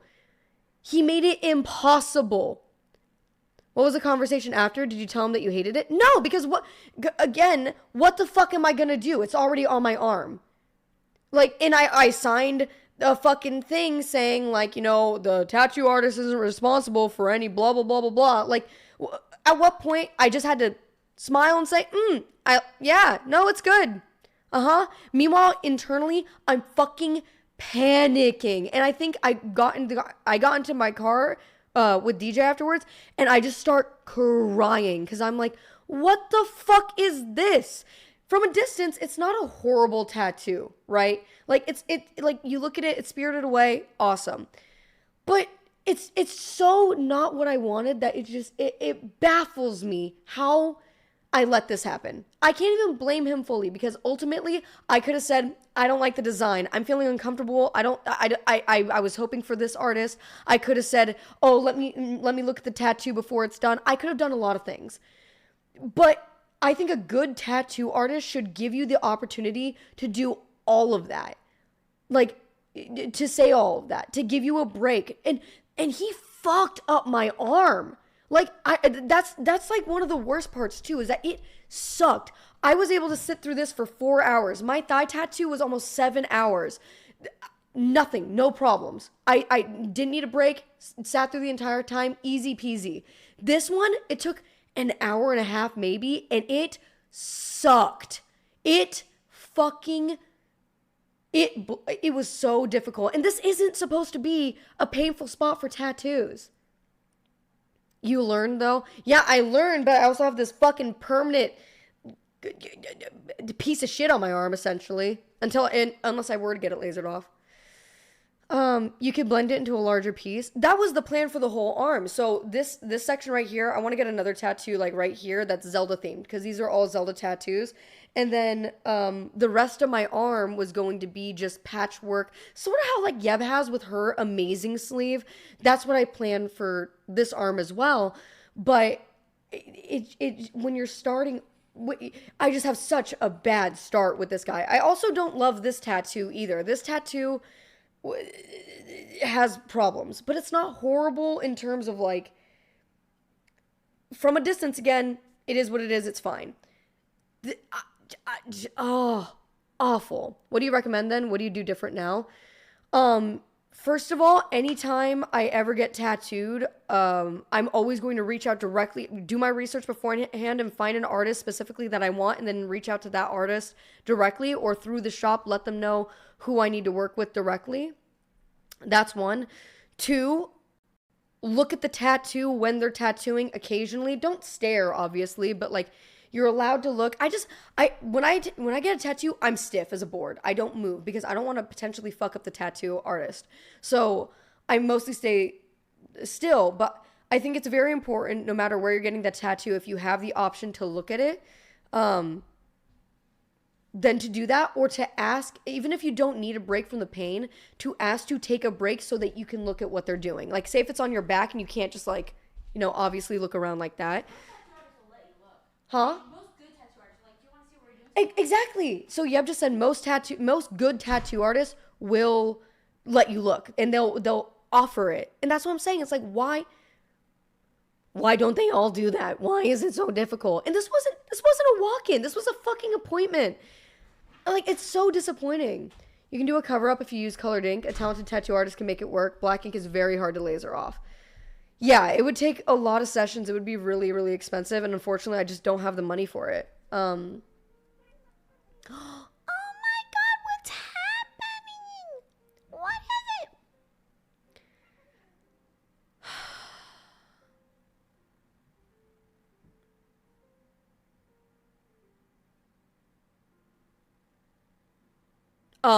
Can you guys even do this? Oh, wait. Oh, I guess you can. How the fuck would you do this? I would say save up for a good cover-up artist. How do you cover this? What do you do? With color? But like, what do I... How? It's gonna take up my entire arm. Maybe if I can get something that like cascades diagonally like across it, maybe something that's like thick in the middle and then like, I don't know. I have no fucking idea. And it's so bad. I think a good artist would know. Maybe. It's just so daunting. I don't really see it. It would need to be at least lightened with laser removal sessions first. Yeah, maybe. Sometimes they can do... I think it's just a matter of getting a consultation from a really good artist and seeing what they think. Maybe the person... She actually hasn't been tattooing for very long. She's been tattooing for, I think, like 3.5, maybe 4 years. But the girl who did my thigh piece, which is such a good tattoo, which I can't really show because it's a bit promiscuous. I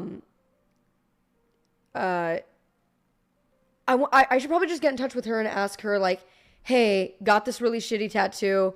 What do you think would be the best way to, like, fix it? And just see. Black and Blue Tattoo in California does really, really good cover-ups. Black and Blue Tattoo. I can look into it for sure. I'd research which costs more, laser or a really good artist to cover it up. Yeah, I mean, with a good enough design, I guess it's just I wanted this entire arm to be patchwork and sleeve and kind of thing, and now it feels like it would have to be, and that's the thing. It's so close to this tattoo, because if it wasn't, I would just do a bigger no face tattoo and just like encompass the whole thing. But because this tattoo's right here and I love this tattoo, I don't want to do anything to get in the way of that. I think you should get it lasered. It's probably the Hi Chimkin, how you doing? Hello, monkey. We have a little Chimkin. We're talking about tattoos. Do you have any tattoos that you're not like in love with? Really? I don't. The boy? What about him don't you like? Is it just that he's so small? I have no care in the world for koalas. Oh. I guess I get that. But don't tell Sci-Fi I said that. Do most of your tattoos mean something? Have like some sort of more or less I've arrived at a conclusion of why I want them. So that's what they mean to me. Here, let me scoot. Or we can switch spots, whatever you want. Yeah, for most of my tattoos I've arrived she forgot she was live again. For most of my tattoos I've arrived at a conclusion for what I want. So like big left. We should get big left. I have so many big left. I would get so many stupid fucking tattoos. Now that I have all this, I'm like, I got all the meaning. You want to know what it is? You want to know what it is? What? It's this. Hold on. Oh. I got this tattoo to commemorate all my dead pets. Yeah, I'm really fun at parties. And every time I look at it, I love them and I miss them implicitly. But I get sad. All right. Can you imagine? So now that I have this, which is just like mostly goofy, they still mean something to me. Like this is for my stepdad, this carrot cake. Mm-hmm. The rest of it is just because it looks cool. This is for Soup, that's Hemlock, that's for the stream. Mm-hmm. Like this is matching with Shane, you know, like whatever. That makes sense. I love how well the left arm tattoos fit together. I know, right? It looks so, Soon may the weathermen come to bring us sugar and tea and rum. One day when the chugging is done, we'll take our leave and go. Ho! Yeah. Get a tattoo of armpits smashing together. I will never forget when she said that my armpit looked like a vagina. Sorry. I love your elbow tattoo. It's a dope design. Dude, her tattoo is so... Again, I'm really upset, actually. Yeah. She took the one good elbow like tattoo that I've ever seen, and now I'm upset. Oh. Yeah. Get well soon. Thank you. I'm just gonna get the exact same tattoo. That's not like BM, right? Like that's not BM at all. You want to know something? What? There's another person out there who has the same elbow tattoo. This was like the exact same. This is what is that called, chat? When a tattoo artist draws it up. Oh my God! There's a tarantula in the back. It's time. It's time. Chat, get your net out. Flash. Yep. Flash. This is Flash. Oh. Flash. But I have no idea. Oh my God, chat. It's so close.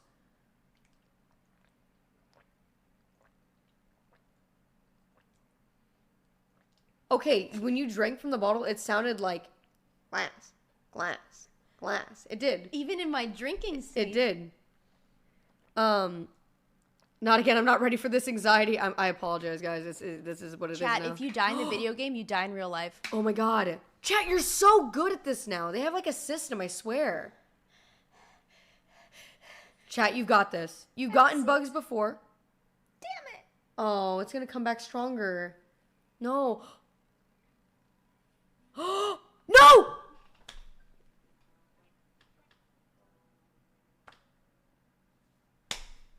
And there goes the battle. Awesome. My disappointment is immeasurable and my day is ruined. Yep. No, it's cool. No, it's really cool. It's sick. No, I love that. Ah, great job, chat. Listen, that was your first real try and you did a really good job. I thought you were going to say that was your first real trauma. You've just been through your first real trauma and I'm here for you in this moment. I need you to know that. Yeah, Bington Bear. Game? Event? Thing? Possibly? Oh, okay, sorry, I didn't know. She's giving Mr. P his medicine. So we bing chilling for now. We have a little bit of Animal Crossing left in us.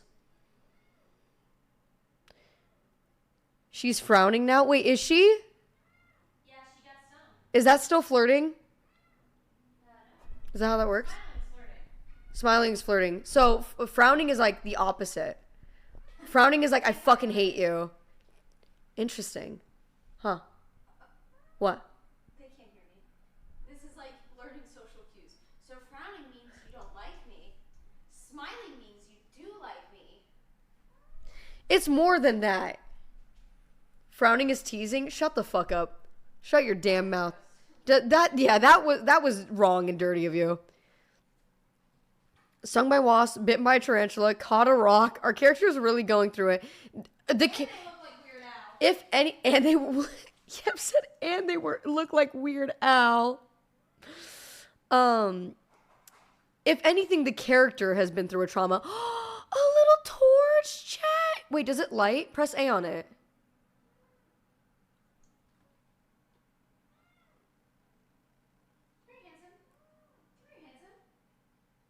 No! No! Well, actually, this is smart. This way you don't waste fuel, you know? That's fine. That's fine. That's really, really good. Side smirking is the dirtiest form of flirting. POV, I'm that girl from Game of Thrones. Hither art thou, Joffrey, not a virgin. You know, something like that. How did I do? Maya's flirting, gross. What is winking flirting? Winking is absolutely flirting. It was my question. Said winking. I think it depends on the context of the wink.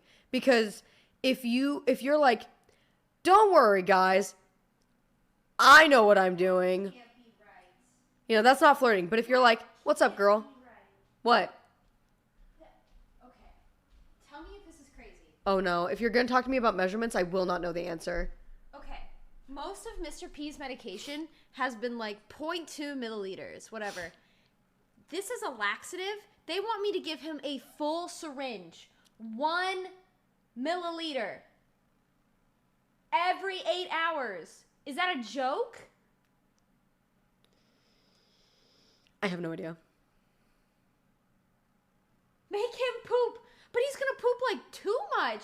That's a lot of laxative. Mm-hmm. Do I just do it? Okay. I mean, I would say so. I mean, I don't think it's wrong. You could call them just to double check. Because I feel like if it was a typo, they'd miss 2 numbers, and that's a pretty big typo. It's true. 0 and decimal. Mm-hmm. I would, if you're concerned at all, though, I think calling the vet's the play. I would be nervous because he's so small. That's the other thing. He's so ill. How long have you known Yeb? Like 2 years? 2.5. Wait. No. Yeah. Oh, last year we like 1.5 years. Yeah, because we met in Florida at Disney World. Florida at Disney World. What a time that was. Wow. It feels like I've known you a lot longer than that. It's wild. Aw. Feels like I've been married to you for that long, you know? But like I've known you forever. You're not censored. You can't do that. I'm sorry. But yeah, it's been a good time. Laxatives are a complicated How'd you meet drug. at Disney World? Was it a coach If you or don't something? take No, enough, you it was get it was constipated. just You really got to load up on it so you can fully shit. we met over the internet. Yeah, Yeb was already living over there, and then me and DJ and 0.02 milliliters a couple for of the other medication is boys fine. in San Diego It's much more potent than were- laxatives. Just make sure Mr. P gets plenty of additional fluids to prevent dehydration as well. Big facts. Yeah. I'll remind her when she's off the phone. She's trying to call them right now. But she probably knows. but we were just gonna go I think to celebrate somebody's birthday. Pretty sure it was a birthday celebration, yeah. Pretty sure. And so we were just going to Disney World already, and we sort of knew Yeb through the grapevine, and I think just like somebody asked her if she wanted to go, and she was like, yeah. And so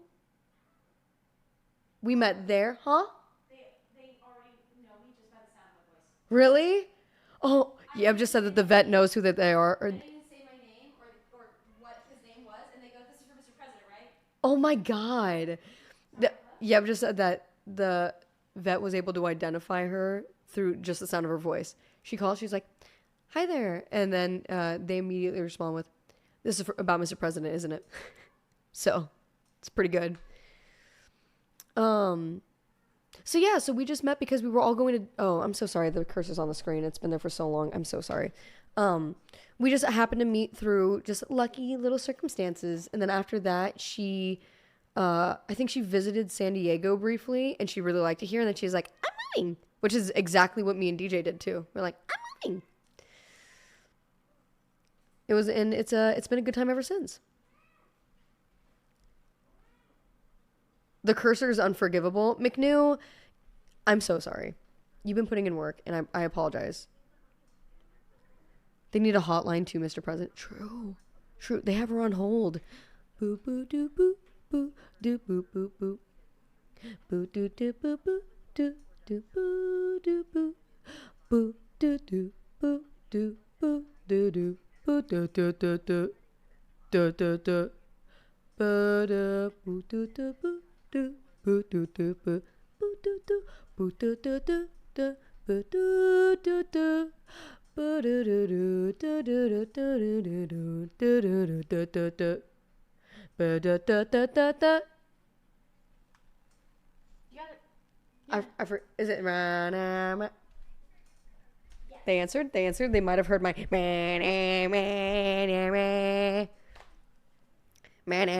what brought you two from Washington to Arizona? What brought you two to Washington from Arizona? It was just me. I didn't move for DJ, but so DJ was in Washington. I had just gotten out of my a 4-year relationship, and I was ready to get the fuck out of Arizona. I've been wanting to leave for a really long time, and I wanted to go somewhere where it wasn't so hot and where there was an ocean. And DJ and I had met in San Antonio, Texas for PAX South. And we got to know each other pretty well there, to the point where I was like, fuck, I like this guy. This sucks. But so I went back to Arizona. He went back to Washington, and his birthday was like a week later. And he was like, haha, wouldn't it be funny if you like came to see me on my birthday? And I was like, haha, but you would like totally not be cool with that if I actually did that, right? Haha, like just visit you for your birthday? Like that's crazy. And then he was like, no, you can. And I was like, oh, word. And so I bought a flight, and I went out there to Washington, and I never went back to Arizona. I wanted to stay for a little bit because I was getting interested in DJ, getting to know him a little bit better, and then fell in love with Washington. We got snowed in for a little bit. That was good. And yeah, I didn't want to go back, so I just never did. I went back to Arizona to visit, but then I ended up staying in Washington, became a resident in Washington, and then we lived there, and we thought we were going to live there forever, essentially, even though I was like, after the first like year and a half of living in Washington, I was just cold all the time. Like it was like the complete opposite of Arizona, where Arizona was way too fucking hot, Washington was way too cold, and I was looking for something that's just a happy medium, you know? And then we were talking with the boys, some of the boys who were already living in San Diego, and I think at the time it might have been Wubby, Alex, and Ash, I want to say. But there were already a couple people living in San Diego, and they were like, haha, would be really cool if you guys just like moved to San Diego. And we're like, no, we could never. Like, you guys aren't serious. Like, you wouldn't want us to move just to like hang out, right? Like, that's crazy. And they're like, but like you could, but you totally could though. And so we were on the fence for a little bit because we weren't sure if it was like genuinely something that we wanted to like uproot our lives for, was just to move to San Diego just for like friends and everything. And then one day we just like, fuck it, full send, let's do it. And it took like a year of planning after that, and by then we had already had 2 dogs, and so that was the hardest part, was like finding a place that allowed dogs. But yeah, we moved here specifically for the friendos, and then by that time, Carlos and Peanut and Booty had also moved here, and so it was like, holy shit, we got a whole fucking like, the party's been fucking started. Like, let's fucking go. And so yeah, so we packed our bags, we moved to San Diego, and it's been fucking awesome. It's been really fucking great. And the other thing about San Diego too is that we came from the middle of like nowhere, Washington. We were like 2 hours west of Seattle on the Olympic Peninsula, and there was nothing out there. So one of the other things we fell in love with in San Diego, and was specifically the just how much there is to do. There's so many cool things. We've done so many cool things that we've been able to, like, that we've done so many cool things since we moved here that we would not have been able to do otherwise. And it's just really neat. It's a really great place. And the weather is so good. Mwah, beautiful, perfect weather. Except for when it rained for like 4 months. That was wild. That was crazy. But it's been a really, really good time. And then right after DJ and I moved, like less than a week after that, Shan moved, Yebbington moved, and I moved to California in like 2 weeks. Yeah, and hers was like, yeah, okay, but to be fair, that first like apartment with like the no AC and stuff. Speak for yourself. I loved it there. Really? I loved my old apartment. Even though it was like missing a window and stuff? I loved it. That actually is great though. I only came here because the opportunity was better to like live in like technically better conditions, but I loved my old apartment. I don't know how you exist without AC. It especially coming from Florida too, because it's so hot there. You would figure that it would be something that would follow you. It was cooler even without AC. It was I guess that makes sense. But still, I don't know. I've been pampered. Can't do it. Can't do it. What did you love about it? San Diego? Or, oh, no, they're asking you what you loved about that apartment. I like that it was in a giant old house. I feel like I can say this now because I don't live there anymore. It was a single apartment in a old house, and I love old things. I love old houses. So I really like that aspect of it. It was just like a cute little bachelor pad. Mm-hmm. Audio buzz? Yeah, we know. There's nothing we can do about it. We've tried. Believe me. And also, there was a lady that would sell tamales. I didn't know that she was selling tamales, though. So every day around 6 p.m., I would hear what I thought was just a very timely homeless person on one of the street corners by my house go, "Ah!"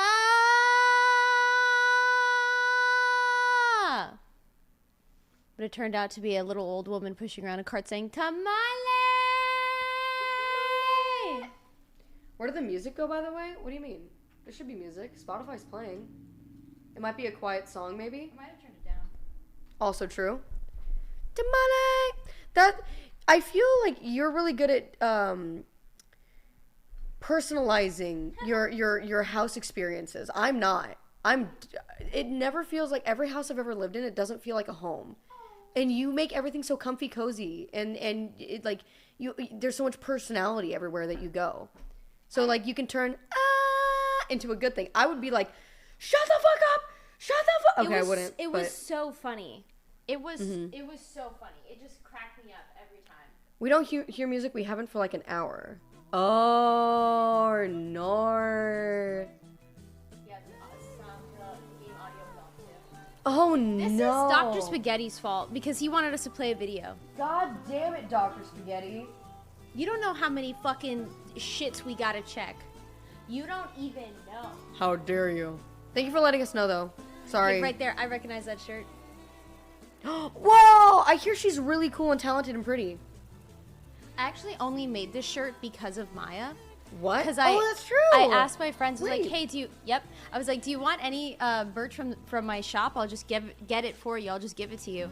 And then this is no tea, no shade, no pink, no lemonade, but Maya was the only person who was like, yeah, can I have a shirt? And I was like, for sure. And then I was like, what kind of shirt do you want? She was like, I don't know. Do you have anything like plain? And I was like, I could cook something up. Yeah. And then I never actually got it. Nope. Yeah, I bought 2 and then I kept both. Why? I liked it. What the fuck? Enough to keep 2? I'm taking that one. I don't need it. Oh, that might be DJ. Nope, no, it's not. It's in his cart. Oh. DJ would call me. He would tell me if he was coming over. He said that he would he said he was gonna make lunch and he was gonna bring it This for me. is a cheering emote. Oh, who goes? Whose toes are those? Aw, cute. Excuse me. Goodness. Goodness gravy, great balls of gravy. Goodness gravy, great. Goodness gravy, great. Grape. Goodness gravy. So what I'm thinking is, once we're done with what we're doing, what we're planning, that makes sense how they heard the buzz. Go ahead. Once we're done with what we're planning, we're gonna do the yard work competition. Okay. It might be dark by that time, though. Oh, we're so back. Okay. No, that's fine. I'm just thinking, do you want to do... Because we already had 2 things planned today, like 2 big things. Did you want to... I think. That's good. No, that's good. For the yard work segment? No, I didn't see what Friday did for the yard work segment. I have to check that out. But also, can you show me that when you pull it up? I need to see our schedule for today. I was saying show me too when you pull it up, if you're pulling it up. Pulling what up? The graphic for the... Oh, I was gonna pull up something else. Oh, okay. No. That's totally fine. I just want to be... No, that's good. No, that's real good. I'll make yard race. Woo! So... Get out of edge. Okay. Oh, fuck. Hold on.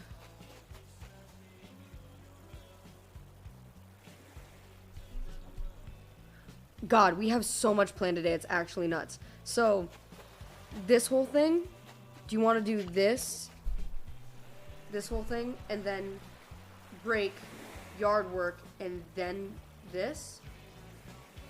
Well, because this needs to be done outside. Oh, shit. Did we decide on that? Yeah. Remember the pergola? Right.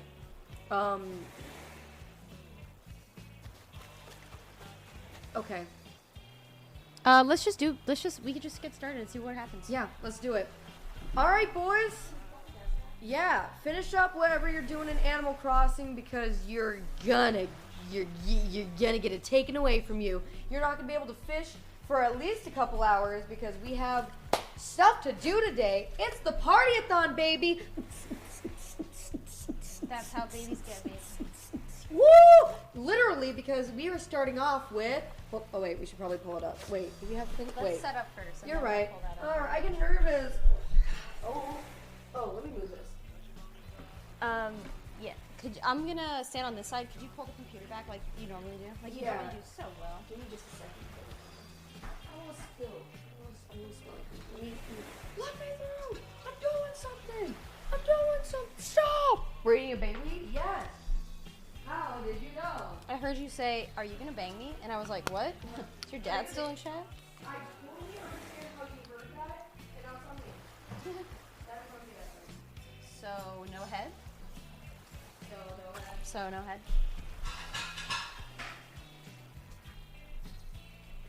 So no horse. This time I did it intentionally on stream. All right. Yeah. Let me get the computer started. Goodness gravy, great balls of gravy.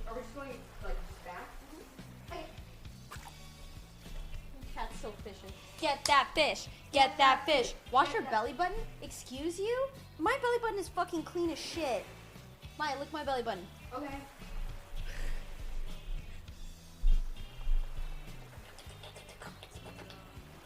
You got anything out of there?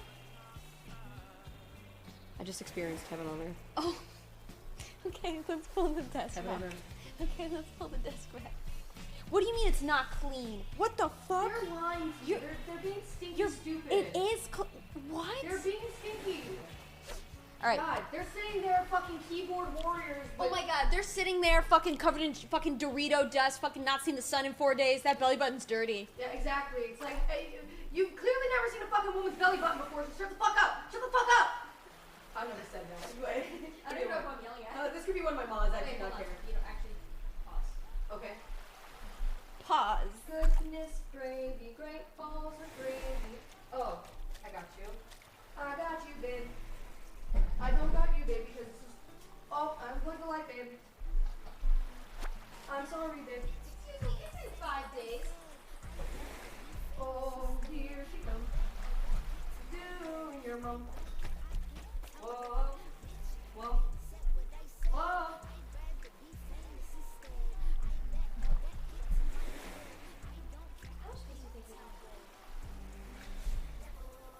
Let's look at our first game.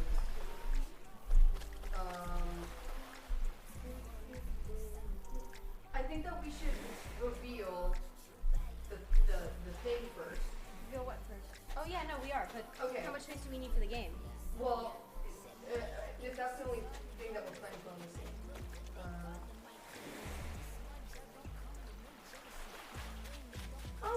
Not much. Do we have like a little table though or anything we could use?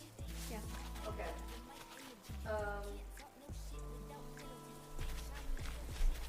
Excuse me. Whoa. Hey, where did you settle on yard work? What? What did we settle on yard work? What did we settle on yard work? What? Where did you settle on yard work? That we're doing it? Yep. Pretty good. Oh my god, you're so strong. It's like, Oh. light work, no reaction. Light work, no reaction. Okay, yeah, I think that's probably fine. Are we sitting or standing? For what? The game. I imagine we'd be standing, Oh, okay. right? Well, because if we'll have like a little table or something, right? Yeah, but the table, that's that table. Oh, well then maybe we Is should that be table too big? sitting. No, it's not that it's too big. It might be too short. Unless you want to like. I imagine that's how we do it. Oh, okay. Yeah. Yeah, that works. We can do Or that. we could grab the little pink table. Is that okay, or is that too small? That little tiny pink one. I'm gonna go with it's too small then. Scoots. It would just make us. It would make us very close to each other. Which, if you're okay with. Yeah, it'd be aesthetic. Okay, That's let's fine, do I it. guess. Okay. Let's do it. All right. So we have a special announcement. Wait. Oh shit. Hold on. I just realized something. Chat, we'll be right back. Hold on. I'm sorry. Give me a second. I'm doing something.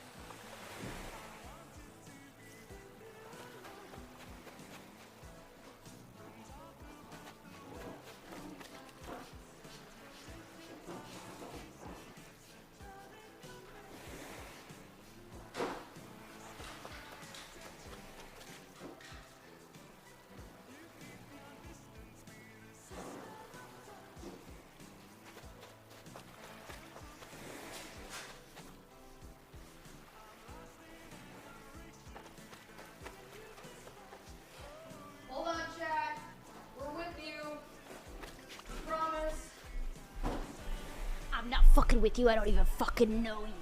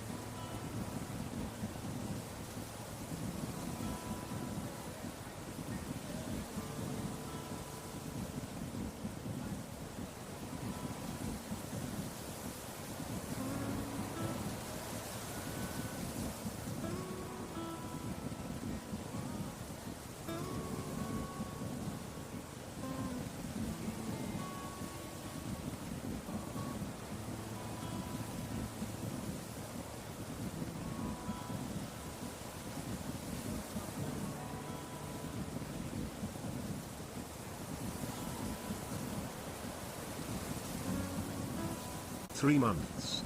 Woo. Just sub for 6 months more. Make sure you use the September subs, guys. Get those subs in now. Yebo7 Yebo7.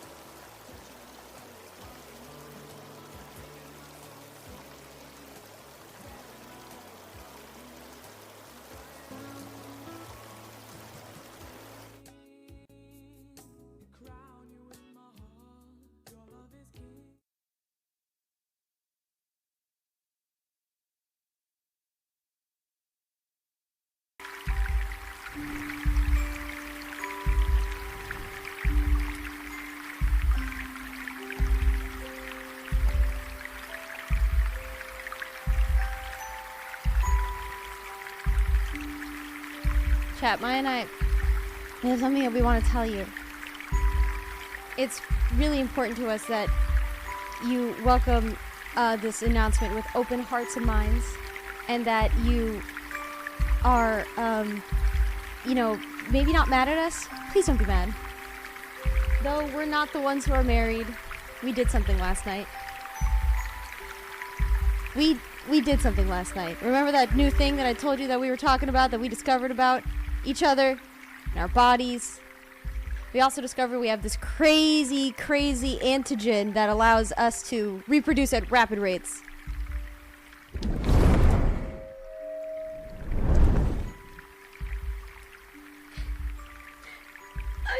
pregnant. I'm gonna have a baby. A sexy little bit. Okay, no, okay. Alright. Oh, we're gonna be Oh. What's wrong? Oh my god. I think my water just broke. Oh no! Oh god, I think my water just broke. Oh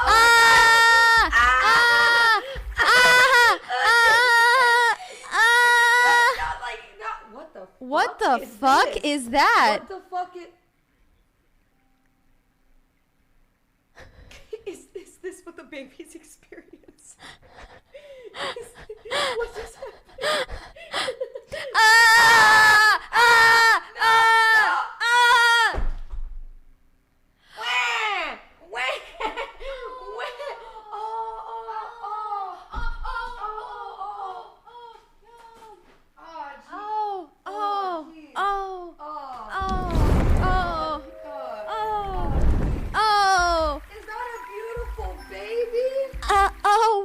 Is that just a beautiful baby? Wow! Wow.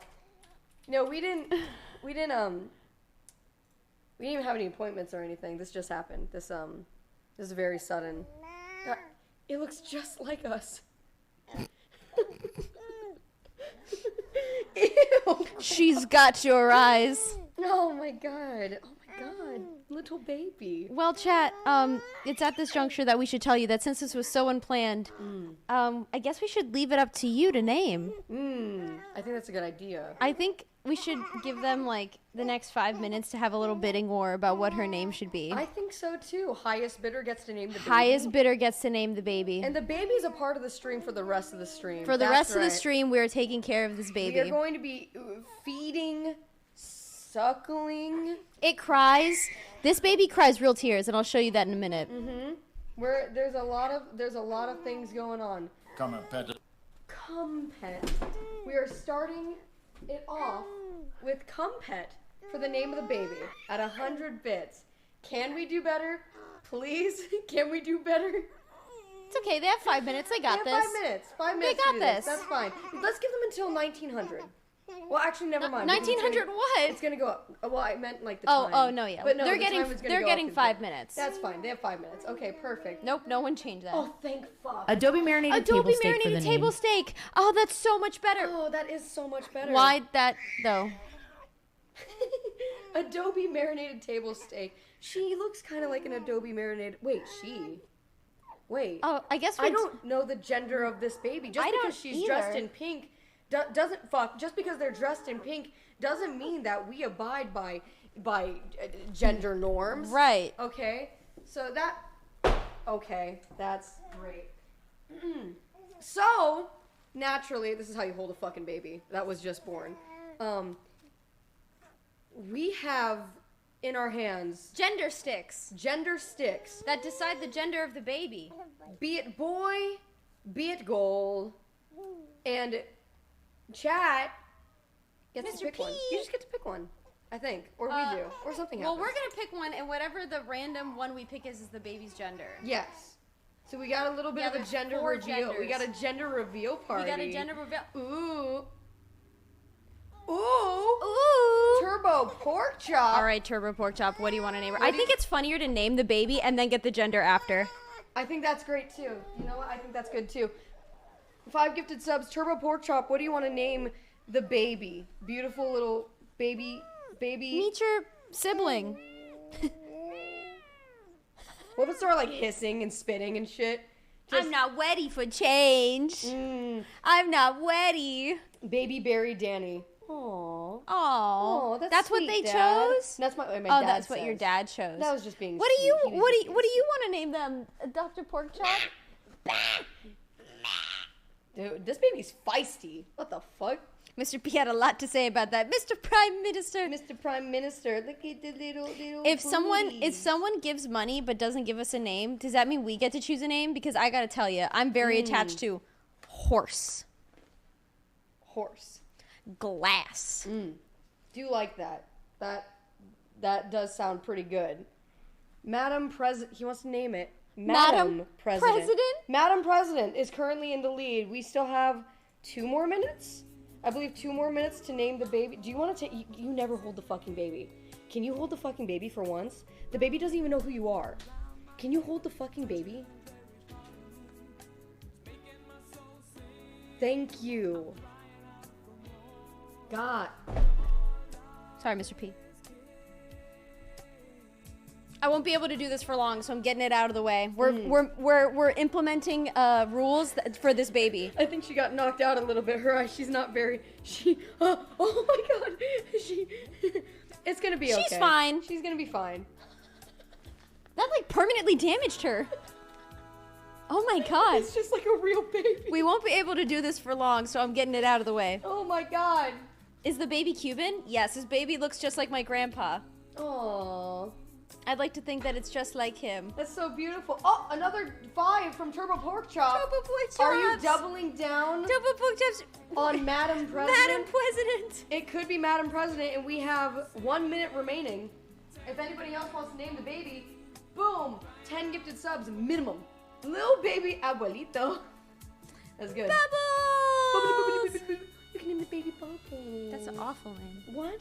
I don't like that. Just like temporary. It's not There's like probably a real person out there whose name is fucking Bubbles. That's true. That is accurate and true and probably based. I don't think it's based. What are you doing? Kicking racks. Jeez. So realistic. Oh. No, you're good. That's your chat. Even has the brain damage feature. Wow, I know. So this baby actually does cry real tears. We have to put the tears in.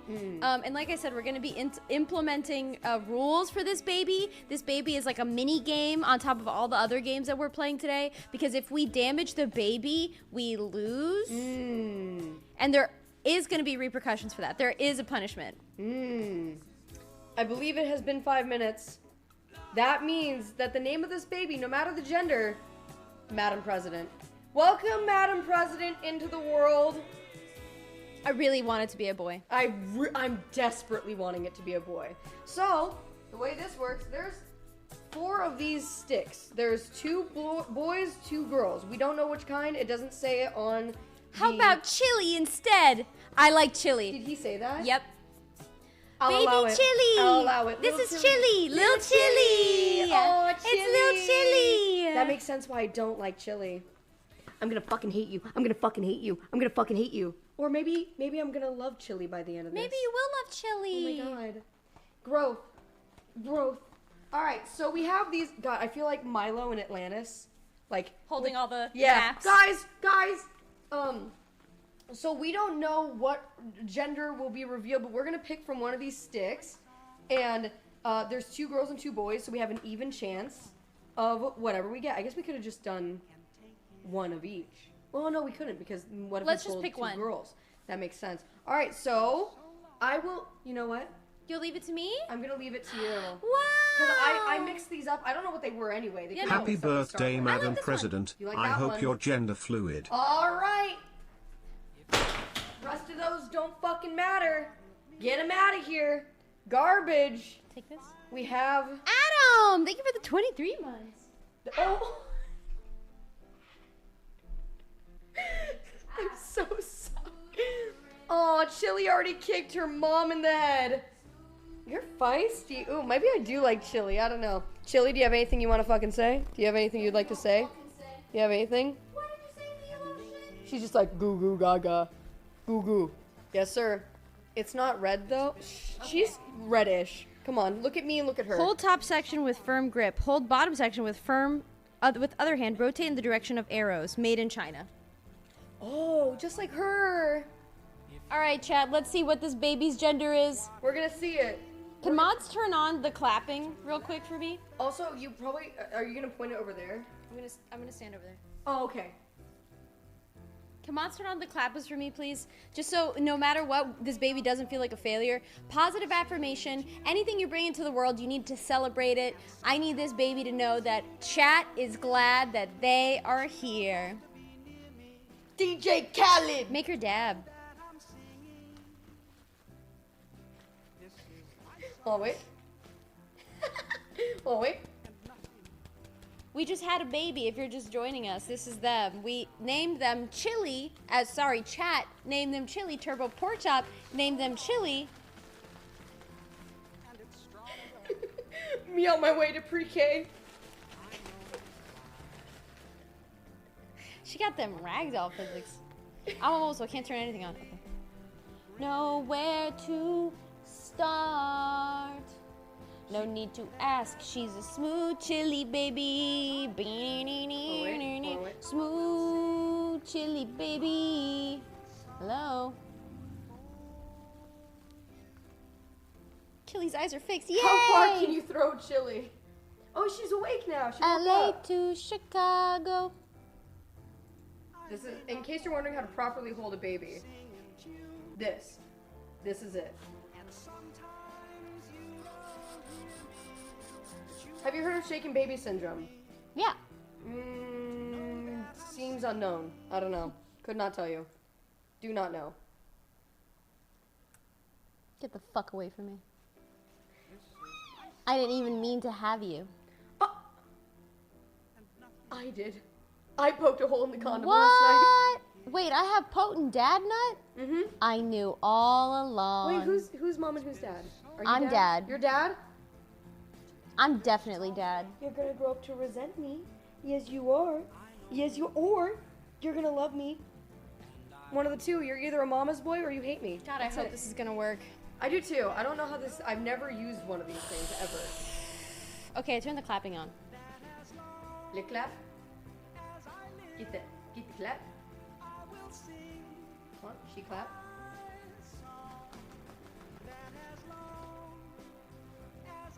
Smooth operator. Smooth. Mr. P, get out of there. Mr. P, you shouldn't stand there. Mr. P, you really shouldn't stand there. Celebration. Mr. P, you really shouldn't stand there. He wants to. All right, Chad, let's see what the fuck kind of baby this is. LA to Chicago. What is Chili? What is Chili?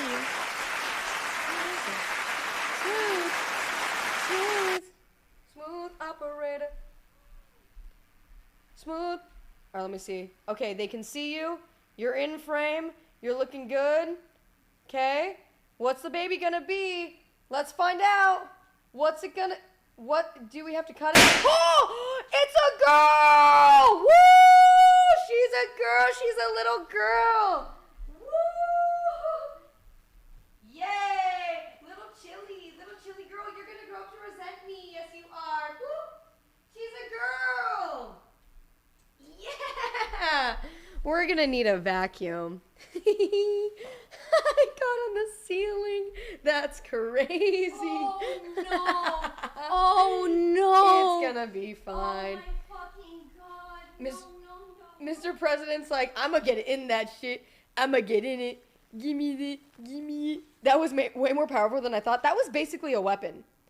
If you think, oh my god, here he comes to save the day. What about second gender? Chili made her first mess. Nice job, Chili. Wow, this is very on brand. That was not planned for her to be pink. She is all pink. I did not realize Yeb was in charge of the baby. I know, as she is the dad, she supplies the genetic information exactly. So I did not realize that the baby was going to be fully pink. And when I discovered that, I said, oh, that's awesome. It doesn't matter though. It's cool. It's fine. On an unrelated note, Papa Yeb will need to go out for a pack of It's cigarettes pink later doesn't today. mean that it's gonna. It has to be a girl. And I said, you're right. You're absolutely correct. But that being said, Chili's a girl. Woo! 3 women in this house. Feeling soup, I suppose. I don't know if it's right to call her a woman. Soup? She's a cat. She's a woman. Is she a woman? Yeah. Name any woman. Any woman? But I gotta go buy some milk, so Food operator. Oh, what do you mean? What do you mean? Do you want to take your daughter with you? You don't. What a surprise. What a fucking shock. Once again, the mom is left at home with the baby. Now who's doing stereotypes? Now what's that gonna be like? That's an interesting bottle of milk. That looks really good. Yep. Get abandoned, nerd. You're gonna grow up without a father figure. Oh my goodness. You're gonna have daddy issues. Yes, you are. Yes, you are. But that's okay. That's okay. Sometimes it happens. Sometimes. What? Oh, right. Yep. Right. Awesome. So, chat, to ensure that we do not abuse this baby. Because we would never do anything to hurt the fucking baby. Because, honestly, God. Because at the end of the day, look at this thing. It's fragile, okay? It's got weak little muscles, and it doesn't. There's not really a lot that you can do that won't hurt a baby. So, bald! You're fucking bald, idiot, loser, haha! But that, oh my god, it's the same color as the baby. We're gonna tape some fucking eggs to its head.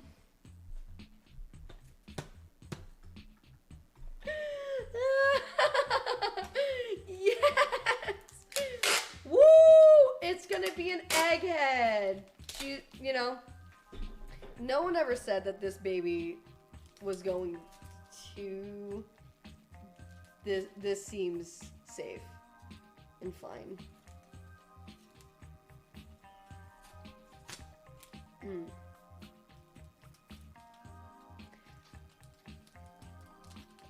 That's good. That's secure. That's on there. Here. Perfect. So the first person to bust an egg on this baby head, what? To bust an egg that is on this baby's head, loses. Yeah. But maybe nobody will lose. And Oh, yeah. Chili will. I'm sure. Chili will grow up safe and secure. Maybe no one will lose. Maybe someone will definitely fucking lose. You can't sabotage the baby. Is this a challenge? Not to see, like, who can do it fast or anything, but just, like, to do it. We have to take care of the baby. It's a fucking baby. This was, do you think 3 eggs is good or 1 more, chat? This is what we're working with. I think we should put 1 in the back. She misses Potato Head. That baby's gonna end up scrambled, as she should be. Coast to coast, LA to Chicago. Smooth operator. This egg is gonna fall out 100. Look at this. Just don't yoink it too much. It's in danger. Just don't yoink it. No danger. Oh god, it's so low. That's great. Love that. Love that for us. Little Chili. All right. All right, chat. This is your new sibling. Yeah. Baby Chili. So it is 3 o'clock now. At 4 p.m. We're gonna switch off, and Yebbington, unless you want to start first, but we're gonna switch off with the baby every hour. Well, let's decide that with a little friendly game. Oh, but it's exactly 3 o'clock. It works so well. It's exactly 3.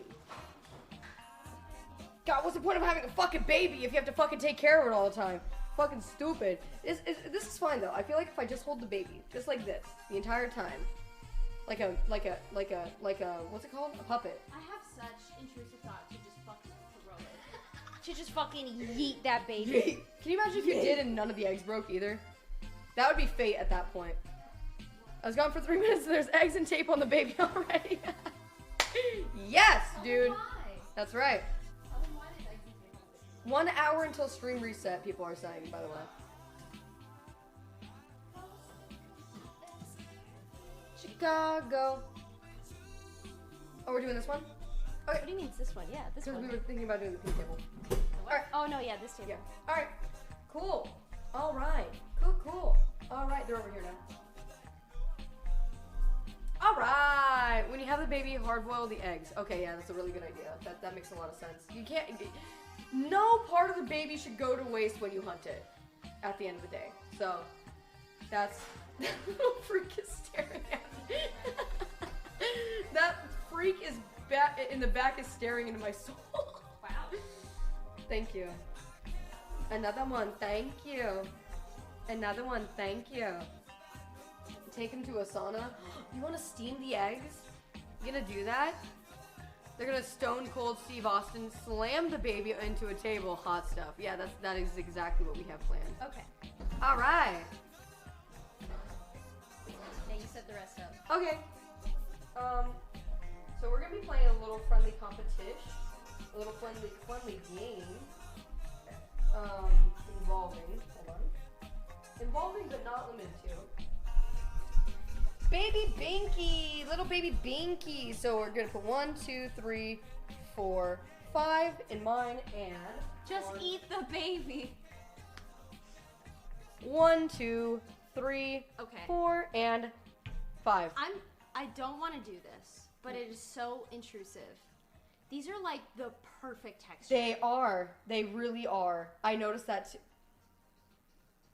I'm not putting this in my mouth. I'm not putting this in my mouth.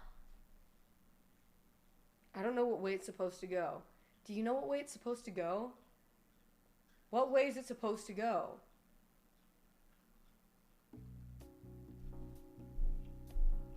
What happened? I don't know. Oh, someone cheered 500. What a way to go. Oh, it's definitely supposed to go this way. On. Can't stop me eye contact with me. I got my eyes on you. Okay. So now that we have. Wait, pause. This is so loud. Oh, okay. I haven't muted them, but we can hear it really loud. We can't hear music. You're the sunshine of my life by Stevie Wonder. Alright, cool. So I just thought of a new fun thing that we might want to do instead. What? So we're gonna have like 5 minutes. I'm coming up with these arbitrary rules on the spot. You can modify these if you would like to. But I was thinking, because originally what I was gonna do is have all 10 binkies in the center. Yeah. Whoever is able to go ahead and get the most binkies win. Yeah. But new plan. Okay, say we have like 5 minutes. Still, same rule. We each have 5. If we get a binky, we get to throw it in the other person's bowl. And whoever has the least amount of binkies in their bowl by the end of it wins. Oh, okay, so we don't want to have binkies. We don't want to have 5 the binkies. minutes seems like a long time to do that, though. Okay. I mean, we only have 1 round of this. Okay. Unless you want to do multiple rounds and each round can be like a minute or 2 minutes. First to 6. First to 6? Yeah. That is... Why 6 specifically? Because it's 1 more than 5. Okay, that's valid. Should we point the... Oh, I see. So we're going to be bent over like this, and we can't just pick them up with our hands. No, we're going to be using chopsticks instead, and rather than using them in our hands, they're going to be in our mouth. Yay! Mouth time. Okay. Mouth time? Mouth time. Mouth time? Damn, baby, are you ready for mouth time? No. So... Damn, baby. What's up, Chili? All right. So, that being said... How? Don't fucking question us, okay? There's holes in the binky. There's like multiple holes. I don't know. Oh yeah, they fit. They fucking fit, boys. We're golden, okay? What's up, M&Ms? Hey, if you're just joining us, we're playing a game to see who. Stop laughing when I talk. I'm so sorry. Who can get the most binkies in the other person's bowls? First to 6 wins. Yeah. Ready? Oh wait.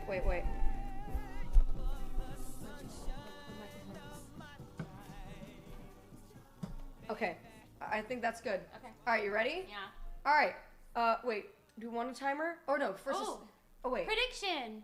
Oh yeah, prediction. Oh, we didn't do predictions for the fucking gender reveal. Stinky Binky. Which is? Oh wait, shit. The graphic. This game is called Stinky Binky. Oh. Stinky Binky. Yes, sir.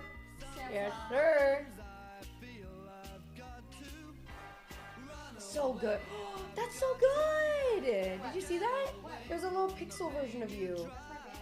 Oh, is it? Oh, no wonder why it's so good.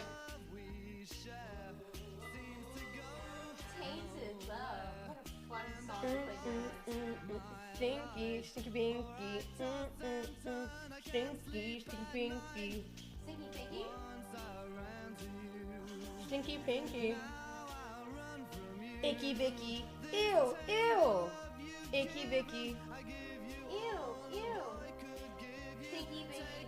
Ew, ew. Stinky binky. Ooh. Mouth time. It's All right. mouth time. You're going down. You're It's going mouth fucking time. down. Do we have a timer? Doesn't matter. We don't need one. First to six. First to six on what?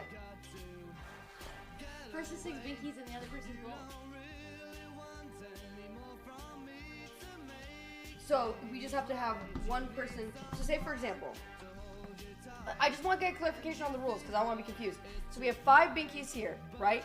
So the goal is just to get one binky into your bowl to make it 6? No, I thought we were starting with them in the middle and then we're putting it to the Oh. other person's bowl. Yeah, I thought so too. That's exactly what I said. Pull up stinking, they binky. Wait, so then Loser has to binky all day. No way. then okay, gotcha. So we can only do one binky at a time, and we can pull from the other person's binkies. Got it. Okay, yeah, that works. Okay. Yeah. All right, let's do it then. Are you ready? I guess so. Are we allowed to lean on this? Yeah. Okay. We have to. Cool. All right, you guys ready? All right. 5, 4, 3, 2, 1, go. I'm barking like a dog. I'm howling at out. We're putting in our own bowls? We're putting in other people's bowls. That was my role originally with the other game, but then we ended up changing it. No, please, not like that. Not like that. Don't. No. Oh, fuck. No, bitch. Bitch. No.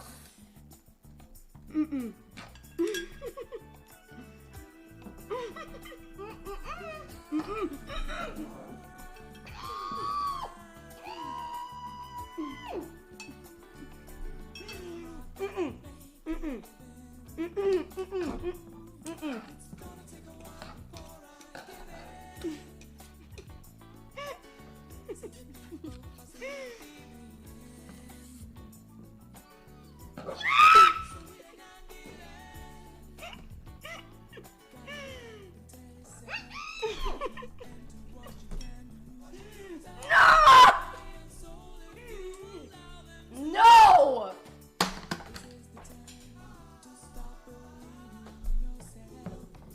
2. How many? 6. Liar. Damn, you almost caught that. That was so good. I know, but it was still pretty good that you almost did. All right. Looks like you get full custody for at least an hour. Is that how that works? You Yep. get to choose? Okay. All right, so starting off, I have to take care of the baby. Hi, Chili.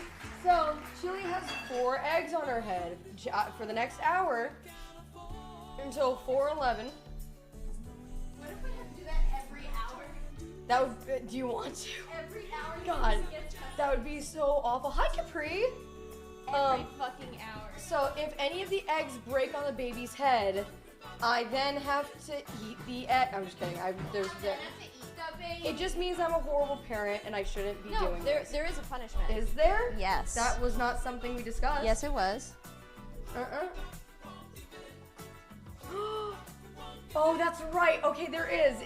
Okay, that's a long-term plan. Yeah. And it's a good plan. Yeah, okay. I know. We got this. Easy peasy. I know, I thought of it. Is Yeb allowed to sabotage Maya to somehow break the eggs? No. No. Because, but what if though?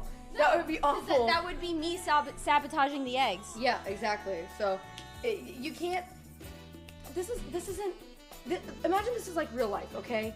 A parent should never. Did you hit one of the fucking eggs? I was dancing. You are sabotaging the baby. This is why I should always protect the back of the head every time. There's a soft spot, okay? There's a soft boiled spot, okay? And this is Don't touch the fucking baby. God damn it, chat. No! Stop! Stop!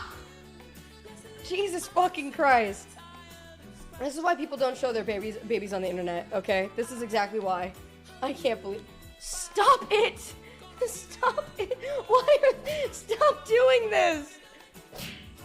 This is all your people. They're touching the baby! Stop! Stop! She doesn't like this game!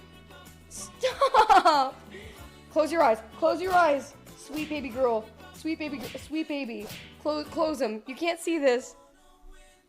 That baby's ugly. What the fuck is wrong with its head? What's wrong with yours, Dr. Poison?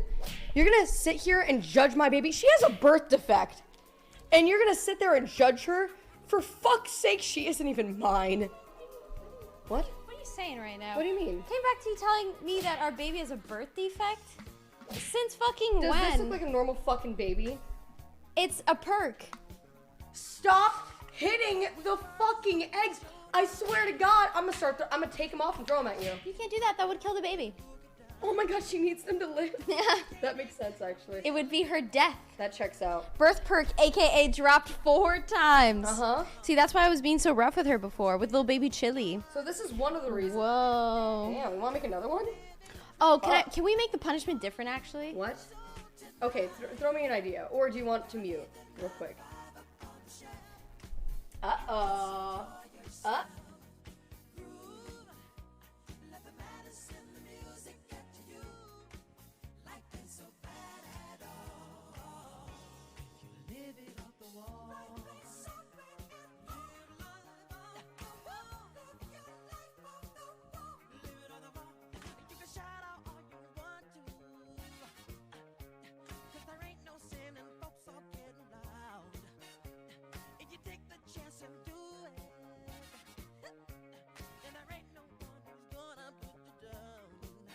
Woo!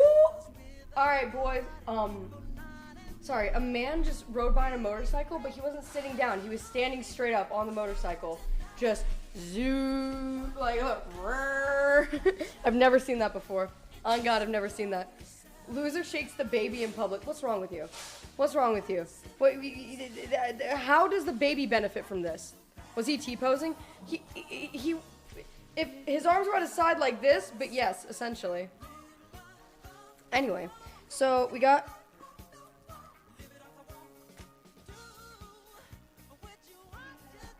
Huh? Yes, of course I'm gonna set her up. Oh. Okay, perfect. So the baby, like all babies do, this baby comes with instructions. So we are going to put the baby together, and young Yebbington elderberry herself. What? I know this marriage is getting to me. Write your name on her foot. You call me Yeb, goddamn. You call me Daddy Yeb. You call me Yeb. Yeb. Young Yebbington dies now. Why? I'm not a bear. I'm not cuddly. I have a huge swinging cock. I have a massive swinging ding-a-ling, and I'm gonna be called Daddy Yeb, not Young Yebbington. Yeah, okay. That works. Yeah. Young Elderberry is going to be setting up the next event of the stream, and while she is doing that, I am going to be building a baby, building a bomb, building a baby. All right, so I have custody. I can't break this is actually okay, there's like cardboard. I don't know if anybody can see this. There's cardboard taped to the instructions, and I shit you not, I thought it was shit. I was like, the baby pooped on the instructions. That's not part of the deal. This is actually cursed because I feel like at some point I'm gonna need to lay the baby flat, and it's oddly shaped. Oh my God, it's got like a fucking. It's got guys. This really is my baby. It has Chiari malformation. This is what they did to me. Whoa! Fairy Godmother just gifted 50 subs to you. Sheesh! Oh my God, this is going to the baby's college education. Fairy Modmother. I recognize that name. Oh, Fairy Modmother. I'm so sorry. Fairy Modmother. I recognize that name. I just, Thank you so much. You get your name on the box. Woo! Happy September. Yay! Thank you. That's going towards my move. Thank you. And now because of that, you get your name on a box. Yay! Very much, mother. Okay, so. Okay, let me see. Before you begin, oh god, okay. Oh, this is a diaper? Give me a second. Okay. Fucking go. Oh yeah, if you want to flip it, there's a bit thing to flip it so you can actually read it. It's not always like this, I swear. Yep. 100%. Thank you. I'm gonna angle the camera down more. How did that happen? Hold on. Give me a second. The baby can stay right there. Stay right there. Don't move a muscle. Alright then. Alright. She writes backwards as well. She's really good at it. Doing it her whole life. Alright. We got the baby. Let me read you the instructions. This is actually baby's first nighttime story. Oh my god. Oh! Okay, so before you begin, before playing, an adult must install fresh alkaline batteries, not included, in the doll. Here's how. Well, we're already fucked. We need an adult. So that's not really gonna happen. Do I smell smoke? Oh, it's the baby. Oh, the baby just shit its pants. What the fuck? Why do you... What the fuck? I just got like a huge whiff of like a plasticky, smoky baby. You know, new baby. People say they love that new baby smell.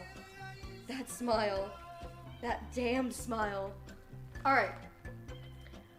Open the Velcro on the back of the doll. Her name is Chili. On the back of Chili to expose the battery compartment. And look, there's pictures. Look. That's you. That's you.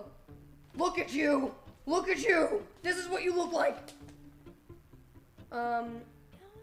Open the Velcro on the back of the doll to expose the battery compartment. Using a Phillips screwdriver, not included, remove the screws and battery compartment cover. Got it. Meh. Okay, so she's like this now. Meh. There is a screwdriver somewhere. Okay, here it is. Beautiful.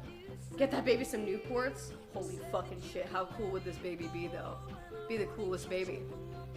Yep. Put the baby up for adoption. No, I love my daughter. Or I hate her. I haven't decided yet. Oh, okay.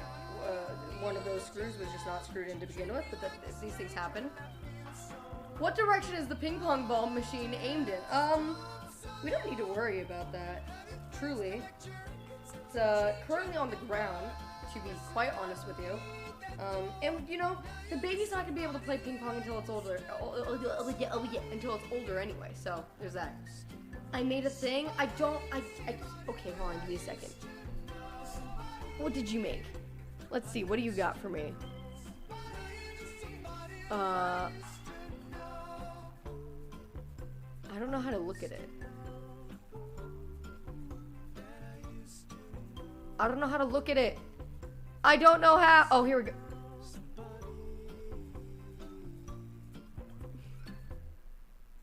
No, that's good. No, that's really good. No, we like that. That's great. 10 out of 10, really, truly. Twitch isn't processing any of my transactions. Shut the fuck up. No way. Twitch, you cannot do this shit during September. No fucking shot. Oh, God. Oh, no. You're not able to. Oh, God. Something's wrong with our servers right now. Oh, man. You know what that means, boys? Go through PayPal. Go through fucking PayPal. That's all I'm saying.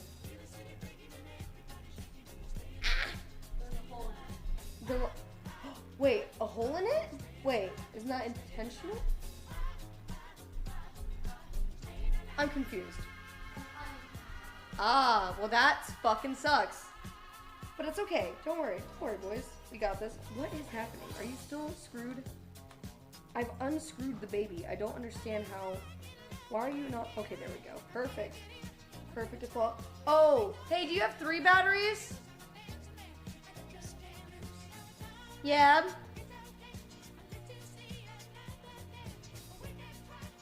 It takes 3 batteries. I can maybe explore. I can maybe look for some batteries. Stop screwing the baby. You're right. I'm so sorry. These things happen. Baby's first words, staying alive. That would actually be fucking dope. That'd actually be good. Twitch hates making money. They hate making money if it means that they're making less because, you know, it's during a very specific event for only 5 days, you know? Why is Maya dissecting her child on stream? It just be like that sometimes. I'll be right back. I need to ask, God, I have to take the fucking baby with me, don't I?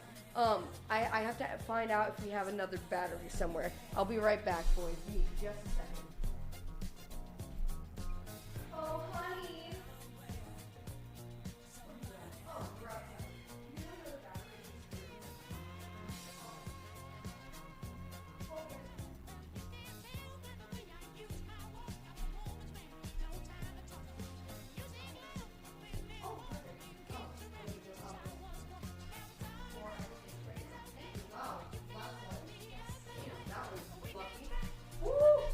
Fate is on our side today, ladies and gentlemen.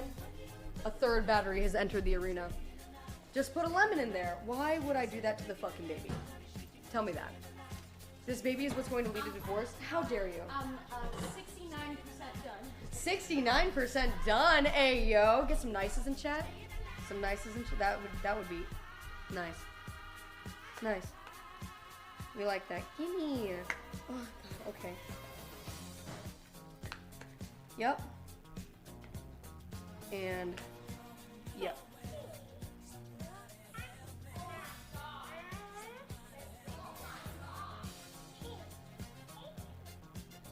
Shut up!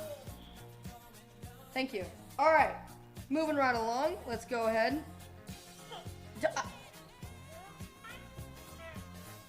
I've had enough of your shit today, Chili.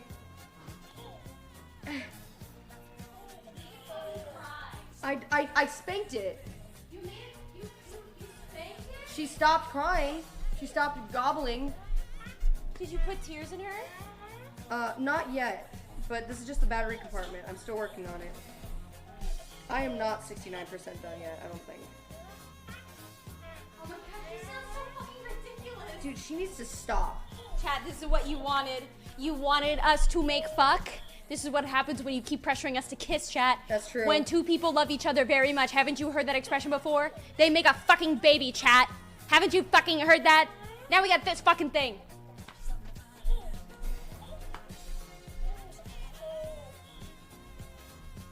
Okay. Perfect. Batteries have been supplied. Supreme! Wait, Sublime! That's what it was. Oh, you love each other. Yeah.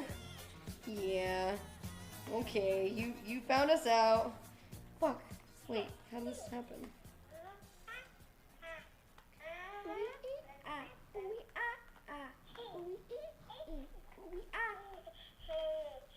Why are you not fully in there? What's going on? Oh, there we go. Now you're fully in there.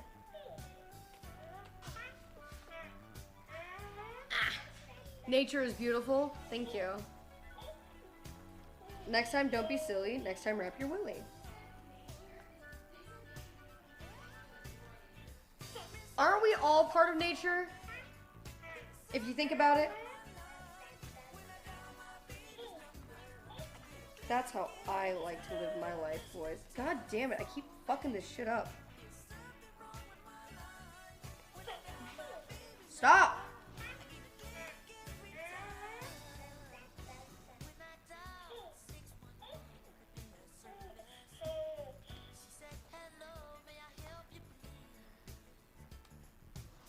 It's one of those babies that eats everything without the safe. Wait, eats everything without the safety off? What does that mean? Are you threatening to point a gun at my baby? What's happening? Okay. You have been zipped. Oh, I might need this again though. Okay. Alright, little baby. Hi. Hi. You wanna say something to chat? Really? Really? Really? There we go. Awesome. There we go. Okay. Switch the slide the switch to the on position. It was already there. And close the Velcro. Okay. Let me make sure there's not like 3 settings or something on this girl. Nope. Perfect. Oh, this Velcro does not want to Velclose. Okay. Hello. How you doing? You know. Awesome. We have a baby. Hi. Alright, next step. Crying. Stop my real baby from crying by patting her on the back or giving her the pacifier. Oh. Chili babbles, laughs, drinks from her bottle, and sucks on her pacifier, makes facial movement, and cries real tears. I can soothe my real baby by stroking her cheek in an upwards motion or feeding her the bottle. Wow. How do I put the tears in her, though, is the real question. The instructions are ripped, which we did not do, but these things happen. It's fine. Luckily, the French instructions were the only ones that were ripped, so we should be good. Wait. Oh my god, I'm so sorry. No, you're good, you're good, you're good. Don't cry, don't cry, don't cry. How do I make you cry? Tears. How do I do that?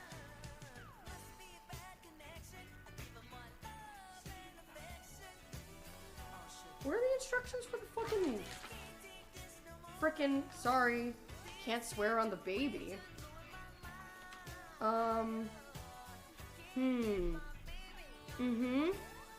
I think we're just gonna wing it because I'm not kidding. There's no instructions on how to put tears in the baby.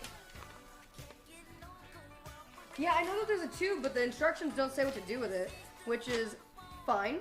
We can figure it out. We're adults, okay? Isn't part of having a baby, learning. You know, it's a learning experience for all of us. We have to learn how to be a good parent to the baby. That doesn't come naturally. There's no instructions for that. Okay, I have a feeling that this has to do with the soft spot on the back of the head. No, maybe not. Can't tell. I don't think so. What do I do with you? What do I don't. Okay, I don't twist the baby's head off. What do I do? How? There's a tube? Are the tears just water? And if it is, how do I... Oh, wait. Is it...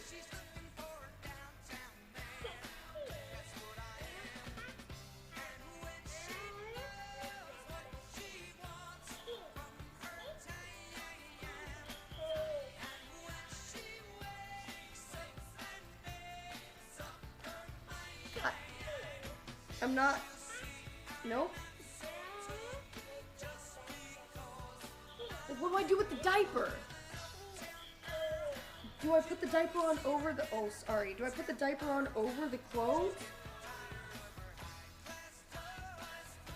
There's no way to... Oh, what's going on? Why are you blinking? What was that? Oh my god.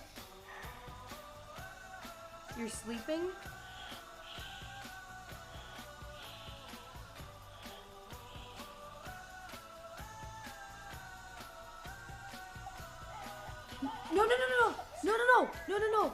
No.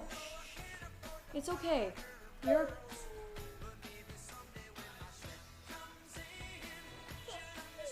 What? She's going through a range of emotions currently. I don't know how... I want to look at the interpretation. Let me see. What do we got here?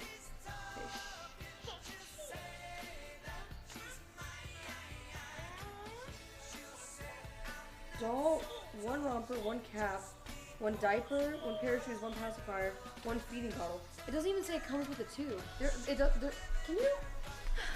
Can you help me with the baby? We're ready outside. Okay, great. Can you assist me? Ayúdame. Por favor. Can you see if I'm missing something? I don't think I am. But there's. Okay, he doesn't have to really cry. God, you don't even know anything about the baby. Alright. Okay, so then the baby's only gonna sort of cry. I guess. Yeah. Meh. Alright. Well then, what did I do with the diaper? Chat. It gave me a diaper. Probably wants you to fucking poop in it. What? Chat, when I tell you the next game that we're about to play is a little unhinged, I want to warn you that the next game we're about to play is a little unhinged. This next game we're about to play is a little unhinged.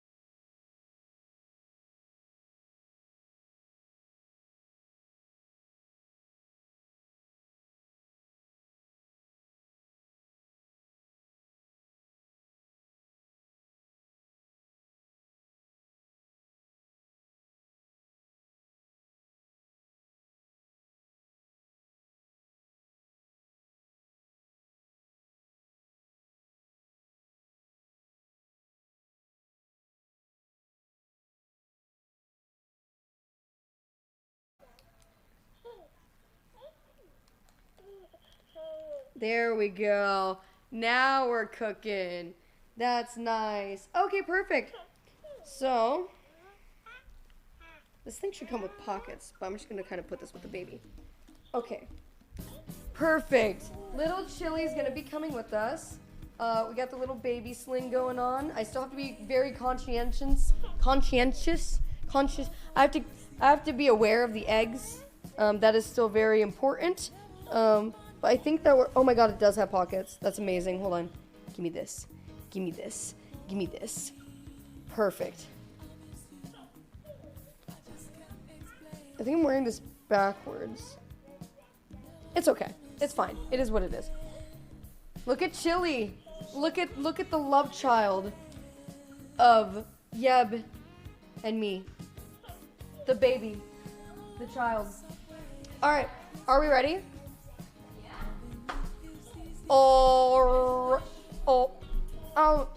now that we have a baby, which we can get rid of Stinky Binky now.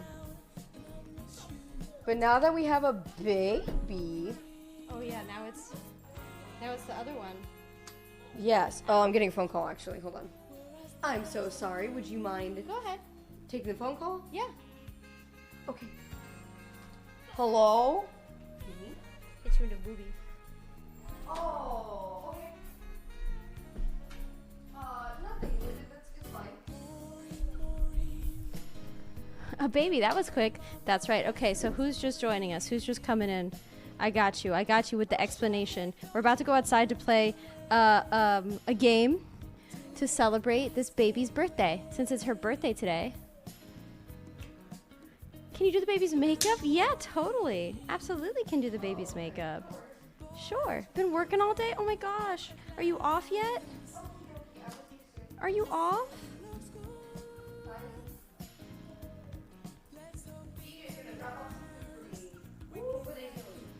Okay.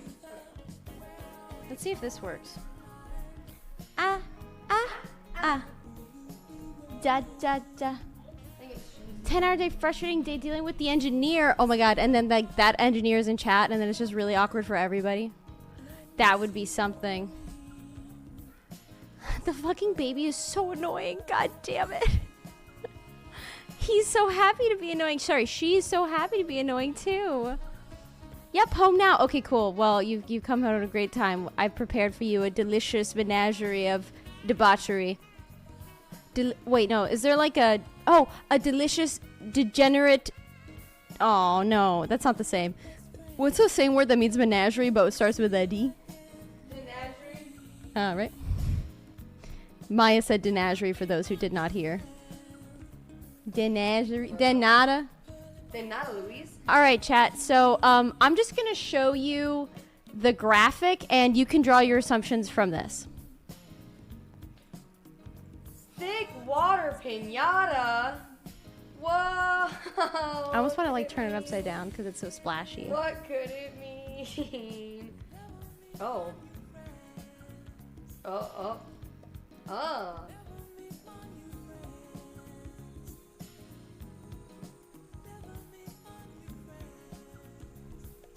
Thick water pinata. Thick water pinata.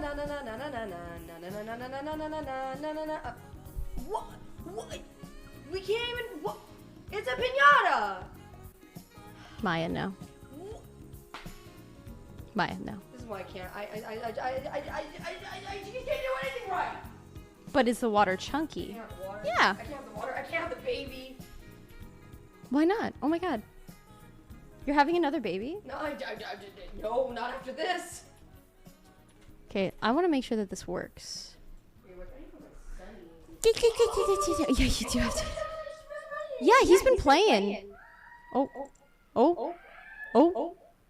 Open. Can you hear me twice, chat? Can you hear me twice? Chat. Can you be honest? Chat. I hear myself twice.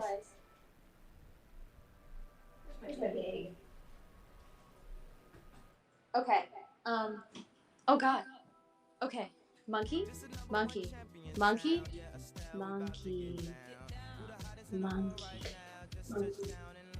Oh my god. That's awful. Oh.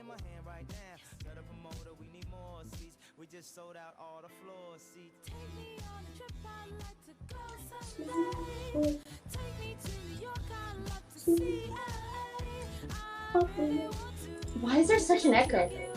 Maybe if I turn that down? Oh god. I think we're getting two audio sources. Yeah, you think so? Yeah. I'm trying. I have the mic on this one. We may not have. Okay. The alternative is.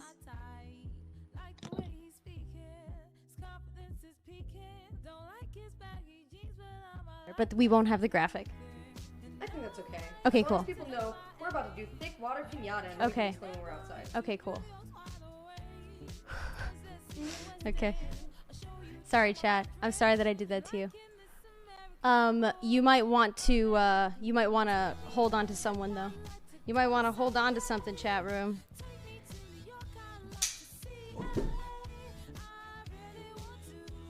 Was DJ calling to let you know he's bringing you food? Yeah. But then he's gonna go. He doesn't want to be around a fucking baby. I knew this would happen. Wow, all that talk about wanting to have a baby. I know. Wow. You know what, Maya? I may not be able to be that baby's father. I'm not that baby's dad, but I'm gonna be the dad. What is it? I might not be that baby. I'm gonna be the dad that stepped up. I'm not just any stepdad. I'm the dad that stepped up. Damn, that's beautiful. That's on God. I made a wide version for you. Oh, we just can't use Yeah, it. we can't How use we're about it. to. Thank you. I'm so sorry, Friday. Friday. We didn't foresee this circumstance. Achoo! Did you ever sneeze after you didn't sneeze?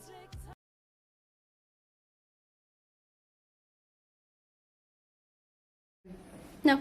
Oh. Okay. Are we on mobile now? Yep. Smooth operator. You might want to bring your phone.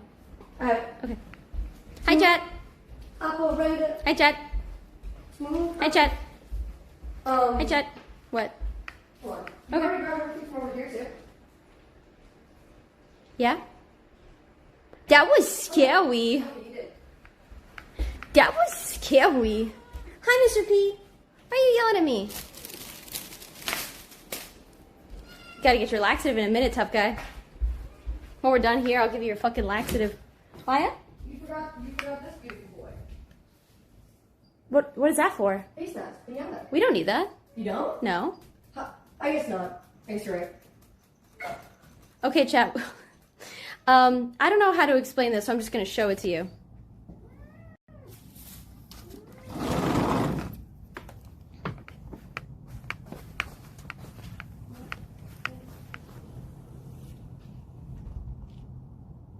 It's okay if this is cracked open, right? The door? Yeah, it needs to be.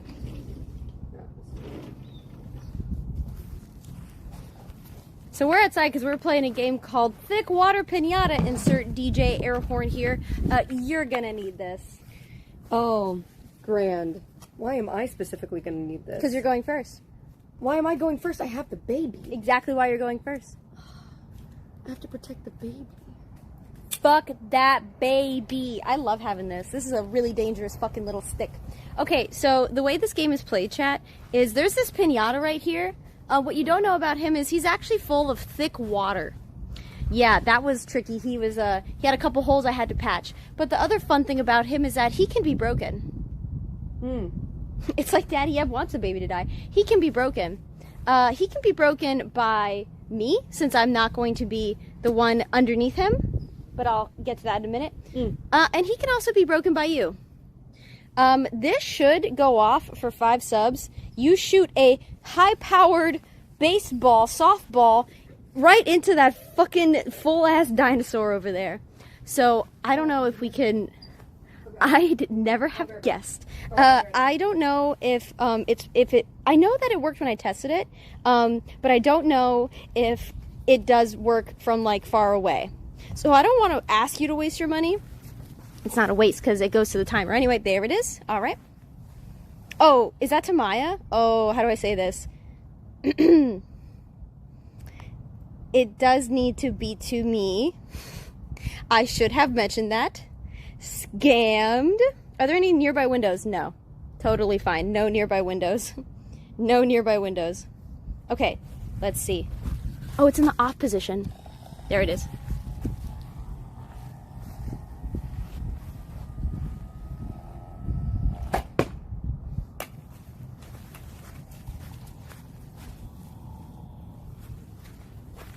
See? See?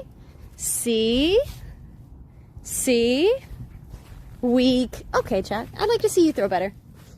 Hold on, I have to make sure I'm doing this right. Yeah, I angled it so it was a direct hit. But so not only are you guys gonna... Oh, I should mention that water does create an issue. Oh, cool. Water does create an issue with structural integrity, so it will get weaker over time. And not only will you guys be throwing balls at it, that's so awesome that it works from out here. Not only will you guys be throwing, oh my god, it's already leaking. Oh my god. Actually, this needs to be moved forward. Oh, my bad. Shit, my fault, G. The point is, it's getting on the person who's sitting beneath it. Oh man, my little cushion is gonna get ruined. Oh, hi, DJ.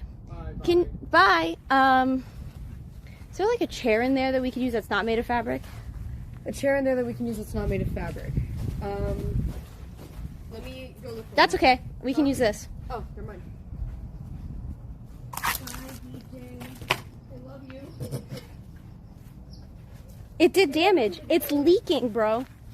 Okay, but that's not good. I should actually patch it up so that it's fair for this game that we're about to play. Good thing I brought the tape. Oh, no. They threw balls at it. Oh. Now, yeah. All right, cool. There's your seat. That's my seat? Yeah. Awesome. Here, hold this so I can actually make it a little taller. Okay. I wish I was a little bit taller. I wish I could have called her. Oh, hi. I wish she was a little bit taller. I wish she was a baller. Oh, neat. Oh, that's actually so neat. Oh no, but I have to position that better. Oh, dang. That's okay. Maybe it's... How hard does that throw the ball? It can throw pretty hard. Awesome. Really So cool. hopefully it doesn't like nail you or whatever. Yeah. That sure would not be good. Where's that facing? You. Okay. All right. I thought you wanted to do that. So let's assume the position. It's already leaking. Flex seal that bitch. All right. We're gonna get wet. That's why we're dressed like this. No, but I want to protect the baby. Yeah, the baby and the sling is gonna get a little wet. All right, Chad. So Maya has to solve that puzzle. She doesn't have to solve the whole thing. We're gonna take turns. So I'm playing 2. Do we have like a minute? Like what? Do we have a timer going for, or what? How many pieces? Or it's already dripping. I can set a timer on my phone. I'll give you 2 minutes. 2 minutes. Okay. Yeah. How's that sound, Chad? And then we have to alternate. And then we alternate. To make All right, ready? I'm gonna take the pieces out of Yeah, the go ahead. thing first. Yeah. I'm already sitting. Oh my god. Okay. Give me a second. It's already dripping. Have me sit down. And before a ball hits Maya in the face, it won't. You should test it though. Can I get a paper towel to wipe this off or no? Yeah. Okay. I will be right back then. Okay.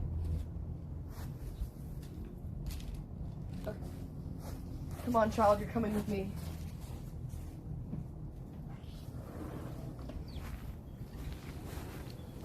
Honestly, I'm gonna miss his backyard so much, chat. All the shenanigans, all the memories we made in this backyard. Let me see if I can adjust the thing, make sure it's dripping less. Just to be nice to Maya.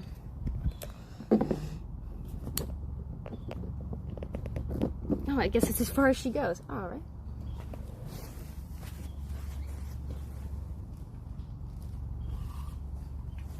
Here, I'm gonna tape it up more for you. Oh god. Okay. What? I'm just terrified as all. Because it's gloopy and I hate it. It is just water. Well, actually, it's like water and I think cornstarch, something like that. But it is awful. It's funny that you have a history with it as well. Oh, I was just about to ask. Like, have you fucked with thick water? Yeah, you tried to use it in many a cooking stream. Oh god. Yeah, it was a choice. That would be a nightmare. Nightmare. Okay, I think that's a suitable enough seal. I think that's good. I'm gonna put this over here for now. Okay. All right, chat. Oh, Jesus fuck. Ew. Stop. How's it going, Maya? It's going great. When can I start? I will start the timer. Chad, you start the timer. We start the timer. Maya builds puzzle. Oh. I'm so fucking scared right now I can shit. Okay. Where did that go? In the neighbor's yard. Uh-oh, we're down a ball, boys. Ow. Oh, God. For where? There's like tiny little like grates up there. It went right through to the neighbor's yard. No way. That's not good. Chad threaded the fucking needle on that You one. really did thread the needle. Damn. Actually, though. Kind of impressive. All right, let's try that again. All right, I'm going to start the timer. Maya, you can start in 3, 2, 1. Also, who get to that 5 so I can say thank you? I'm going to have it pointed towards her so she can see. Who get to that 5? I never know, man. Thank you for the 5. If you guys are just joining us, we are doing... I'm going to start throwing balls at her, too. If you are just joining us, we are doing a Subathon, Dubathon to help raise money for my move and a lot of other things because life is expensive. Fucking, this would be such a good TikTok live though. If I just left it like this. Look at that. Oh my god, that looks so funny. Do it, chat. Do it. Do it. Do it. Do it. Oh my god, I'm just gonna sit right here and hope that you guys do it. Oh my god, do it. Oh my god, fucking do it. This looks like a goddamn TikTok live. That's really funny. I'm elated. Ice cream so good. Ice cream so good.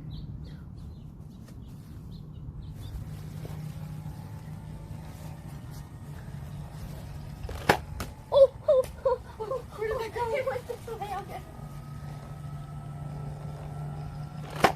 Oh, God. No, please. That one nailed the piñata.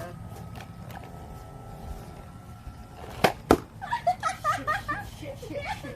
Yes, dude. It's working like a fucking charm. Oh my god, what the fuck? I felt a glob just hit. Oh, I'm feeling globs. It's dripping. Oh my god, best $25 you have ever spent. Bet money. I'm not touching that shit. You guys got this. This is our little scam. Here, I'm just gonna sit like this. This is our little scam. Go ahead, do it. Go ahead, do it. Oh, I connected 2 pieces. Nice, dude. Do it. I dare you. God, how many minutes are in a minute? I don't know. Oh god, oh jeez, oh god, oh jeez.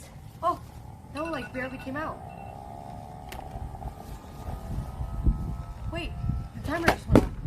The timer went off. Yeah, but they're still throwing stuff, No, so be a good sport. Be a good sport. Be a good sport.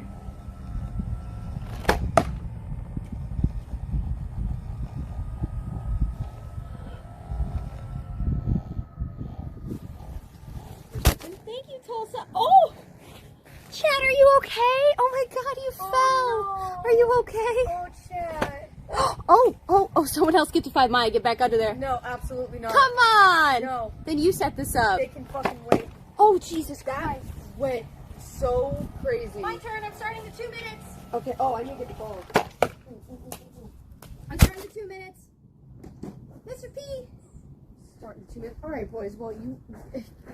Wait, the phone fell. You pelted... Oh, shit. I'm so sorry. Hold on. I got you. I'll fix you. I will try to fix you. Can I have the helmet? Yes. Actually, no, I don't want it. You don't want the helmet? No, not square. You gave me this. You gave me it, and you said that you wear this. It's dripping. It is. Okay. Are you setting the timer or am I? I'm gonna set the timer. You need to angle it more this way. Or Oh, upwards? no, like Chat down, medic. chat down. Are you okay, chat? Okay. I think that's okay. You might have to. It feels like it's gonna fall over. Do you have any like sturdier little tripod we could use? I don't, but Maybe we could prop it up. put it on this. That's a good idea. I'm.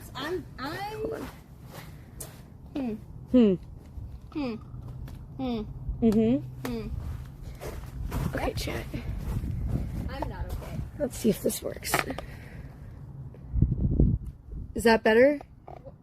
It's hovering for some reason. There we go. Let me see the position now that there's drippage. Yeah, that's okay. Cool. All right. All right, I'm starting my 2-minute timer. Do it, chat. You pelted her. You pelted me. You better pelt her. I swear to God, if no one throws a single ball, I'm gonna lose my shit. I swear to God. She deserves drippage just as much as I do. That's ridiculous. I'm gonna get the balls for everyone. Yeah, get your balls. I'm gonna get the balls. Get your balls. I'm gonna get the balls. What are you gonna do about it? I'm gonna dump all these puzzles You're gonna on the puzzle table. with it. That's Oh right. God. The baby's been awfully quiet. The baby has been quiet. Is the baby okay? I'm gonna check on the baby. I snorted. All right. Puzzle. It's just a peaceful Hi, everybody. puzzle day. It's just peaceful puzzle time. Yeah, it is. Okay, your eggs are intact. Are you I'm really still? bad at puzzles though.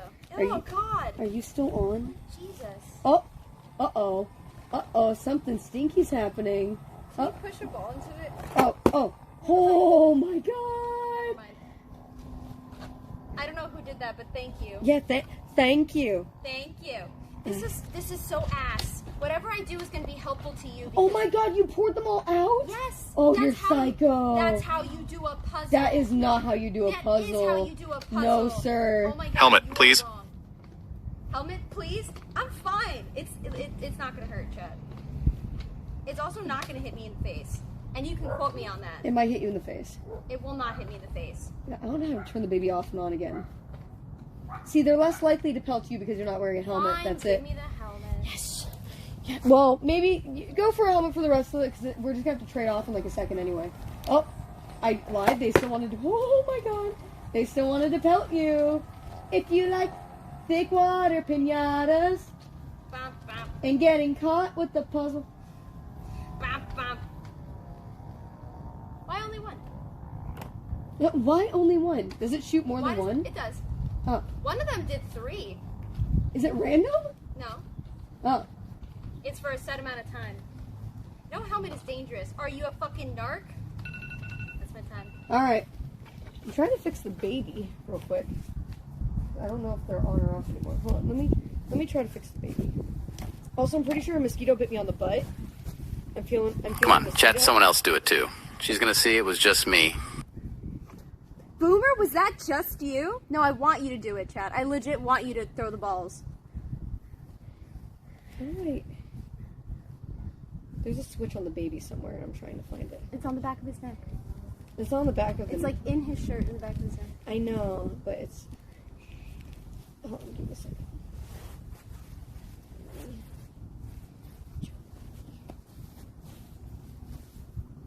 Oh my god, that doesn't want to open. Oh my god, you're so smart. So clever. Thank you. It's on still, but I'm going to turn it off and on again. Oh god, it was... I shot Maya too for the record. I believe you, Boomer. Don't run in front of it. I'll know when it's turned on. Are you setting the timer again? Yep. Okay. Alright, baby. Back to it. Let's get under there. Are you ready? Yeah, I'm ready. Alright. Just tell me when I can go. Ha. She sabotaged the hell out of this, I swear to God. I didn't sabotage it. I don't know how you... I'm going to give you more time. I'm going to give you 4 minutes. Why? Because 2 minutes doesn't seem like enough. Okay, fine. 4 minutes on the clock, go. Kill that fucking baby. Kill that fucking baby. Get in here. Oh, resets in 20 seconds. Oh shit. Hold on, let me go inside.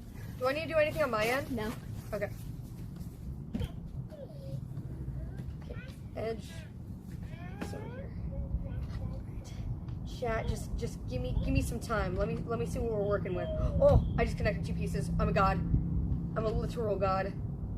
Okay, that goes, I think, up here somewhere. This goes up here somewhere. Oh, I connected another 2 pieces. I'm a god. Oh, that's not right. Oh, I can feel it. I can feel it coming in the air with another 2 pieces. Oh, Lord. Because I've been waiting. Literally 20 seconds. What'd you say? I guess Ben didn't mean literally 20 seconds. And also, we still have an hour. Oh! What the fuck? We still have an hour for what? Till the server shuts down. Oh. Why did they lie? Not again! How can she did it go through the fence? Chat. You have to stop doing that. Chat. Did that hit you in the head? No, it hit the pinata and then fell on me. This is awesome! That was sick! That was fucking awesome! Oh, I feel it dripping.